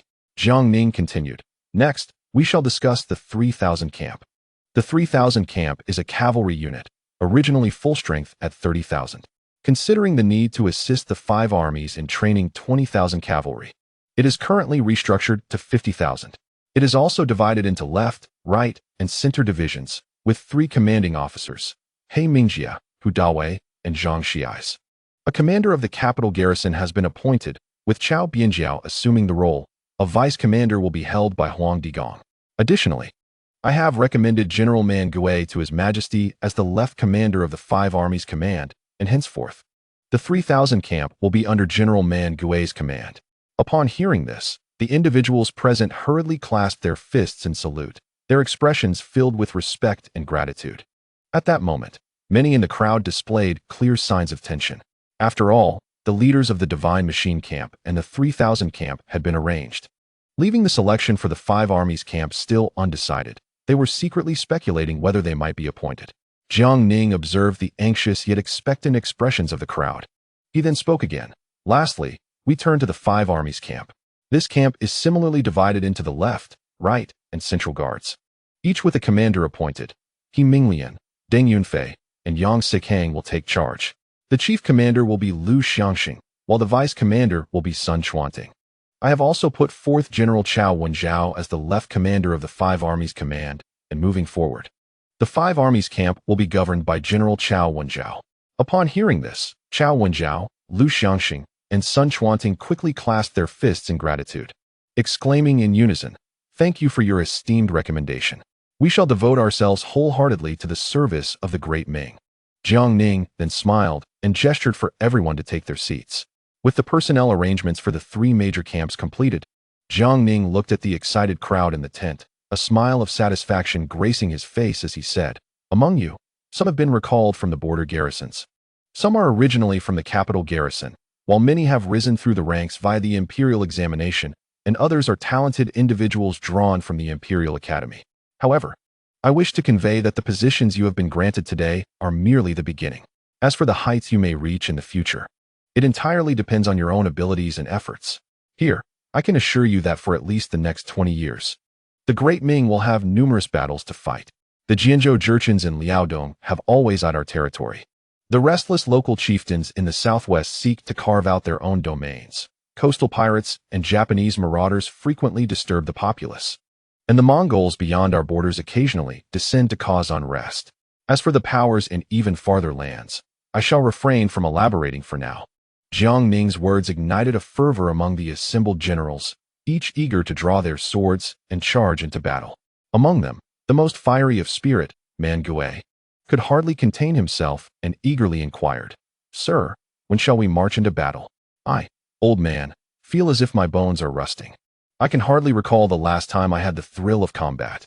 Hearing Man Gui's words, Zhao Shuijiao and Chao Wenjiao exchanged amused glances, chuckling as they teased, "Old man, look at how eager you are. Did not the sir mention that with so many enemies, we need not worry about a lack of battles? When we march against Mongolia and Liaodong, your 3,000 camp will surely be at the forefront, providing you ample opportunities to achieve merit." Man Gui, hearing their playful banter, scratched his head and chuckled awkwardly, replying, "I, old man, am merely anxious, longing to swiftly engage in battle and achieve merit, thus serving the emperor well. I also wish to demonstrate to the haughty civil officials that Lord Jiang's endorsement of me was indeed astute." Observing the interactions among the group, Jiang Ning smiled slightly and remarked, "As the new year approaches, even if a battle is imminent, we must await the spring for the army to mobilize. The most pressing matter now is to focus on training. We cannot afford to falter when we first step onto the battlefield next year. If that were to occur, I shall show no mercy." The others nodded in agreement, their expressions filled with resolve. Once the arrangements were nearly concluded, Jiang Ning dismissed the assembled commanders.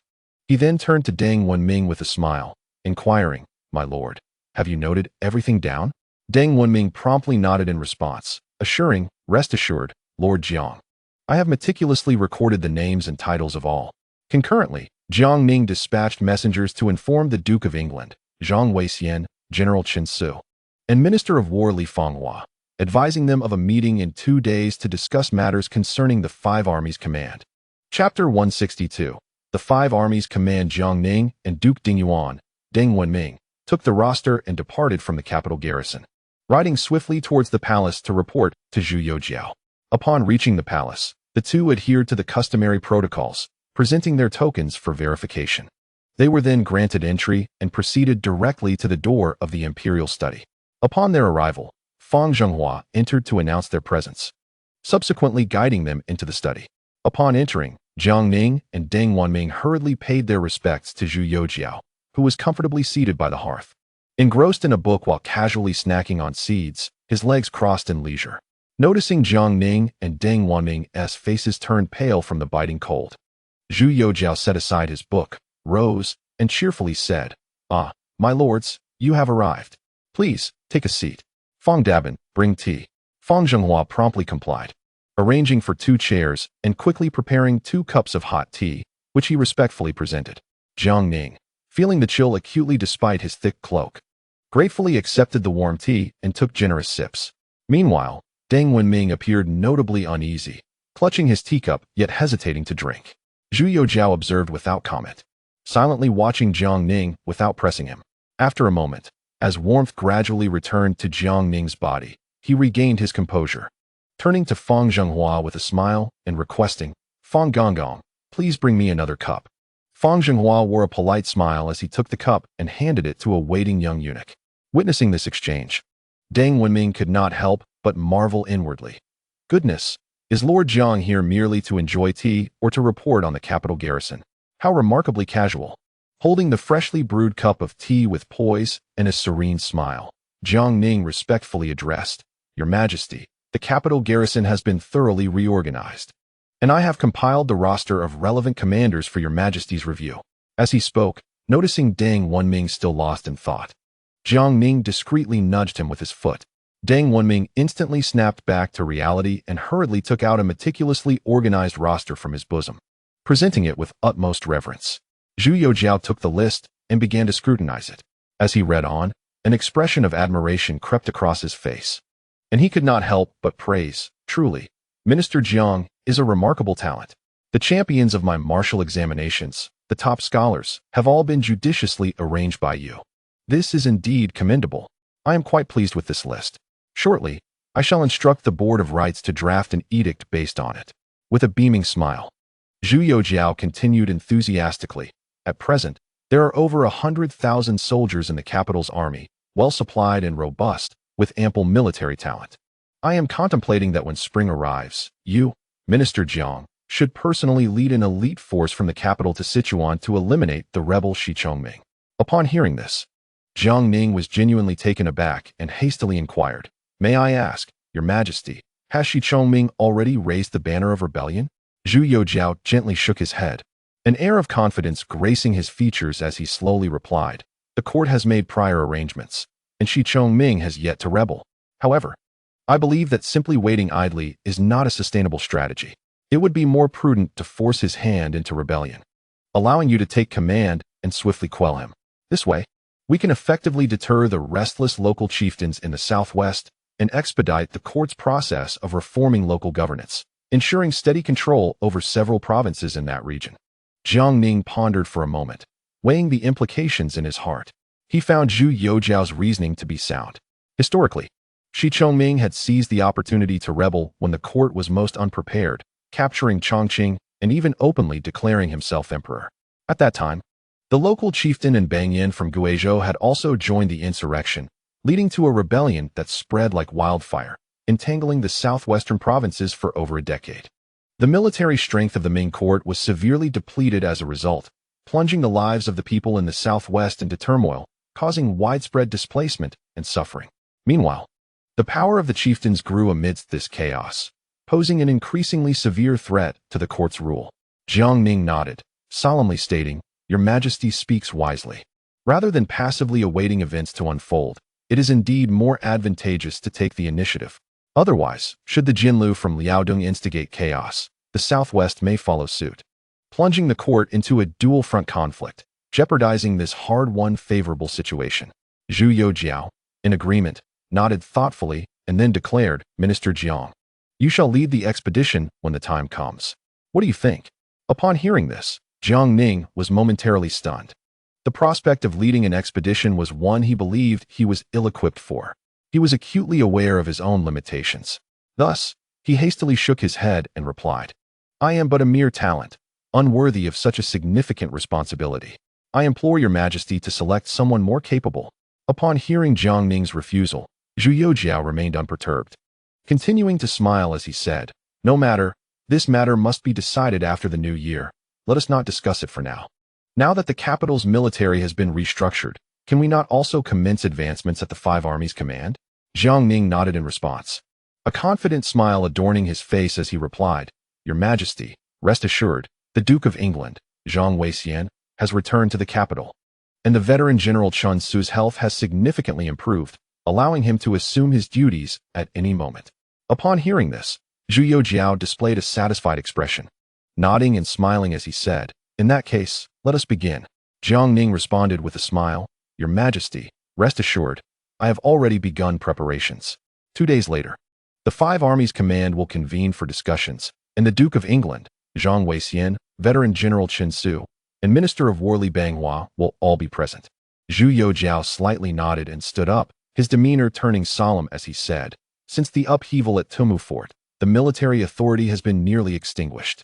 Although Yu Qian was able to turn the tide, overcoming numerous challenges to repel the Oirat and rescue the Ming from peril, his actions disrupted the balance between civil and military powers, establishing a precedent for civil officials to command troops. Since then, the status of military generals has plummeted, and even emperors throughout history have found it difficult to directly wield military power, while the influence of civil officials continues to swell.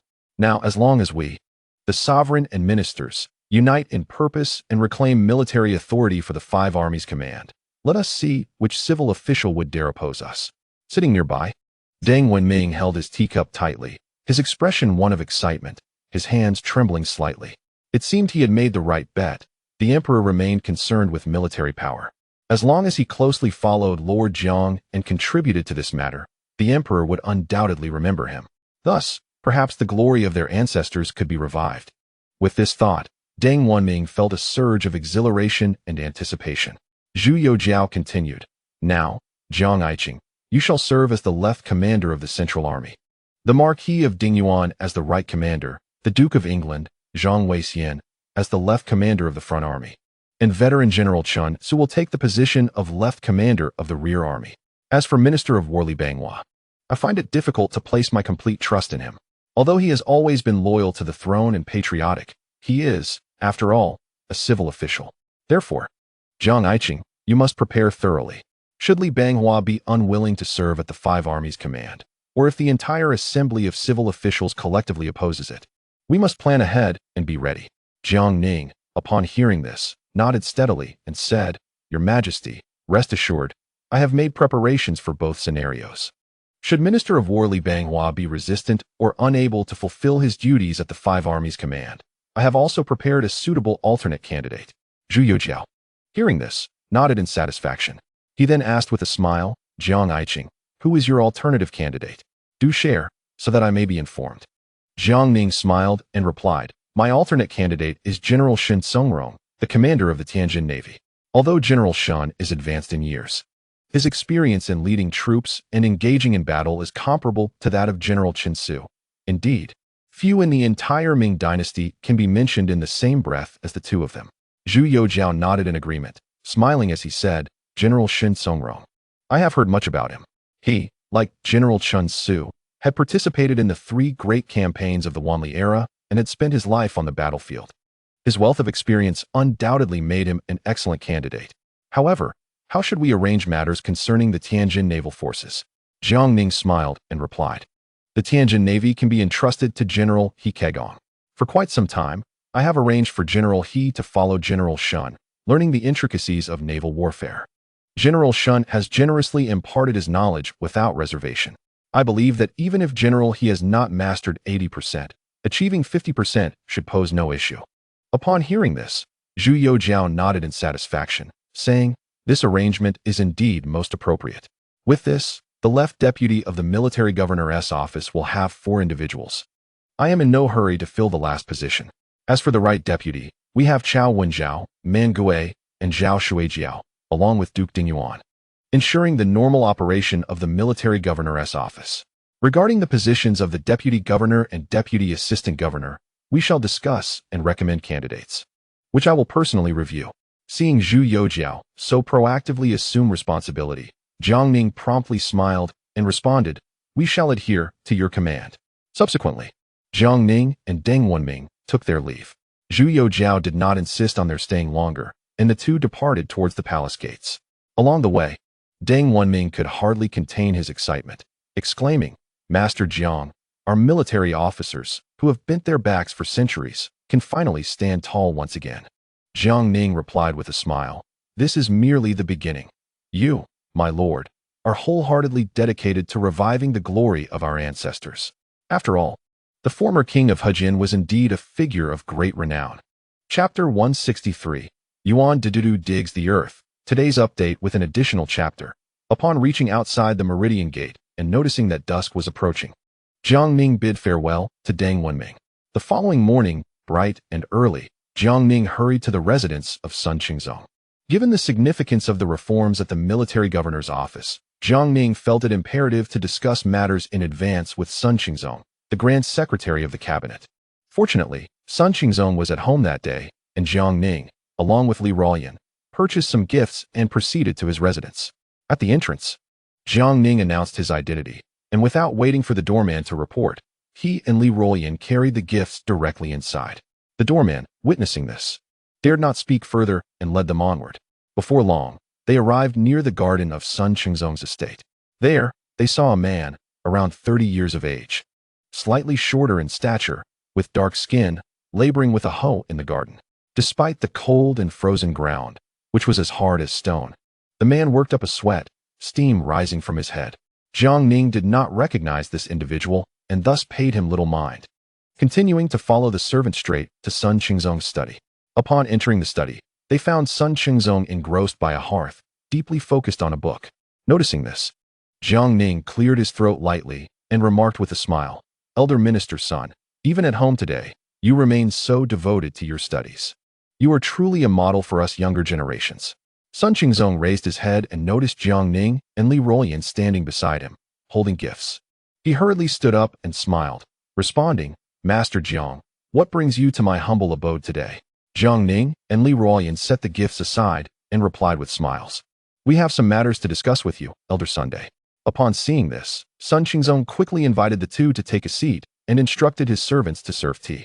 Then, with a smile, he inquired, what is it that you wish to discuss with me, Master Jiang? Jiang Ning proceeded to recount the affairs concerning the 5 armies command, expressing a desire for Minister of War Li Banghua to serve in a position at the command. Hearing this, Sun Qingzong was taken aback, as if a tempest had surged within him. After all, the capital's army comprised over 10,000 troops, and with Jiang Ning appointed to oversee them, it essentially meant consolidating military power on behalf of the emperor. Sun Qingzong had initially believed that the emperor merely sought to control the capital's military forces. He never anticipated that both the emperor and Jiang Ning intended to use the 5 armies command as a foundation to seize national military power. This would inevitably transform the Ministry of War back into a purely logistical bureau akin to that of the Hongwu era. Sun Qingzong slowly rose, his brow furrowed deeply, pacing back and forth. Observing this, Jiang Ning chose to remain silent, patiently awaiting Sun Qingzong's words. After a moment, Sun Qingzong sighed softly and said, Master Jiang, the reformation of the 5 armies command has already been broached with me by the Emperor. I, along with Elder Yuan and Elder Shui, fully support this initiative.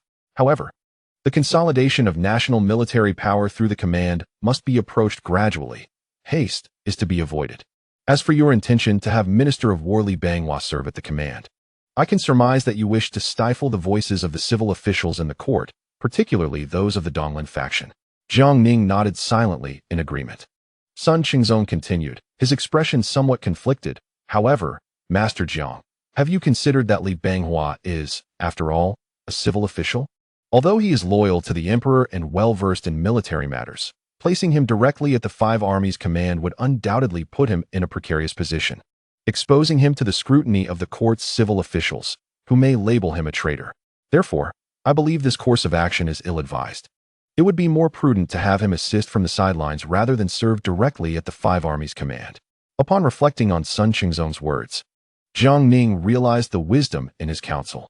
He recalled how Li Banghua had supported him wholeheartedly from his time as the left assistant minister of war, helping to organize military examinations to the subsequent reformation of the capital's military. Previously, Jiang Ning had been solely focused on leveraging Li Banghua's position at the command to stir the waters and advance his plans for military control, completely overlooking the peril of dragging Li Banghua into this turmoil, thereby jeopardizing an ally who had always stood by him. Consequently, Jiang Ning promptly rose, respectfully bowed, and said, Thank you, elder son, for your guidance. I understand now. In that case, let Lord Li Banghua provide his assistance.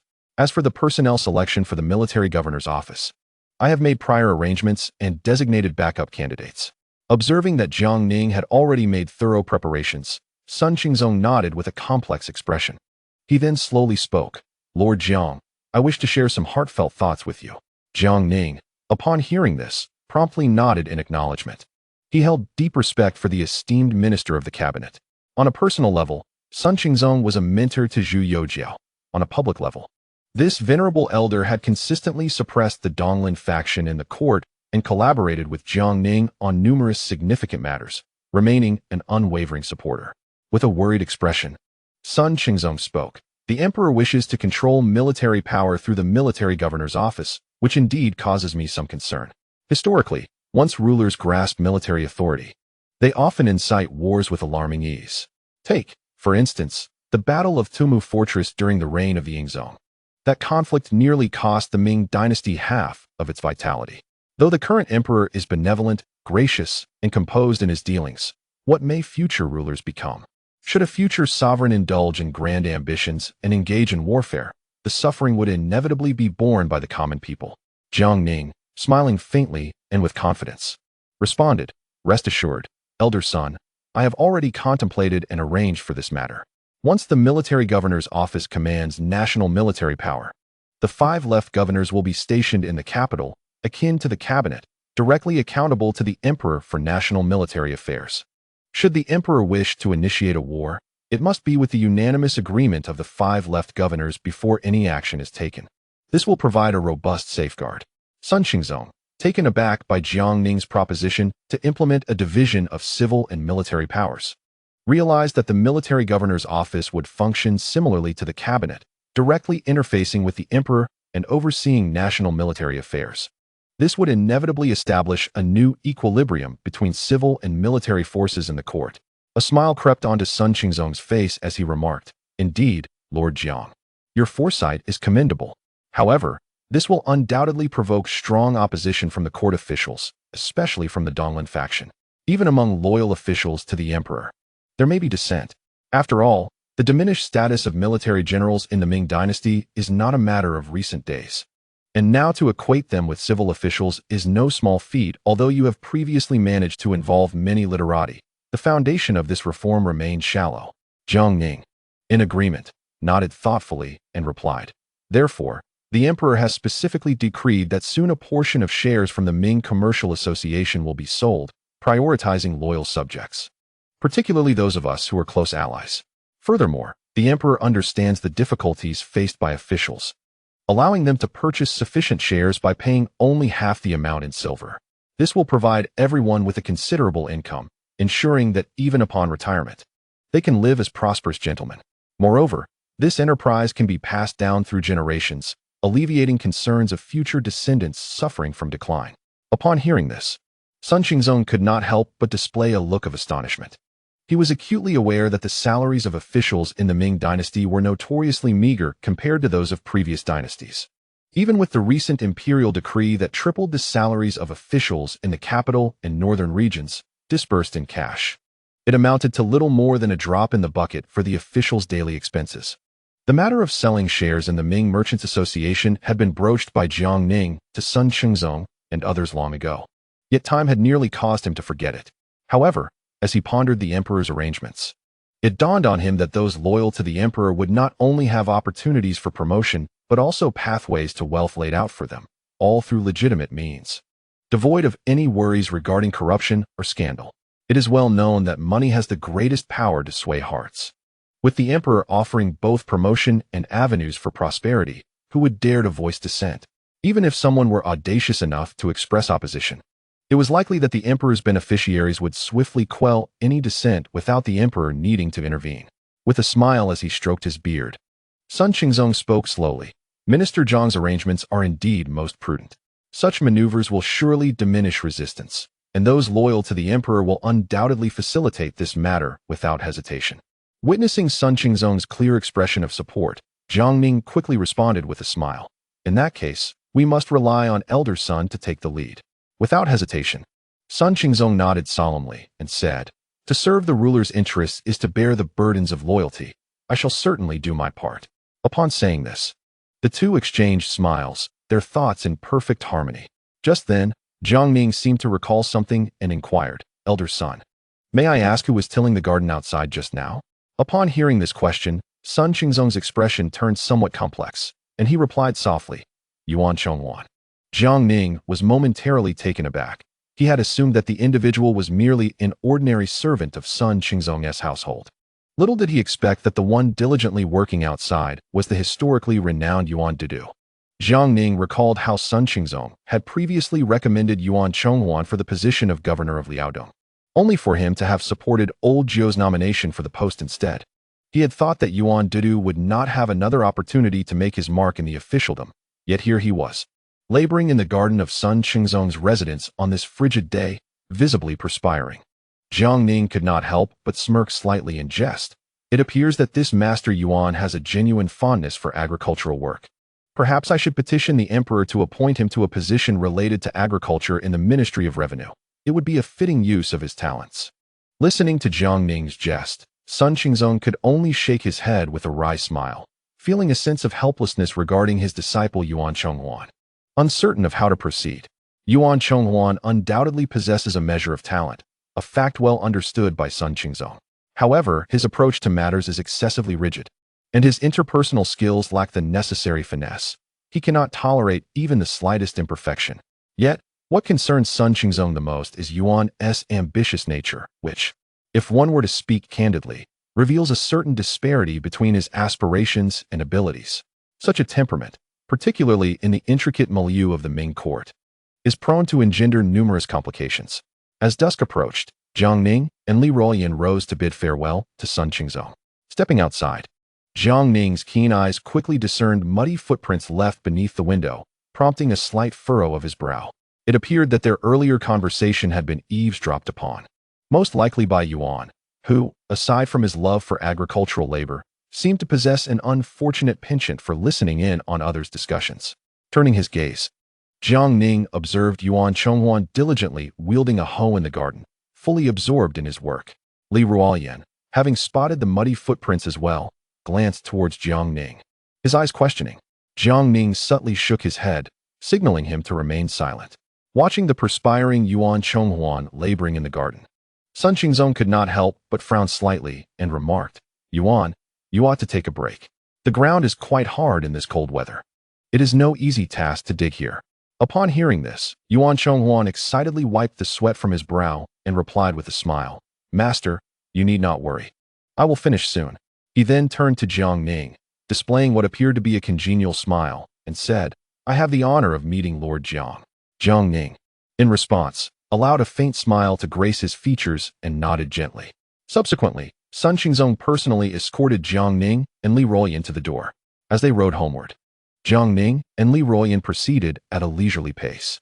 Unable to contain his curiosity, Li Ruoyan inquired, "My lord." It was evident that Lord Yuan was eavesdropping on our conversation. "Why did you not permit me to address him on the spot?"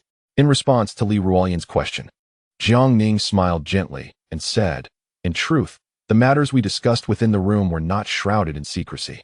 Since Lord Yuan wishes to listen, let him do so. Moreover, he is a disciple of Elder Sunday. Had you acted impulsively, it would have undoubtedly tarnished Elder Sun's reputation."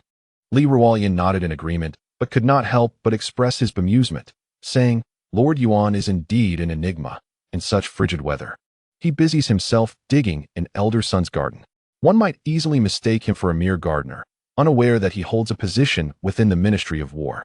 Listening to Li Ruoyan's remarks, Jiang Ning chuckled softly and replied, "Originally, Elder Sun intended to recommend Lord Yuan for the position of governor of Liaodong, but unexpectedly, I intervened and brought in old Jiao to take his place. It seems that Lord Yuan is quite eager to advance, though his actions may be somewhat hasty." Shortly thereafter, Jiang Ning jested with a smile, "If this year the Ministry of Revenue were to select the most outstanding agricultural official, I would indeed like to recommend Lord Yuan." Upon hearing this, Li Ruoyan also chuckled. Although he was not entirely aware of the past grievances between his superior and Lord Yuan, he could distinctly sense from his superior's tone that he held a rather unfavorable opinion of Lord Yuan. At that moment, within the residence of Sun Qingzong, he summoned Yuan Chonghuan into his chamber and instructed his servants to prepare warm water. As Yuan Chonghuan wiped the beads of sweat from his forehead, he could not help but eagerly inquire, "Master, to be frank, I overheard your conversation with Lord Jiang. Did you happen to recommend me to him?" Upon hearing Yuan Chonghuan's words, Sun Qingzong's brow furrowed tightly, and his countenance darkened. "Why are you in such a hurry?" he retorted. "Today, Lord Jiang visited my humble abode, and you were merely pretending to be thoroughly engrossed in the garden. Is that amusing?" Yuan Chonghuan, increasingly anxious, quickly replied, "Master, I am simply too eager to serve the nation. I hope you can understand my sincere intentions." Listening to Yuan Chonghuan's plea, Sun Qingzong's expression grew stern. With a sharp motion, he hurled the scroll he held onto the desk, exclaiming in reproach, "Young man, when will you learn to be more composed? Initially, I intended to recommend you for the position of governor of Liaodong to replace Wang Huazhen. However, to my surprise, Lord Jiang instead put forth the name of Hong Laojiu for that role. I had my reservations about Hong Laojiu's capability, but I have since realized my misjudgment. He indeed possesses remarkable skills. I hear that when he first arrived in Liaodong, he was vehemently scolded by Xiong Tingbai, yet remained silent, maintaining his humility and frequently seeking Xiong's guidance. Consider who Xiong Tingbai is, infamously known for his fiery temper and notorious for reprimanding anyone in sight. In the end, even Xiong Tingbai found himself feeling somewhat embarrassed in front of Hong Laojiu. Moreover, during the recent victory in Liaodong, at a critical juncture, Hong Laojiu stepped forward, shouldering the immense burden alone without casting blame on his subordinates for the tragic loss of 5,000 innocent lives outside Shenyang. Reflect upon this. If you were in Hong Laojiu's position, could you truly assert that you would perform better? Upon hearing Sun Qingzong's words, Yuan Chonghuan's face displayed defiance as he could not restrain himself from protesting. "Master, what are you saying? If I were appointed as governor of Liaodong, commanding the entire region, I would have likely eradicated the Jinzhou Jurchens by now, rather than allowing them to persist. I see Xiong Tingbai and Hong Laojiu merely as opportunists, squandering the court's resources. The court expends vast amounts of provisions to sustain over 100,000 troops in Liaodong, yet they only know how to cower defensively, lacking any ambition to assert their strength. Were I in charge, perhaps I would have already captured Nurhasai and brought him to the capital." As Yuan Chonghuan spoke, Sun Qingzong stood there, astonished, his mouth agape. After a long pause, he sighed helplessly. He has come to a complete understanding of his disciple. Although Yuan Chonghuan possesses some talent, he is undeniably arrogant, disregarding others entirely. Furthermore, His manner of speaking and acting tends to be exaggerated. Even when Sun Qingzong personally commanded the vast forces in Liaodong, he would never dare to utter such grandiose claims of exterminating the Jinzhou bandits or escorting Nurhasai to the capital for trial. Such proclamations are hardly the words of a rational individual. Subsequently, Yuan Chonghuan, with a face full of indignation, lamented, "In my humble opinion, this Lord Jiang is nothing more than a sycophant, relying solely on flattery to gain the emperor's trust. Since his entry into court, he has stirred the political atmosphere into chaos. His so-called achievements are built upon the heads and blood of countless officials. The bloodshed in the Shaanxi bureaucracy has been immense. And in Tianjin, the slaughter has been so rampant that the waters of the Grand Canal are stained red. Based on these deeds, Lord Jiang is destined for a grim fate. There will be no good ending for him. Master, I implore you not to associate too closely with such a person, lest you be dragged down with him in the future." Upon hearing Yuan Chonghuan's remarks, Sun Qingzong was immediately infuriated and rebuked him loudly. "Yuan Chonghuan, cease your reckless and nonsensical speech. The situation in the court is currently improving, and Lord Jiang has contributed immensely to this progress. Yet he has never sought any rewards from the emperor. As for the matters in Shaanxi and Tianjin, they were precipitated by specific circumstances and are substantiated by evidence. Do not speak such baseless words here. Henceforth, let there be no more talk that undermines our unity."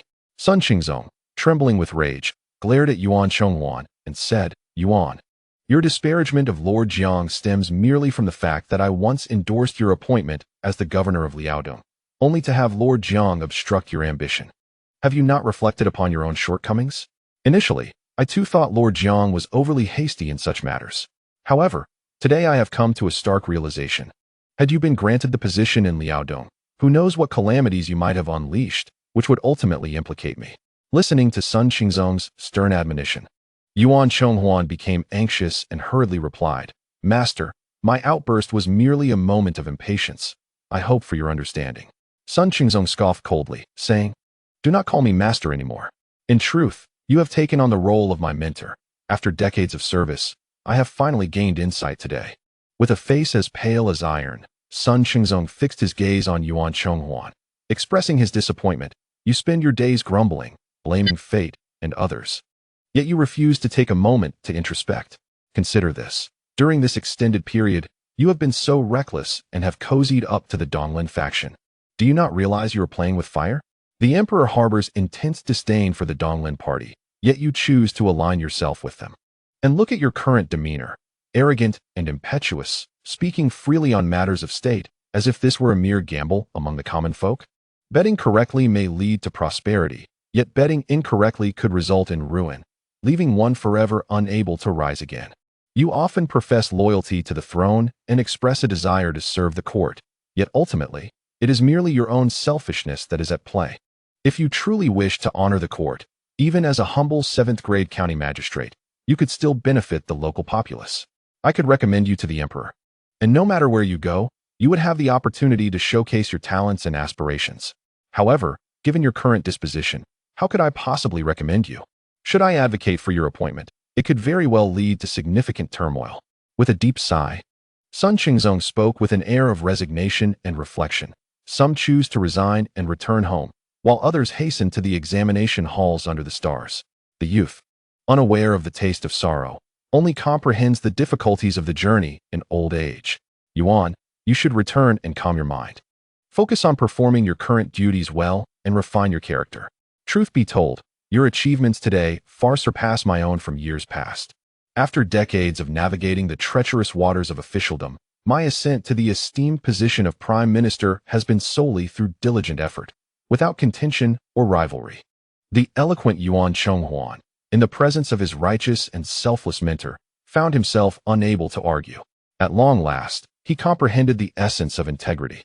Over the years, he had disregarded his mentor's wise counsel, and now, with one misstep, he faced the weight of eternal regret, realizing that turning back is a journey of many lifetimes. Then, as if struck by lightning, Yuan Chonghuan rose slowly, dazed and despondent, and bowed to Sun Qingzong, murmuring, "Disciple takes his leave." With that, he departed as if bereft of his soul, his steps unsteady as he walked away. Observing Yuan Chonghuan's increasingly distant and desolate figure, Sun Qingzong felt a profound sense of helplessness and concern, letting out a heavy sigh as if all strength had been drained from his body. He slumped into his chair, his gaze vacant, remaining silent for a long time, his heart a tumult of emotions. He understood well that if Yuan Chonghuan could not awaken to the truth and rectify himself, his future in the civil service would be fraught with thorns, potentially leading to calamity. Chapter 165. The civil officials kneeling remonstrance. The following morning, while the dawn was still fresh, Jiang Ning rose early, meticulously donning his dragon robe and carefully fastening his jade belt before mounting his horse alongside Li Ruoyan. Under the vigilant protection of the imperial guards, they proceeded towards the war commander's office. Upon arriving before the grand and imposing edifice of the war commander's office, Jiang Ning felt a surge of emotion, standing at the entrance and exclaiming, "From this day forth, all military orders of the Ming dynasty shall emanate from this war commander's office." His words were imbued with an indomitable spirit. At that moment, a hearty yet slightly aged laughter resonated from behind. Turning around, Jiang Ning saw the Duke of England, Zhang Weixian, clad in dragon robes, accompanied by the seasoned general, Chen Su. Jiang Ning's face immediately lit up with a warm smile as he eagerly greeted the two. Zhang Weixian and Chen Su, equally excited, had clearly heard Jiang Ning's lofty declarations. Today marked the culmination of long preparations as military officials regained their status in the court, ready to hold their heads high. Shortly thereafter, Minister of War Li Banghua arrived in haste. His expression was somewhat complex as he exchanged greetings with each person present. In the presence of such a talented minister as Li Banghua, Jiang Ning felt a sense of guilt. After all, the War Department needed to reclaim its military authority from the Ministry of War, and as the Minister of War, Li Banghua could not evade this crucial juncture. Upon entering the Grand Hall of the War Department, Jiang Ning turned to face Li Banghua, offering a solemn bow, yet he spoke not a word, his eyes reflecting sincere emotion. Li Banghua nodded slightly, his expression calm as he stated, "To eat the king's grain is to share the king's worries. Lord Jiang is wholly devoted to the nation, and I, too, shall not lag behind. Henceforth, this heavy burden shall be entrusted to the War Department." His words clearly articulated his stance. At this moment, Zhang Weixian and the elder General Chen Su, who stood nearby, also bowed deeply to Li Banghua, expressing their gratitude. Before long, another seasoned general entered, walking with a steady gait. Upon seeing him, General Chen Su could not contain his laughter, exclaiming, "Old Shun, I did not expect you to be here as well." Jiang Ning turned to see the newcomer, an imposing figure with hair and beard as white as snow, yet possessing a robust and upright stature devoid of any signs of aging.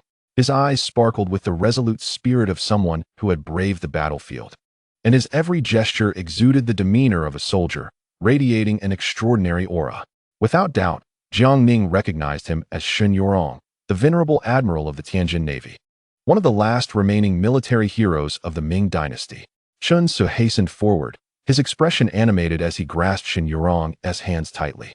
Shin Yurong burst into laughter, saying, "Old Shun, I truly did not anticipate that in our lifetimes we would once again work together. What a delightful surprise." At this moment, Chen Su turned with a smile, introducing Jiang Ning and the others to Shun Yurong one by one. Upon hearing their names, Shin Yurong promptly clasped his fists in salute, his demeanor humble yet dignified. Jiang Ning, filled with respect for this celebrated veteran, reciprocated with the same courtesy, paying homage to his elder. Before long, a soldier stationed outside the door entered to report, "Officials from the Ministry of War have arrived." Li Banghua nodded at Jiang Ning.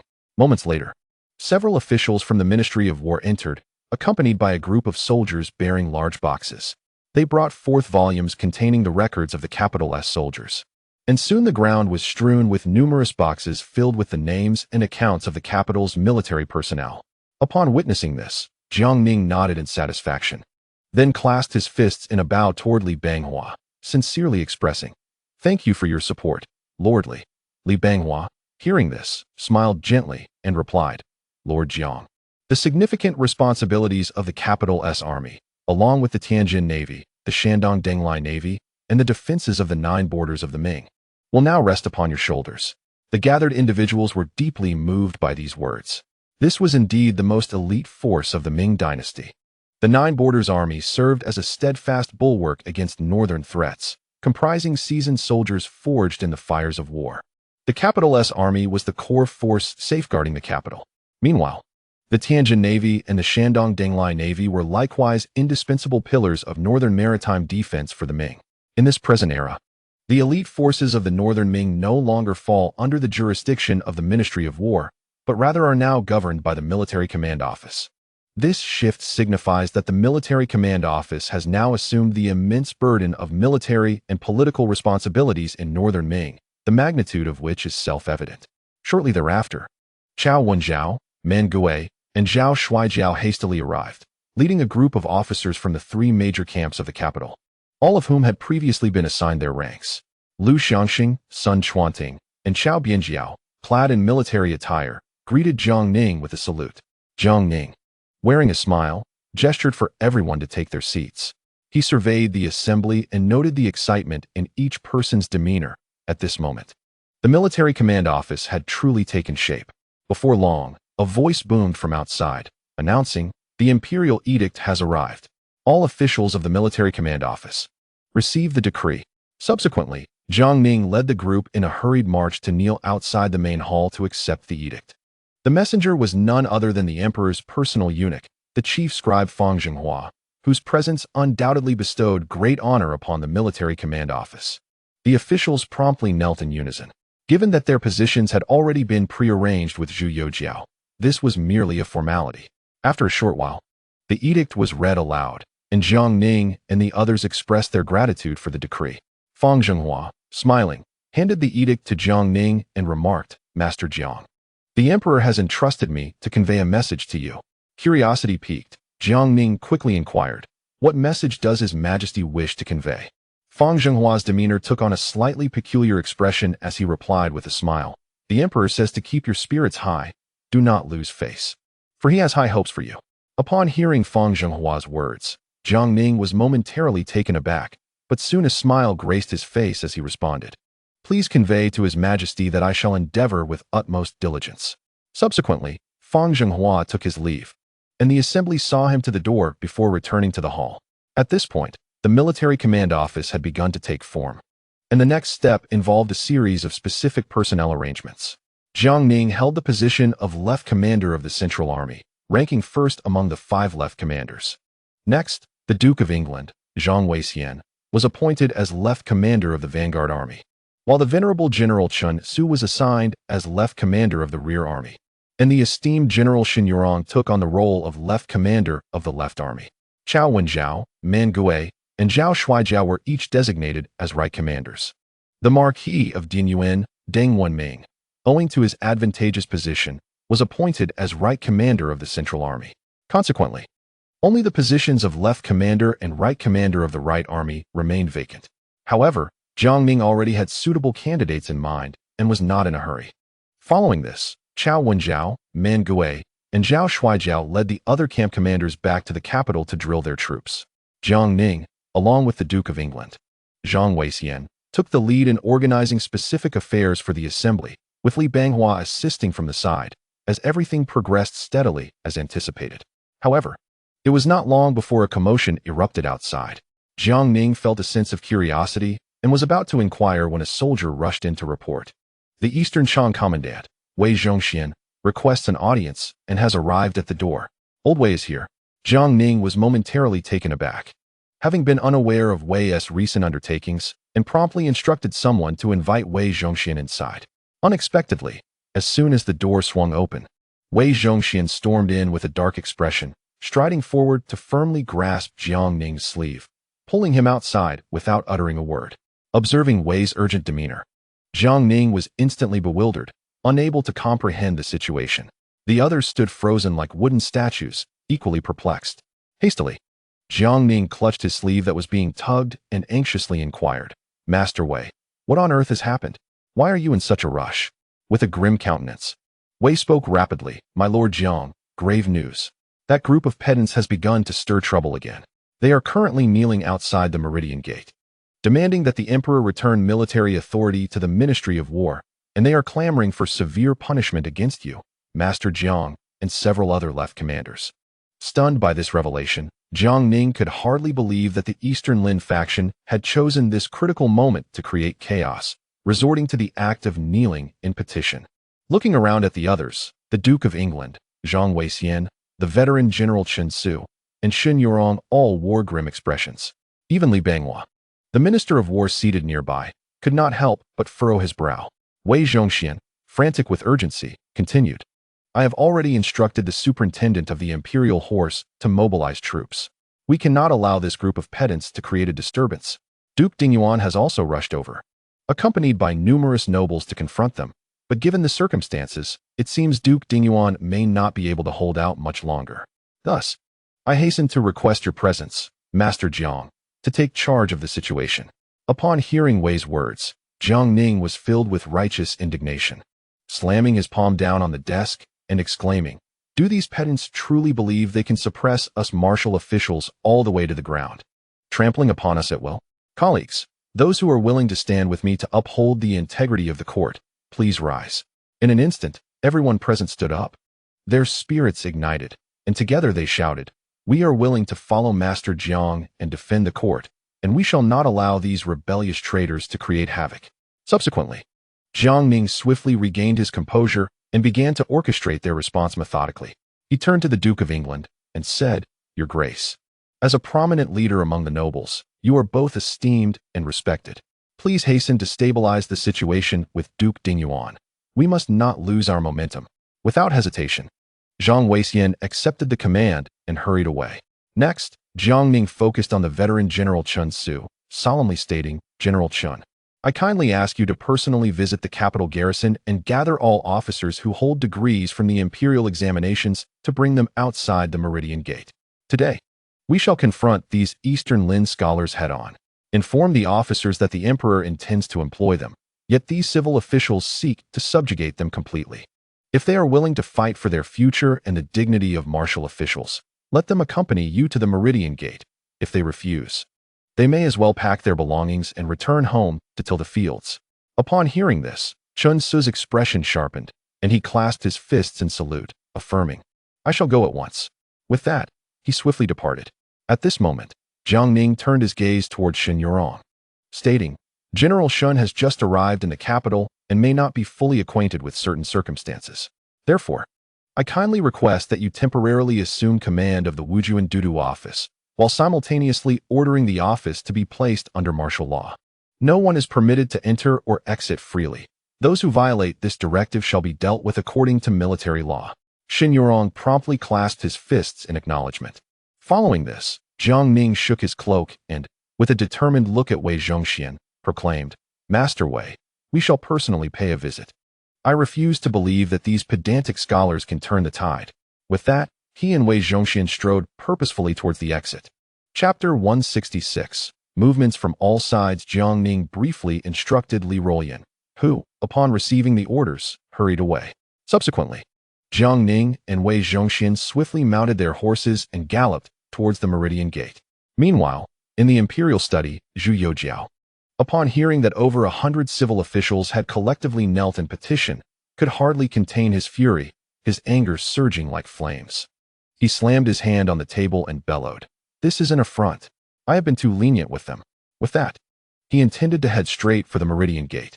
However, Fang Zhenghua quickly stepped forward to obstruct him, anxiously stating, Your Majesty, you must not recklessly reveal yourself at this juncture. This matter must first be addressed by Minister Jiang and several other deputy commanders, along with the leaders of the capital garrison. Once they have quelled the arrogance of these Eastern Forest scholars, it will not be too late for you to make an appearance. Should you choose to show yourself now, it is highly likely that these Eastern Forest officials will shift the blame onto you, leading to an even more chaotic and unmanageable situation. After listening to Fang Zhenghua's words, Zhu Youjiao felt their wisdom resonate within him, gradually nodding in agreement. He understood that what Fang Zhenghua said held substantial truth. If he were to appear at that moment, these individuals might seize the opportunity to redirect the focal point of the conflict towards himself, thereby placing him in an untenable position and making the response from Jiang Ning and the others exceedingly challenging. He then turned to Fang Zhenghua and commanded, Fang Zhenghua, you are to immediately convey my decree, instructing the cabinet and the 9 ministers of the 6 ministries to proceed to the Meridian Gate and maintain control of the situation. Wei Zhongxian has already gone to inform Brother Jiang, and I trust that Brother Jiang will arrive shortly and make the necessary arrangements.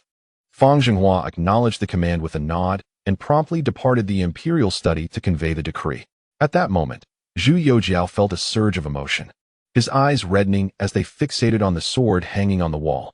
An overwhelming impulse surged within him, and he yearned to seize the sword and rush out to slay the unruly civil officials. Yet, he restrained this fiery rage, forcing himself to suppress the impulse. Meanwhile, within the cabinet's duty room, Sun Qingzong, upon receiving Fang Zhenghua's message, was startled, causing his brush to fall with a clatter onto the writing desk.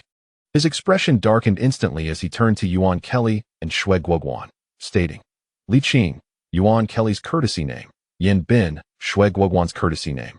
Let us go together and see what these Eastern Forest partisans intend to do. With over 100,000 troops of the capital garrison at our disposal, along with the Eastern Depot, the Jinyue, and the Tengxiang Four Guards, do they truly intend to shatter all pretense?" Yuan Kelly and Shui Guoguan both wore solemn expressions, nodding in agreement before following Sun Qingzong towards the Meridian Gate. Meanwhile, the 6 ministers received the news in quick succession. Su Guangqi set down the official document in his hand, unable to suppress his astonishment. What on earth do those Eastern Lin faction members intend to accomplish? Do they truly believe that Lord Jiang is of a gentle disposition, or do they think that Grand Eunuch Wei has recently taken to a vegetarian diet, rendering him incapable of unsheathing his sword? With a sigh, he rose and made his way towards the Meridian Gate. Upon hearing the news, Gui Yunho, the Minister of Revenue, was instantly filled with excitement, gesticulating animatedly as he spoke to Bai Zian, the left Assistant Minister of Revenue. "My dear Bai, you stay here to oversee the ministry. I shall hasten to see for myself. Perhaps this time the treasury will receive a substantial influx." Bai Zian, hearing Gui's words, could not help but let out a bitter laugh, replying, "I understand, my lord." Subsequently, Gui Yunho quickly seized an abacus and account books, dashing towards the Meridian Gate, his heart racing with anticipation. If today Lord Jiang and Grand Eunuch Wei take action, they might unearth numerous corrupt officials, and thus the ministry could witness a significant financial boon. Yang He, the Minister of Personnel, upon receiving the news, stood frozen in shock before he rapidly made his way towards the Meridian Gate, his heart filled with apprehension. Do these Eastern Lin scholars truly lack the sense of self-preservation? Do they not fear that Lord Jiang will unleash Grand Eunuch Wei to enact a bloody purge? At this moment, Yang's heart sank, hoping fervently that Grand Eunuch Wei would show mercy and not eliminate them all in one fell swoop. After all, the pool of registered candidates for official positions had been exhausted, and just days prior, he had proposed to the emperor to hold another recruitment examination after the new year. If Lord Jiang and Grand Eunuch Wei were to carry out a massacre before the year's end, it would surely ruin his prospects for a peaceful celebration. Gu Bingqian, the Minister of Rights, upon hearing the news, hastily made his way towards the Meridian Gate. As a loyal subordinate of Wei Zhongxian, it was imperative for him to publicly declare his stance at this moment. Meanwhile, Jiang Ning and Wei Zhongxian were galloping swiftly towards the Meridian Gate.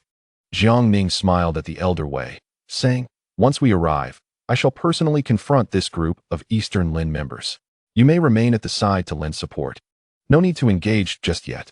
On the way, upon hearing Jiang Ning's words, Wei Zhongxian became anxious, saying urgently, "Lord Jiang, the gravity of today's situation cannot be underestimated. If we do not personally intervene, do you believe you can manage alone?" Jiang Ning chuckled, responding, "Grand Eunuch Wei, you are now our trump card, a vital asset that should not be squandered. If the opposition does not wish to engage in mutual destruction, there is no need for you to act. Should they seek to bring about their own ruin, we shall then call upon you to take charge." Listening to Jiang Ning, Wei Zhongxian felt a surge of excitement. How could it not be exhilarating for someone like him, who was illiterate, to be regarded as an invaluable asset by Lord Jiang? Nodding in agreement, he said, "You speak wisely, Lord Jiang. If these Eastern Lin pedants do not wish for mutual destruction, then we shall refrain from making a move. However, if they truly seek their own demise, then I shall personally intervene and deal with them." In the imperial study, Zhu Youjiao anxiously awaited for a lengthy period. At last, Fang Zhenghua hurried back, reporting, "Your Majesty, I have already informed the ministers of the cabinet and the 6 ministries. Elder son of the cabinet, Elder Yuan, and Elder Shui have proceeded to Wumen. It is likely that the ministers of the 6 ministries will arrive shortly as well. Upon hearing this, Zhu Youjiao nodded but still felt a lingering anxiety. After a moment of contemplation, he spoke. Feng Dabin, convey my edict to the chief eunuch Li Ruiyu of the Imperial Secretariat, instructing him to go to Wumen to assess the situation. Advise him to act according to the circumstances and make his own decisions. Startled by Zhu Youjiao's words, Feng Zhenghua quickly nodded in agreement and hastily departed from the imperial study. He jogged to the Imperial Secretariat, where he found the newly appointed chief eunuch Li Ruiyu reviewing memorials. With a smile, he said, Masterly, His Majesty has commanded you to go beyond Wumen to ascertain the situation. You are free to act as you see fit. Feng Zhenghua held Li Ruiyu in high esteem. Previously, Li had served under the former chief eunuch Wang An, gaining prominence due to his boldness and exceptional presence. After Wang An retired, Wang Tiqian assumed the position. Li Ruiyu, who could have easily secured a position as chief eunuch, had unknowingly antagonized Wei Zhongxian, leading to his downfall. He exploited Wei's illiteracy to disparage him, which incited Wei's ire. Consequently, Li was suppressed by Wei and relegated to the laundry bureau for an entire year. Recently, following the dismissal of several members of the Imperial Secretariat, the Emperor recalled the capable Li Ruiyu and appointed him as the chief eunuch of the Imperial Secretariat. In terms of talent, Li Ruiyu was undoubtedly preeminent within the inner court. Not only was he well-versed in poetry and prose, but his literary skills were also extraordinary.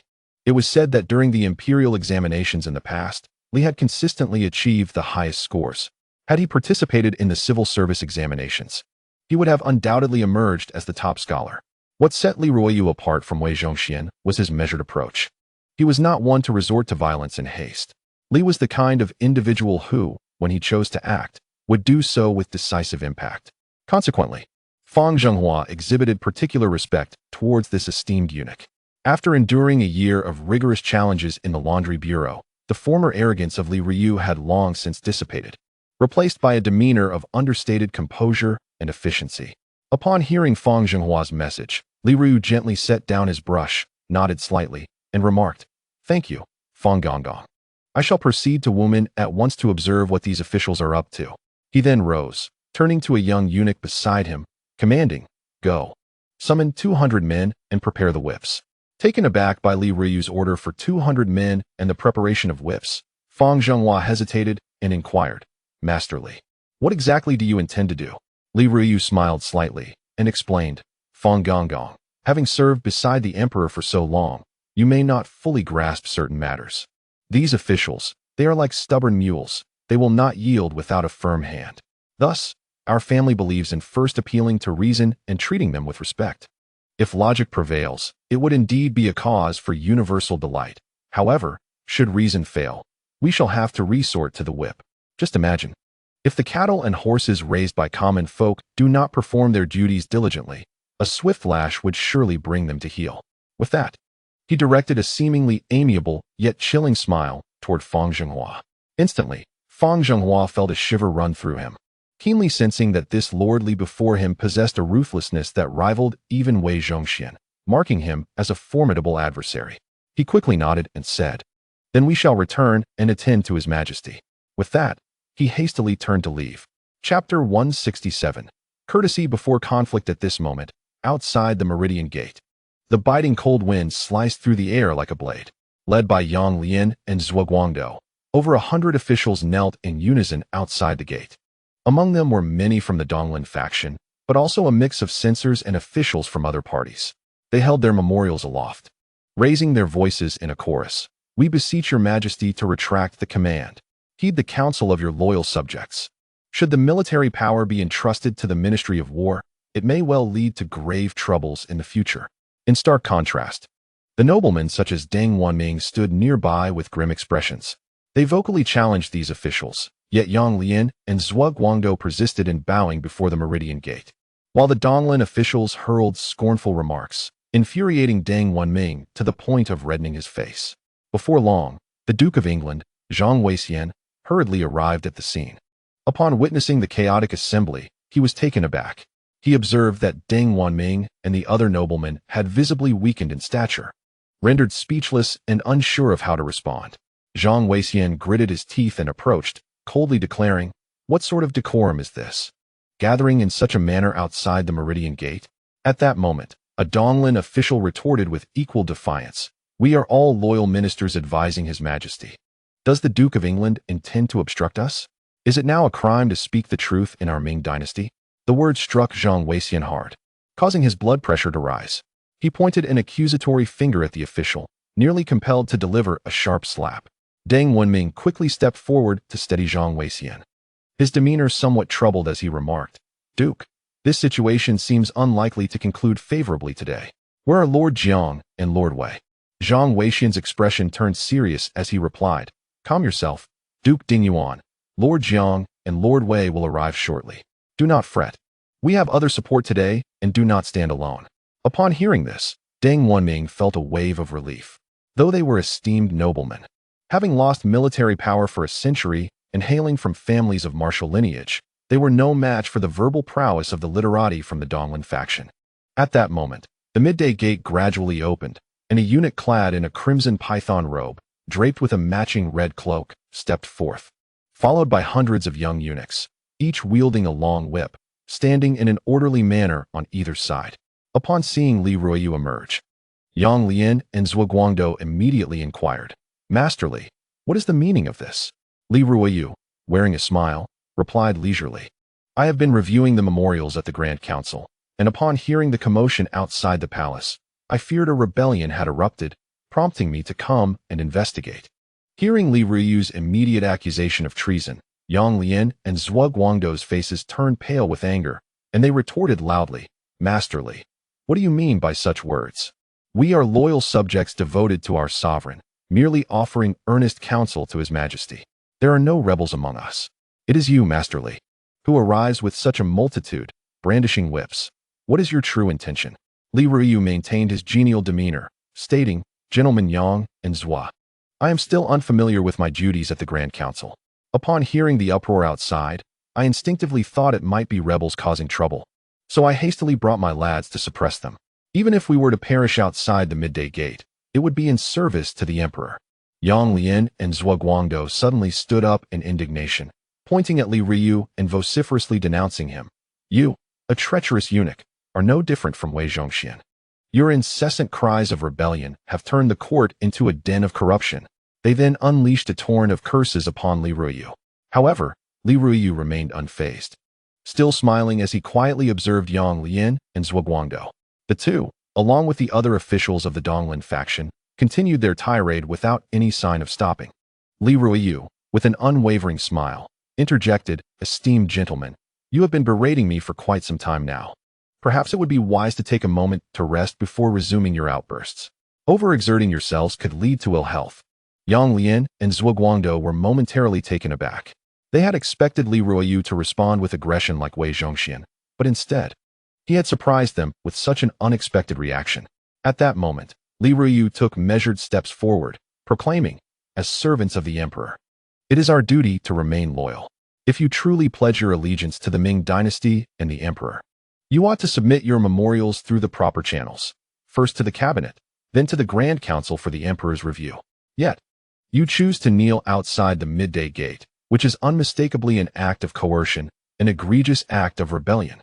With that, Li Ruoyu's tone shifted abruptly, his voice piercing like a chilling wind. He seized a memorial from an official nearby, glanced at it briefly, and cast it to the ground, coldly declaring, "As a minister of the Ming dynasty, to threaten the Emperor in such a manner is utterly reprehensible. In recognition of our shared service in the court, I shall grant you a chance to withdraw immediately. Otherwise, do not blame me for being unmerciful." After speaking, he still wore a smile, his gaze fixed intently on Yang Lian and Zhuo Guangdou. Upon hearing Li Ruoyu's words, both Yang Lian and Zhuo Guangdou were instantly infuriated, their voices rising in vehement curses directed at Li Ruoyu. Yet, Li Ruoyu remained unperturbed, leisurely strolling to their side, a mocking smile playing on his lips as he remarked, "Ah, esteemed officials Yang and Zhuo, truly loyal subjects of our great Ming dynasty. Such impassioned rhetoric nearly deceived me." However, no sooner had he spoken than he suddenly swung his hand, cracking two sharp slaps against the faces of Yang Lian and Zhuo Guangdou, sending them crashing to the ground. Immediately, his expression shifted, turning dark and menacing as he admonished, "You shameless wretches, do you truly think my patience is boundless?" He then turned to a group of young eunuchs behind him and bellowed, "Seize them, strike them hard. Should the emperor hold me accountable, I shall bear the brunt." Instantly, the young eunuchs, armed with whips, charged forward like wolves. This scene left the Duke of England, Jiang Weixian, and the Marquis of Dingyuan, Deng Wanming, utterly astonished. Jiang Weixian hastily turned to Deng Wanming, inquiring, "Marquis of Dingyuan, does this eunuch Li always act with such decisiveness and ferocity? Has he perhaps inherited the true teachings of eunuch Wei?" Deng Wanming struggled to swallow, replying, "This eunuch Li, it is said, possesses even greater seniority in the palace than eunuch Wei. However, he previously had a contentious relationship with eunuch Wei and was thus relegated to the laundry bureau. Recently, after the chief eunuch Wang Tiqian and several other pen-holding eunuchs were apprehended by the emperor, eunuch Wei ascended to the position of chief eunuch, yet rarely frequents the office of ceremonial affairs. Consequently, it is this eunuch Li Ryu who now bears the brunt of the responsibilities there. It seems he has recently assumed the role of the chief pen-holding eunuch and is eager to achieve notable accomplishments in the eyes of the emperor. Duke of England, should we not lend our assistance?" Jiang Weixian regarded Deng Wanming as though he were a fool, retorting, "What? Are you itching to wield a whip as well, Marquis?" Embarrassed, Deng Wanming coughed awkwardly and said, "I shall refrain from joining. I am content to await Lord Jiang and eunuch Wei's arrival here alongside the Duke of England." Meanwhile, the young eunuchs behind Li Ryu were mercilessly whipping the officials, eliciting anguished cries that filled the air with a harrowing spectacle. Li Ryu seized a whip from one of the eunuchs, kicked Yang Lian away, then toppled Zhuo Guangdou to the ground, and proceeded to lash out at the two. As he struck, he berated them, "You two wretches, proclaiming loyalty to the emperor and love for the nation, yet since entering the court, how many tangible deeds have you accomplished? All you do is impeach this and that. You accuse others of forming cliques and engaging in corruption. Yet how clean are your own hands? Factionalism and persecution of dissenters, all while putting on a facade before me. You are but a pig with a green onion, pretending to be something you are not. Do you truly believe I would hesitate to discipline you too?" Li Ryu, with fervent indignation, unleashed a torrent of invective, wielding his whip with remarkable vigor, causing Yang Lian and Zhuo Guangdou to cry out in agony. At that moment, Sun Qingzong, Yuan Kelly, and Shui Guoguan hastily arrived outside the Meridian Gate. The chaotic scene before them widened their eyes in astonishment. When their gaze fell upon Li Ryu, who was vigorously lashing Yang Lian and Zhuo Guangdou, their surprise rendered them speechless. Just then, Jiang Weixian and Deng Wanming, accompanied by a throng of nobles, approached the trio. Sun Qingzong, quick to inquire, asked, "Your Grace, what on earth is happening? Why has Master Li resorted to violence? We were under the impression that Master Wei was in attendance." A hint of embarrassment flickered across Jiang Weixian's face as he explained, "Elder son, one cannot place the entire blame on Master Li. Upon his arrival, he was quite amiable and attempted to counsel them kindly. However, Yang Lian and Zhuo Guangdou unleashed a barrage of insults directed at Master Li. Remarkably, Master Li remained composed, patiently urging the officials to submit their memorials through the proper channels. Yet, to our dismay, Yang Lian and Zhuo Guangdou only intensified their tirade, ultimately provoking Master Li to issue the command for action. Observing the multitude of officials being mercilessly beaten, Sun Qingzong instinctively considered intervening. However, upon reflection, he recognized that these Eastern Lin faction officials had long been a hindrance in the court, a grievance that had persisted for far too long. At times, he wished he could personally rectify their misdeeds. Given that Li Ryu, the chief eunuch, had taken the initiative to address the situation, he found a certain amusement in merely observing the unfolding spectacle. Before long, the 6 ministers arrived at the scene. Upon witnessing the disarray, they stood in stunned silence. They had anticipated that Jiang Ning and Wei Zhongxian would manage the situation, only to find that it was the newly appointed chief eunuch, Li Ryu, accompanied by a cadre of junior eunuchs, who was unrelentingly administering punishment to the officials. This sight profoundly startled them. Moreover, the 3 cabinet elders, along with the noble Jiang Weixian and Duke Deng Wanming, stood off to the side, engaged in light-hearted conversation, seemingly indifferent to the turmoil unfolding before them. Noticing this, several ministers approached to inquire about the situation. After hearing the account, Guo Yunho, The Minister of Revenue expressed his dismay, saying, "Master Li, this is utterly misguided.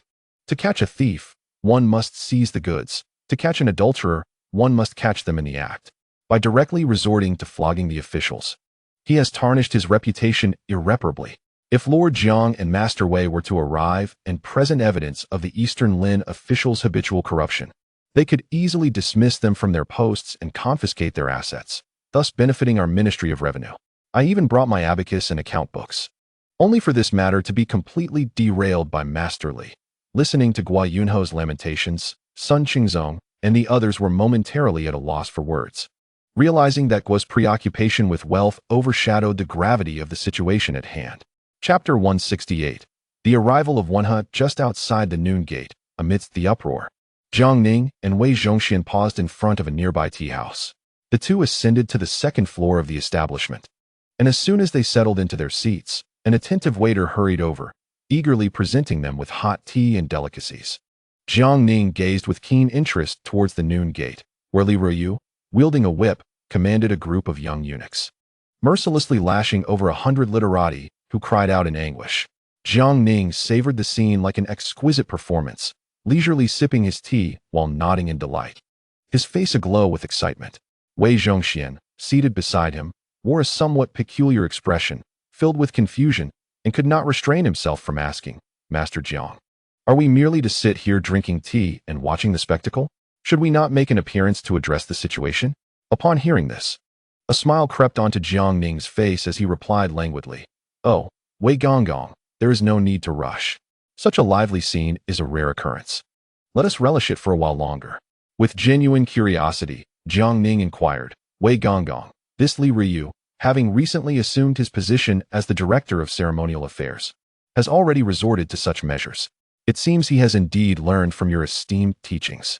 To this, Wei Zhongxian spat disdainfully, "Humph, that Li Ruyu, merely relying on a few tattered books and a modicum of knowledge, pretends to be lofty.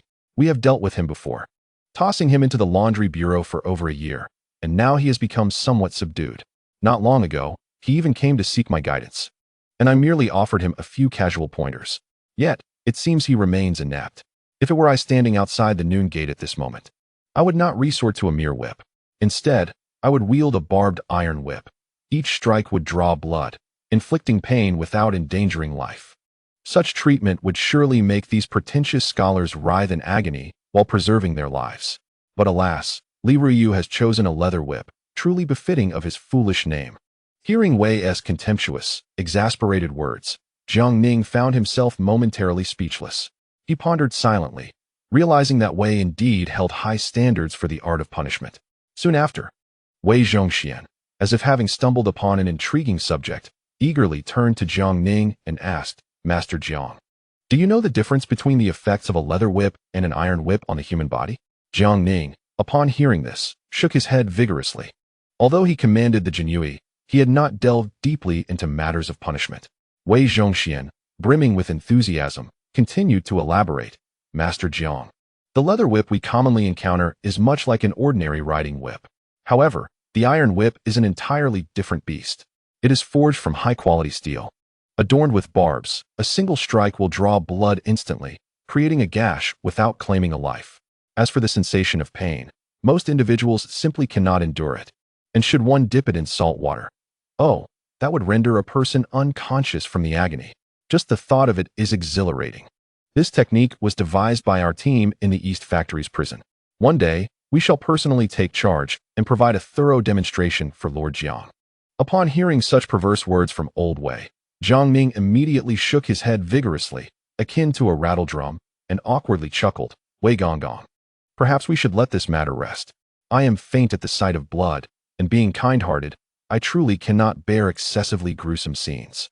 After listening to this, Old Wei nodded thoughtfully and remarked, "Lord Jiang is just like me, tender-hearted and unable to witness bloodshed." Upon hearing Old Wei audaciously claim to be tender-hearted and disapproving of bloodshed, Jiang Ning was seized by a fit of coughing. This Old Wei truly dared to speak any words that came to mind, oblivious to the image he projected in the minds of those officials. The phrase tender-hearted had no association with him whatsoever.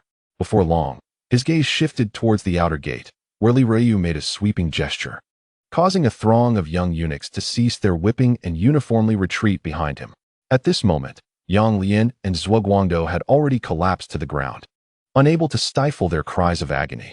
Li Ruyu wore a seemingly affable, yet subtly menacing smile as he slowly crouched down to address the two, saying, "Lord Yang.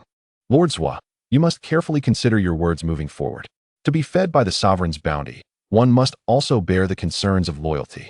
You received the salaries of the Ming dynasty, yet failed to perform your duties, instead leading a group of officials to the outer gate. Attempting to usurp power, this is a grave act of treason. How dare you speak recklessly and slander the sovereign? I wonder how many heads you possess. Or do you find your family's lives too tranquil and yearn to meet the king of hell?"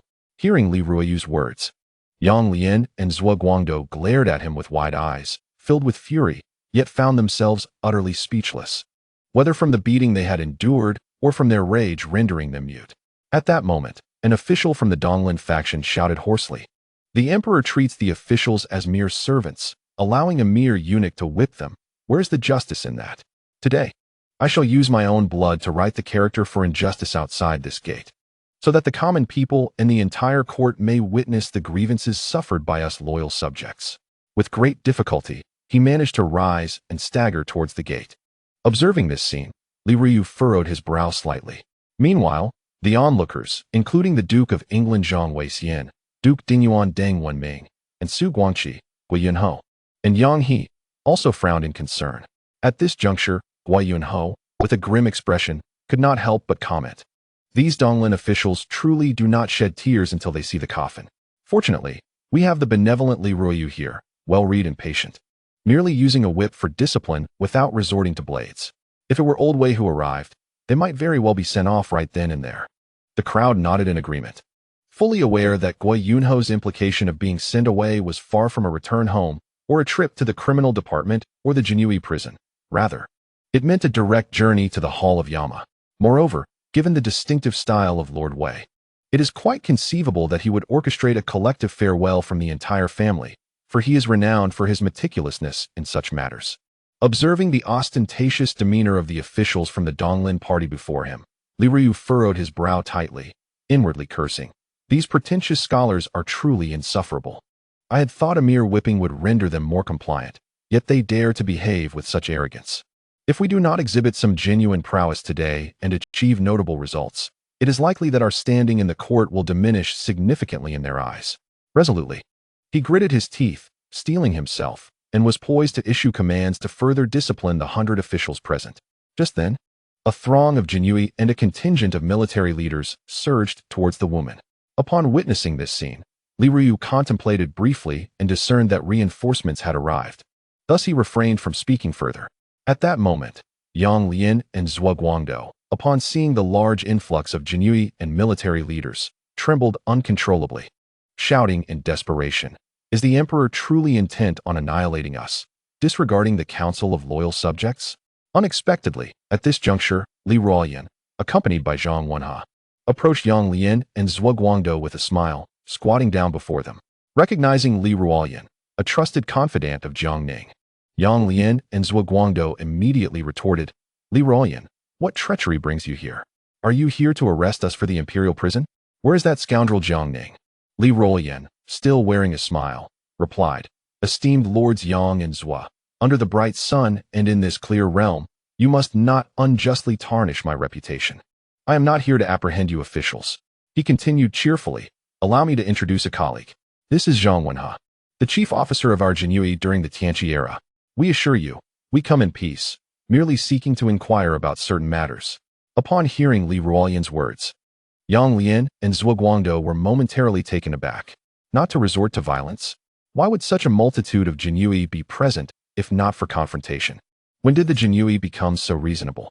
Just then, Zhang Wenhe, donned in a Feiyu attire, also squatted down with a smile and inquired, "Esteemed Lords Yang and Zhuo, what is the cause of this commotion outside the woman?" He then produced paper and ink from his bosom.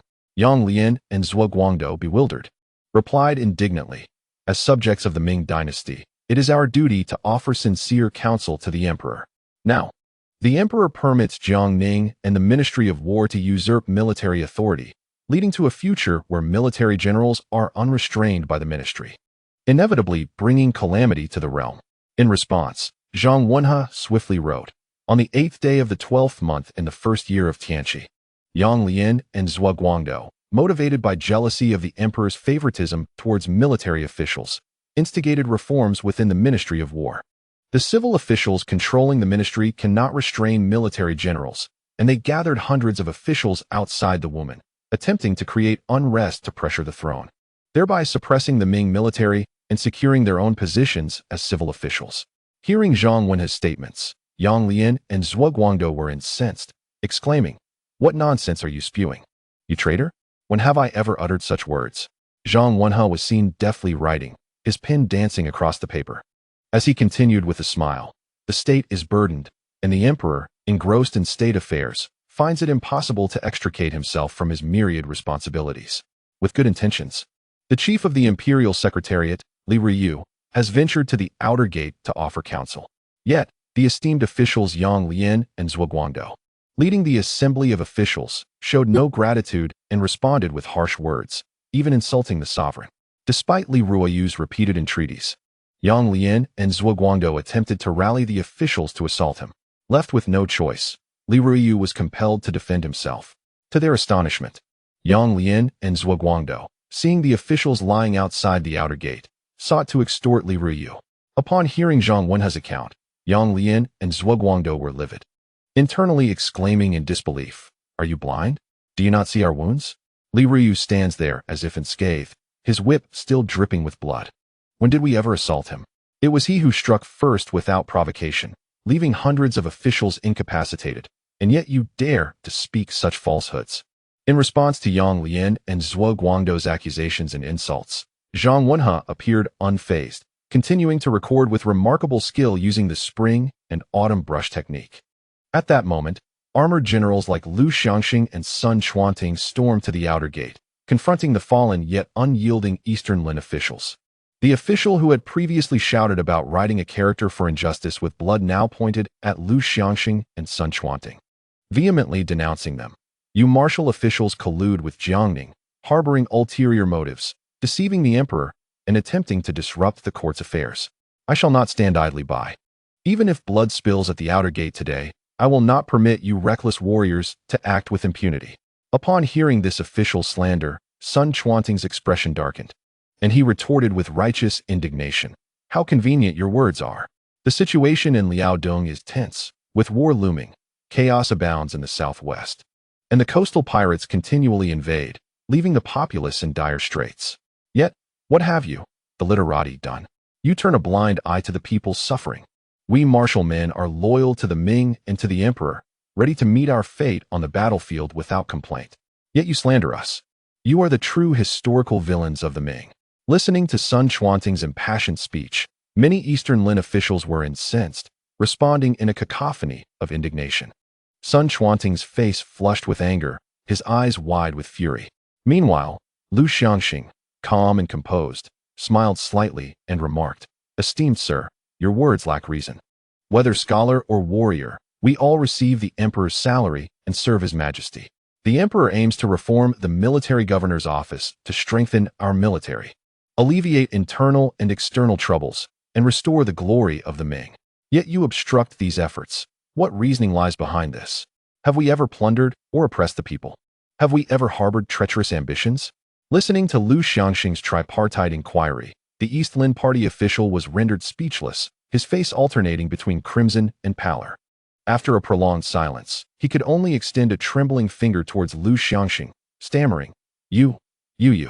Lu Xiangxing's expression hardened, and he clenched his fists, the sound of cracking knuckles echoing ominously. In a cold tone, he remarked, "If this esteemed official fails to comprehend reason, I possess a modicum of martial prowess to elucidate matters further." The official, incensed, erupted in fury, bellowing, "You vile brutes dare to insult us. Such utter rudeness is beyond measure." Upon hearing this, Lu Xiangxing's countenance darkened, and he replied icily, "Esteemed official, I implore you to speak with due respect. My comrades and I bear commendable titles. We were once scholars, who later took up arms.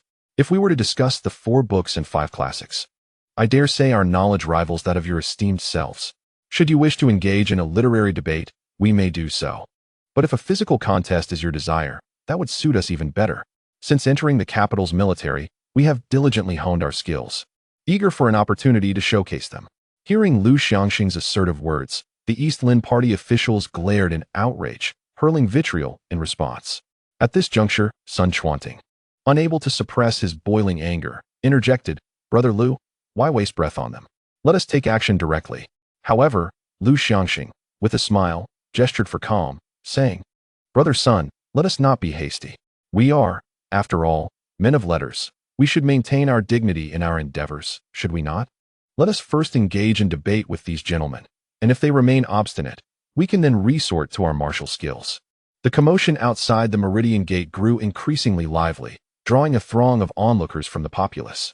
Zhang Wenhe and Li Ruoyan, accompanied by the Imperial Guards, occasionally approached several East Lin officials, posing inquiries before disregarding their responses. Zhang Wenhe diligently took notes, while Yang Lian and Zhuguangdou, irate, pursued them closely, only to be obstructed by the guards. Li Ruoyan, secretly delighted, mused, "What a brilliant tactic this is. Wenhe's pen can turn black into white and white into black. In no time, the Tianqi Times will circulate throughout the capital, thoroughly tarnishing the reputations of Yang Lian and Zhuguangdou." At that moment, an East Lin official suddenly lunged at Zhang Wenhe, seemingly deranged. Quick as a flash, Li Ruoyan intervened, delivering a swift kick that sent the assailant sprawling, positioning himself protectively in front of Zhang Wenhe. It then became evident that the official wielded a broken brick, evidently intending to bludgeon Zhang Wenhe. Li Ruoyan's expression darkened, and he bellowed, "How dare you attempt to murder a court official outside the Meridian Gate? Brothers, seize him and give him a proper reckoning." Instantly, 2 Imperial guards stepped forward, restraining the official and dragging him away. Zhang Wenhe, with a grim countenance, inquired, "Li Daren, what was that official's name?" Li Ruoyan promptly replied, "The Inspector General, Lu Mingjie."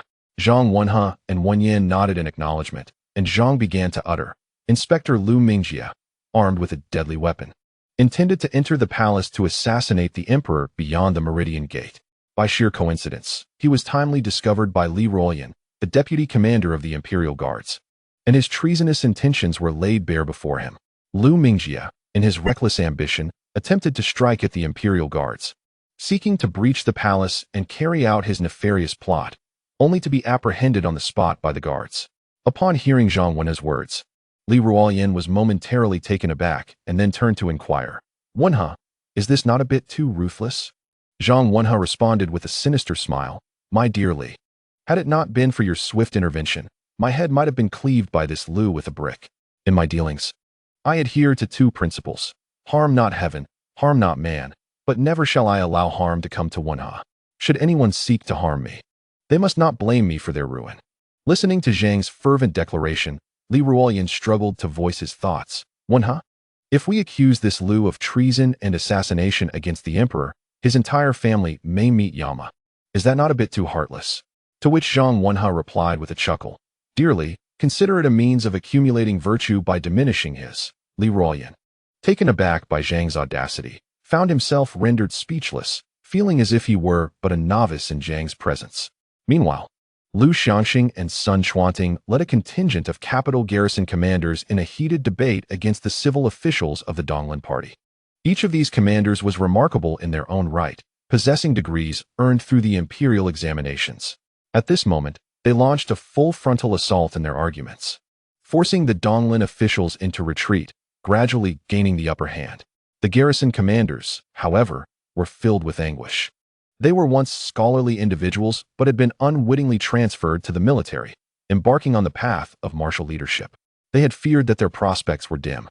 Yet Jiang Ning had illuminated a new path for them, akin to a beacon shining through the endless night.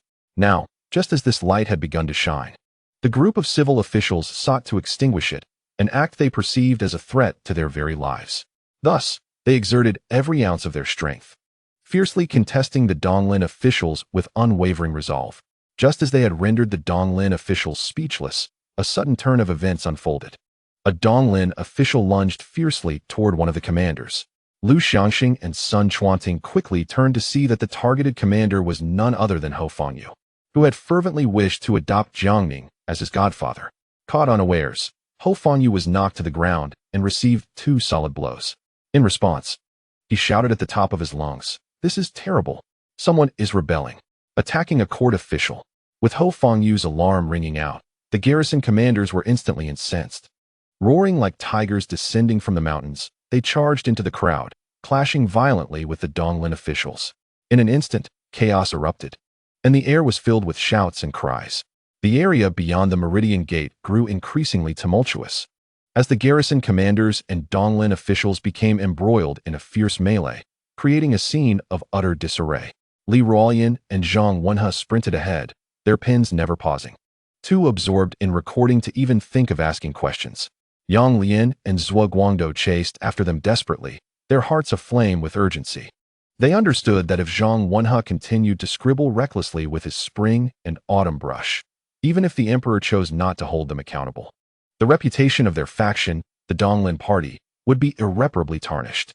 Meanwhile, standing at the side were the noblemen, including the Duke of England, Zhang Weixian, and the Marquis of Dingyuan, Deng Wenming, along with cabinet members Sun Qingzong, Yuan Kelly, Shui Guoguan, and esteemed officials from the 6 ministries like Su Guangqi and Gui Yanhou, all of whom gazed in astonishment at the chaotic scene before them.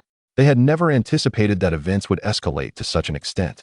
The crowd awkwardly shifted their attention to Zhang Weixian and Sun Qingzong, only to find Sun Qingzong observing the scene with keen interest, remaining silent. Meanwhile, the Duke of England, Zhang Weixian, clapped in approval, showing no inclination to intervene and restore order. At that moment, Zhu Youjiao, donned in a black cloak and accompanied by Fang Zhenghua, ascended the Woman Gate Tower. His gaze swept downward, taking in the tumultuous scene beyond the gate. Fang Zhenghua, with a slightly troubled expression, cautiously inquired, "Your Majesty, shall I go down and issue an edict to halt this chaos?" Zhu Youjiao's lips curled into a subtle smile as he replied, "Fang, there's no need for you to join this commotion. Just look down. It's rather amusing. One might think it's the new year." Hearing Zhu Youjiao's words, Fang Zhenghua felt a wave of awkwardness wash over him, caught between the urge to laugh and the restraint of decorum. Zhu Youjiao continued to observe the disorder outside the Woman Gate, a cold smile gradually forming on his lips. It has been quite some time since there was such liveliness beyond the woman. If my memory serves me right, the last time was during the grand ceremony deliberations under Emperor Shizong. Back then, Emperor Wuzong passed away without an heir, and my ancestor, Emperor Shizong, entered the capital as a prince to inherit the throne. Yet, due to the disputes surrounding the grand ceremony, he found himself at odds with the literati. Standing where I do now, facing hundreds of officials and cabinet ministers, resolutely quelling their insubordination. That scene was truly exhilarating. However, ever since Emperor Shizong ascended to the heavens, these officials have grown increasingly brazen. Do they truly believe that the Son of Heaven is at their mercy? If they are not shown their place today, I fear they will soon be raising their tails to the heavens. After observing the scene for a while, Zhu Youjiao expressed his puzzlement, asking, "It has been quite a while. Why have Jiang and Wei not arrived yet? Where could they be? Have they not received the news?" Fang Zhenghua quickly interjected with a smile, "Your Majesty, rest assured, Master Jiang and Eunuch Wei are surely aware of the situation. In my humble opinion, they are likely nearby, observing the unfolding events at the Woman." Ultimately, the primary target of the East Lin faction's impeachment of civil officials is Lord Jiang. Should he arrive, the scene would likely descend into further chaos. Moreover, with the fierce disposition of Eunuch Wei, who harbors a strong aversion to malevolence, witnessing these East Lin officials audaciously gathering to pressure the court would undoubtedly incite a tumultuous response. In my humble opinion, it is quite probable that Lord Jiang is currently in the company of Eunuch Wei, observing the commotion outside the Meridian Gate. Upon hearing this, Zhu Youjiao nodded and remarked, "Brother Jiang is indeed an admirable individual, possessing many commendable qualities. However, he exhibits a certain laziness and lacks ambition. I have unconditional trust in him. Yet he tends to procrastinate in his endeavors. While Wei Zhongxian is undeniably efficient in his actions, he is also rather impetuous, often leading to significant blunders. Therefore, having the two collaborate may balance their respective strengths and weaknesses. I merely hope that Brother Jiang finds some motivation, so that I may reward him more generously." Hearing Zhu Youjiao's words, Fang Zhenghua felt a pang of concern. He thought to himself, Lord Jiang has already caused so much turmoil. Yet His Majesty perceives him as lacking ambition. If Lord Jiang were to become more driven, he might create an even greater uproar than Zhang Jujing did in his time. Furthermore, Lord Jiang now holds numerous prestigious titles, including the commander of the Jinyue, overseeing the Imperial Guard, governor of the capital, Left General of the Central Military in the 5 armies, General of the Dragon and Tiger, and Grand Minister of Rights, among others. His positions are nearly at their zenith. Any further accolades would likely only consist of noble titles, which are exceedingly difficult to obtain in the Ming dynasty, as they require military accomplishments. Zhu Youjiao quietly surveyed the scene below the Meridian Gate, where East Lin officials and military leaders were engaged in a chaotic melee. No one could fathom the thoughts that occupied his mind at that moment. Meanwhile, Zhang Weixian, observing the commotion from a short distance away, felt a twinge of anxiety. He turned to Sun Qingzong and proposed, Elder son, shall we intervene and offer some counsel? This cannot continue. Look at this chaos. They are nearly beating each other senseless. And should this escalate to loss of life, it would severely tarnish the court's reputation. With a sigh of resignation, he spoke. Sun Qingzong responded with equal resignation. My dear Duke of England, even if we, along with the cabinet, the 6 ministries, and the esteemed nobles, were to intervene, it is unlikely we could sway them now. This situation has exceeded our control. Unless the emperor issues a decree, how can we, as subjects, dare to speculate on His Majesty's will? Upon hearing Sun Qingzong's words, Zhang Weixian discreetly fell silent, refraining from further comment. Simultaneously, within a nearby tea house, Jiang Ning and Wei Zhongxian were leisurely sipping tea. Observing the fierce altercation between East Lin officials and military leaders outside the Meridian Gate, Jiang Ning could not help but clap in delight, exclaiming, "What a remarkable spectacle! Civil officials and military officers openly brawling. This is indeed a first in history, and I never anticipated we would witness it today." Wei Zhongxian, with a grin, replied, "Lord Jiang, your assertion is somewhat inaccurate. Just a moment ago, we observed the military officers engaging in polite debate with the East Lin officials. The officials of the Donglin party lacked genuine talent and knowledge, left speechless by their opponents, ultimately resorting to violence out of frustration. The young generals of the Jingying were merely compelled to retaliate." Upon hearing this from Old Wei, Jiang Ning couldn't help but give a thumbs up, exclaiming, "Lord Wei, you truly possess the vision of an eagle." After a moment, a hint of concern appeared on Wei Zhongxian's face as he said, "Master Jiang, look at how chaotic this has become. It feels as though their brains are about to burst. Shouldn't we make an appearance to quell this conflict?" Jiang Ning slowly shook his head and replied, "Lord Wei, given the current situation, even if we were to intervene, it would be futile. No amount of sacrifice on our part would halt their actions. Only an imperial decree can resolve this." Wei Zhongxian, filled with worry, remarked, "But we have yet to see any decree from the emperor." Jiang Ning smiled and said, "Lord Wei, the emperor has actually arrived." Upon hearing this, Wei Zhongxian hurriedly leaned out of the window, looking around anxiously and asking, "Where's the emperor? Where is he?" Jiang Ning quickly grasped Wei's sleeve, pulling him back to prevent him from losing his balance and tumbling from the 3rd floor, which would be quite the spectacle. With a smile, Jiang Ning explained, "Look, Lord Wei, are there not 2 figures standing atop the woman gate?" Wei Zhongxian squinted and scrutinized, nodding as he said, "It does seem there are indeed 2 figures. Though perhaps 3. Jiang Ning chuckled, "Whether it is 2 or 3 is of little consequence. The only ones who can stand upon the woman gate, aside from the emperor, are there none other. Hence, if the emperor is not in a hurry, why should we be?" Realization dawned upon Wei Zhongxian, who said, "So the emperor has already arrived. He must have devised a plan." Thus, they decided to remain seated and wait. On the woman gate, Zhu Youjiao quietly observed the chaotic scene below. After a long while, he sighed deeply, slowly retrieving a decree from his sleeve, which he handed to Fang Zhenghua, saying, "Master Fang, go and proclaim the decree. I must issue a self-criticism edict to the officials." Upon hearing the term self-criticism edict, Fang Zhenghua immediately knelt down in shock, afraid to accept the decree, and hurriedly exclaimed, "It is all due to this old servant's incompetence. Your Majesty, please do not say such things." Zhu Youjiao maintained a calm demeanor, smiling gently as he replied, "Master Fang, this does not concern you. As the son of heaven of the Ming dynasty, It is indeed my oversight that chaos has erupted among the officials outside the woman. Go and proclaim the decree." Saying this, he firmly placed the decree into Fang Zhenghua's hands. Fang Zhenghua, tears streaming down his face, understood that despite being a eunuch, he was aware that this matter had nothing to do with the emperor. It was merely the Donglin officials' refusal to accept the rising status of military generals as equals. Yet, being but a eunuch, what could he change? With reddened eyes and a choked voice, he said, "This old servant obeys the decree." With that, he took the edict and walked toward the woman. Moments later, Fang Zhenghua arrived outside the Meridian Gate, beholding the chaotic scene before him, reminiscent of a bustling marketplace. He bellowed hoarsely, "Cease all actions at once. The emperor has issued a decree." Instantly, all the officials and generals engaged in conflict halted their actions, turning their gazes toward Fang Zhenghua. His complexion was ashen, and his eyes were bloodshot. It was evident that the words of Zhu Youjiao had profoundly impacted him. Upon hearing the imperial edict, the officials present, along with the generals of the capital garrison, promptly knelt to the ground in unison.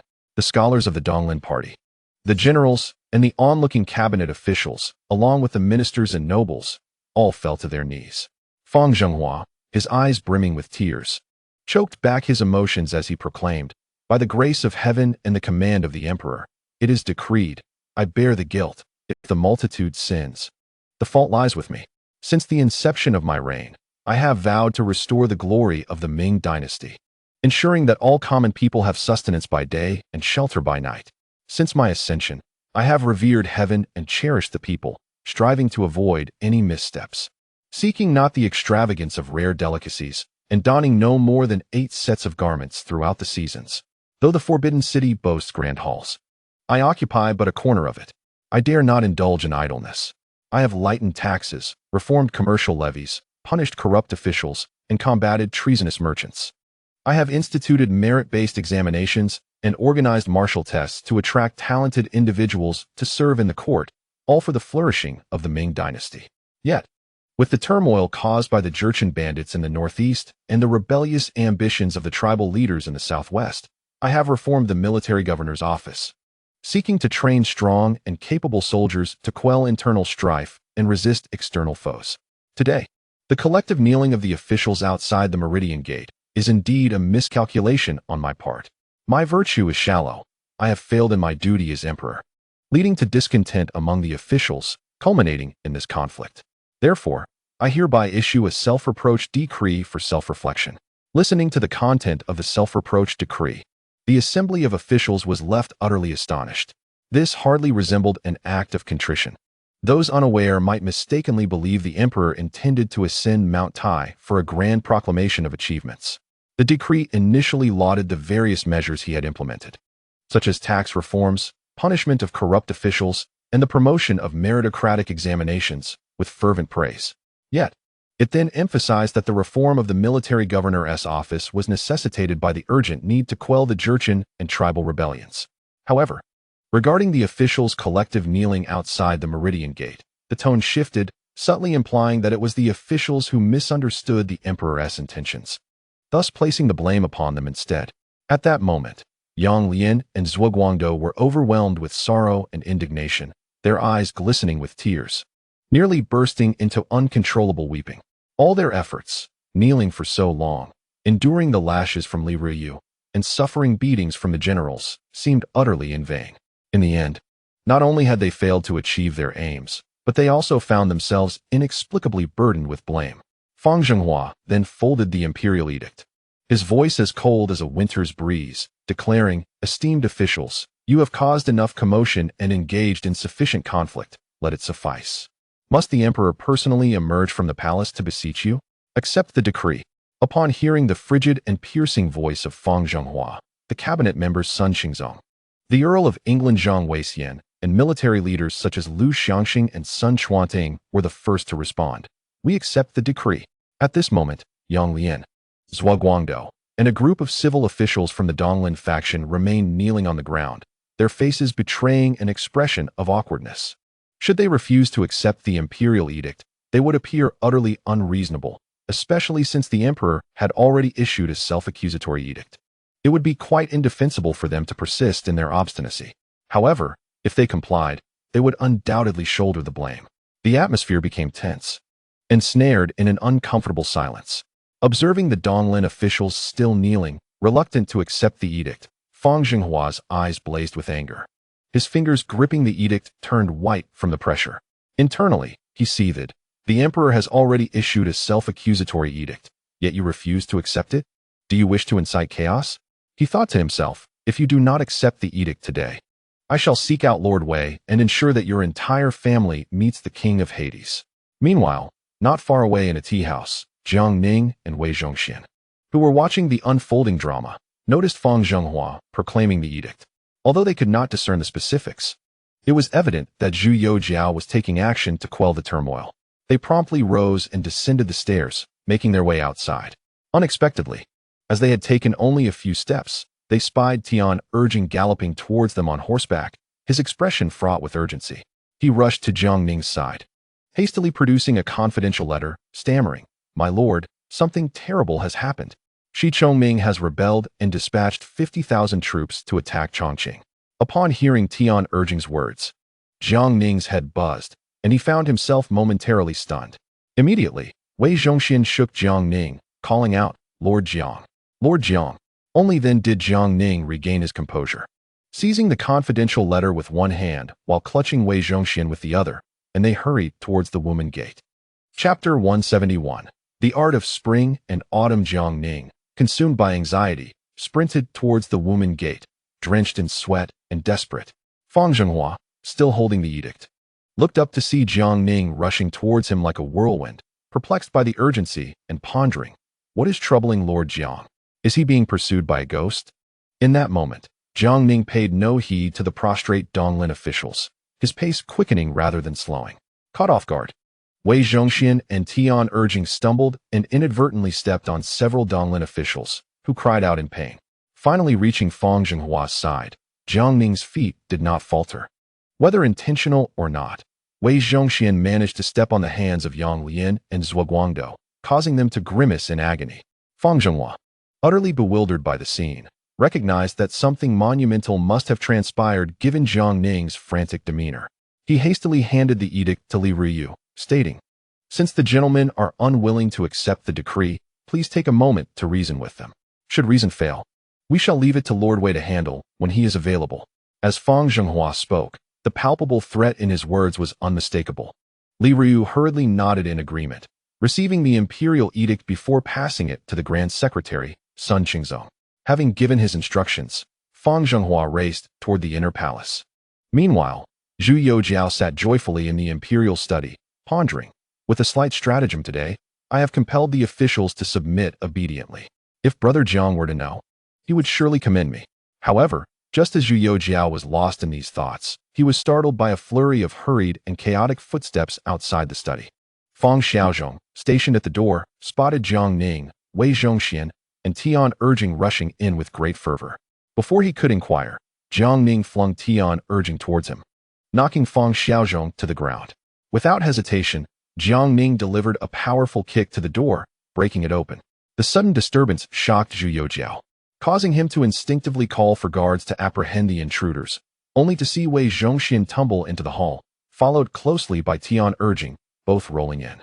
Observing the chaotic scene before him, Zhu Youjiao was utterly taken aback, his expression one of bewilderment. After a considerable pause, Tianqi scrambled to his feet and made his way into the hall. Zhu Youjiao looked at the trio and cautiously inquired, "Esteemed Jiang, Honorable Wei, what is the meaning of this? Were you beset by Eastern Forest Party officials outside the Meridian Gate? Is my imperial edict ineffective, failing to intimidate them?"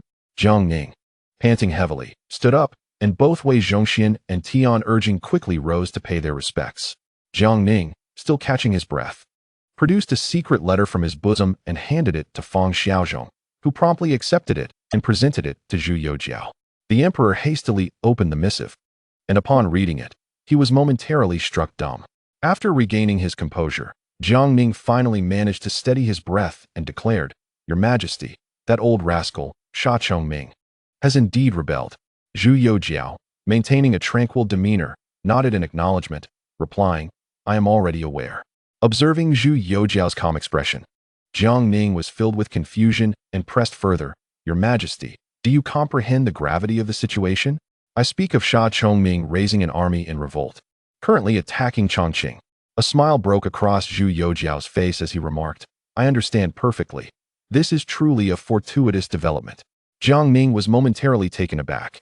An open rebellion, and yet the emperor regarded it as a good fortune. At that moment, Jiang Ning began to question his very existence. However, Zhu Youjiao, brimming with excitement, stepped forward, his enthusiasm evident, and said, I had been contemplating how to provoke this old scoundrel into rebellion. Little did I expect he would act prematurely and raise the banner of revolt on his own. This is indeed splendid. When spring arrives next year, I shall mobilize the capital garrison to quell the insurrection and annihilate this old scoundrel on the spot, thereby instilling fear in the local chieftains of the southwest.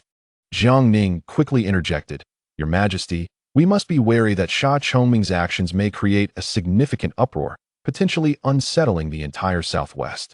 If that occurs, the situation could become dire. Hearing this, Zhu Youjiao remained composed, confidently stating, Minister Jiang, there is no need for concern. I have already issued an edict to the Ministry of War to allocate provisions and armaments to General Du Wenhuan of Sichuan and General Qin Lianyu of Shizhou, instructing them to strategize in advance. Even if that old rascal Shi Chongming were to rebel, I have anticipated every eventuality, and there shall be no disorder. You may rest assured. Moreover, I have just reviewed the confidential report submitted by the Jianqi, which is dated 5 days ago. The walls of Chongqing are formidable, and the supplies ample. It is no simple task for Shi Chongming to seize the city. Upon hearing Zhu Youjiao's words, Jiang Ning felt a weight lift from his heart. Slowly settling into a chair beside him, reflecting inwardly, it seems I have been overly anxious. He then turned to Tian urging and inquired, Old Tian, when was this report delivered? How long did it take to reach you? Tian urging promptly replied with respect, Your Excellency, this report was dispatched by Chao Gang, a captain of the Jianqi in Sichuan, 5 days ago. It just arrived in my hands today, and I hastened here to find you without delay. Jiang Ning pondered for a moment upon hearing this, realizing that it was indeed a matter from 5 days past. By this calculation, the second confidential report should arrive within 2 days, along with battlefield updates from the court.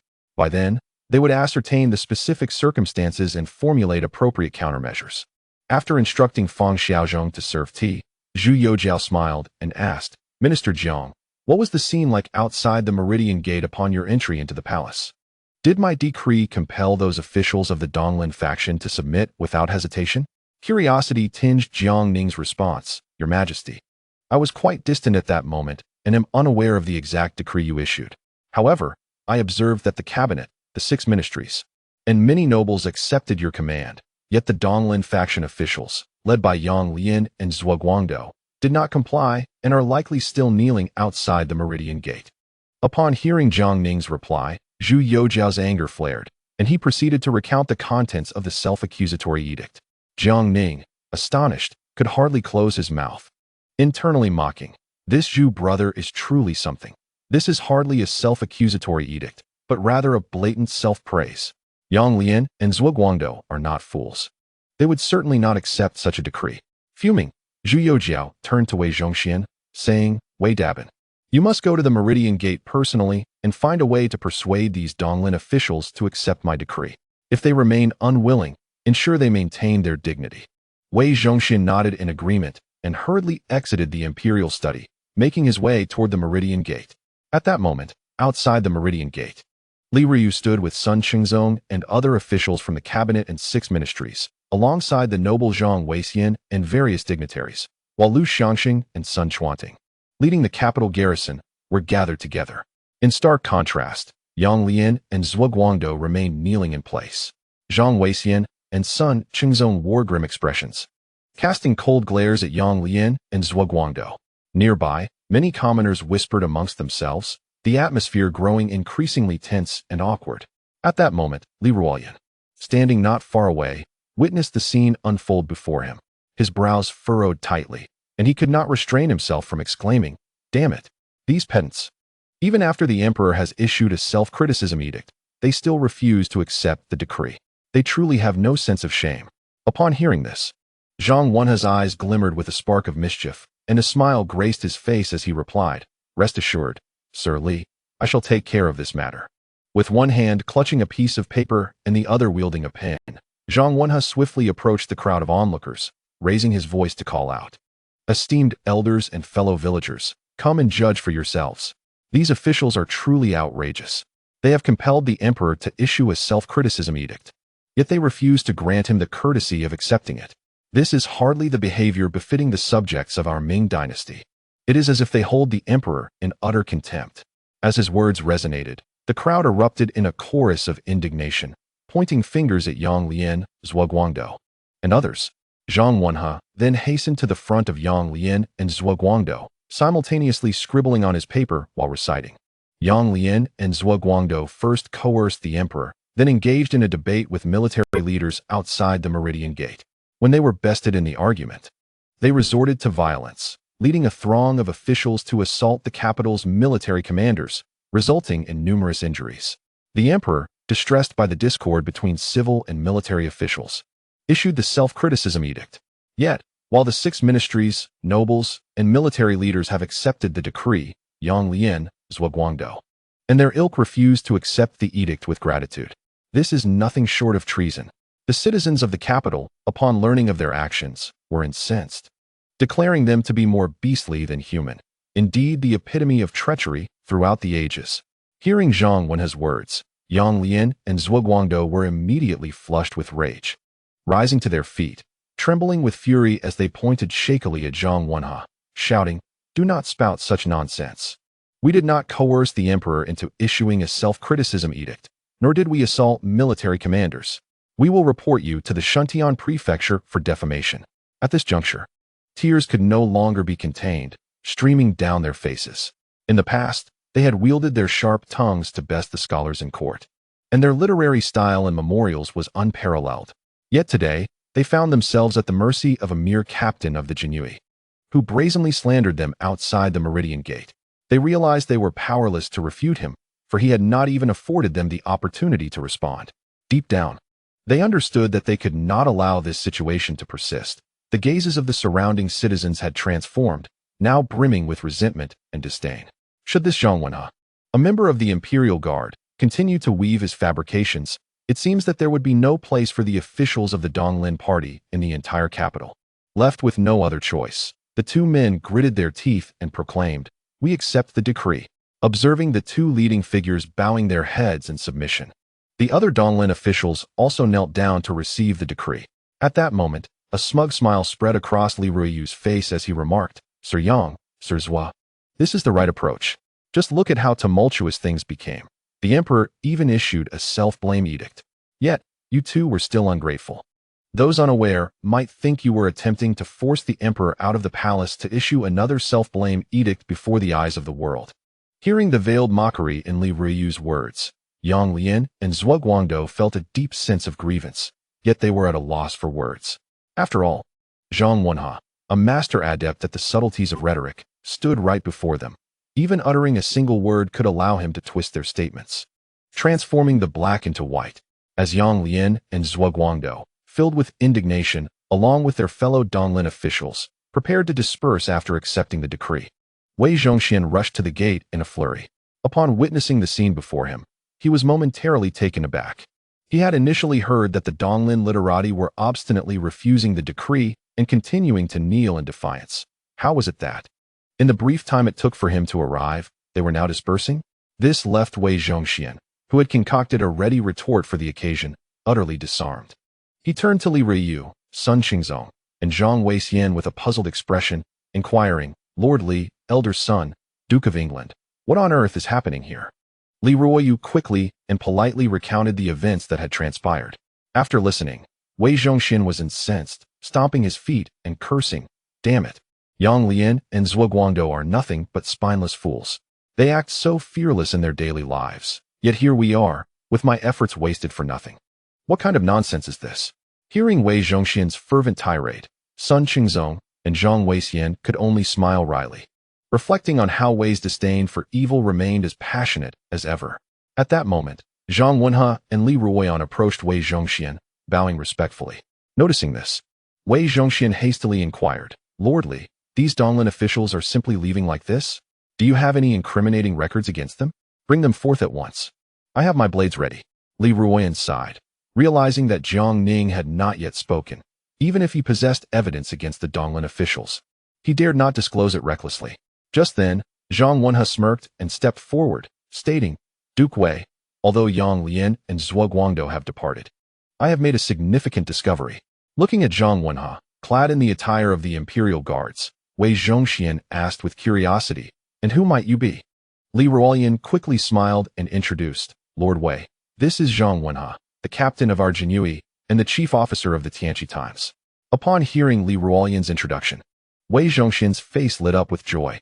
He was well aware of the Tianqi Times, which had praised him to such an extent that he sometimes felt quite embarrassed. With a broad smile, he responded, So it is Captain Zhang. I have long admired your esteemed reputation. What brings you here, Captain Zhang? Zhang Wenhe chuckled and said, Lord Wei, just moments ago, I, along with Minister Li, apprehended a traitorous scoundrel attempting to enter the palace to assassinate the emperor. At the mention of an assassination attempt on the emperor, Wei Zhongxian's expression turned grave, and he shouted, Who dares to be so audacious? I must see how bold this individual truly is. Zhang Wenhe replied with a smile, It is an official from the Donglin party, Inspector Lu Mingjie. After saying this, he pointed in Lu Mingjie's direction. Wei Zhongxian repeated Lu Mingjie's name a few times before stepping forward, raising his voice to call out, Damn it! Which one is Lu Mingjie? Stand still. Yang Lian and Zhuo Guangdou, who had been limping away, turned to look upon Wei Zhongxian's arrival, their faces instantly paling in fear. They understood that their Donglin party had met its demise. What they thought would be a quiet end had unexpectedly been interrupted by the formidable Wei Zhongxian. Lu Mingjie, whose name had been called, appeared quite sullen. Initially, he pretended not to hear, hoping to slip away unnoticed. However, Zhang Wenhe pointed at him, grinning, Lord Wei. That man is Lu Mingjie. Look, he is still holding the weapon intended for the assassination. Upon hearing this, Lu Mingjie's face turned pale, and he hastily tossed aside the half-brick he had been holding.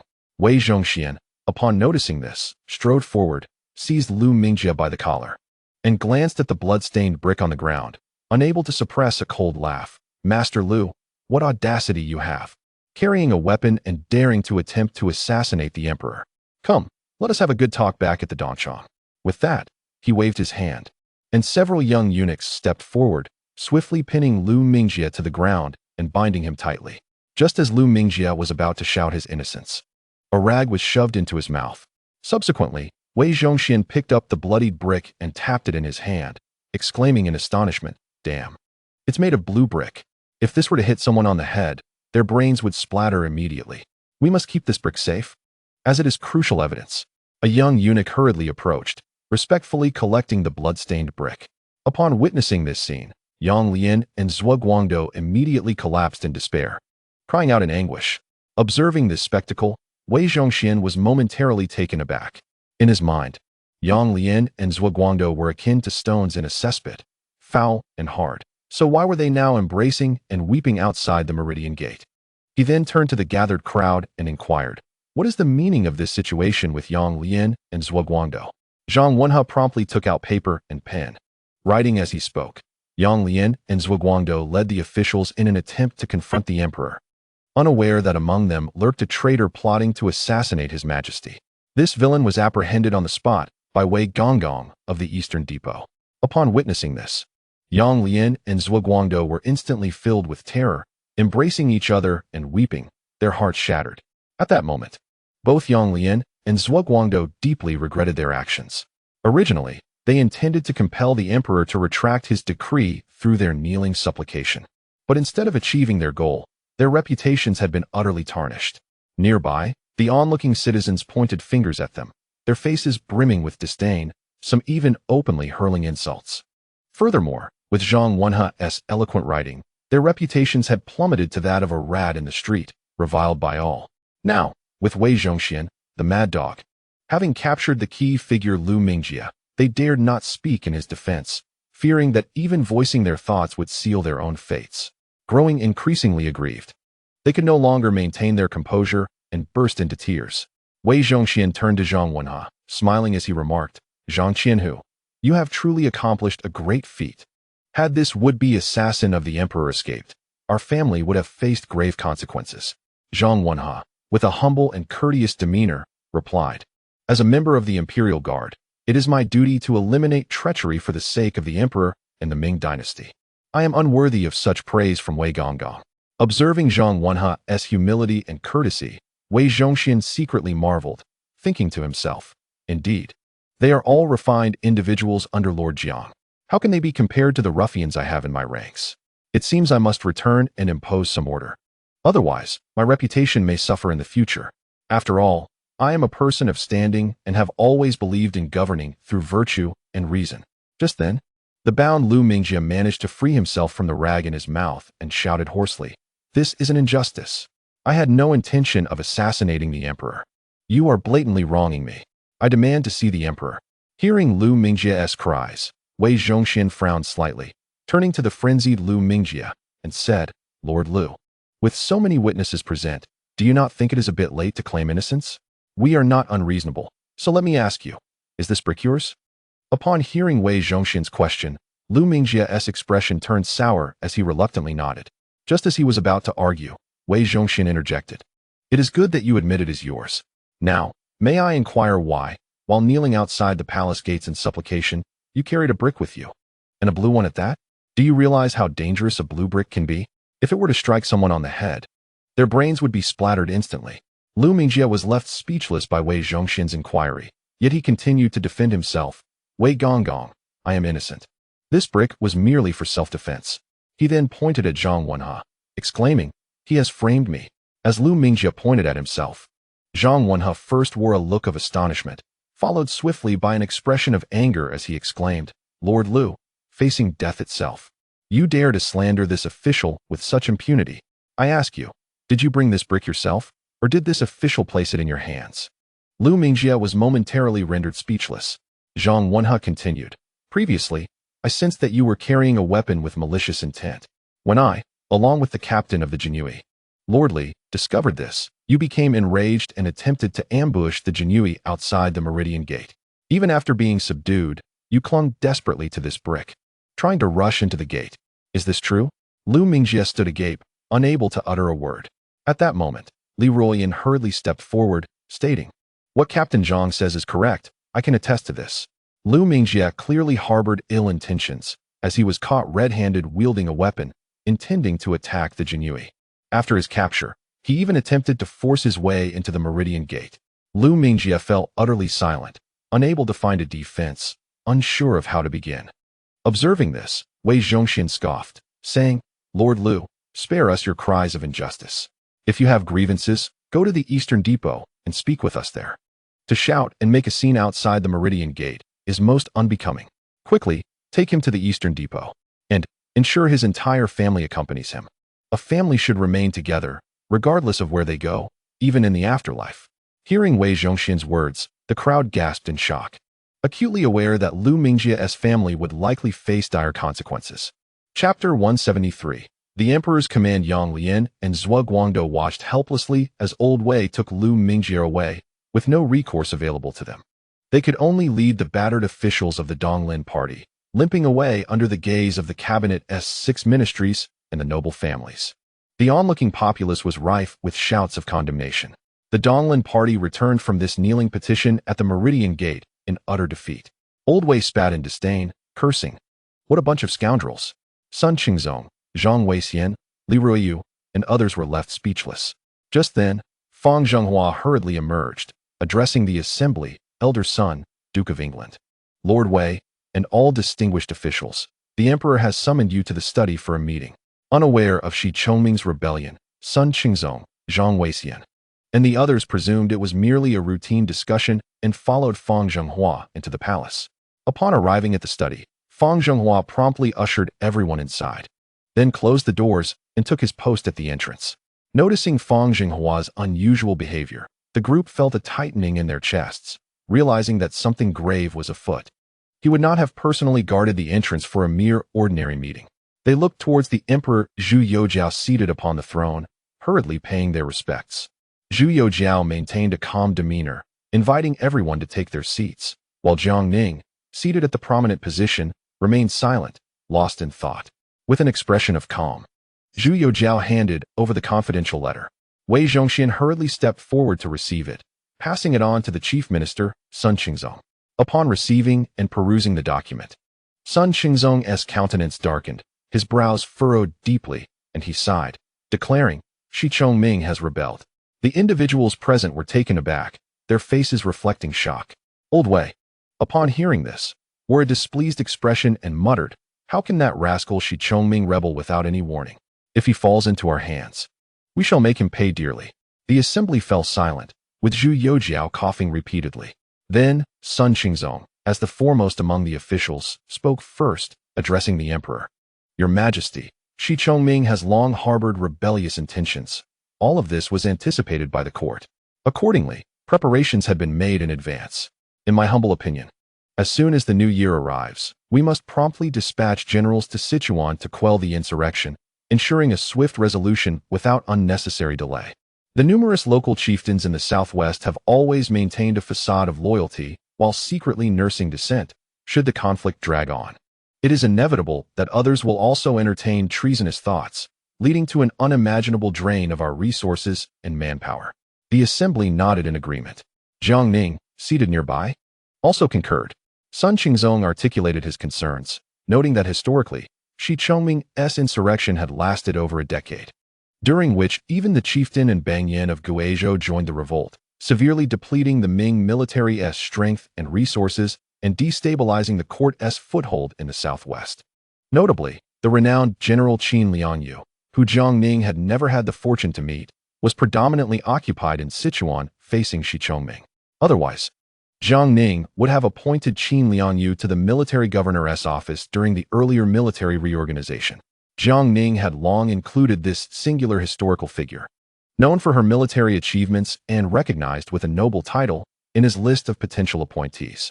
Presently, the 4 left commanders of the military governor's office had been appointed, with the final position reserved for Qin Liangyu, contingent upon swiftly resolving the Southwest Rebellion. Otherwise, it would be unlikely for her to serve in the office anytime soon. Thus, Jiang Ning had resolved, during his earlier discussion with Zhu Youjiao, to personally lead an expedition to Sichuan in the spring to rapidly quell the insurrection. Indeed, Jiang Ning's decision was tinged with personal ambition, as he yearned to witness the legendary female hero of history firsthand. Although the military governor's office was currently fortified by veterans Chun Su and Xin Yorong, and he had successfully recruited talented commanders such as Chao Wenjiao, Man Gui, and Zhao Shuai, Chun Su and Xin Yorong were aging. The younger generals, like Lu Xiangxing and Sun Chuanting, still required further honing to reach their potential. Therefore, Jiang Ning planned to lead Chao Wenjiao, Man Gui, Zhao Shuai, as well as the younger leaders Sun Chuanting and Lu Xiangxing to Sichuan in the spring to suppress the rebellion. Seated upon the imperial throne, Zhu Youjiao spoke with a smile. What Master Sun has articulated aligns seamlessly with my own thoughts. It is precisely this that I intend. Thus, I plan to have Minister Jiang lead the forces to Sichuan to quell the rebellion as soon as spring arrives after the new year, ensuring a swift resolution. Simultaneously, the court shall intensify efforts to select talent and implement the policy of returning the local chieftains to the central authority in the southwestern provinces. It is imperative that we secure these regions firmly under the court's control. The assembly was astounded to learn that Zhu Youjiao had entrusted Jiang Ning with the command to pacify Sichuan. For Jiang Ning, despite holding the dual roles of governor of the capital garrison and lieutenant general of the Central Military Command, had never before engaged in military operations. Sun Qingzong, puzzled, inquired, Your Majesty, if the esteemed Jiang is to lead the campaign to suppress the rebellion in Sichuan come spring, who will serve as his general? And how many troops will he command? Zhu Youjiao, upon hearing this, smiled gently and gestured for Jiang Ning to respond. Rising with a smile, Jiang Ning assured, Minister Sun need not worry. In the upcoming spring, I shall command Generals Chao Wenjiao and Zhao Shuijiao, along with many youthful officers from the capital garrison. Additionally, I shall select the elite from the 3 guards, 3,000 from the left guard, and personnel from the central and left military commands to proceed to Sichuan. Upon hearing that Jiang Ning intended to lead such a considerable force to Sichuan, the Minister of Revenue, Gui Yunho, could no longer remain seated. He hastily stood and exclaimed, Esteemed Jiang, is it not excessive to lead such a multitude against a mere Shi Chongming? Let us not forget that the total commander of Sichuan, Du Wenhui, already commands 50,000 troops, complemented by 30,000 white flag soldiers under General Qin Liangyu, bringing the total to over 80,000, not counting other forces in Sichuan. Jiang Ning, upon hearing this, displayed a look of disdain, fully aware that Guo was merely fretting over expenses. With restrained patience, he replied, Minister Guo, while it is true that Shi Chongming has instigated a rebellion, there are numerous chieftains in the southwestern region. My intention in leading such a sizable force to Sichuan is to demonstrate the might of the court and to intimidate the other chieftains in the southwest. According to intelligence from the Jinyue, the chieftain in Bangyan of Guizhou harbors rebellious inclinations as well. History recalls the formidable uprising led by Yang Inglong of Boizhou, which caused considerable turmoil, requiring the court to expend vast resources to quell it. Thus, I aim to resolve this conflict decisively and simultaneously deal with Bangyan, thereby thoroughly intimidating the southwestern chieftains and preparing for the court's policy of returning local governance to central authority. Hearing Jiang Ning's remarks, Guo Yunho lamented, as the saying goes, before troops are dispatched, provisions must be arranged. I shudder to think of the silver that will be required for this endeavor. Yet he promptly added, then I shall accompany Minister Jiang on this expedition to quell the rebellion. Jiang Ning was taken aback by Guo Yunho's declaration. Could it be that the old minister was not in his right mind? With a hint of confusion, he asked, Minister Guo, I am to lead the troops to suppress the rebellion, which entails warfare, not mere investigations. As the Minister of Revenue, what would your presence signify in such a context? Guo Yunho quickly defended his decision, stating, Esteemed Jiang, it is my understanding that the chieftains in the southwest have historically resisted the court's authority. Yet they are all exceedingly wealthy. At that moment, you shall lead the army to subdue them, while I shall subsequently investigate their assets, which I presume will sufficiently compensate for the army's expenditures. Should fortune favor us, we might even discover a considerable sum of silver. Upon hearing this, Jiang Ning was left speechless, and the others present felt a profound sense of shame. Even Zhu Youjiao, seated upon the imperial throne, could not suppress a few coughs, inwardly reflecting on how Guo, the old miser, seemed utterly captivated by wealth, conjuring every conceivable scheme to amass riches. At this juncture, Zhu Youjiao spoke up, Minister Guo, it is unnecessary for you to accompany Minister Jiang to Sichuan for military endeavors. Given the current complexities of state affairs, it would be prudent for you to remain in the capital. Guo Yunho was just about to voice his dissent when the Minister of Personnel, Yang He, hastily rose to interject. Lord Guo, the Emperor's words hold great merit. As the Minister of the Ministry of Revenue, your place is indeed in the capital. Allow Minister Jiang to manage matters in Sichuan. Seeing Zhu Youjiao's disapproval of his intention to follow Jiang Ning to Sichuan, and with Yang, he also intervening, Guo Yunho reluctantly conceded, this old minister shall obey the decree. With Guo Yunho no longer insisting on traveling to Sichuan, Yang He's anxious heart finally found solace, and he quickly wiped the sweat from his brow. He had been deeply concerned that the venerable Guo would accompany Jiang Ning to Sichuan, where, upon encountering the allure of wealth, a thorough investigation of the entire bureaucratic landscape could lead to countless lives lost. After all, the Ministry of Personnel had already exhausted its pool of officials, and recruiting new talent would have to wait until the following year. At this point, the assembled officials from the 6 ministries began to whisper among themselves, engaging in spirited discussion. In a flurry of voices, they expressed their opinions and debated strategies vigorously. After a considerable time, the clamor gradually subsided, and they reached a consensus. The immediate priority was to expedite military training while simultaneously preparing funds and provisions. Diligently enhancing military equipment, they would first ensure that preparations were thorough, and subsequently, based on the actual conditions reported from Sichuan, they would make informed decisions. Minister of Works Su Guangqi rose, thumping his chest in assurance. Rest assured, Minister Jiang, I will ensure that ample military equipment and munitions are prepared, so that our frontline soldiers shall never face a shortage of supplies. The Chief Minister Sun Qingzong promptly echoed this sentiment. The suppression of the Sichuan rebellion is crucial for the dignity of the court and the stability of the Southwest. The cabinet will undoubtedly lend its full support. The esteemed nobleman, Duke Zhang Weixian, also adopted a solemn expression, asserting, the Bureau of Military Affairs bears an unassailable duty. We will wholeheartedly support and assist Minister Jiang in swiftly resolving the Sichuan insurrection, restoring tranquility to the southwest. Subsequently, all eyes turned to Guo Yunho. Feeling somewhat awkward under the collective gaze, he chuckled nervously before stating, "This old minister also guarantees that sufficient provisions will be prepared to meet the army's needs, ensuring our soldiers do not fight on empty stomachs." At this moment, Zhu Youjiao, rising slowly from his throne with a smile, surveyed the assembly and declared, "In this critical hour, I hope we, as sovereign and subjects, can unite as one, weather the storm together, and rejuvenate the great Ming dynasty." Upon hearing this, all present promptly rose in unison, bowing respectfully with cupped hands, and then shouted in unison, "We shall dedicate ourselves wholeheartedly, serving until our last breath, in gratitude for the emperor's grace." Observing this, Zhu Youjiao nodded in satisfaction and remarked, "I understand your difficulties. I too face challenges, as does the court. Let us all persevere through our adversities. Beat the drum and sell the sweets. Everyone should attend to their own affairs." Upon hearing these words, the crowd retired, returning to their respective offices to resume their duties. Chapter 174. The world should not be this way, brothers. Here's an additional chapter. The officials exited the imperial study, making their way toward the noon gate. At this moment, Jiang Ning also stood up, preparing to leave. Zhu Youjiao descended from the imperial desk, a smile gracing his face as he addressed Jiang Ning. "Brother Jiang, I will wholeheartedly support you. You need not worry. Go forth with boldness." Hearing this, Jiang Ning smiled faintly, nodded in acknowledgement, and then took his leave, heading toward the noon gate.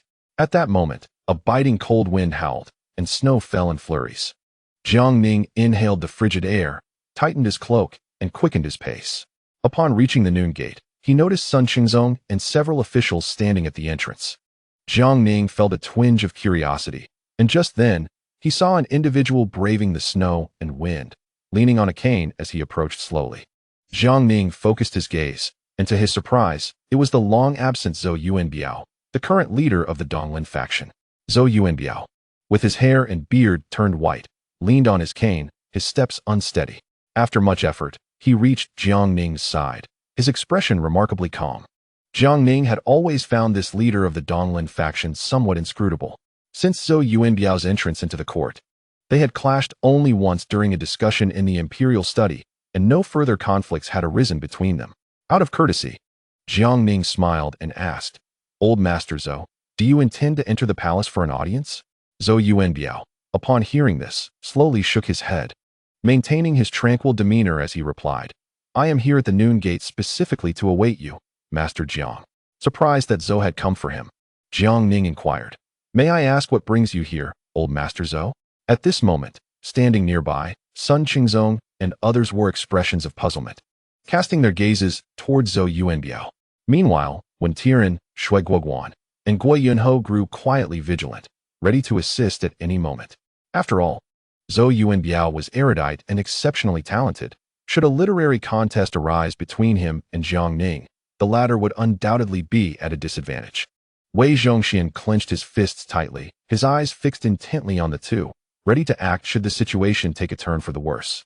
Intending to be the first to leap forward and disable Zhou Yuanbiao, Jiang Ning had anticipated that Zhou Yuanbiao would mention the matter of the Donglin officials kneeling in supplication outside the noon gate.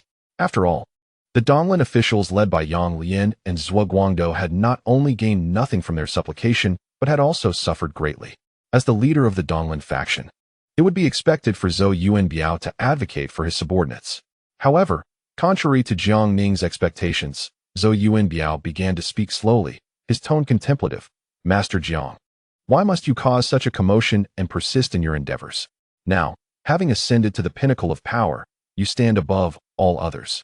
You could easily seize vast lands, amass great wealth, and cultivate a loyal following, wielding influence over both court and commoners. As long as your actions do not target others, no one would dare oppose you, nor possess the capability to resist.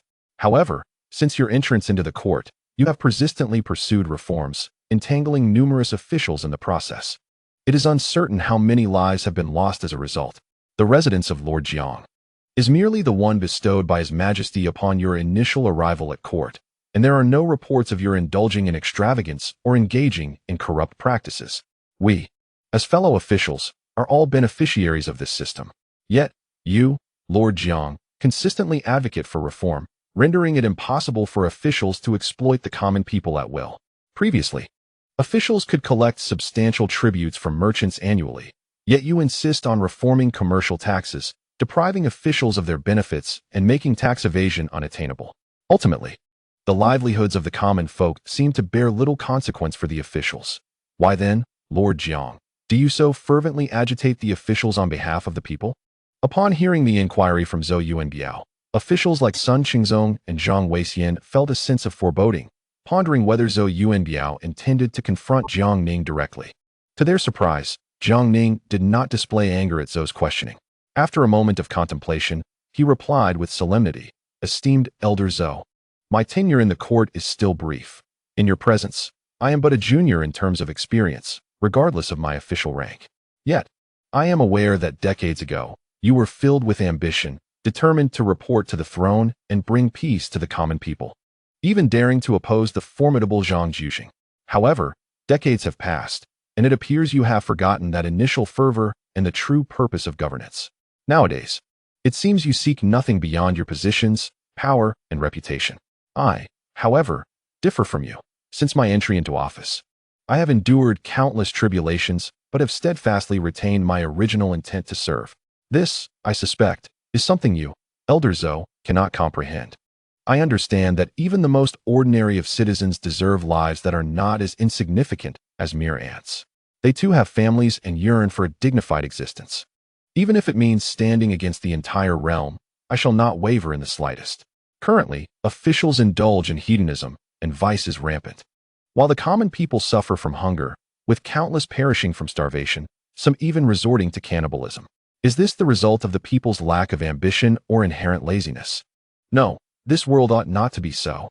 The Ming dynasty was founded on agriculture, with the common folk toiling from dawn till dusk, laboring tirelessly throughout the seasons. Yet they remain unable to escape the fate of freezing or starving to death. How absurd! How ironic! How laughable! At the root of this lies the corrupt officials and unscrupulous gentry who drain the lifeblood of the populace, continuously oppressing them, even reducing them to dust beneath their feet and bullying them without restraint. The common people live without knowing why they exist, and die without understanding the cause of their demise. They toil earnestly, yet remain inadequately clothed and devoid of provisions. Thus, when I first entered the court to serve as an official, I established a grand aspiration to ensure that the common people have food during the day and shelter at night, to liberate them from the agonies of hunger and cold, to allow them to hold their heads high and stand tall, living with dignity rather than being exploited and oppressed like cattle or horses. In my heart, this realm should not be as it currently is. Scholars, farmers, artisans, and merchants are all subjects of the great Ming, deserving of equal status. Though Jiang Ning's voice was not loud, each word resonated powerfully, penetrating the hearts of those present, leaving them in awe. Even the composed Zhou Yuanbiao could not help but display a flicker of emotion. He inquired, "Master Jiang, have you considered the consequences of your actions? Remember, Zhang Jiang wielded immense power in his time, yet ultimately met his demise, with his remains being desecrated posthumously." Upon hearing Zhou Yuanbiao's reminder, Jiang Ning smiled faintly and replied, "What of it? Though Zhang Jiang has passed, centuries hence, history will still recount that the Ming dynasty produced a Zhang Jiang. Those three characters shall forever be etched in the annals of time. I am but a humble scholar, unworthy of comparison to Zhang Jiang. Yet I am still willing to fight for the welfare of the common people. Even if it leads to my own destruction, it is a sacrifice I shall gladly make." Zhou Yuanbiao was thoroughly moved by Jiang Ning's words. Initially, he believed Jiang Ning merely orchestrated events from the shadows. Yet at this moment, Jiang Ning's words clearly articulated his stance. To achieve his ideal realm, Jiang Ning was indeed prepared to stand against the world alone. The gazes of Sun Qingzong and others toward Jiang Ning became exceedingly complex. They understood the realities Jiang Ning spoke of and were acutely aware of the difficulties he would face, but more than anything, they admired his determination. In comparison, they felt utterly inadequate. At this juncture, Sun Qingzong stepped forward, stroking his beard, and laughed heartily. "Master Jiang, slow down. I shall join you. I will stand by your side." Zhang Weixian followed closely, smiling. "Master Jiang, I too shall lend my unwavering support." Other officials, witnessing this, stepped forth to express their resolute commitment to stand united with Jiang Ning. Even Wei Zhongxian excitedly proclaimed, "We are with you as well." Observing the fervent declarations of support from those around him, Jiang Ning's face radiated a smile of satisfaction. He turned to Zhou Yuanbiao and remarked, "Old Master Zhou, see? Justice resides within the hearts of the people. When united, even Mount Tai can be moved. Therefore, I shall not waver from my original intent, and shall strive forward alongside you all." Subsequently, with a resolute expression, Jiang Ning proclaimed, "I am not the Zhang Taiwei of yore, nor is His Majesty the Shenzong Emperor of old. Thus, what have I to fear?" As these words left his lips, an electric excitement coursed through the assembly, igniting a fervor within each heart. Even the elder Wei, filled with exuberance, wished to contribute a few words, only to find his own lack of eloquence preventing him. He ultimately resorted to aligning himself with the others, signaling his stance and attitude. Zhou Yuanbiao observed the scene before him, a look of satisfaction illuminating his face. He nodded with a smile and remarked, "Thank you, Lord Jiang, for your clarification. I now comprehend." With that, he slowly stepped aside, gesturing for Jiang Ning to proceed first. Noticing this, Jiang Ning did not hesitate further, striding forward through the swirling snow. Behind him, officials such as Sun Qingzong, Zhang Weixian, Su Guangqi, and Guo Yunho closely followed. After a brief moment, Zhou Yuanbiao gazed at the retreating figures of Jiang Ning and the others, and amidst the tempestuous snow, he spoke softly. "Who says the heavens are unwelcoming? A tempestuous storm sends one off. Lord Jiang, take care. Gentlemen, walk steadily." Chapter 175. 6 Yang Pills. Upon returning to the 5 armies commander's office, Jiang Ning immediately convened a meeting with the generals, informing them of the news regarding Sha Chongming's rebellion. Upon hearing this, Man Gui, Zhao Shuijiao, and Xiao Wenjiao exhibited expressions of excitement, all eagerly preparing for action. They had been back in the capital for nearly a year, and at last, they awaited the opportunity to showcase their prowess. In contrast, the seasoned generals Chun Su and Xin Yurong bore contemplative expressions. After a moment, Chun Su spoke first. "The southwestern region is home to numerous chieftains, and Sha Chongming's audacity to openly rebel is undoubtedly a blatant provocation to the court. Therefore, it is imperative for the court to act swiftly and decisively, simultaneously demonstrating its absolute military power to the southwestern chieftains, ensuring that those with ulterior motives abandon their improper thoughts." Jiang Ning nodded in agreement. What Commander Chen articulates is indeed correct. During today's deliberation in the Imperial Study, His Majesty conveyed the same sentiment and intends to intensify efforts to restore order in the southwestern territories. Xin Yurong stroked his beard and inquired with a smile, "Might I ask who the Emperor plans to appoint as the commander for this expedition?" Jiang Ning replied with a smile, "Today, His Majesty has personally appointed me. I shall lead the capital's troops to quell the rebellion after the new year." Upon hearing that Jiang Ning would personally lead the troops into battle, both Chen Su and Xin Yurong displayed expressions of astonishment. They had anticipated that one of them would be selected to go to Sichuan to suppress the rebellion, not realizing that Jiang Ning would take command himself. Considering Jiang Ning's lack of experience in military leadership, Chen Su promptly suggested, "Lord Jiang, I humbly offer myself as your deputy to accompany you to Sichuan in quelling the rebellion. What are your thoughts on this?" At that moment, Xin Yurong, feeling anxious, interjected, "Old Shen, how can you claim that position for yourself? Your health has not been robust, and you were bedridden not long ago. In my opinion, you should remain at the 5 armies commander's office while I accompany Lord Jiang to Sichuan." Seeing Xin Yurong's agitation, Chun Su chuckled and remarked, "Old Shun, by age, you are 2 years my senior. My health has nearly returned to normal. While I do not dare to boast of leading the charge into battle, commanding from the center is certainly within my capabilities. Moreover, Old Shun, your expertise lies in naval warfare. What water battles await you in Sichuan?" Hearing Chun Su's words, Xin Yurong could no longer remain seated. He abruptly stood up and exclaimed, "Old Shun, that reasoning is quite unreasonable. In the past, on the battlefield in Korea, I was also a commander leading troops into combat, driving the pirates in and out thrice. Although I may be a few years your senior, my constitution remains remarkably robust.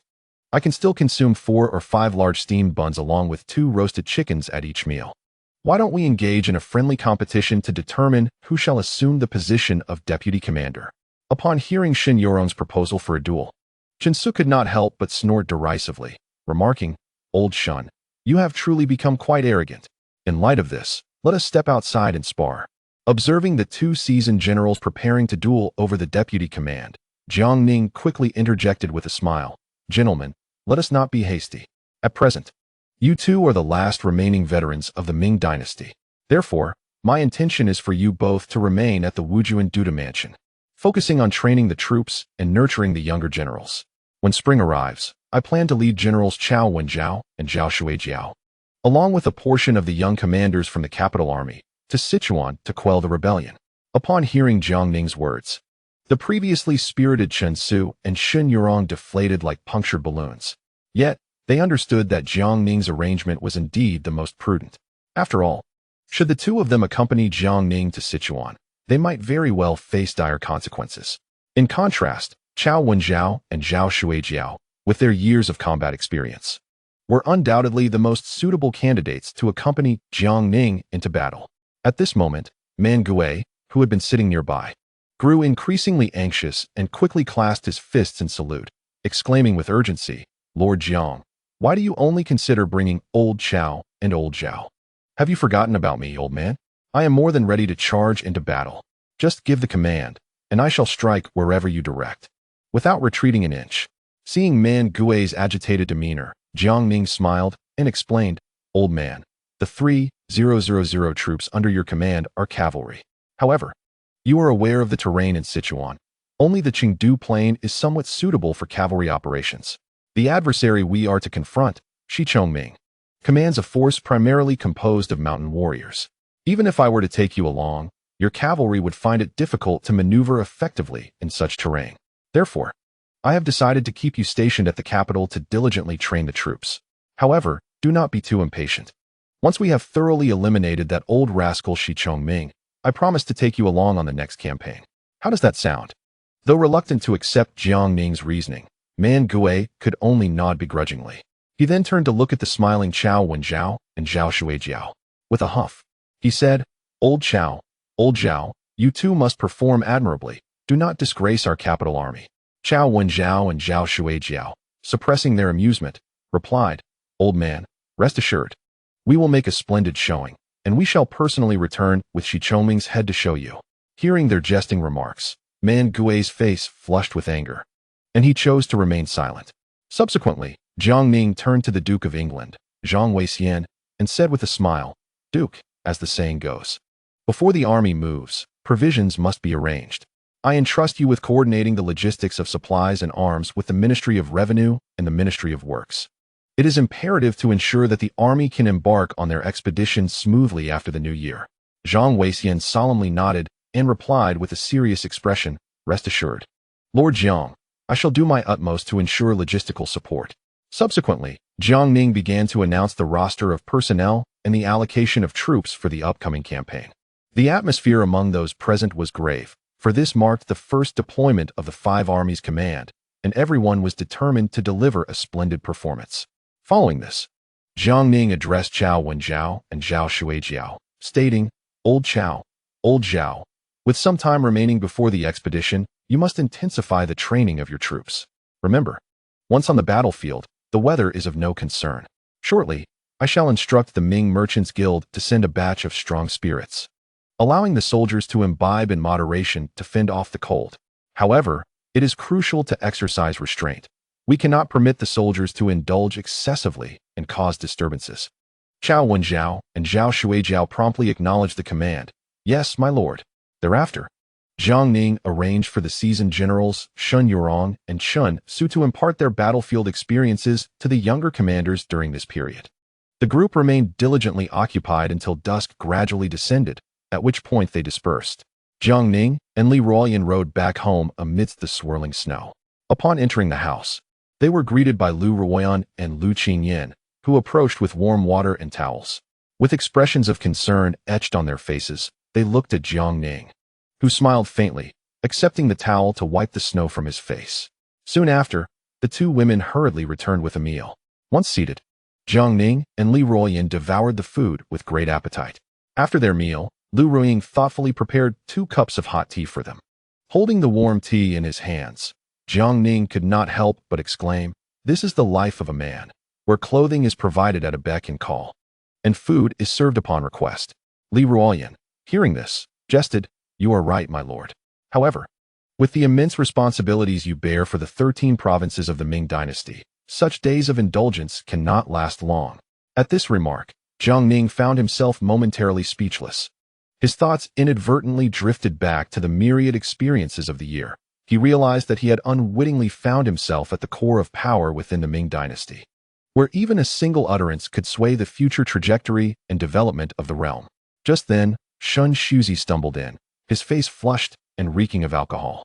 Jiang Ning regarded him with disdain, exclaiming, "Master, have you been out indulging in flower houses again?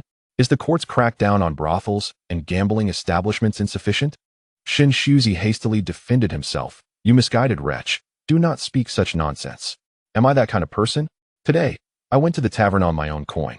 I certainly did not call for any girls. Smell for yourself." As he spoke, he drunkenly approached Jiang Ning. Jiang Ning quickly covered his nose and said, "Master, I have wronged you. The hour grows late. You should wash up and retire." However, Shin Shuzi was displeased, retorting, "Nonsense. I am young and vigorous, full of energy. Why would I rest? I could go days and nights without sleep without issue." Jiang Ning, hearing this, sighed in resignation, "Master, not everyone is like you. My dear disciple, I remain but a mere mortal, yet to attain the half-immortal physique that you possess," lamented the venerable Shin Shuzi. With equal sorrow, he continued, "I wish to impart my teachings, but alas, you simply lack the aptitude." Following this, he produced a porcelain vial from his robes and extended it towards Jiang Ning. Jiang Ning gazed at the vial with a hint of confusion and inquired, "Master, what is this?"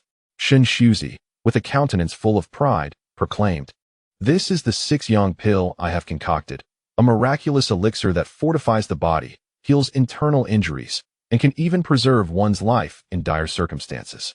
Skeptical, Jiang Ning took the vial, his face betraying disbelief as he asked, "Master, is this 6-yang pill truly reliable? I hope it does not lead to my demise instead.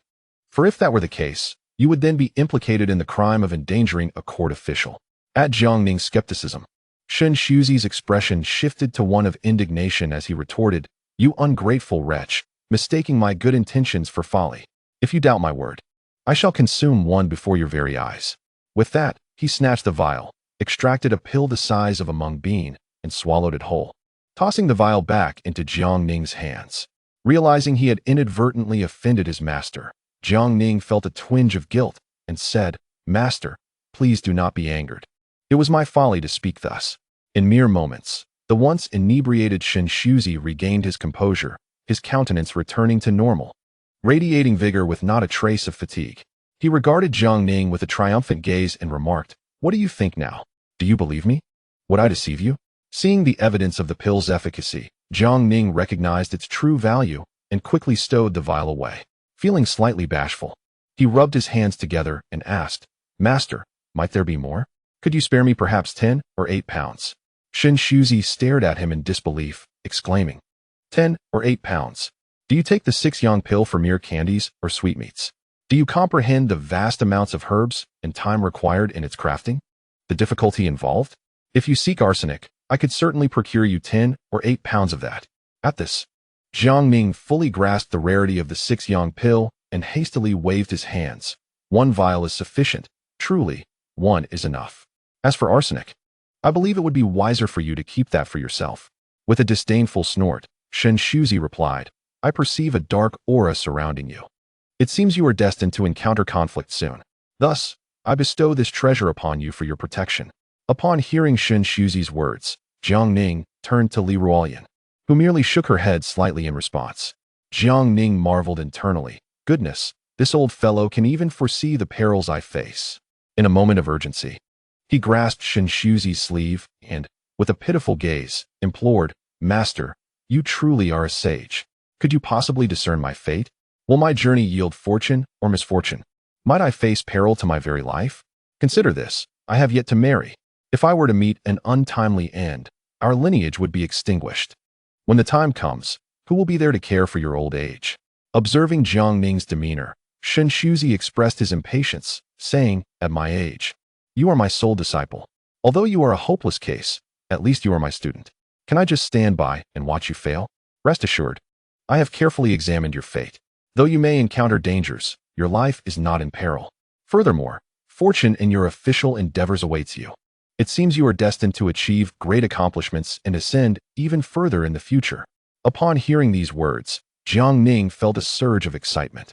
It was not that he held much regard for the notion of official fortune. Rather, as long as he could safely go to Sichuan to quell the rebellion and return unscathed, he would be thoroughly satisfied. At that moment, Li Ruoyan hastily approached, his face alight with eagerness. "Oh, venerable immortal, while it is true that Lord Jiang is your disciple, my devotion to you is no less than his. You have bestowed the precious Lu Yang Dan upon him. Surely, you have a portion for me as well?" He gazed up at Shen Shuzi with a pitiful expression. Shen Shuzi was momentarily taken aback by Li Ruoyan's demeanor. In terms of filial piety, Li Ruoyan indeed surpassed Jiang Ning. He had frequently dipped into his own pockets to treat Shen Shuzi to meals and drinks at the brothel, even arranging for young women to accompany him for heartfelt conversations, a service that was exceptionally attentive. Shen Shuzi found it difficult to refuse, fearing that denying Li Ruoyan might extinguish his spirit of devotion, thus depriving him of such considerate services in the future. Therefore, with a pained expression, he retrieved another porcelain vial from his robes and handed it over, speaking earnestly. "My dear Li, your filial devotion is duly noted. However, you must understand that the Lu Yang Dan is a rare treasure. You should use it sparingly." Li Ruoyan received the vial with great excitement, bowing respectfully to Shen Shuzi 3 times, declaring, "Rest assured, venerable immortal, I shall use this Lu Yang Dan judiciously and will not treat it as mere sustenance." He then carefully tucked the vial into his bosom. Shen Shuzi turned to Jiang Ning, unable to restrain his irritation. "You wretched disciple, look at the devotion displayed by Li Ruoyan, and then observe yourself. Each encounter either leaves me exasperated or plotting against me. I cannot fathom what sins I committed in my past life to have taken you on as my disciple." In response to Shen Shuzi's complaints, Jiang Ning chuckled as he produced a 1,000-tael silver note from his robes and offered it, saying, "Master, please have some understanding of your disciple. As a government official, I am burdened with daily affairs and have little opportunity to express my filial piety. Consider this humble offering as a token of my appreciation." Upon seeing the silver note, Shen Shuzi's eyes sparkled with delight. Without any evident action, the note vanished from Jiang Ning's hand. Shen Shuzi nodded in satisfaction, stating, "Your gesture of filial piety is recognized. But I believe there is room for you to increase this devotion in the future. This little karma I can endure." Jiang Ning was left speechless. After a while, Jiang Ning cautiously asked, "Master, could you kindly assist me in examining my fate in marriage?" Upon hearing this, Shen Shuzi immediately adopted a serious demeanor, extending his palm and declaring, "The cost for divining your marriage fate is 2,000 taels. However, as you are my disciple, I shall grant you a discount," making it 1,000 taels. Jiang Ning, taken aback, exclaimed in disbelief, "Master, are you actually asking me for money? Is that appropriate?" Shen Shuzi responded with conviction, "The divination does not come without cost. This is a rule set by our ancestral masters. Do not be too concerned about this sum. For in assisting you with your marriage fate, I must bear the consequences. If you believe you can withstand this burden, then the payment may indeed be waived." Jiang Ning, feeling somewhat embarrassed, forced a smile and rummaged through his robes, only to produce a few loose silver coins. He then turned to Lu Ruoyan with a sheepish expression, saying, "Ruoyan, could you please lend me 1,000 taels for the master?" Lu Ruoyan, covering her mouth with a gentle smile, turned to fetch the silver. Meanwhile, Jiang Ning anxiously urged Shen Shuzi, "Master, please begin the divination at once." Shen Shuzi, maintaining an enigmatic expression, replied, "My disciple, do not rush. Once the silver is in hand, I shall commence the reading immediately." Jiang Ning, feeling somewhat displeased, retorted, "Master, do you doubt my integrity? You underestimate my character."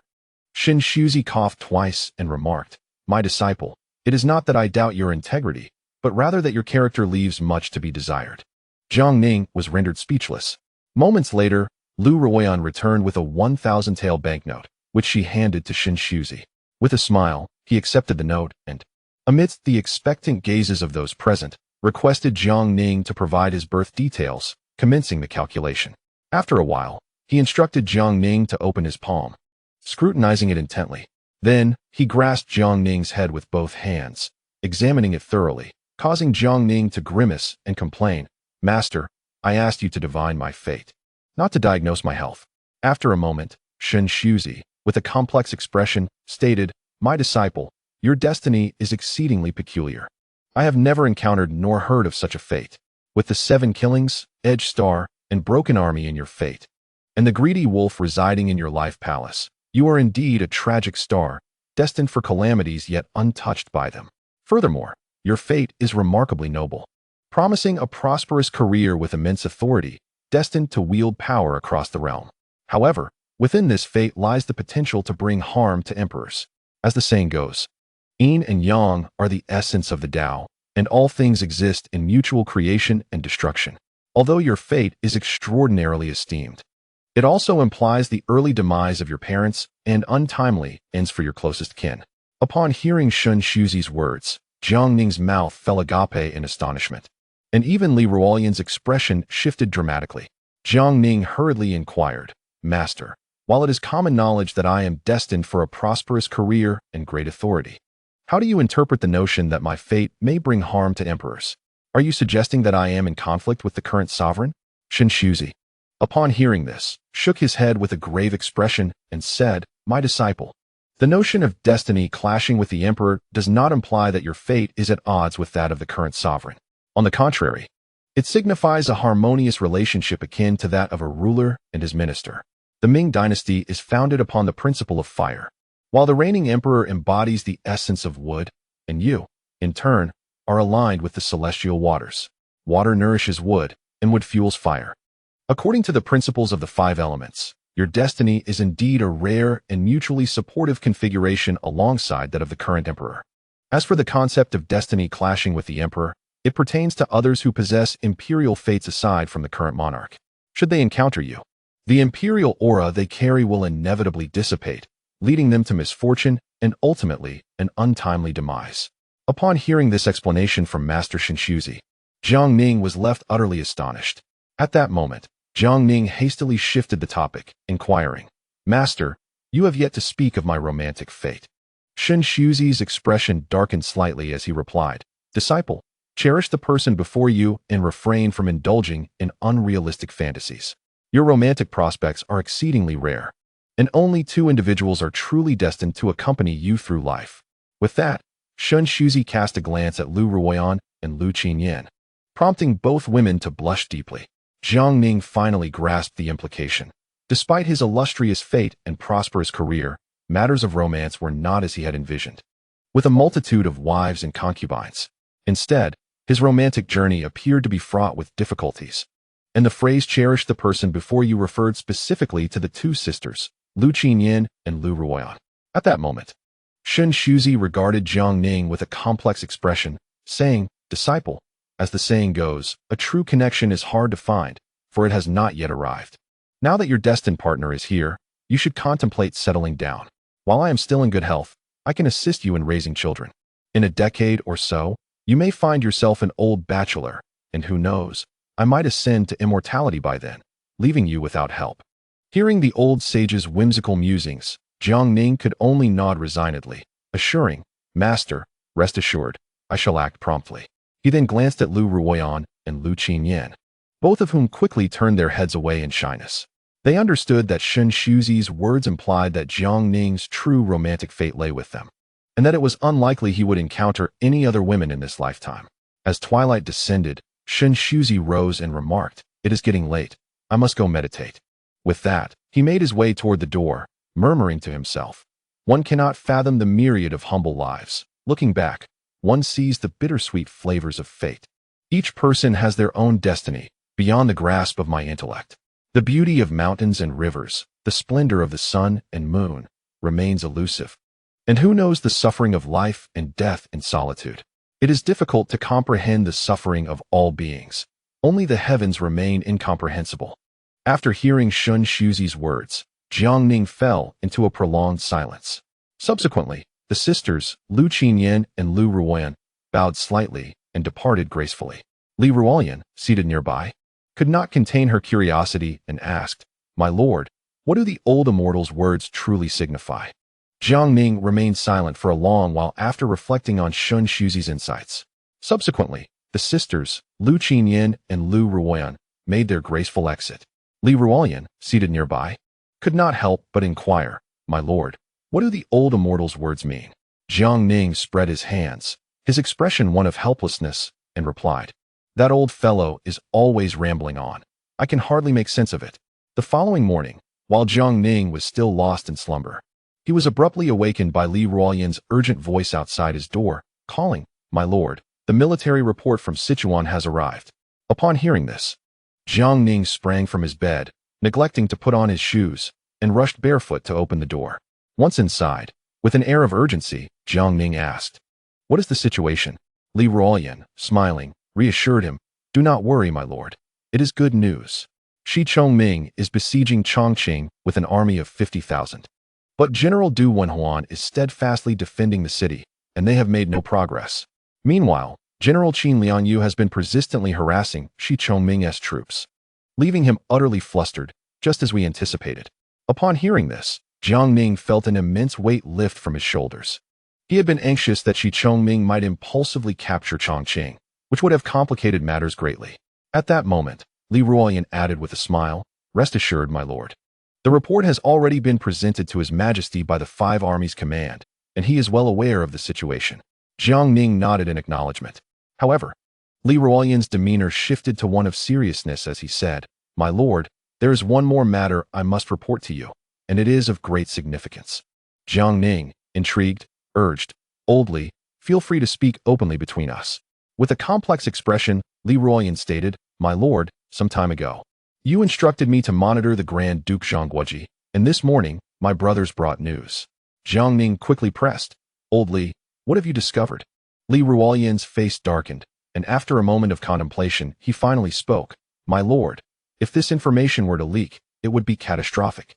I have issued a gag order to ensure that the brothers do not speak of it recklessly." This revelation only deepened Jiang Ning's confusion.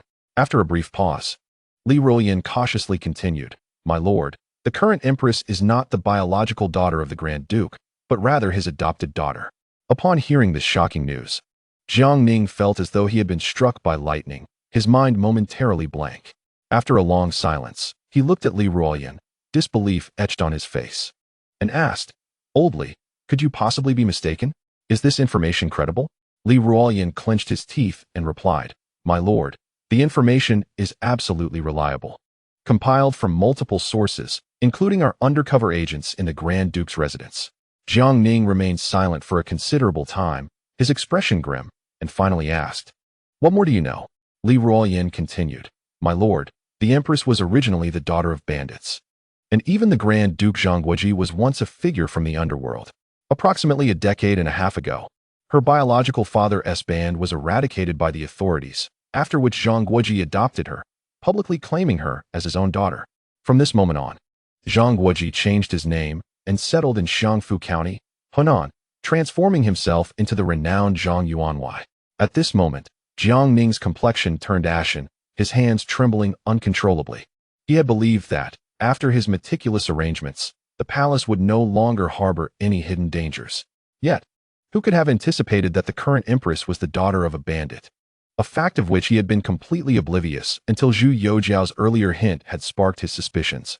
Initially, he thought that the national uncle had become entangled with the Donglin party, but upon closer investigation, he uncovered this astonishing secret.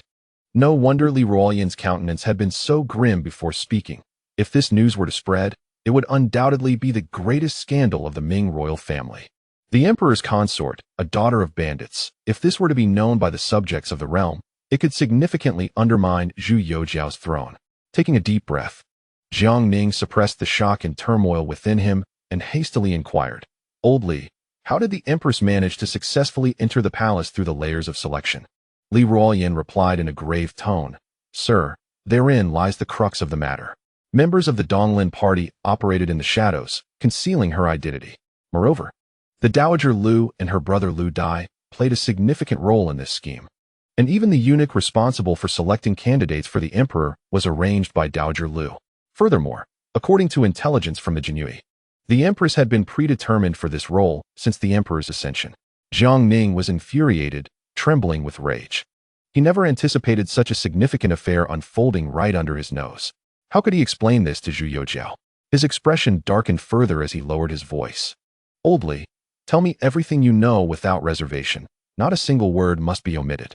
Hearing this, Li Ruoyan nervously swallowed and quickly nodded. Sir, this information was only clarified last night. Someone from the Donglin party sent a letter to Zhang Guoji, inquiring about the death of Dowager Lu and the reason for her brother Lu Dai's exile. They leveraged the empress's true identity as a means of coercion, pressuring Zhang Guoji to persuade the empress to speak favorably of the Donglin party before the emperor, thus overturning the policies you had previously instituted against them. Zhang Guoji acquiesced to their demands and sent a reply, hoping that once this matter was resolved, both parties could part ways amicably without further entanglements. This morning, Zhang Guoji had already submitted a token to the palace to meet the empress. Jiang Ning abruptly rose, slamming his hand on the table with such force that the teacup atop it shattered on the ground. His eyes bulged with fury, as if they could ignite flames. And he gritted his teeth, exclaiming, "This is an affront to heaven. Boldly, we must enter the palace and confront the emperor." Observing Jiang Ning's furious demeanor, Li Ruoyan cautiously asked, "Sir, what about the national uncle?" Jiang Ning snorted coldly. "For 12 hours a day, have someone keep a close watch on the national uncle. Record in detail everyone he meets and everything he says, and report to me 3 times daily. As for the individual tasked with delivering a message to the Grand Duke, it is prudent to refrain from any rash actions to avoid alarming the serpent in the grass. However, vigilant surveillance is imperative. It would be most advantageous to follow the leads and unearth the orchestrators behind this." Jiang Ning hastily wiped his face, donned his official robes, and draped his cloak over his shoulders, then mounted his steed alongside Li Ruoyan, heading directly to the imperial palace's noon gate under the protection of the Jinyue. Upon reaching the noon gate, the two presented their waist tokens as per protocol and proceeded into the palace. To their surprise, they encountered the Grand Duke Zhang Guoji, whose countenance was dark as he strode towards the exit. From a distance, upon recognizing Jiang Ning, Zhang Guoji promptly donned a smile and greeted him warmly. "Minister Jiang, it has been quite a while. May I inquire about your early morning visit to the palace?" Jiang Ning returned the smile, replying, "Ah, Grand Duke. I come today to report official matters to His Majesty. Might I ask if you are visiting the Empress today?" Zhang Guoji replied with a slight smile, "Indeed. It has been some time since I last saw the Empress. I have come to pay her a visit." Observing Zhang Guoji's expression closely, Jiang Ning noted his evident displeasure. After exchanging a few pleasantries, he and Li Ruoyan hurried toward the imperial study. Upon arrival at the study's entrance, they found Fang Xiaozhong, the adopted son of Fang Zhenghua, stationed at the door. Upon seeing Jiang Ning, he promptly approached and bowed respectfully. Jiang Ning smiled and said, "Young Master Fang, please convey my presence." Fang Xiaozhong quickly turned and entered the study. Moments later, he emerged with a smile, announcing, "Minister Jiang, Minister Li, His Majesty requests your presence." Jiang Ning nodded and, without hesitation, produced a silver ingot to hand over. Fang Xiaozhong, upon seeing this, instinctively took a few steps back, his face filled with trepidation. "Minister Jiang, this is not appropriate. You would embarrass me. If my godfather were to find out, I would surely be in grave trouble." Seeing this, Jiang Ning ceased his insistence and proceeded with Li Ruoyan into the study.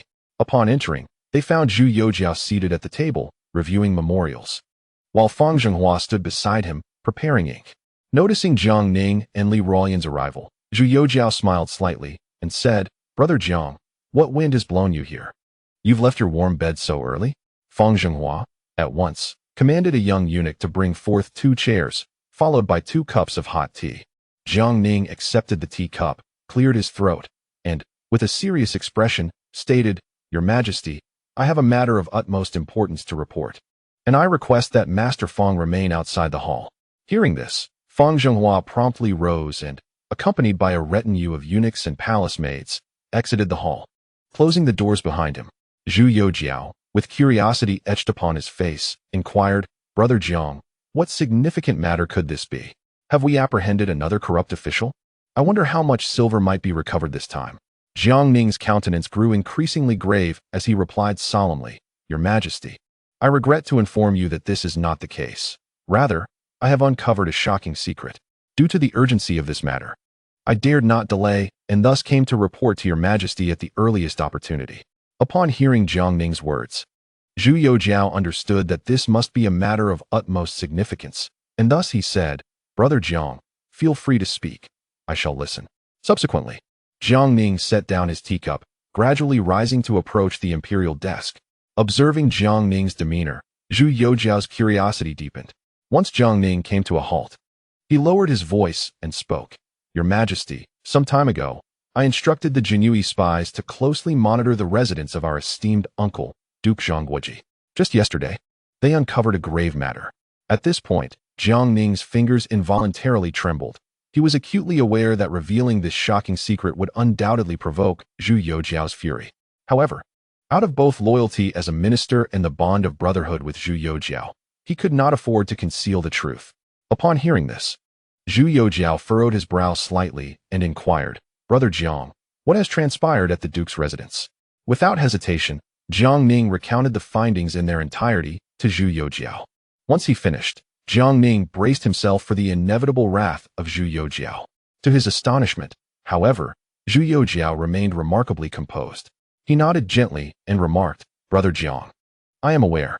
Your transparency with me signifies that you genuinely regard me as a brother, and for that, I am truly gratified.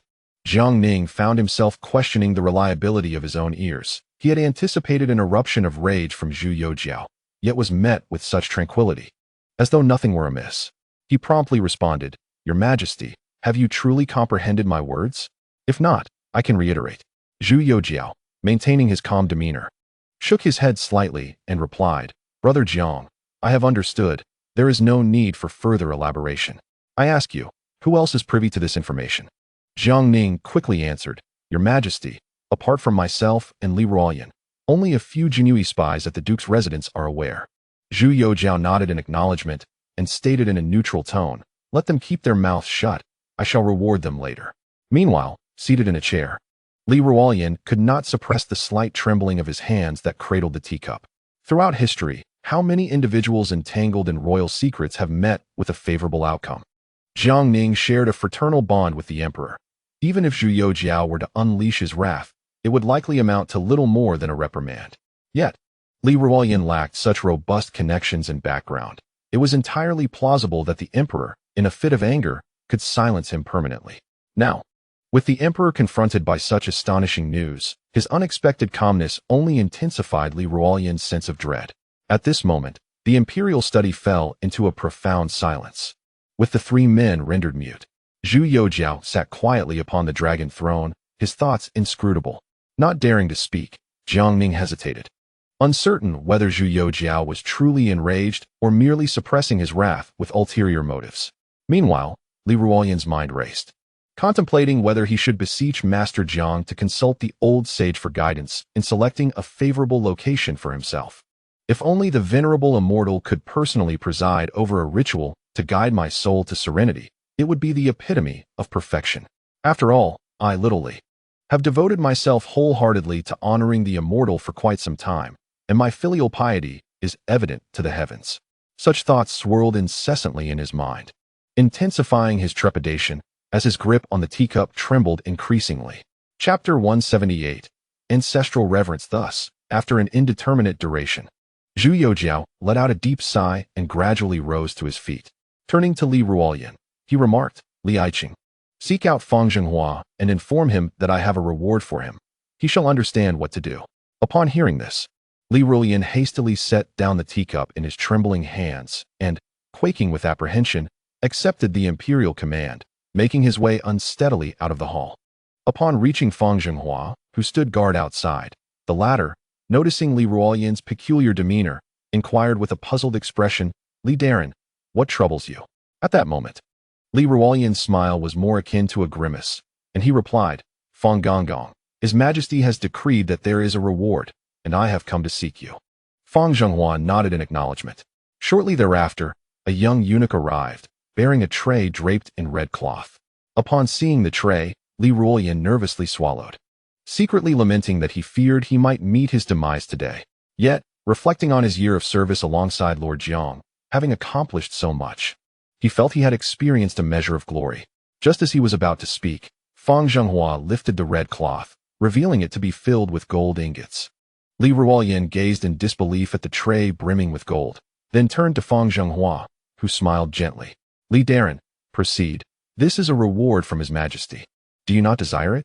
Li Ruoyan hastily, albeit still trembling, accepted the gold ingots. Subsequently, Fang Zhenghua instructed Fang Xiaozhong to escort Li Ruoyan out of the palace. Meanwhile, within the imperial study, Zhu Youjiao cast a forlorn glance at Jiang Ning, saying, Brother Jiang, accompany me for a moment. Jiang Ning silently nodded.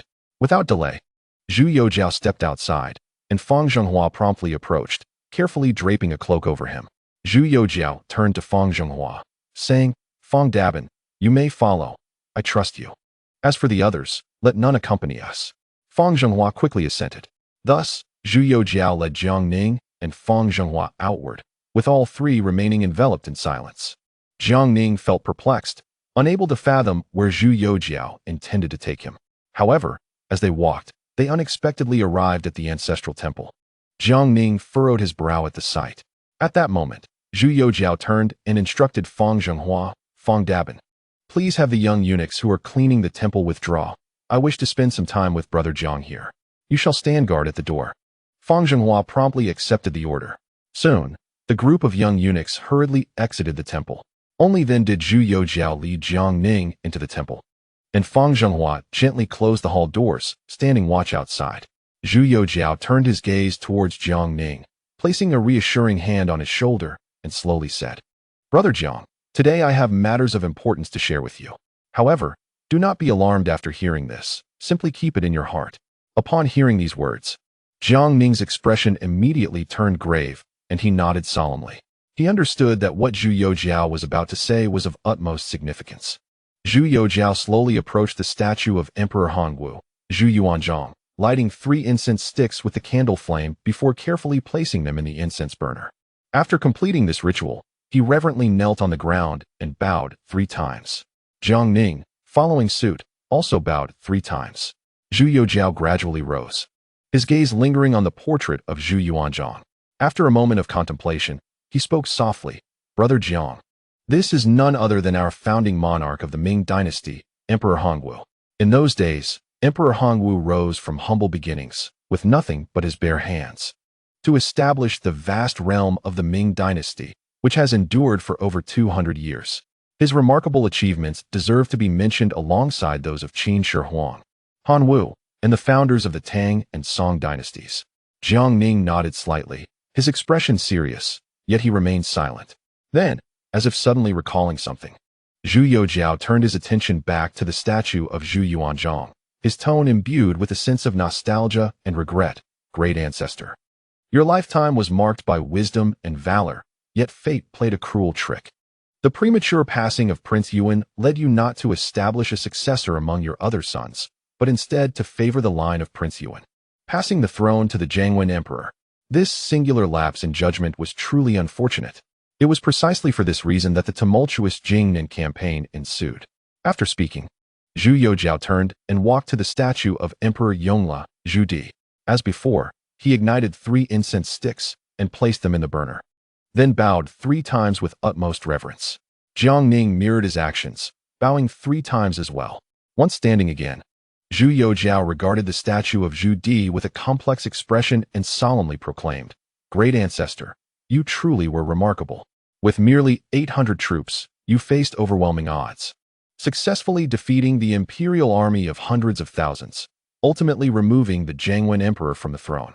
Although this involved a struggle between civil and military factions, it cannot be denied that you were a hero of unparalleled stature. You relocated the capital to Beiping, compiled the Yongle Encyclopedia, and showcased the cultural prosperity of our realm. Zheng He made 7 voyages to the Western Ocean, proclaiming the might of our Ming dynasty. You waged 5 campaigns against the Mongols, securing the tranquility of our borders. Each of these achievements stands proudly against the annals of history. Zhu Youjiao then approached the statue of Emperor Renzong, Zhu Hongxi, gazing at it as he lit 3 incense sticks, respectfully placing them in the burner before bowing 3 times. Although Jiang Ning was unclear of Zhu Youjiao's intentions, he followed suit and bowed 3 times. After rising, Zhu Youjiao expressed with heartfelt admiration, Emperor Renzong, though you reigned for only 10 months. You served as regent for Emperor Yongle for 2 decades. Although you bore no title of emperor, you enacted the duties of one. And this flourishing era of Yongle owes much to your contributions. Among our illustrious ancestors, your foresight is undoubtedly the most profound. After the founding ancestor relocated the capital to Beiping, you astutely discerned that while the capital was firmly established in the north, the fiscal burdens of grain and taxation relied heavily upon the south. This imbalance would inevitably lead to the court being dominated by the southern gentry and nobility over time. Thus, it was only after your registration that the thought of moving the capital back to Nanjing arose. Alas, fate proved cruel, as you did not have the opportunity to realize this ambition before your untimely passing. Following your demise, the treasury of the Ming dynasty has been persistently strained, plagued by financial woes. Ultimately, it is the southern gentry who have firmly grasped the economic lifeblood of the court. Upon hearing Zhu Youjiao's words, Jiang Ning felt a tumultuous wave rise within him. He had heard of Emperor Renzong Hongshi's desire to relocate the capital back to Nanjing. Yet he never fathomed the intricate web of circumstances surrounding it. Zhu Youjiao then turned, a smile gracing his face, and addressed Jiang Ning, Brother Jiang. Among all my esteemed ancestors, I hold in highest regard Grand Ancestor Hongwu, Grand Ancestor Yongle, and Emperor Renzong Hongshi. Jiang Ning nodded in agreement, deeply resonating with his sentiments. At that moment, Zhu Youjiao slowly approached the statue of Emperor Xuanzong Zhuzhanji, gazing at it with a countenance rife with complexity. He spoke, "O Emperor Xuanzong, you were truly a paragon of both civil and military prowess, adept at governing the army and at restoring peace among the people. Yet, you inadvertently sowed the seeds of peril for the Ming dynasty. During the reign of Emperor Renzong, there was a significant elevation of southern civil officials, and after your ascension, their power was further amplified. While you were able to manage them at the time, who could have foreseen your untimely demise, leaving no strategies to counterbalance their influence? Consequently, when the young Emperor Ingzong ascended the throne, he found himself constrained by the authority of the civil officials, which ultimately laid the groundwork for the calamity at Tumu Fortress." Having said this, Zhu Youjiao took 3 sticks of incense, ignited them, and placed them in the incense burner. Just as Jiang Ning was about to kneel in reverence, he noticed Zhu Youjiao's lack of intent to bow, and thus he too refrained. Subsequently, Zhu Youjiao approached the statue of Emperor Ingzong Zhu Qizhen, gazing intently at it before exhaling a deep sigh. "Emperor Ingzong, your title of Ing is truly a misnomer. As a young sovereign, you were already constrained by the civil official faction. Yet your actions were rash. Eager to lead the army against the Walla, you faced defeat and capture, resulting in significant losses for the Ming nobility and tarnishing your once illustrious reputation.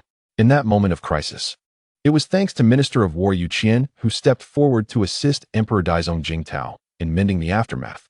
Following this debacle, the 5 armies' command lost its military authority, which became firmly controlled by the civil officials.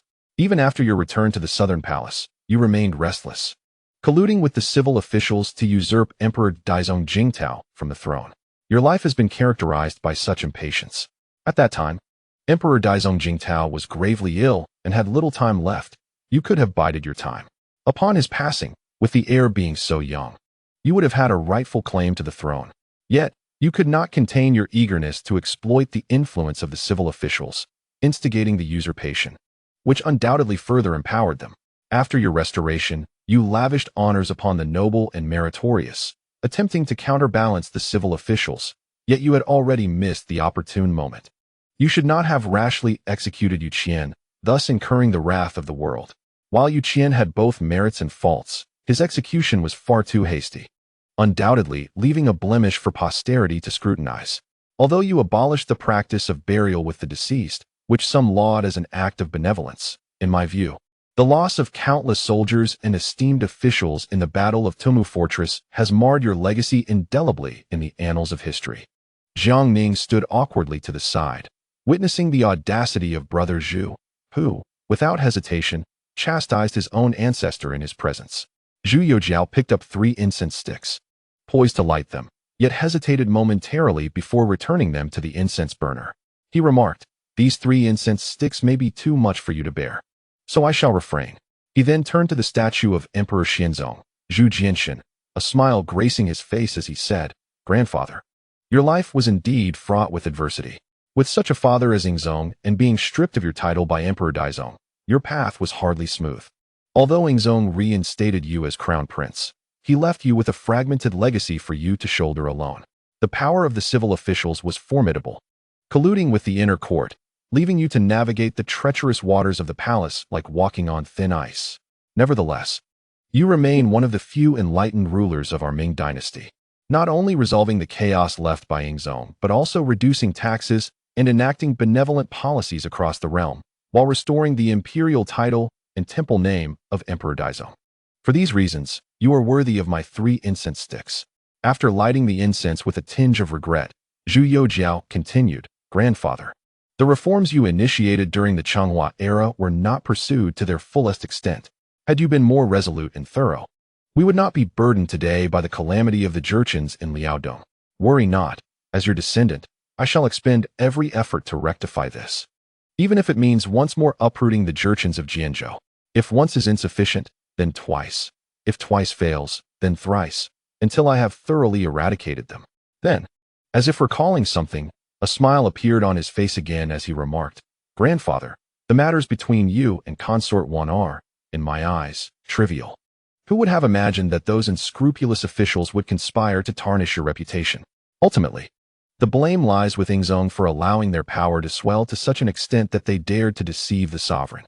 Rest assured, when time permits, I shall set the record straight in the Tianqi Times." Chapter 179. Secrets of the Court. Zhu Youjiao approached the statue of Emperor Xiaozong, Zhu Yuzhong, his expression somber. After a prolonged silence, he spoke, "Grandfather, it seems you can only bear the title of filial piety. The accolades bestowed upon you in history books proclaim your wisdom and martial prowess. But is that truly the case? In my view, the errors you have committed are no less grave than those of Emperor Ingzong. Prior to your reign, although the power of the civil officials harbored ambitions, they did not dare to openly confront the authority of the emperor, resorting instead to covert maneuvers and obstacles. Yet you, in your folly, have excessively favored the civil officials, allowing their power to swell to unprecedented heights, all while remaining blissfully unaware. What is this so-called revival of the Hongzhi era? To me, it is merely a fabrication spun by those officials, and you, my esteemed elder, have naively accepted it as truth. Beyond the achievements they have deliberately touted, what tangible accomplishments can you, in all honesty, present? The treasury is depleted and military preparedness is lax. As the Son of Heaven, presiding over the realm, it is entirely normal to have multiple consorts, yet you have insisted on enforcing a monogamous system, resulting in only Emperor Wuzong as your solitary heir. Do you truly believe this to be a commendable decision, even taking pride in it? Your integrity as a person is admirable, yet as an emperor, you fall woefully short. You have been gullible and credulous, placing unwavering trust in the words of the civil officials. In a common household, you might be regarded as a competent head of the family, but as the sovereign, your performance has been utterly lamentable. Ultimately, you met an obscure demise, succumbing to a misadministration of medicine by the imperial physician. Pray, reflect upon it. Does such a death not strike you as profoundly humiliating? Upon hearing these words from Zhu Youjiao, Jiang Ning could not help but cough repeatedly, thinking to himself how this Zhu brother showed no regard for sentiment, sparing not a single ounce of mercy towards his own ancestor. Zhu Youjiao sighed deeply and spoke softly, "O Emperor Xiaozong, if you are watching from the heavens and learn that your only son, Emperor Wuzong was also covertly harmed by the civil officials, I wonder if you would feel a sense of regret." He slowly turned and approached the statue of Emperor Wuzong, fixing his gaze upon this ancestor, as if seeking to glean some truth from the effigy. Upon hearing Zhu Youjiao proclaim that Emperor Wuzong had been harmed by the civil officials, Jiang Ning was taken aback, his expression one of disbelief. Although there have been many speculations regarding the cause of Emperor Wuzong's death in later generations, hearing it articulated by Zhu Youjiao himself left Jiang Ning wide-eyed and in utter shock. Zhu Youjiao turned to face the astonished Jiang Ning and, with a sigh of resignation, remarked, "Brother Jiang, I understand that this revelation may astonish you greatly, yet every word I have spoken is the truth, and you shall soon comprehend the gravity of it." With that, he turned once more to the statue of Emperor Wuzong, took 3 sticks of incense, lit them, and placed them reverently in the incense holder. bowing 3 times in respect. Then, rising, he reflected, "Oh, Emperor Wuzong, you were indeed remarkable. As a youthful sovereign, you managed to contend with the entire court of civil and military officials, manipulating them effortlessly. Your cunning and wisdom are worthy of comparison with our esteemed ancestors, such as Taizu, Qingzu, and Renzong. When you ascended the throne, Emperor Xiaozong left you a dismal legacy, a depleted treasury, and a court where civil officials wielded unchecked power, colluding with the Directorate of Ceremonial, rendering the Emperor's authority but a shadow of its former self.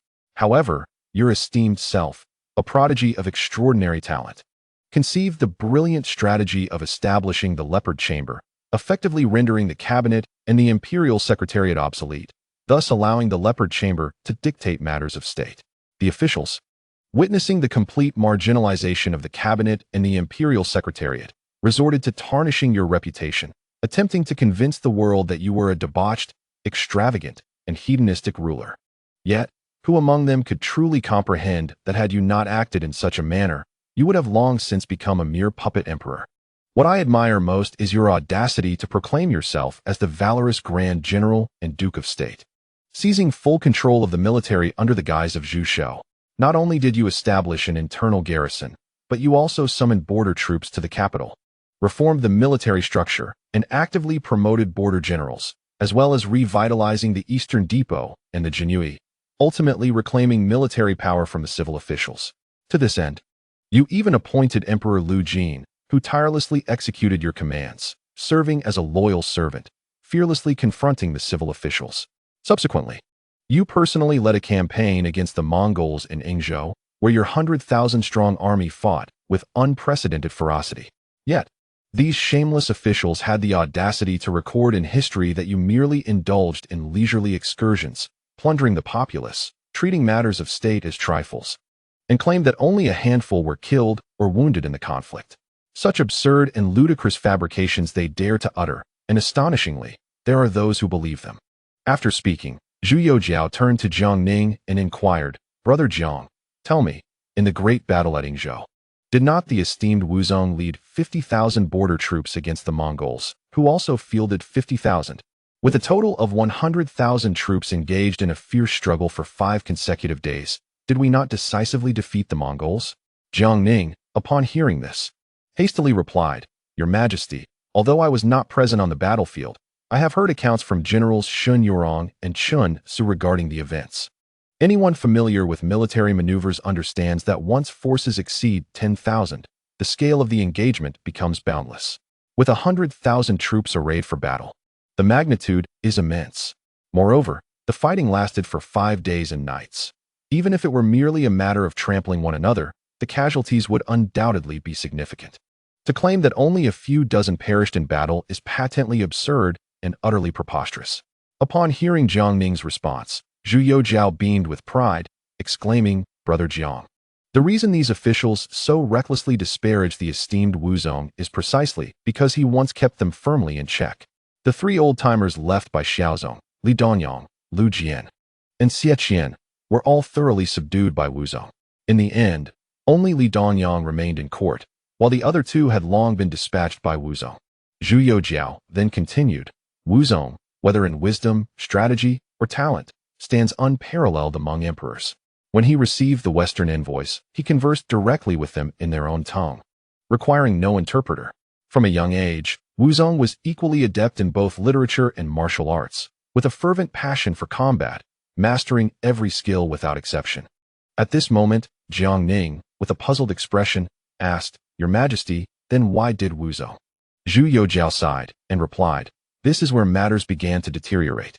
In the past, Emperor Wuzong took measures to suppress the old ministers left by Emperor Xiaozong by promoting numerous military generals stationed at the borders, alongside several literati, including his own mentor, Yang Tingyi. Initially, Yang Tingyi was unwaveringly loyal to Emperor Wuzong, obediently following his commands. However, the allure of power can easily corrupt one's heart. Eventually, the old man, Yang Tingyi, turned against the civil officials. When Emperor Wuzong planned to journey south, Yang Tingyi, the very person he had elevated, led the opposition. Despite this betrayal, Emperor Wuzong chose to be patient, given their teacher-student bond. Little did he anticipate that Tianqi would collude with the civil officials to slander and undermine him. Eventually, even the sycophants from the Palace of Ceremonial Affairs became embroiled in the intrigue. The most infuriating of all was Empress Dowager Jiang from the imperial harem. Upon hearing this, Jiang Ning was momentarily taken aback. The renowned Empress Jiang, known for her advocacy of monogamy, was unexpectedly entangled in these affairs. Zhu Youjiao continued, recounting that the rebellion of Prince Ning had provided Emperor Wuzong with an opportunity to quell dissent and justify his southern expedition. It is worth noting that Emperor Wuzong had initially intended to utilize Lord Jiang to reassess the lands and establish taxation, which provoked widespread opposition from the literati and gentry. Ultimately, in order to stabilize the court and quell public outrage, he was compelled to execute Lord Jiang. Subsequently, Emperor Wuzong personally led his troops southward, with two primary objectives. First, to suppress the rebellion of Prince Ning, and second, to decisively subdue the literati and gentry of the south, reclaiming fiscal authority. However, unexpectedly, the young and reckless Wang Yangming appeared out of nowhere and managed to resolve the situation with Prince Ning. Left with no alternatives, Emperor Wuzong pressed on with his southern expedition, only to be betrayed and fall ill due to the water. Initially, this did not seem life-threatening. However, upon returning to the capital, the imperial physicians struggled to treat him, and his condition showed no signs of improvement.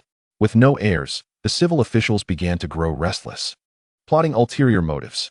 Seeking renowned physicians from outside the palace, Emperor Wuzong's health gradually improved.